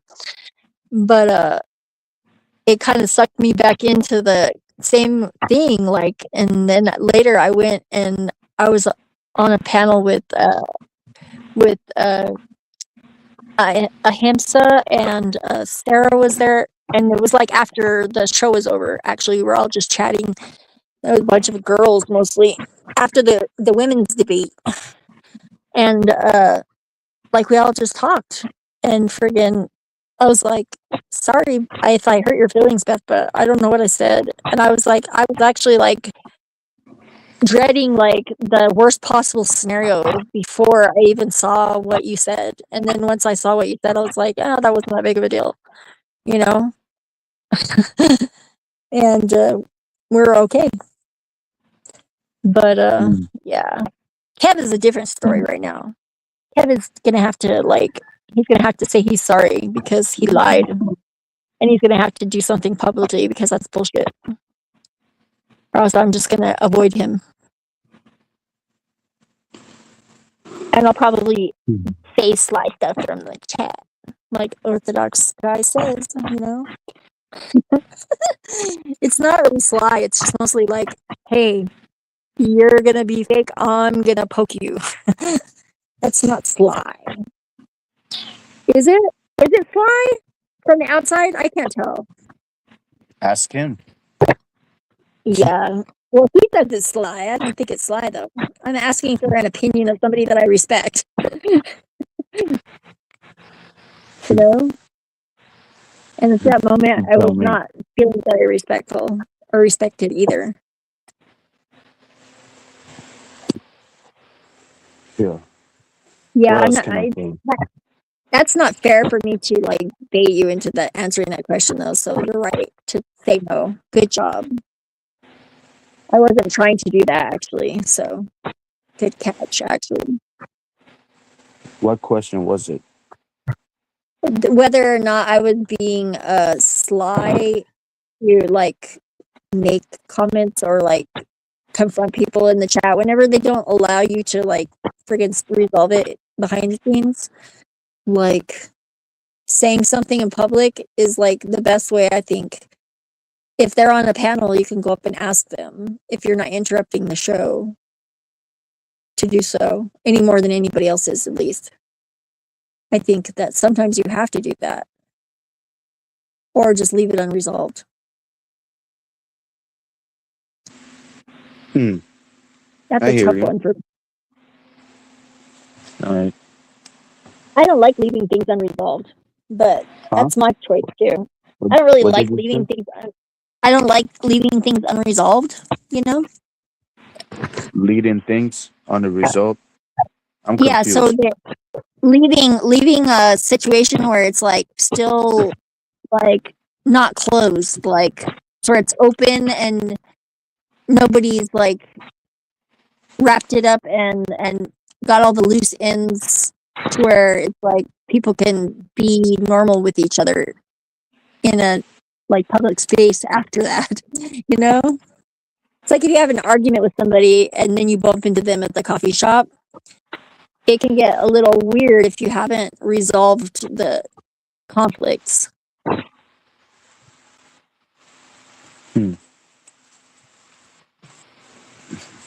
It depends. It But if depends who people knows. avoid you, yeah, then it's Huh? hard to resolve.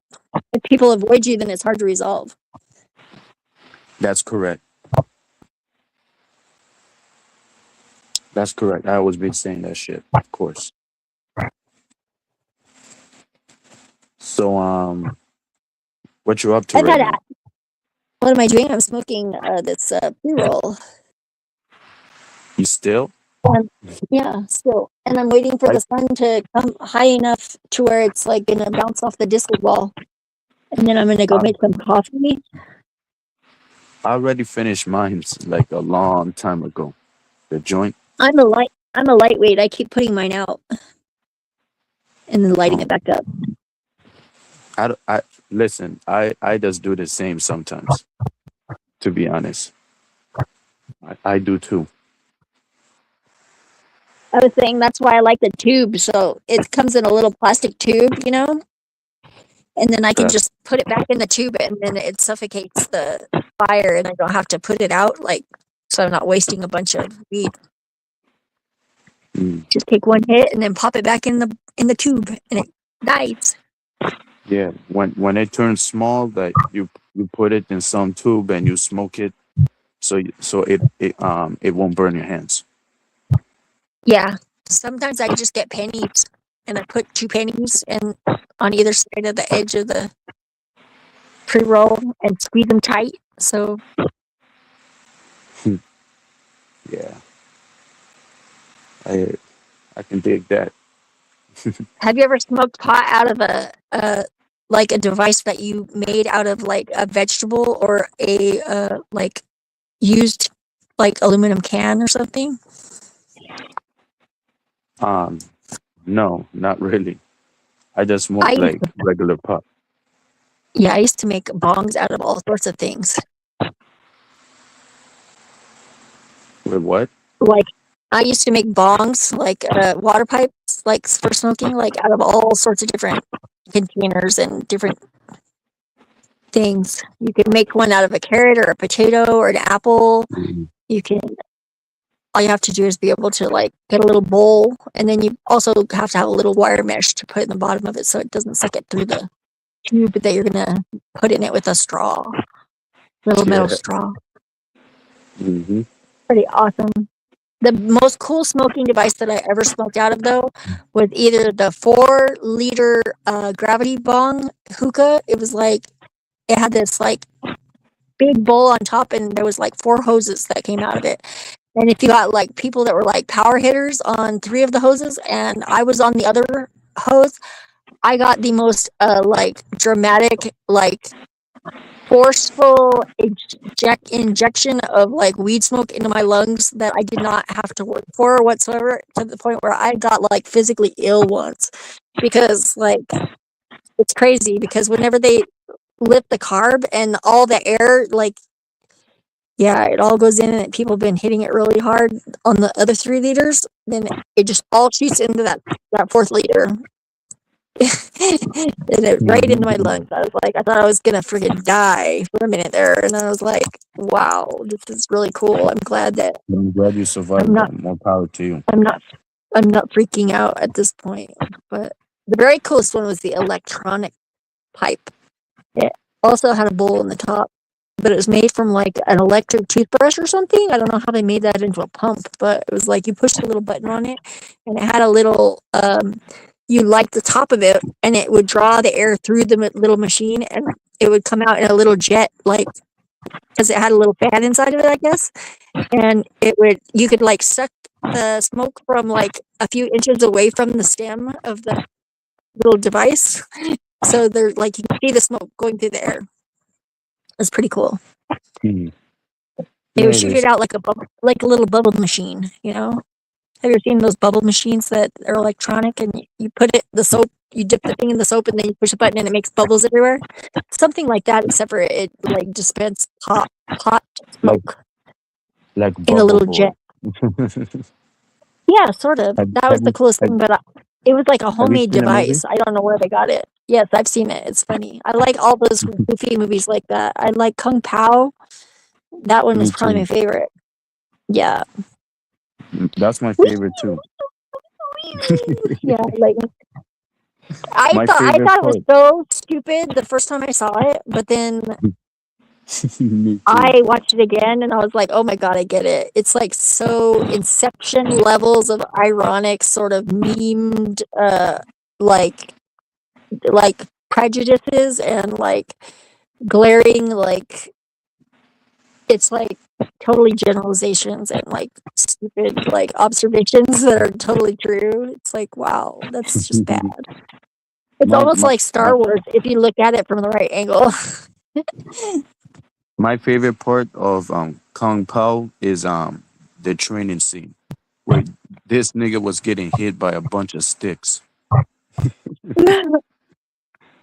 the way the way like his reaction when he get his nuts hit, like ooh, ooh. That shit funny, man. Like good times. hmm You're probably confused of what I'm saying right now, but it's No, all no, right. yeah, totally. I was just also, I was listening to you say that. I remember the scene, but I was thinking, like, what was I doing? Like, when was that I watched that movie for the first time? And you know what's really funny? The tattoo that you like, I was designing it. It was not yet on my body, but I designed it the same weekend that I watched Hmm. that movie. Hmm. And it's You, crazy you, because, like, my ex also pulled this prank on me that, like, I like still probably like if I saw him and I thought about it, it would make me mad and I would probably say something about it, like because it was so mean. He like acted like he was having a heart attack, but he was just joking. And he scared me so bad, like before he friggin' like finally like broke his like friggin' seriousness. And I was like, oh, that is so fucked up. I was like, I was really upset over that. It was like, hmm. wow. Same weekend that all I watched that movie too. And I watched another movie that weekend that was even more like I don't think I would ever watch this other movie again, but it was messed up and it was kind of like it was something that was just on cable. And it was about like this person that fell in love with a dead body, like, and it was like really not appropriate movie. I was like, luckily I was doing other things and not really paying that much attention, but I was like, it's kind of a weird idea because it was like, I don't know if there's anything wrong with that, but I'm pretty sure that there is. It's like I don't care what anybody does to me whenever I'm gone. I would prefer that if they just burn me and made me into ashes because that gets everything happening faster. You know, the turnover's Mhm. quick. I like being alive, so do you get Me those too. people that say that it's like a trap that we're all trapped here? I don't believe that for a minute. I actually volunteered, Mhm. and I'm pretty sure that I volunteered. And neither do I. Again, Yeah. but isn't the sun like shining outside already? Because mine's is. No, it is shining, but it's not shining brightly because it's a little overcast. And no, we have a mountain that is in the east, so it takes a little longer to rise over here because it's a pretty tall mountain and it's pretty close across the valley. So what's really weird is See. whenever I lived on the other side of the mountain, we would get two sunsets. So there would be a sunset like before sunset, and then when the actual sunset, like behind the mountain, it would like sunset again over the mountain. But north of the mountain, it would have a beautiful sunset, but it was to the north. And I got so many good photos. I take photos of clouds. It's one of my hobbies. Did you hear Kitchen? Huh? Kitchen? Hey, hi, Kitchen. Say hi. Oh, that's your pet. He just said hi. See you. Hello, pet. Nice to meet you. Kitty, kitty. He said kitty, kitty. He's looking at me like he wants me to go upstairs and give him some food. I guess so. He's so bossy. He thinks I'm a cat, but he thinks that for some reason I am the cat that is capable of giving him food where he can't go get the food even though his face would fit in the bag. He's like, no, but I want you to get a handful out for me every time you go upstairs because I'm spoiled. He's a bad boy. He caught him out though yesterday. He's earning his keep. Starting to be mouse season. Started warm up. Yeah. At least we don't have pack rats in this yard because the dogs would eat them. And they like to live in the friggin' vehicles that are parked underneath the hood. What? It's crazy. Did you say you're glad you didn't have what? Pack rats, like we have like Pack these rats? weird pack rats here. They're like rat-sized rodents, but they're not like rat per se. Like they're not like as diseasey, but they like to take the cholla cactus, the like ones that come in little balls and blow around in the desert and when it's windy. They like to take those, and then they also collect like hair and fibers and feathers from birds and like anything that they can make, and they make like a little nest wherever they find a place that's warm or like sheltered well, to where they don't get wet. And then they like line the whole like nest with those like little cactuses because it keeps like intruders out, and it also protects their like little stash of food that they got in there. And they like to chew on wires underneath like electrical wires underneath the hoods of cars and stuff, and like get in your watershed where your water pump is and like disconnect all the wires by chewing through them. They'll do that too. So you have to like really stay on it and make sure there's no friggin' habitation going on and like nothing established whenever you live it out in the desert. Like here. Yeah. You guys have like jungle creatures, I'm sure, like bugs and stuff, and like birds and things, like all sorts of creatures that don't know that they're not supposed to move into your house without permission. Or steal your lunch if you're like swinging it around and they can reach it. Dad likes to watch those monkeys, like the monkeys. I forget what kind they are, but they're like, there's tourists in like Malaysia or something, and there's monkeys everywhere. And they'll like steal people's iPhones, friggin' steal half their sandwich, like run off with their purse, like friggin', it's so funny. People don't even see it coming. It's like, wow.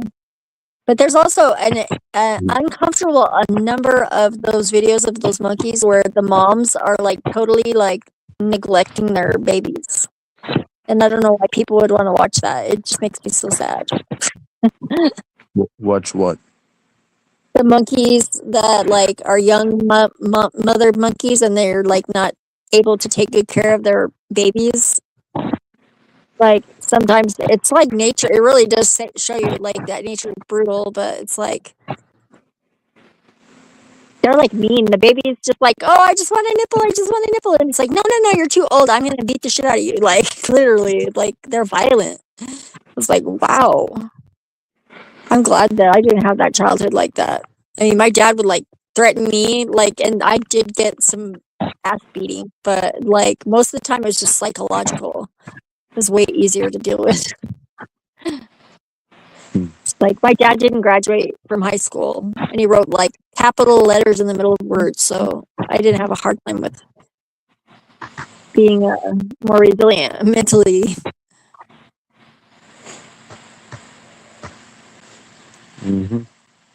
Like I had to actually, because my dad was pretty tough, but like not in a cool way. Like everybody loved him too. That was the worst part. It was like nobody ever believed us because he was like such a social, like charming person to the outside world, but he didn't treat us like that behind closed doors. It was totally different. Totally different. Yeah, I wrote a song about it though. You know, I wrote a song about it. It made my dad my dad became the Queen of England, and he had a dog named Booger, which is really weird because I named the dog and then I like found his Facebook profile, and now his dog's name is Booger. And also, it's not the only Booger. Dan had a dog named Booger before I lived here, and it was like 2 years before I moved in. He had a dog named Booger, but it was like a huge dog, and my dad's dog is like a little Chihuahua.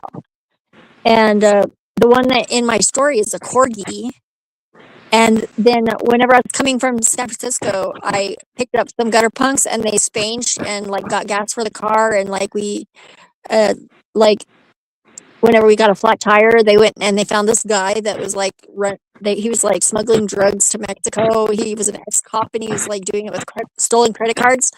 They like found like these guys that were gonna bought us a new tire, bought them a case of beer, and like fed us like, and then sent us on our way. And then went to Mexico. Like I was like, those guys were crazy, but they had a dog named Booger as well. We dropped them off in Needles. They basically Noodles? got all the gas money to Really? get me home. Yeah. Noodles. From San Hey. Francisco to Farmington, driving in my Monte Carlo. That's like 20 miles a gallon. It doesn't get good gas mileage. But that's like a Interesting. four-way Booger friggin' Interesting. synchronicity. Yeah, in the story, my dad is the Queen of England, and he dies because he got bit by an asp in the grass. And then he left everything to the dog. And then he left me the dog. Sorry to hear that. Yeah, it's just a story that I made to like kind of like, it's like pre-mourning my dad. My dad is still alive, but he's not part of my life. So I kind of like have mourned his not being a part of my life, you know? Mm-hmm. And I became my own daddy at that point. I hear you. In a way, you know? Yeah. In a It's way. like my mom and I kind of like also like bond on that because she didn't have a mom. She actually thought that her mom was her older sister that had already moved out until she was like 7 years old and she figured it out. I thought I was worse because I didn't realize Santa Claus wasn't real until I was 14, but that was pretty intense for her to learn at 7. I imagine. Anyways. Mm-hmm. I'm teaching her to play again too though. She's like been doing art and she painted the wall in her living room and remodeled her kitchen. I was like, yeah, mom's getting the creatives going on. She used to like be so creative when I was growing up.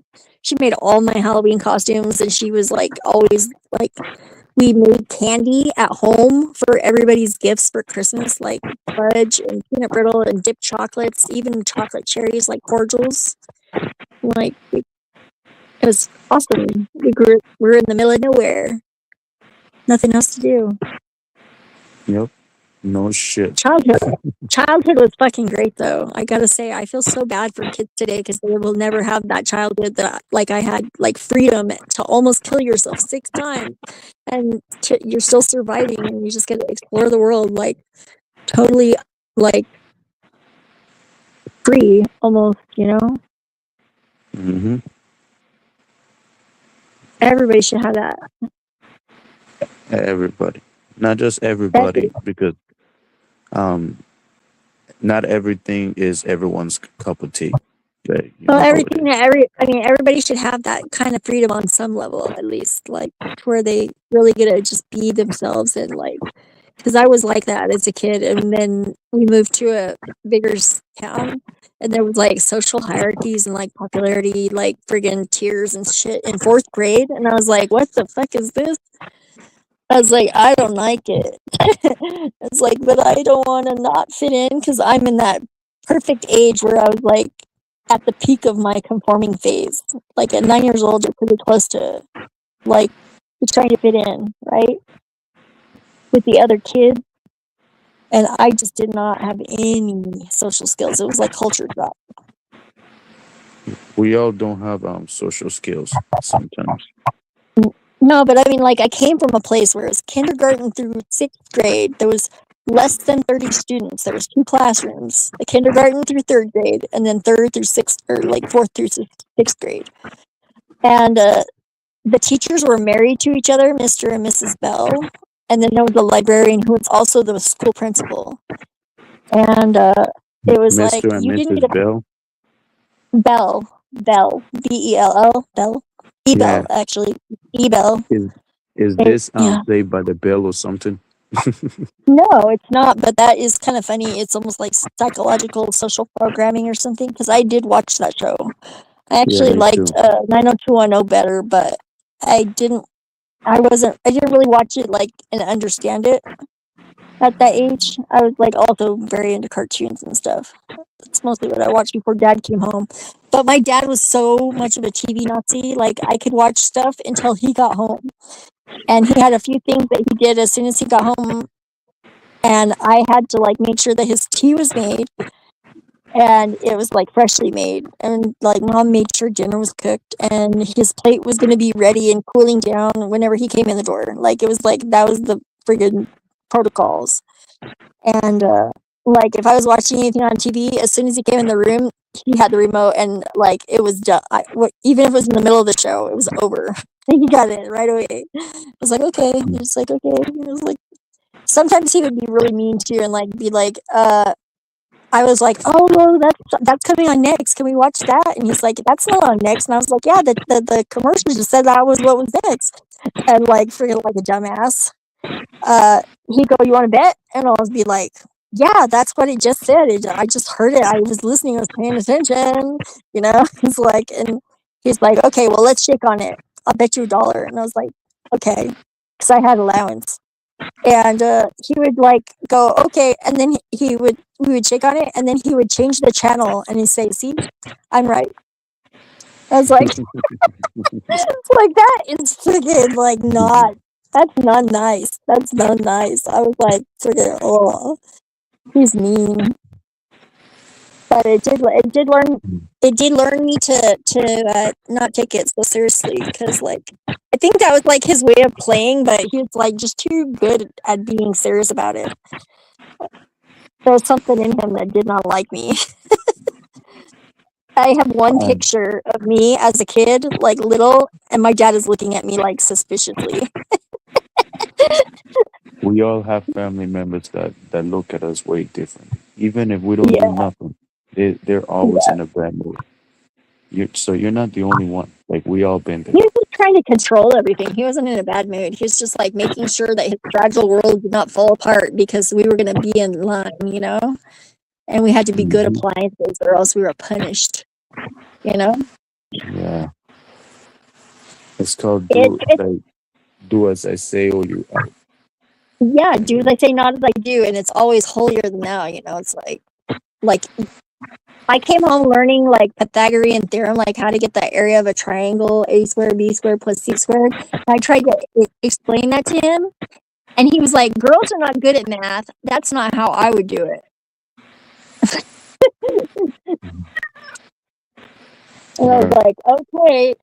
And then I was like, "Well, how would you do it?" And he like did this whole like long division freaking method, and I don't even think it was right. It was a lot harder.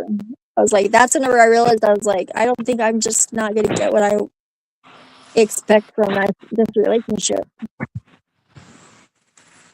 hmm. That was just the way it was at that point. But my grandpa, he was a good person. Like he salvaged mankind for me. I would have probably been less like team oriented. I would have just been more like loner if it wasn't for Did you grandpa. say did you say savage mankind? Yeah, I would. No, I would have been like, yeah, I would have been not participating in that at all. I would have been just like loner Mhm. person, just not engaged with society. So And I guess mankind, I mean like all like culture that you're exists. a mankind Women fan. and huh? I guess you're a Yeah, mankind fan.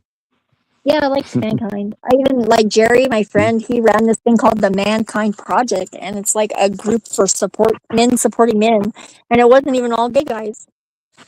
It was like actually some like actual just like guys that didn't want, like they just had issues. I think Gen X Jeff kind of had a problem with women actually. Who?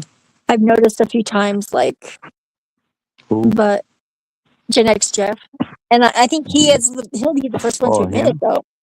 Yeah, but I'm like, I think he doesn't realize sometimes how it affects his communication, like between he and I. Like I just call him Jeff Hardy. Gen X Jeff Hardy. I like his show a lot, but I haven't been over there in a while. It just kind of like, I don't know. I had to go find something else because it was kind of starting to be echo chamber, you know? Mm-hmm. You know, for clout, just for I like to attention, check for out beauty. yeah, I like to check Huh? out all the scenes. What means? What do you? All the What do you mean? scenes, all the scenes, all the scenes. I like to check out all the scenes Of what? of it, of reality. Like, so I go into this little, you know, corner and then that little corner of the internet, especially. Oh. In the YouTube streets, I feel Yeah. you. I can't even Same believe with that me. I didn't get one nomination and I've been in the panelers for 2 years surfing. Like, I guess like I don't go anywhere regularly enough for where people will actually think about like the fact that I've been on every panel. I was on Jim Bob's panel. I was on Based Oracle's panel. I was like friggin' on so many like I even went like friggin' on Illuminatomi's panel, and I had Illuminatomi like defending me against like to friggin' Snafu and friggin' Steven, like saying that I was cool. Him and Rose were both saying I was cool, and I was like, what the fuck is this like weird bubble universe that I friggin' wandered into? I was like, and then that was like the day before like Tommy like came over to TML's. I guess he figured because he like said something nice about me that I would do it for him without asking. I don't think that was reasonable though. Hmm. I heard you. I heard you. Yeah. My mom is kind of going through a thing like that too, like where she like is the caretaker, but like she's realizing like at 20 years into this relationship that she's in, she's married, like that she married a guy that isn't that different from my dad. Like he's just a little bit less narcissistic, but he's got his own like sort of like he doesn't like pay attention to her, and she's like really smart, so he's a little bit intimidated by her. She knows how to do a lot of things, and like he was like an office worker, like he's not like real handy. My mom is like very handy, and I think he A gets Limp intimidated. Bizkit. Yeah, Interesting.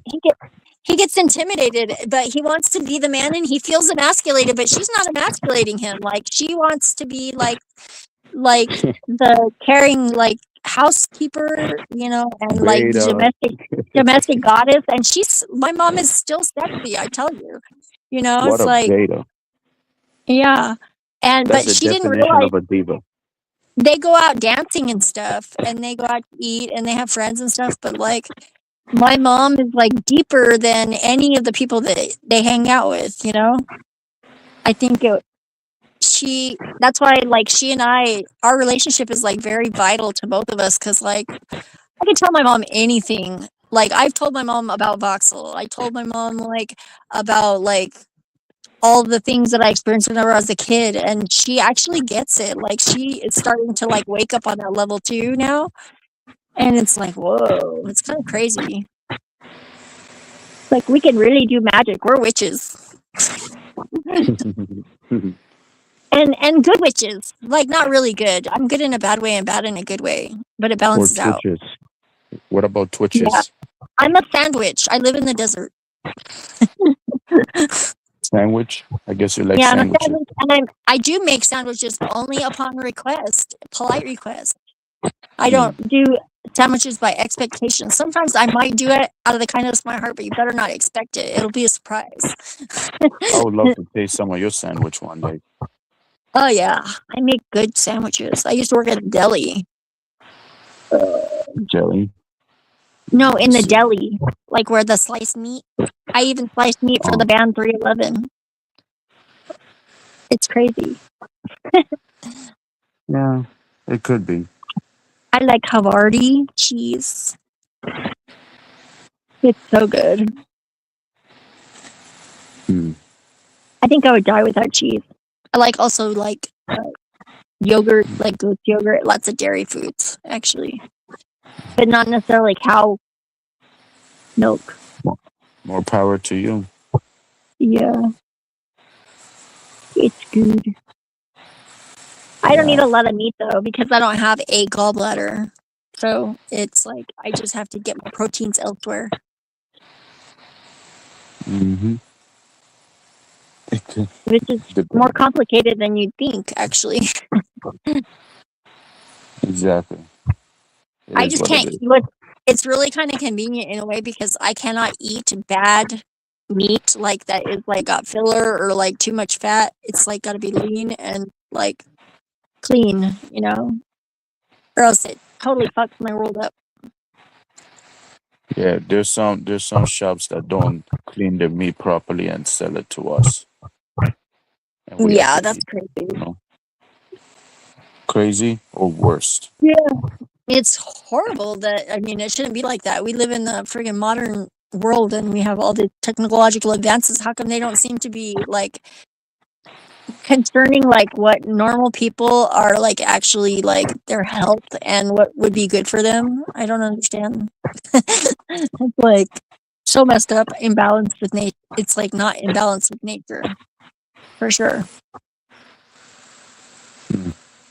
Yeah, But we're for not sure. exempt from it at the same time. That's messed up because someday some people are just going to be like blindsided, like, oh my God, what happened? And it's like, oh, that was like all my fault. What?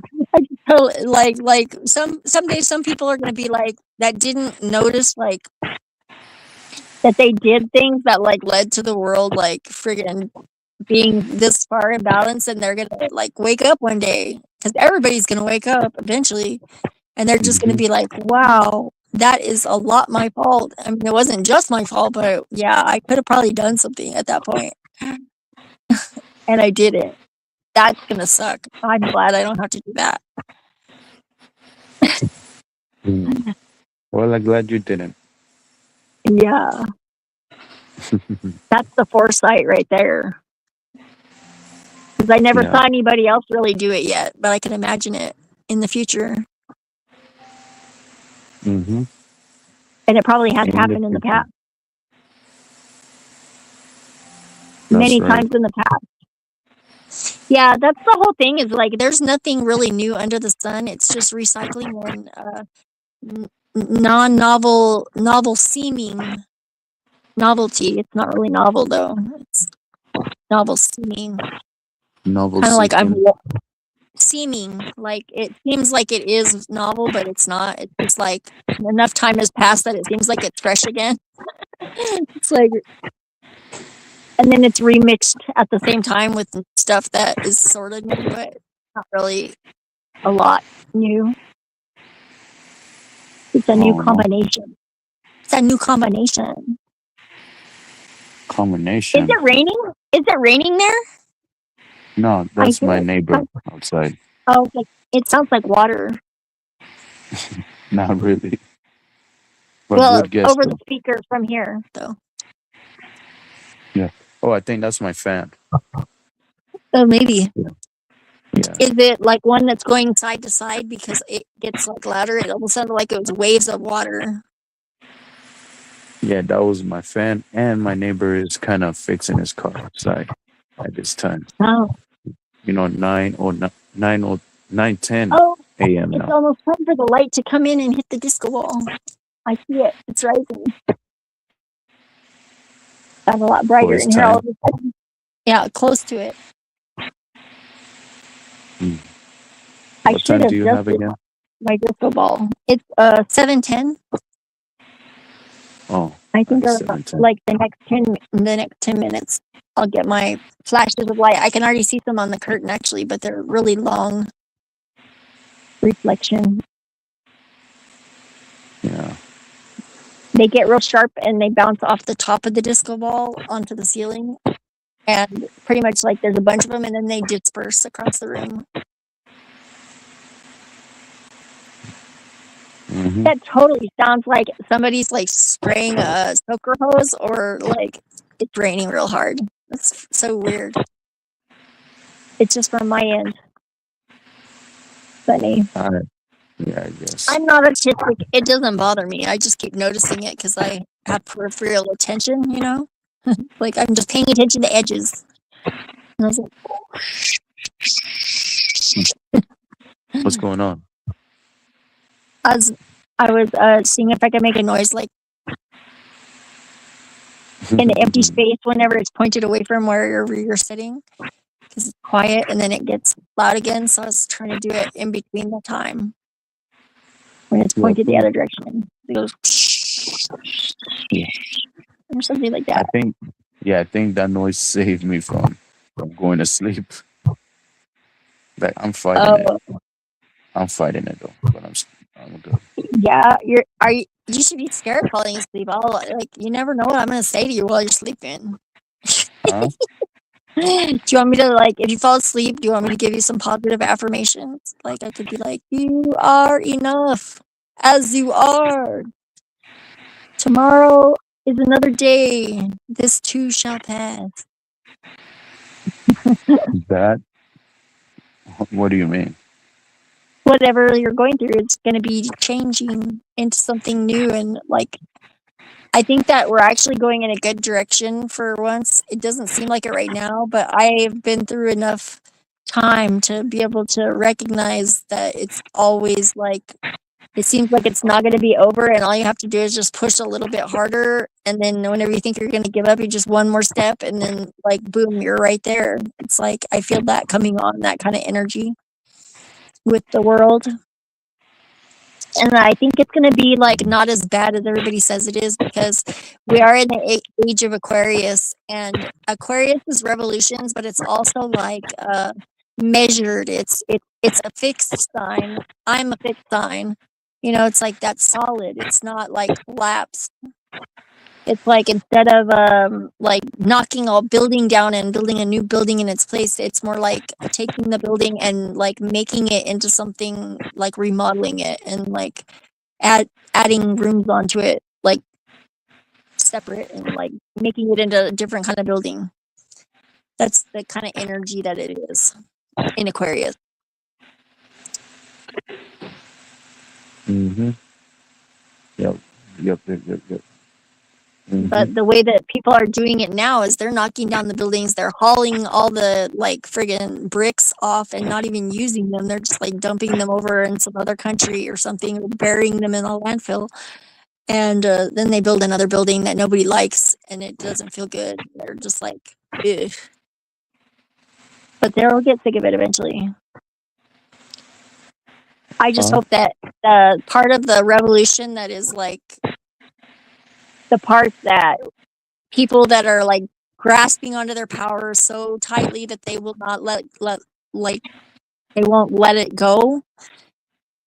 Like I just hope that part goes well and easily, and everybody makes it to the other side of it. But that rarely happens.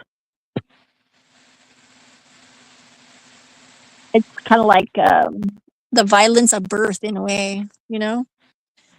Nobody likes that, not even the babies. But when it's over, it's beautiful.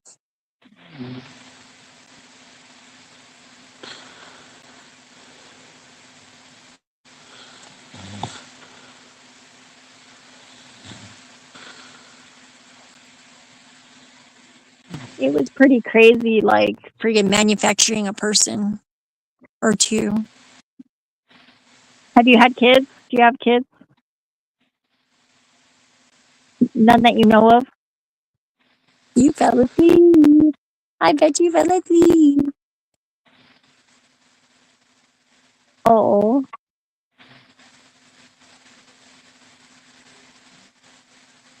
That was very nice of you too to add that, or said leave a like, share. That's very nice. I always forget to do that.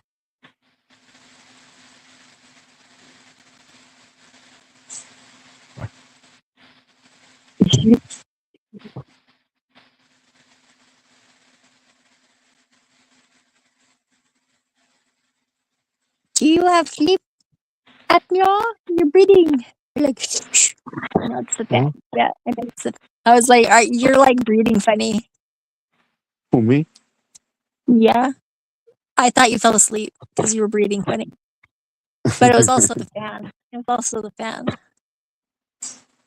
I guess I fight it out again. Like I said, I can handle it.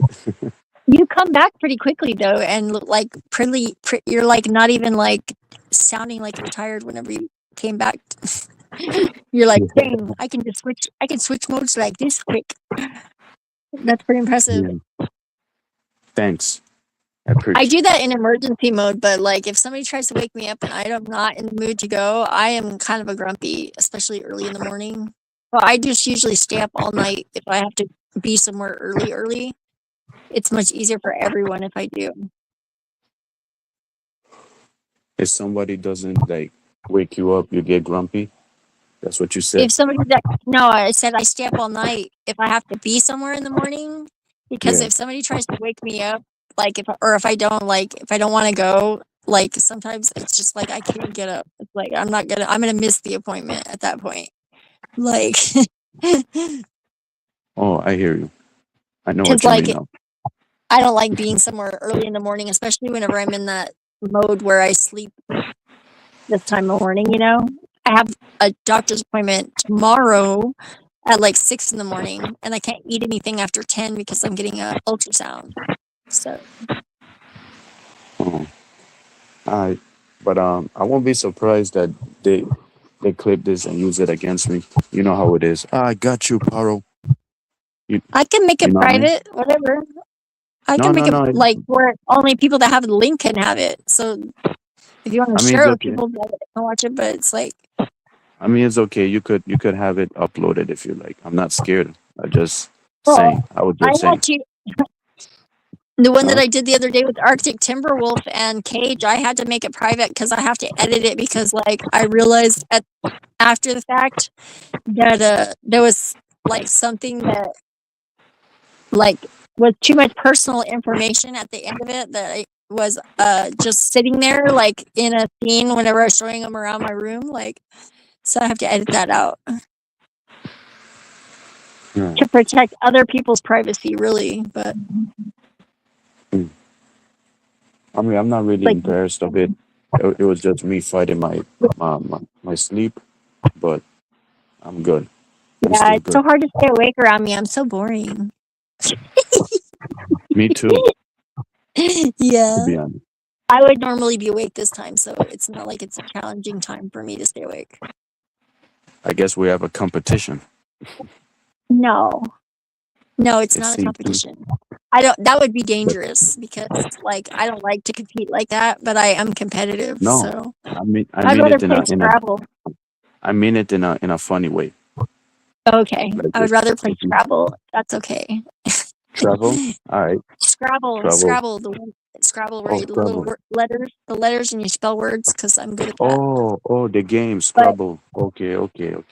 Whatever you I know say. that, but it's not fun for me whenever like somebody is really really good and I lose all the time. Like my ex, he was like so good at good Scrabble, but he couldn't spell really, but he was really good at Scrabble. His technique was really good. Like he knew where to put the words that he had, and he knew like enough words that he could like come up with a good word to put in a space. Like, and I was not good with the technique. I know all the words and I know how to spell them, and I know how to make all the words out of the letters that I have, but like placing them in the right spot where they make the most points, I'm not good at that. Hmm. I'm too impulsive. I'm like, I would either be planning like or trying to decide which one was the best tactic for like so long that it would not be fun for anybody to play, or I would just like play something and not get the maximum points, and I'd probably lose. He never let me win though. That was pretty awesome of him, I Who guess. never let you win? My ex, like, he never let me win. He was actually he would win against me like all the time, and I could not beat him no matter how hard I tried because I just didn't care about the technique at all. And his technique was superior, so I just stopped playing with him because it wasn't fun. It's like if Alright. I can't win sometimes, it's not fun. I don't like it. The more you lose in a game, the more rage you will feel. Because that's how I feel anytime I lose in the 8 ball pool game, and especially on the Angry Birds 2 game. He used to play that game too, the 8 ball pool. That's funny. Yeah, I still have And it. I mean, I don't he was good at I don't know that. if you I don't know if you have a Facebook account, but we could play there someday. I do you do, say? but I don't play that game. I used to play the Sims game, but then they discontinued that, and I used to play Angry Birds Friends, and I was really good at it, and I'm great at Bejeweled, but I don't play it Sims. anymore. Oh, Like, Sims. yeah, That's the, Sims. Yeah, yeah. I had You like play that game? I had a yeah, it was a whole universe I built. Like basically, I had all the cool stuff, and I was kind of a hacker then, so I had like ways to get free like stuff in the games. All right, man. All right. I Like I jailbroke said, my iPad and stuff. not everyone's cup of tea. And Yeah, also, um, I like but racing games, like video games, like type games. Like I liked like F-Zero and the friggin' oh, skateboarding game that they had for I what forget else? what the name was, What else? The and games you have, fighting. like Sims. You said you had Sims. Sims. You Yeah, had what else? Sims. Yeah. Angry Birds Friends. Oh, hmm I Yeah, never played that, but I always play Angry Birds too. yeah, I liked all the Angry Birds. I even did the racing game. That was the Yeah. Angry Pig racing game. Like that was pretty crazy. You had to The, build your own cars and stuff. It was like yeah, the pig a racing different game. type of thing. Yeah, that was What is fun. your thoughts on that? What is your thoughts on I that beat game? I beat it. I think it was going too far, and like I kind of played this game called Coin Master, which isn't really that challenging of a game, but it has the pigs as the like main character. That like, and they like I don't know. It's like kind of like you're just doing a slot machine, but it's like also there's techniques and like little side games, side quests and stuff. It's kind of fun. I mostly do it because it gives me I can get points, which give me like I can exchange for like actual like money, and I can spend on other things online. So it's kind of like a side hustle. I just play that game a few days, like a few, games a day, and I get like points accumulate. Yeah. And then I can buy something from Amazon with my like Google Play or something because I can transfer it to that. It's pretty cool because I don't like to like. I'm kind of like really conservative economically. Like I don't like to spend money like if I don't need to. Like I will hold on to and save money, but like I would rather like buy a creature cover like something like a candle for the bathrooms, like whenever I'm taking a bath or something. But like I don't really spend money on like anything else that I don't need. Good food. That's about it. Dan works at a laundromat, so like people are always leaving clothes there, and I'm like a pretty like medium-sized person, so pretty much everything fits me. Plus, I have a sewing machine, so Hmm, I can make it that's fit if nice. it doesn't. Yeah, Fit. Where to fit it in though? I'm fit, and I fit it with the needles I like in the thread. Mm, You can dig fit it. it however it fits. I actually have this really cool. I cut this T-shirt. It was like a extra large T-shirt, but it had a luchador. But it was like a tarot card of a luchador, so it was like number 33, and it has this mask of the luchador on it. And I cut it out, and I'm gonna put it on the back of this Kenneth Cole pinstripe jacket that I have. It's gonna be friggin' awesome. I'm gonna embroider around the edges. Is it a Rey Mysterio mask? No, it's like blue and green, and I'm actually gonna do like some acrylic fabric medium, like and paint markers to like make it different than it is because it's like somebody designed that T-shirt. I'm gonna definitely make it like unique, so I'm not like just wearing somebody else's style because it also kind of doesn't look like a mask that much. It's like kind of like it was on a black T-shirt and it was like printed blue and white and baby blue. I was like, I think I need some details too in it, like, but it's cool. Jen got me a T-shirt that says "a childless cat lady," and it's got some really cute cats on it. I might turn some of them into patches too because the T-shirt is kind of just have to cut them and put some batting on the back and sew them on. Mm-hmm. I like patches So and like making like punk rock clothes stuff. I build my own costumes. Nice. That's sweet. Yeah. And I love scarves. I have like so many scarves. Guess how many scarves I have? I have no idea because I've never counted all of them. There's a lot of them. Let me guess, 30, No, more than that for sure. It's like probably 100, like south 100. south of it's probably south of 100, but like north of 50 at least. I was about to like that was another guess on my mind, 50. So I decided to say Yeah. 100. Pretty much like between 50 and 100 at least, but yeah, that's reasonable. I also Wow. like collect boxes, and I put boxes inside boxes, so I have lots of boxes, and I have bags of bags. It's one of my things. You never You know when really you got need a me. bag. What? Yeah. No, you got me with of oh my god, I forgot. Shit. What You're what we were tired. talking about what we were talking about earlier. I'm just high as shit, to be honest. Yeah, me too. I'm like also. I think I'm gonna get a muffin and some coffee. I bet you the coffee's already made because Dad is. His birthday was yesterday. I can have some ice cream cake for breakfast if I wanted it. Oh, well, 'Cause happy belated birthday to him. he's 88. Damn. Yeah, Chuck he Norris lives. was on in his 80s, and Yeah. Clint Eastwood is in his 90s. I mean, Yeah. and hmm somehow Chuck Norris can die, but Clint Eastwood can stay longer. Yeah. Knowing that Clint Eastwood is on his 90s, bro, this nigga got to be taking steroids or something. He's got to be, cause there ain't no way. There's no way. I Like, think what do you like think? Republicans just naturally also live longer because they like want to stay around the longest to make people miserable. That's how he was. That's how Clint Eastwood was, and Chuck Norris is like he's like kind of like supernatural in a way. Like he's got that friggin' sense about him. He was Mhm. Walker Texas Ranger. He got a lot. He breathed in a lot of dirt too, so that probably contributed to it. Yeah, Walker Texas Ranger, man. I used to watch that show every single day.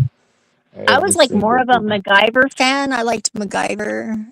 I was kind of like MacGyver actually. I still kind of am. I can like make stuff work with what I got, but it's not quite so like silly as it is. Like it's not like banana peel, duct tape, condom. You know, it's like Mhm.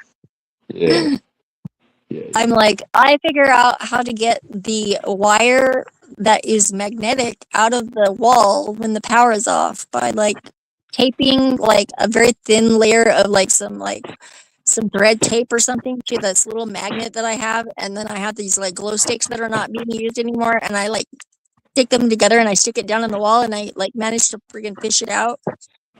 It's like that was crazy. We had to retrieve the bolts that fell down in the side of the V8 whenever we were like trying to change the head gasket.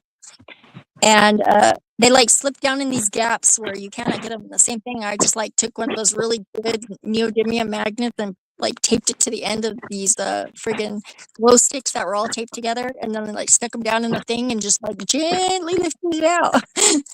It's like friggin' pulled it right out of the. You would have had to turn the truck upside down to get them out any other way. I was like, there was nothing that was small enough to get down in there and get them. I was like, I couldn't believe he dropped them. I was so upset.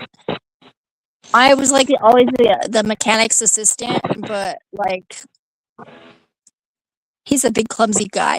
That was what it was. But I was there because my hands were small too, because the V8 in the friggin' Toyota Tundra, it's like really hard to get like two of the bolts that are in the very back of the motor, like by the cab, especially to get them back in. And my hands are small, so Doesn't look small to me. my Could be hands the are pretty. same size as mine. My hands are pretty small. I like have really wide reach, and my hands are strong.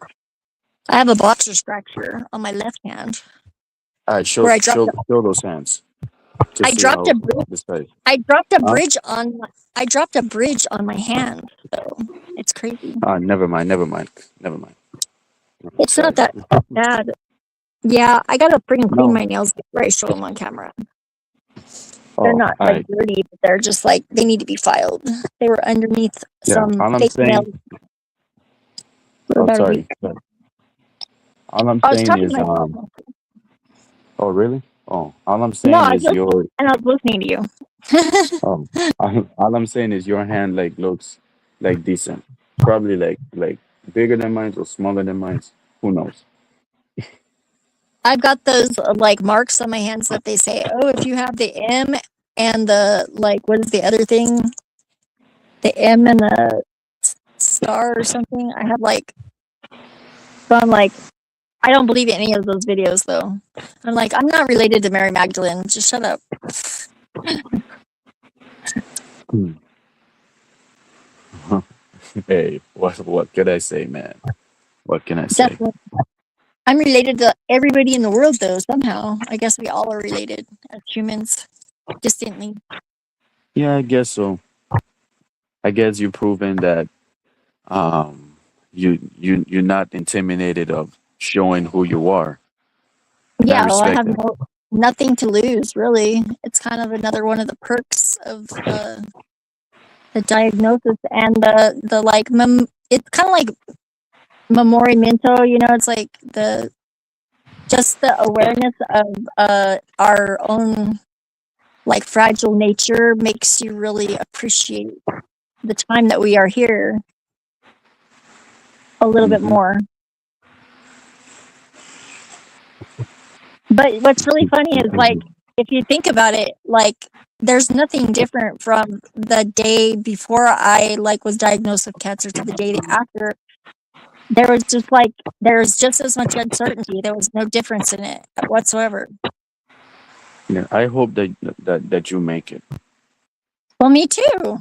I'm not in any hurry to go anywhere. And if I don't, like I'll still be here hanging around. I'll probably come back in a fresh meat suit, you know? Hmm. I had a pretty quick First, me turnaround too. last time. Yeah. Did I you was did like you? 5 years from when I died to when I was born again. 5 years turnaround is not very long, Yeah, I guess. especially considering all the souls that are in existence want to be incarnated right here, right now, you know? People don't know that, but it's actually very true. There's a lot of like souls waiting to be born into this plane. It's kind of like the Uh, most exclusive club in reality right now, or whatever this is. It's not even necessarily reality, but yeah, what all the plane though? realities, all the realities, simultaneity. Huh? In simultaneity, Oh, simul simultaneity. yeah, simultaneity is like not impossible. It's challenging, but it's not impossible. Oh, I don't know what that is, but don't worry It's about the noise whenever in my there's background. all this stuff at once is what simultaneity is. So it's like it could be more than one thing. It's like people like to act like it's just like their view is the only view, or like their view is the right view, but like all of these views can be coexisting simultaneously depending on like what you're looking at Yeah, and what angle you're looking at it from. I like all the angles. depends depends what angle it is that we're looking at. Exactly. And if we're an angle or an angel or a friggin', just if we make ourselves up and we are made up Mm. of other people, sort of, in some Or sort of way. Apple, Yeah. I Apple, would say I carry or around Satan. pieces of the people that I love that are here still in life, and all the people that I've lost. And it's like crazy. My friend Andy, when he died, it was like probably the first like big death other than my very best friend. But we had like, whenever we moved away from the little small town, like Jill moved to a different town and like we lost touch for a long time. And then she got sick.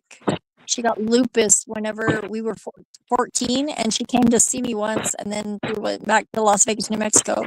And I didn't see her again until she moved back home to live with her mom in Farmington. And I was like, I had 3 jobs and 2 kids at that point. So it was like, I barely got to reacquaint myself with her, and then she passed away. I had a panic attack when she died, though. The exact moment that she passed away. We were like best friends. We were born in the same hospital. Yeah, my 3 condolences. days. Sorry. Yeah, it was like 3 days apart. We were born in the same hospital, but we didn't meet until we were 3 years old. She was like my best friend, and she had a little sister. And her mom was kind of weird and nerdy, and her dad was like kind of like not. He was kind of like sneaky. He was like a sneaky sort of guy. He would like poach deer and stuff. And my dad and him didn't get along, but it's like funny. They had a dog named Knucklehead that actually looked like he had knuckle head. Like he had lumps on his forehead, like kind of a weird poodle Airedale or something. It was like really funny looking dog. I still have so many vivid memories of my life, you know? It's kind of We weird to all do, think I that guess. we We go all back do. to the sea. It all goes back to the sea. The sea. Yeah, that's a song. It's from a top rock song. It goes every What is this, Little Mermaid? no, it's like it all falls into the sea because like the oceans wash everything away, and like the tectonic plates like subduct and push up and push like it just like is a blender. The like whole surface of the earth is a blender. It just happens in slow motion. That's why they find all those building foundations, you know, and caves and underground structures and things. They find those all over the world because we weren't the first ones to be here. There's been like at least four advanced civilizations on this planet, like technologically advanced in different ways. Most of them are more in tune with nature than we are. I'm surprised that Gaia has kept us around this long. I think we're pretty lucky that that nature didn't take us all out sooner. We are lucky. I don't know about later on because of this World War crap that is going on right now. Yeah, I hate that. I hate it so much. I mean, like, literally, it takes so much energy to just not, like, be, like, so angry about it. Because it's pointless. It's like, what? And people thinking that we're cowards for it. Nah, it's just, it's called, like, having people safe. Like, what is going on? Like, how can people come up with this mindset? Like, have you seen The Angry Man? Well, they live in a bubble, that's how, and they're safe. They feel like they're safe, and they're, like, protecting themselves. I totally understand why they're doing it, but it's just stupid. They gotta see that it's only, like, a matter of time before that doesn't work anymore. They just think that they won, and that is where their biggest mistake is, and that's where they're gonna crack, because they already think that they won against the rest of the people that are like below them, and they're just not even like in touch with reality enough to realize that there is no such thing as superior, and that they're not going to be able to compete with friggin' unforeseen consequences. It'll touch their life, and they will be like, oh damn, I was on the wrong side. How do I know? I remember being on the wrong side. French Revolution. I was a privateer, and I was like hired basically like a pirate, basically, and to fight against the side of right, the common people. And I friggin' that was a shitty life. Definitely paid for that one. I didn't make it through the French Revolution. I think I was probably beheaded, but I don't remember that part, thankfully. Most of my lives, I don't remember the ends, but some of them, that's all I remember. Yeah, it's crazy because they all came to me through time, like as like fully formed like memories, and it doesn't feel like it's me in those ones. And sometimes I'm like a guy, sometimes I'm a girl, sometimes people are like people that I know, but they're other people. I've been like my own child at one point in a dream that was really weird. It was a time travel dream. Yeah, I had a time machine that looked like a safety pin, and somebody was trying to get Good it. for you. But yeah, it's like almost like a paperclip, but not quite. That's the joke, I think. My subconscious is trying to tell about it, but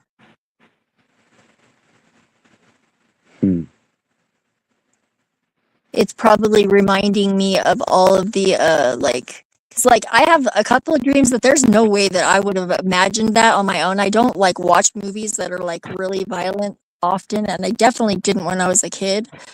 And a lot of these dreams I like had at least once whenever I was a kid.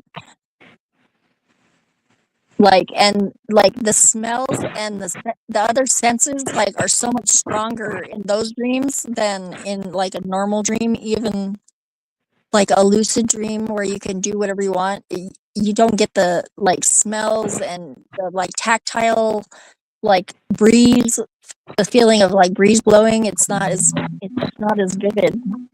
But those memory dreams, those are different. It's like I've never ever actually smelled like what a rotting corpse smells like, but I know that I know what a rotting corpse smells like.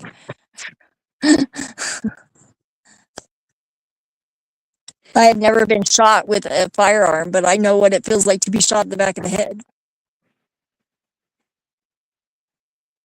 Because I described it to somebody who had been shot and said I was right, that it does feel like that. But they were not shot in the head; they were shot in their leg. Sorry to hear that, man. I don't know Well, no, what else you've been going through, but like I said, it's not traumatic though. everything It's crazy. I mean, yeah, everything happens for a reason.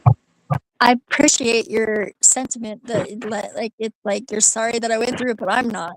It's like I don't know why you should be sorry about it. Because I am. That's But just it's all me, gift. like giving It's all manners, gift. like showing manners. Somebody had to. Yeah. Huh? Somebody had to, and sometimes I was the one that was in the wrong with the rudeness. You know, it's like if like I think it all balances out eventually. It was a really hard thing to come to, the realization that like I had been a bad person in a past life, but that wasn't me now. It's kind of like there's this like thing that life does that like you can have that experience. That's why I think that we don't have to suffer forever. We don't have to kill each other and keep having like wars, because like I think humanity, if they could tap into like the suffering that we've already experienced as a whole of humanity, like over time, and there was a way to experience that to where you could learn those cheap lessons, nothing but cheap lessons, I think that would be ideal, you know? I think we can really get there if the friggin' world keeps the technology around. That would be a good use of it. Like there's a lot of people that are going through like post-traumatic stress, like from being in wars and stuff, or like being like traumatized through abuse or something, and they like what happens whenever you go through trauma is like it sort of creates like a glitched space of a memory in your head where it is triggerable because it's kind of like out of place in time, because you kind of relive it over and over and over, and it becomes like kind of vague as to where and what actually is real in that memory. And then like, so being a virtual reality experience where you can like do kind of a conditioning, like you re-experience it, and you can they actually just do something as simple as like you're looking at a stopwatch the whole time that you're going through this virtual reality. So, and you know what day it is, you're like very aware of it, and just that like putting it in one spot for one day, like that like takes most of the power of it away. It's crazy. It is. It is. It's like It really magical. It's like, how does that work? It's just so like we're definitely like weird and amazing creatures. Mm-hmm. I guess so. I wish I could know everybody though. I mean, see, so maybe someday we'll all know each other. Yeah, definitely. I'm But counting on it still. we're always changing, so there'll always be stuff that we don't know too. So you just keep knowing more. Oh, Yeah. oh, oh! I Yeah. gotta show you the That's ceiling. I gotta show you the ceiling now. Hold on. this.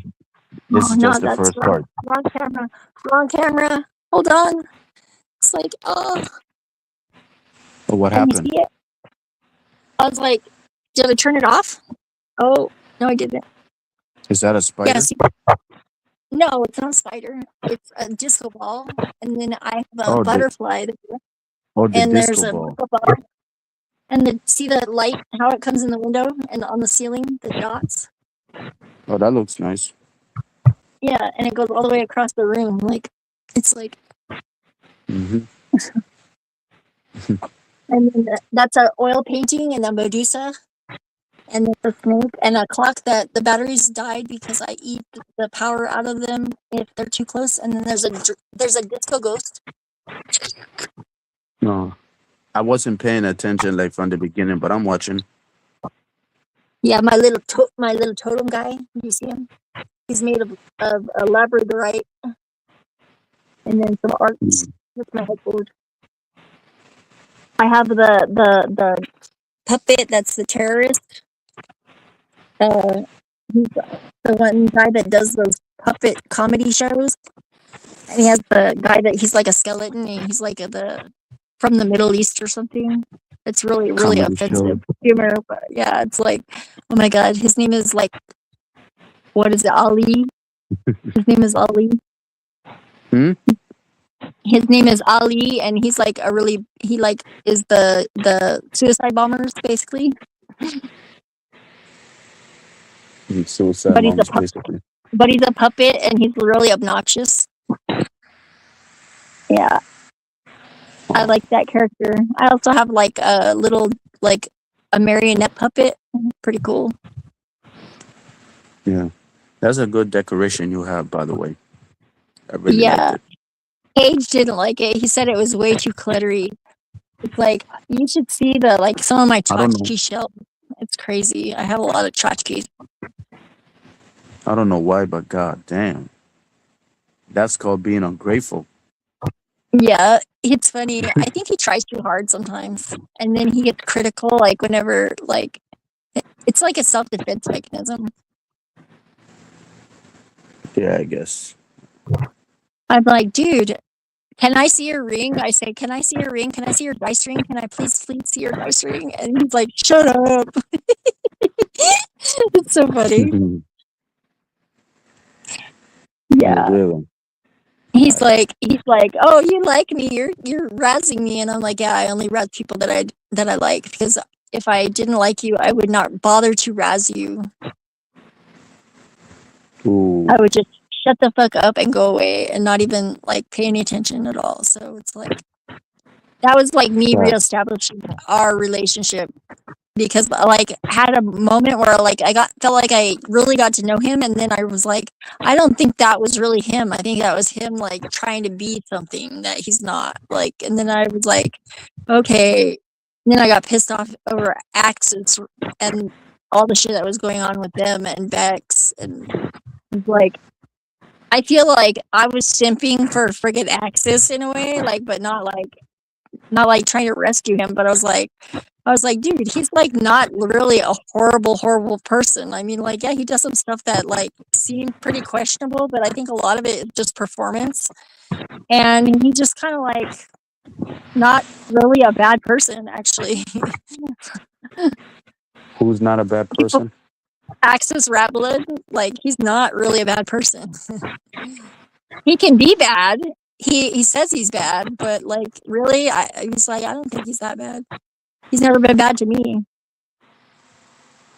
I hope not. And I've seen, I mean, like, they were like friggin' like trolling him. Like, of course he's gonna have a little bit of a breakdown. He's like an old man in a way, you know? It's like, fuck, he's been through a lot. Just chill. I saw him in concert actually before I knew him. I saw the band that he was in, Throco Cult. They have some good songs. Like, late 90s. Late 90s. Nice. Late 90s music. Yeah. I actually, whenever I was in San Francisco before I had jazz, and then whenever I went to New Orleans when I was pregnant with Alex. So you like jazz? Well, no, jazz is, her name is Jazrin, but I do like jazz music, but that isn't what I Oh, named that's her what I after. I meant. named, That's what I yeah. meant. Jazz music. I like jazz music though, yeah. But my Why? daughter's name is Jazz. Oh, can I ask why? Why do I like it? It's Yeah, jazz asymmetric music. and unpredictable. I like the horns a lot in jazz music. There's a lot of brass, and I like it's kind of like nature. Like you can like use it. You could use it as a soundtrack to nature. It's like some classical music that's like that too. Like With no lyrics. No lyrics. yeah, with no words. Yeah, but I also like electronica like that too. That's like just like instrumentals and stuff. I actually like used to like find music, particularly that it didn't have lyrics. There's this band called The Comet Is Coming, and they're kind of like a new jazz sort of like, also kind of like rock, progressive rock in a way. They use like synthesizers and stuff too. But they use like, they have saxophones and they play them like the Arabs play saxophone, you know, like it really like a brass horn, and they play it like some people play trumpet, you know. It's like there's a band called Too Many Zoos, and they're really good at, if you like saxophone music. If I like I what? like weird saxophone music. Like Oh, there's a guy, Too Many same Zoos as is a jazz. good one. You don't like jazz or what? Me personally, I'm not a huge fan of those type of music. I prefer like reggaeton, like hip hop, Yeah, I like that too. I like reggae. K-pop too. See? And my youngest actually is like a total K-pop freak, like knows everything, loves all the K-pop, and like will fall asleep with like K-pop in the headphones. Like it was funny. I was like, wow, it's like really like that culture. It would be cool if they could go to Thailand or to Korea, where the K-pop comes from. Shit. I like the Japanese, like Harajuku style, and like that. There's some really good women Japanese rappers, actually. Women are Japanese rappers. Yeah, there's a really good Japanese rapper. It's like a hilarious video that this one girl has, and it's got like samples from NWA, like old NWA albums, like the one with like, oh, me some horny. It's like so funny Which because one?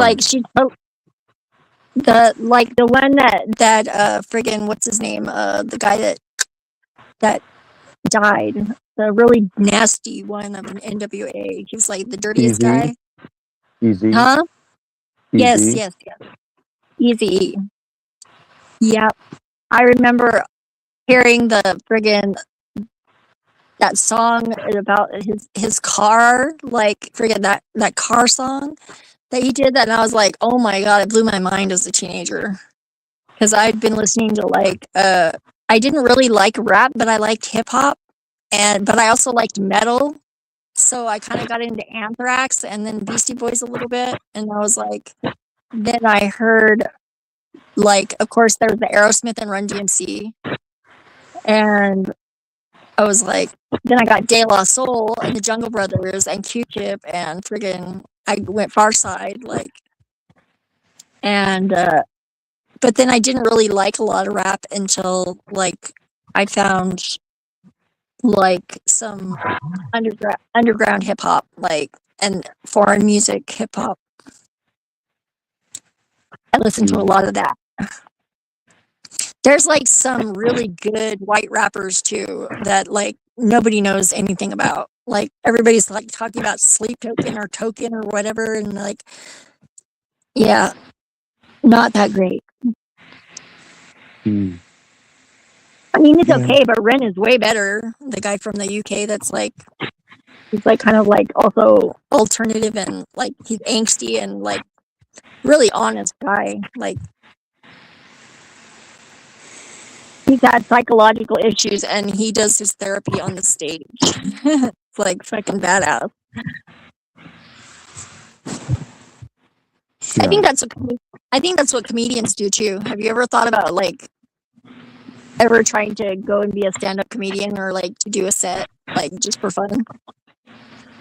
Hey, I was thinking about that the same because you know I want to go the to Austin, go the to friggin' the that show.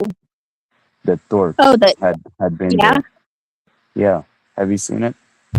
No, they do like a stand-up comedy show. I've been over Yeah. to like Paro's like or Provo's. He does like a kind of stand-up. Hmm. All right. Provo like almost pissed me off when I first met him because he was like doing the whole like he was like saying that people were sending him donations and he would be like yay like it, but it was all fake. Nobody was sending him donations, and he tried to pull that shit like saying that I sent him a donation. And I was like, don't lie, man. That's not cool. I did not send you a donation. I said if I send you a donation, you will know that I sent you a donation. Don't be like, I was like, the way I look at it, you owe me $5 now because you said that I sent you $5 and I did not. So give me $5. Defamation. Yeah. I was like just razzing him basically, but he doesn't like to sit down while he's doing his podcast. I think that's kind of a unique thing performatively. He has got like 6 kids and his wife is a lawyer too. It's crazy. Can't even imagine he's the stay-at-home dad, I think. That's the only way to explain how he has so much free time.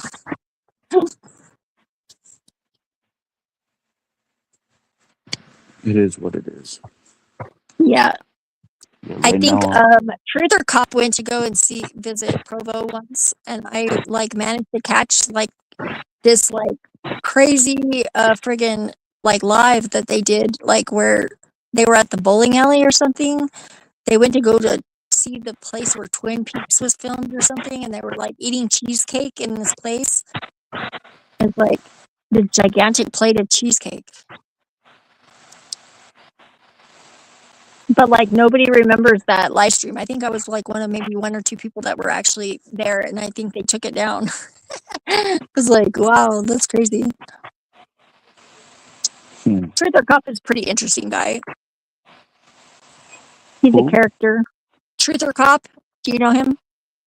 Truth or Cop. Denizen is pretty cool, sort of, but That name sounds familiar, to be honest. Denizen, yeah, you probably, and I like hung out with like Grumpelstiltskin and the guy who's Admiral Gibbs. I even went to go check out Honest Abe or like, and the guy that's really young that goes by Abe as well that does the debate stuff. I like Pariak. Sometimes he's like a friggin' Irish friggin' leprechaun, or he's like a leprechaun. He's funny. I don't limit my live streams to just the panelverse. I still haven't found Black Twitter though, or Black YouTube. Like I haven't found that area. I must be too white to be able to find it. You know, the closest I've got is John Galt, and I don't like him. He's kind of like a slumlord or something, as far as I can tell, or just kind of like a prick of a guy in a way. I don't know. He doesn't like black people, and he's black. That's what I got. Seems kind of ridiculous. Nightish is cool. I love Joe Cool. Like, yeah, but I don't know where they hang out when they're not doing their shows.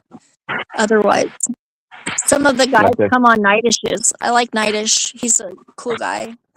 Yeah, shout very, out to him. very, very pragmatic guy, and he's always like been welcoming of me. And his chat is like very nice. I was like, sometimes I feel like I'm annoying them, and they're like, no, you're okay, because I like type a lot in the chat.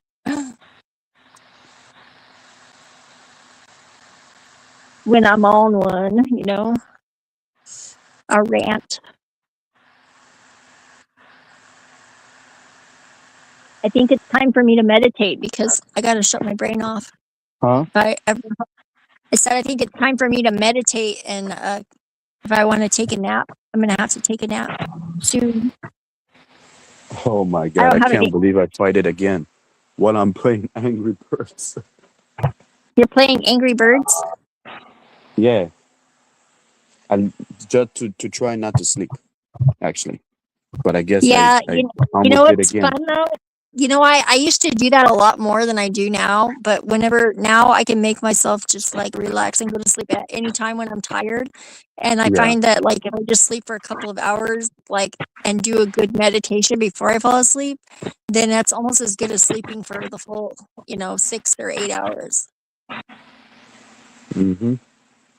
I You mean, can't stay, you can only stay up a certain amount of time before things start getting really weird with your brain though, because it will start shutting like your peripherals off, and then things get weird. I think my yeah, you're right. uppermost limit has been like 72 hours of no sleep. And at that point, like literally I can hear the bacteria scream, I can see the air, and it's like I can't go out in public because, well, I could, but it would be very uncomfortable for me. Most other people probably wouldn't notice because I'm pretty good at like acting normal in public, but Oh, it we all it do. wouldn't be fun. It wouldn't be fun for me Why at you that say that? point.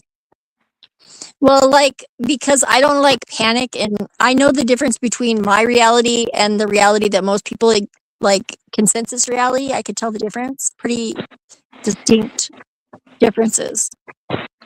So, like, if I'm seeing something that nobody else sees, I'm aware that that is the thing that I'm seeing, and maybe other people are sensing it or interacting with it in ways that they're not aware of, but I am aware of it. But I don't talk about it usually unless like I'm in a one-on-one conversation with somebody that goes there, you know? Mm. Yeah, yeah. And it's like I've had people like go, "That's bullshit. You're like totally making up that story." And I'm like, "Well, if that is the case, my my reality is pretty freaking interesting. I am fascinated daily by like what some people would call mundane. I think I'm doing pretty okay. I would rather have this than be like distracted and like friggin' detached and apathetic or friggin' angry for sure. There's a time to be angry though. Yeah. I When you mean, have something that you can do and you use it as motivation to get it done. yeah, it feels good to be angry to me. It feels good to be angry. Well, I think more people should be a little bit more uppity for sure. I Yeah, mean, as long as it doesn't go into hatred, because that's what causes wars. And fear I causes guess. wars. I guess I'm not a happy person. Well, who is? Nobody's like mentally healthy in this environment right now either. I think we're all just doing what we can. It's like people got to be a little bit more understanding, not of like warmongers, of course, because there's no excuse for that. But like, there was a really good story. Did you hear about Afro Man? Everybody's heard of Afro Man. I followed that like whenever it first happened, like back during the pandemic when it saw like set off. I followed it briefly, and then it popped into my fucking feed like right as everything was going down, and it's like the fucking whole diss album. Just the fact that those judges were like, the judge was like, I can't believe, like he questioned the jury as to like what happened that they sided with the wrong side, like, and it's like, no, they did not they did not side with the wrong side. It's like Afro Man was in the side of the right side. It's like he was just a friggin' minding his own business, and then like some friggin' confidential informant, like tweaker bitch, just like friggin' turned him in for something that wasn't even true. And it was like the cops looked stupid because they were like friggin' breaking down his door, and then he was like, what can you do whenever that happens? Like, I had the cops shot my dog. I didn't do shit about it because, like, it's like I couldn't do it. I don't have the, like, social power to be able, I don't have the finances to be able to take somebody to court over that, but Afroman does. And so, like, vicarious justice, I guess. They picked on the wrong guy. Yep, I guess. At the same time that he was going to court and stuff about the cops and then releasing all those albums, because I mean that's the thing that they're most upset about. All those cops, is they got made fun of in public, and some people, the fans of Afroman, he told them, like, don't friggin' harass these people or anything, but like, this is the punishment enough that I'm making this parody song so that, like, they look like an idiot that they are in an exaggerated and entertaining way, and maybe they'll learn the lesson this time. But like, the judge, like, dug in deeper. I was just like, wow. Yeah. Like, that is Wow. a dirty government. Yep, and that's the sad reality we're living in right now.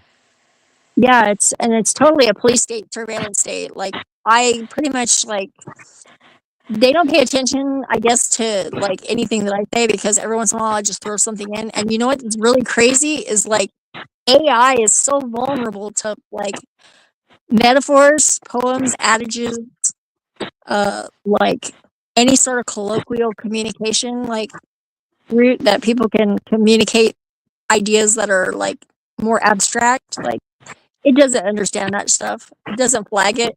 And it's like, that's why I'm not scared of AI. I don't think it's going to kill, the machines are going to kill us. I think if anything, the sun is going to take us out with a freaking solar flare, and we will be, like, no technology. But I will be fine. If that's the case, I'm going to become a very valuable member of my community because I know how to do a bunch of stuff. Yes. I'll be, like, running the network over here in New Mexico. We already you're have, serious like, about that, yeah. if you're serious about that, go for it. Yeah, well, it's only if it happens, you know, if you're prepared. Yeah. It can't hurt to be prepared. It's like, if you have, like, some, like, backup, like, supplies, you're going to use them eventually, you know, or they'll just sit there and somebody else will use them someday, you know. It's like the Boy Scout motto, man, be prepared. Yeah, be prepared. I have a weird skill. It's like, I pack my purse with weird things sometimes. Like, sometimes I'll just throw something in that I just happen to see in my purse, and I always end up needing it at some point when I'm away. Far away. But sometimes I'm a little OCD with some of the stuff I put in my purse. Like, I love lip gloss, like flavored lip gloss, because I get dry lips. It's in the desert, you know, you have to keep moist lips.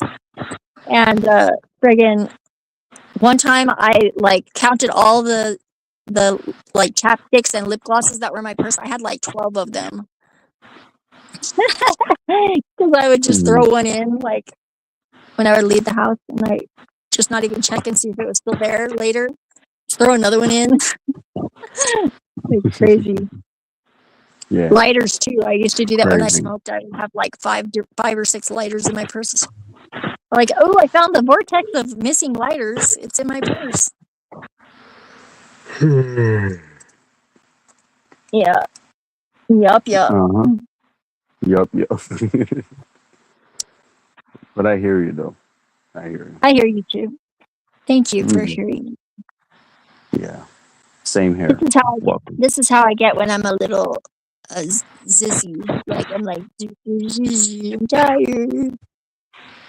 But I think I'm gonna take the phone in the other room. It's charged to 40%, so I can do that. And then I'm gonna make some coffee. If there isn't coffee made, I will make a cup of coffee. If there is coffee made, and then I will get a muffin from the pantry. Yeah, you're supposed to end this stream a long time ago. I know. Well, who says? There's no boss. There's no boss. I'm the boss. So I was No. contemplating that, but I never actually made the decision to end it. So it ends when it ends. Yeah, I guess you're the boss. You can go if you like. You can go to sleep. I'm probably gonna wind it up though, pretty quickly. I'm I think gonna Dan's stick outside around working in the yard. Or as he's long as my sleeping. eyes Whatever. is open. Yeah. Oh, this is so cute. He's asleep. Huh? Dan's asleep. I'm gonna harass him. Oh.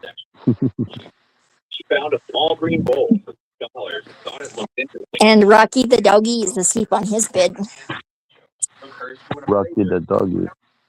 Rocky the raccoon dog, the one that I raised from a puppy. His mommy abandoned. Well, mommy abandoned Roscoe because she had 15 puppies and only 8 nipples. And she ate 3 of the puppies before we even found out. And then she abandoned Roscoe, and I rescued him, and I was raising him, feeding him myself, like hand feeding him. And then we discovered the runt puppy was dying because, like, none of the other puppies, there was too high competition, and he was too small. He couldn't friggin' get any food. And I thought he was gonna die. I was like so friggin' like, please don't die, please don't die. And his eyes opened full week after the other puppy's eyes opened. I thought he was gonna be blind. I thought his eyes were not gonna open. And then they opened, and it was like the biggest miracle. I just cried. Joy, tears of joy. And he's a good dog. He just got laid for the first time last week. He escaped from the yard, and he got a little dog down the street. I was like, dang, Rocky got it. He's a grown man now. Yeah, good to hear. And my kitty cat has 2 girlfriends, but he still thinks I'm a cat, and he thinks I'm his girlfriend. You hear the kitty? Me. Yeah, it's a good boy. Kitchen, Mr. Hell's Kitchen. What are you doing, Mr. Hell's Kitchen? Are you waiting for the mouse to come out?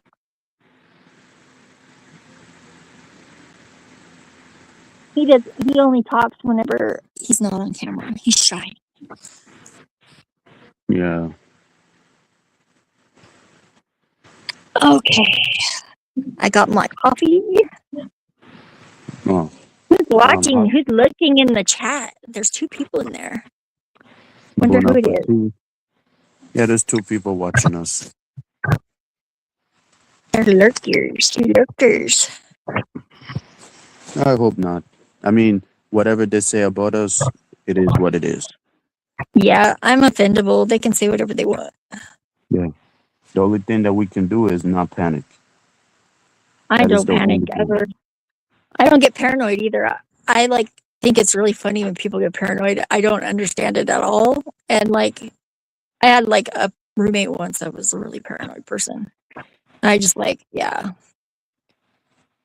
Some people get paranoid thinking that God is going to make them fail their test because they missed church on Sunday. I think that's really funny. It's like, really? You think you're that important that like God is like singling you out and he's going to like friggin' make you fail your test because you didn't go to Easter Mass? Really? That's really funny. Sounds like cope. Like, I don't think they get it. Like, just if you think you gotta be way more interesting than that if you want the universe to pay attention. I'm paying attention. Yep. What about you? I try. Huh? I pay with that's what is the real like currency in this world is attention right now. People like seem to be aware of it, but they keep like focusing their attention on negative stuff and bad things that it makes me wonder if they really understand what it is. Yeah. Probably not. But they will. Eventually. I hope they do. I think everybody gets through. Everybody's redeemable. Like no matter what you've done in your life, if you just make your life better a little bit every day and you like try and be a better person, then you can be that eventually. I don't think it's fair to like freaking like just because something bad happened or you made a mistake, like freaking pay for it for the rest of your life. Because like I've seen people that like were bad people, like totally turn it around. But it usually takes something pretty profound to do that.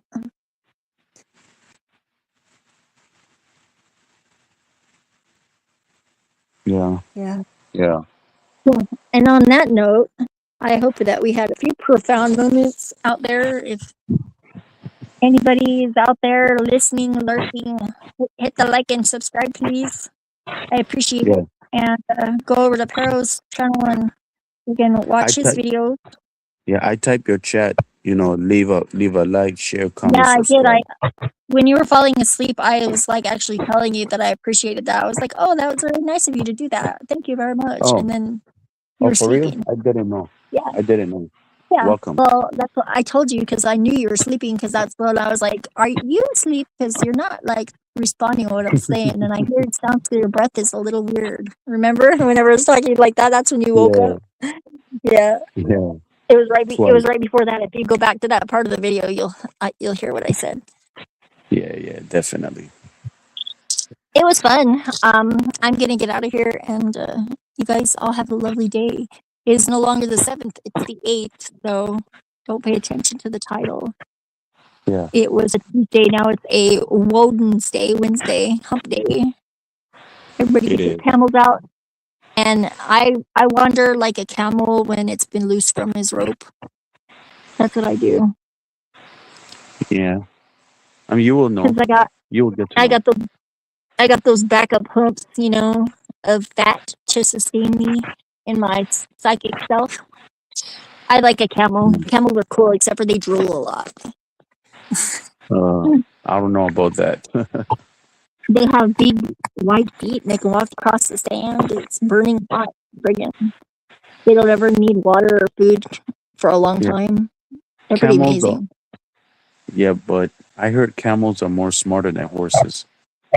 They are, and they're much more vengeful than horses. Like, you friggin' piss a camel off, it's gonna friggin' spit at you from across the room and, then drool all over you and stampede.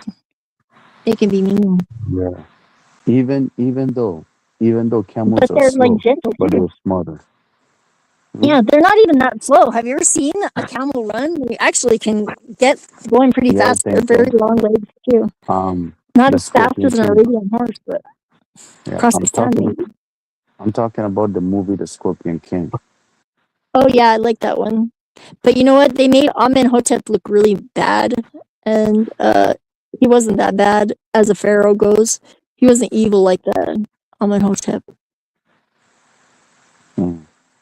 He had 2 wives. One of them's name was Hot. She's buried in the Black Pyramid. Oh. It doesn't look like a pyramid. It looks more like a underwater, like the shiprock looks sort of over here in the desert. Because this used to be an inland sea. It looks like it used to be underwater. Mm-hmm. We have shark's teeth and fossils everywhere. I am an excellent fossil hunter. But anyways, I'm babbling. See you later, and thank you all. And the show is now 9 minutes. Can you share my channel in the chat, please, if you can? Yeah, I gotta get a link for it. If I disappear, I'll be right back. Because I gotta go copy paste it. Yeah. Or I can see, hold on. Let's see what I can do. But I think, oh, no, forget, I'm not a moderator. Are you there?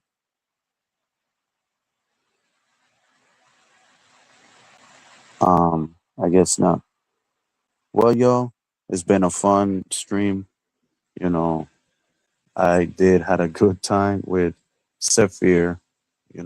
Hopefully I got a name right. And, it's been a wonderful, wild ride. I can't believe I was fighting my sleep during the live stream. You know, it ain't my first time. You know, it was the first time it was Dalmatian.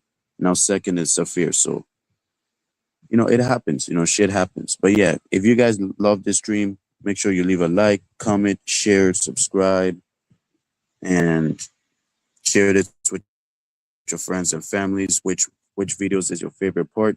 You know, timestamps down in the comment section. Let's see what happens. And yeah, you know, that is my final thoughts.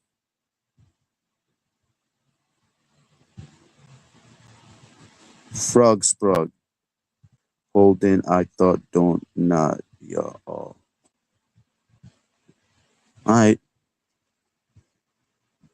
I'm just waiting for the host to come back because she's about to end the stream. She's about to have her day to spend her time around this time. But she'll be back. She'll be back. I don't know when she's gonna go live again, but she'll be back. But I did have fun though. And shout out to y'all in the chat. Yeah. Told y'all. You know, Daniel Romano, you know, shout out to you. Even though this stream has like 2 viewers, but it's still worth it. Or 1 person. Yeah, still worth it. You know. This is a wonderful stream. Like I want to thank Saphir for inviting me to her stream. I didn't know it's gonna be long like this, but it was worth it. It was worth it. You know, shout out to everyone. You know what I'm saying? Shout out to Stephanie Vaquer for finally taking out that racist white bitch named Liv Morgan. Yeah, finally. Bet y'all she won't say the word puta again. Bet y'all niggas that Liv Morgan will never say the word puta again. Bet y'all. Yeah, let's see what she's gonna say next week. Let's see. Because right now she has a chichon in her head, a forehead. Hold on. Let me show y'all some.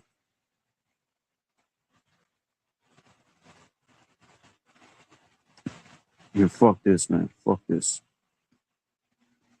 I hope I have it. I hope I have it. Because I know I do. Fuck.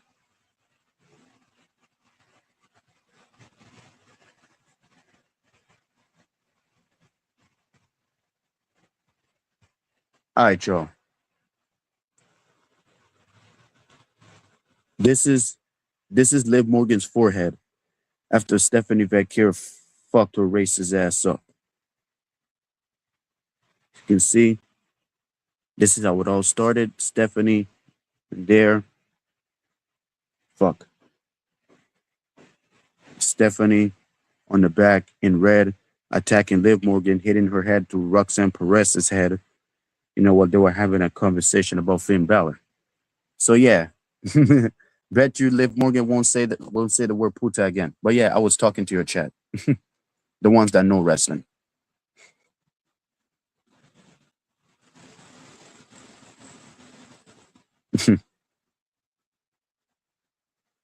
Yeah, I just had to go grab your link there, so I disappeared for a second. It took me a minute. I'm tired. I think I just posted it. So yeah, make sure y'all subscribe.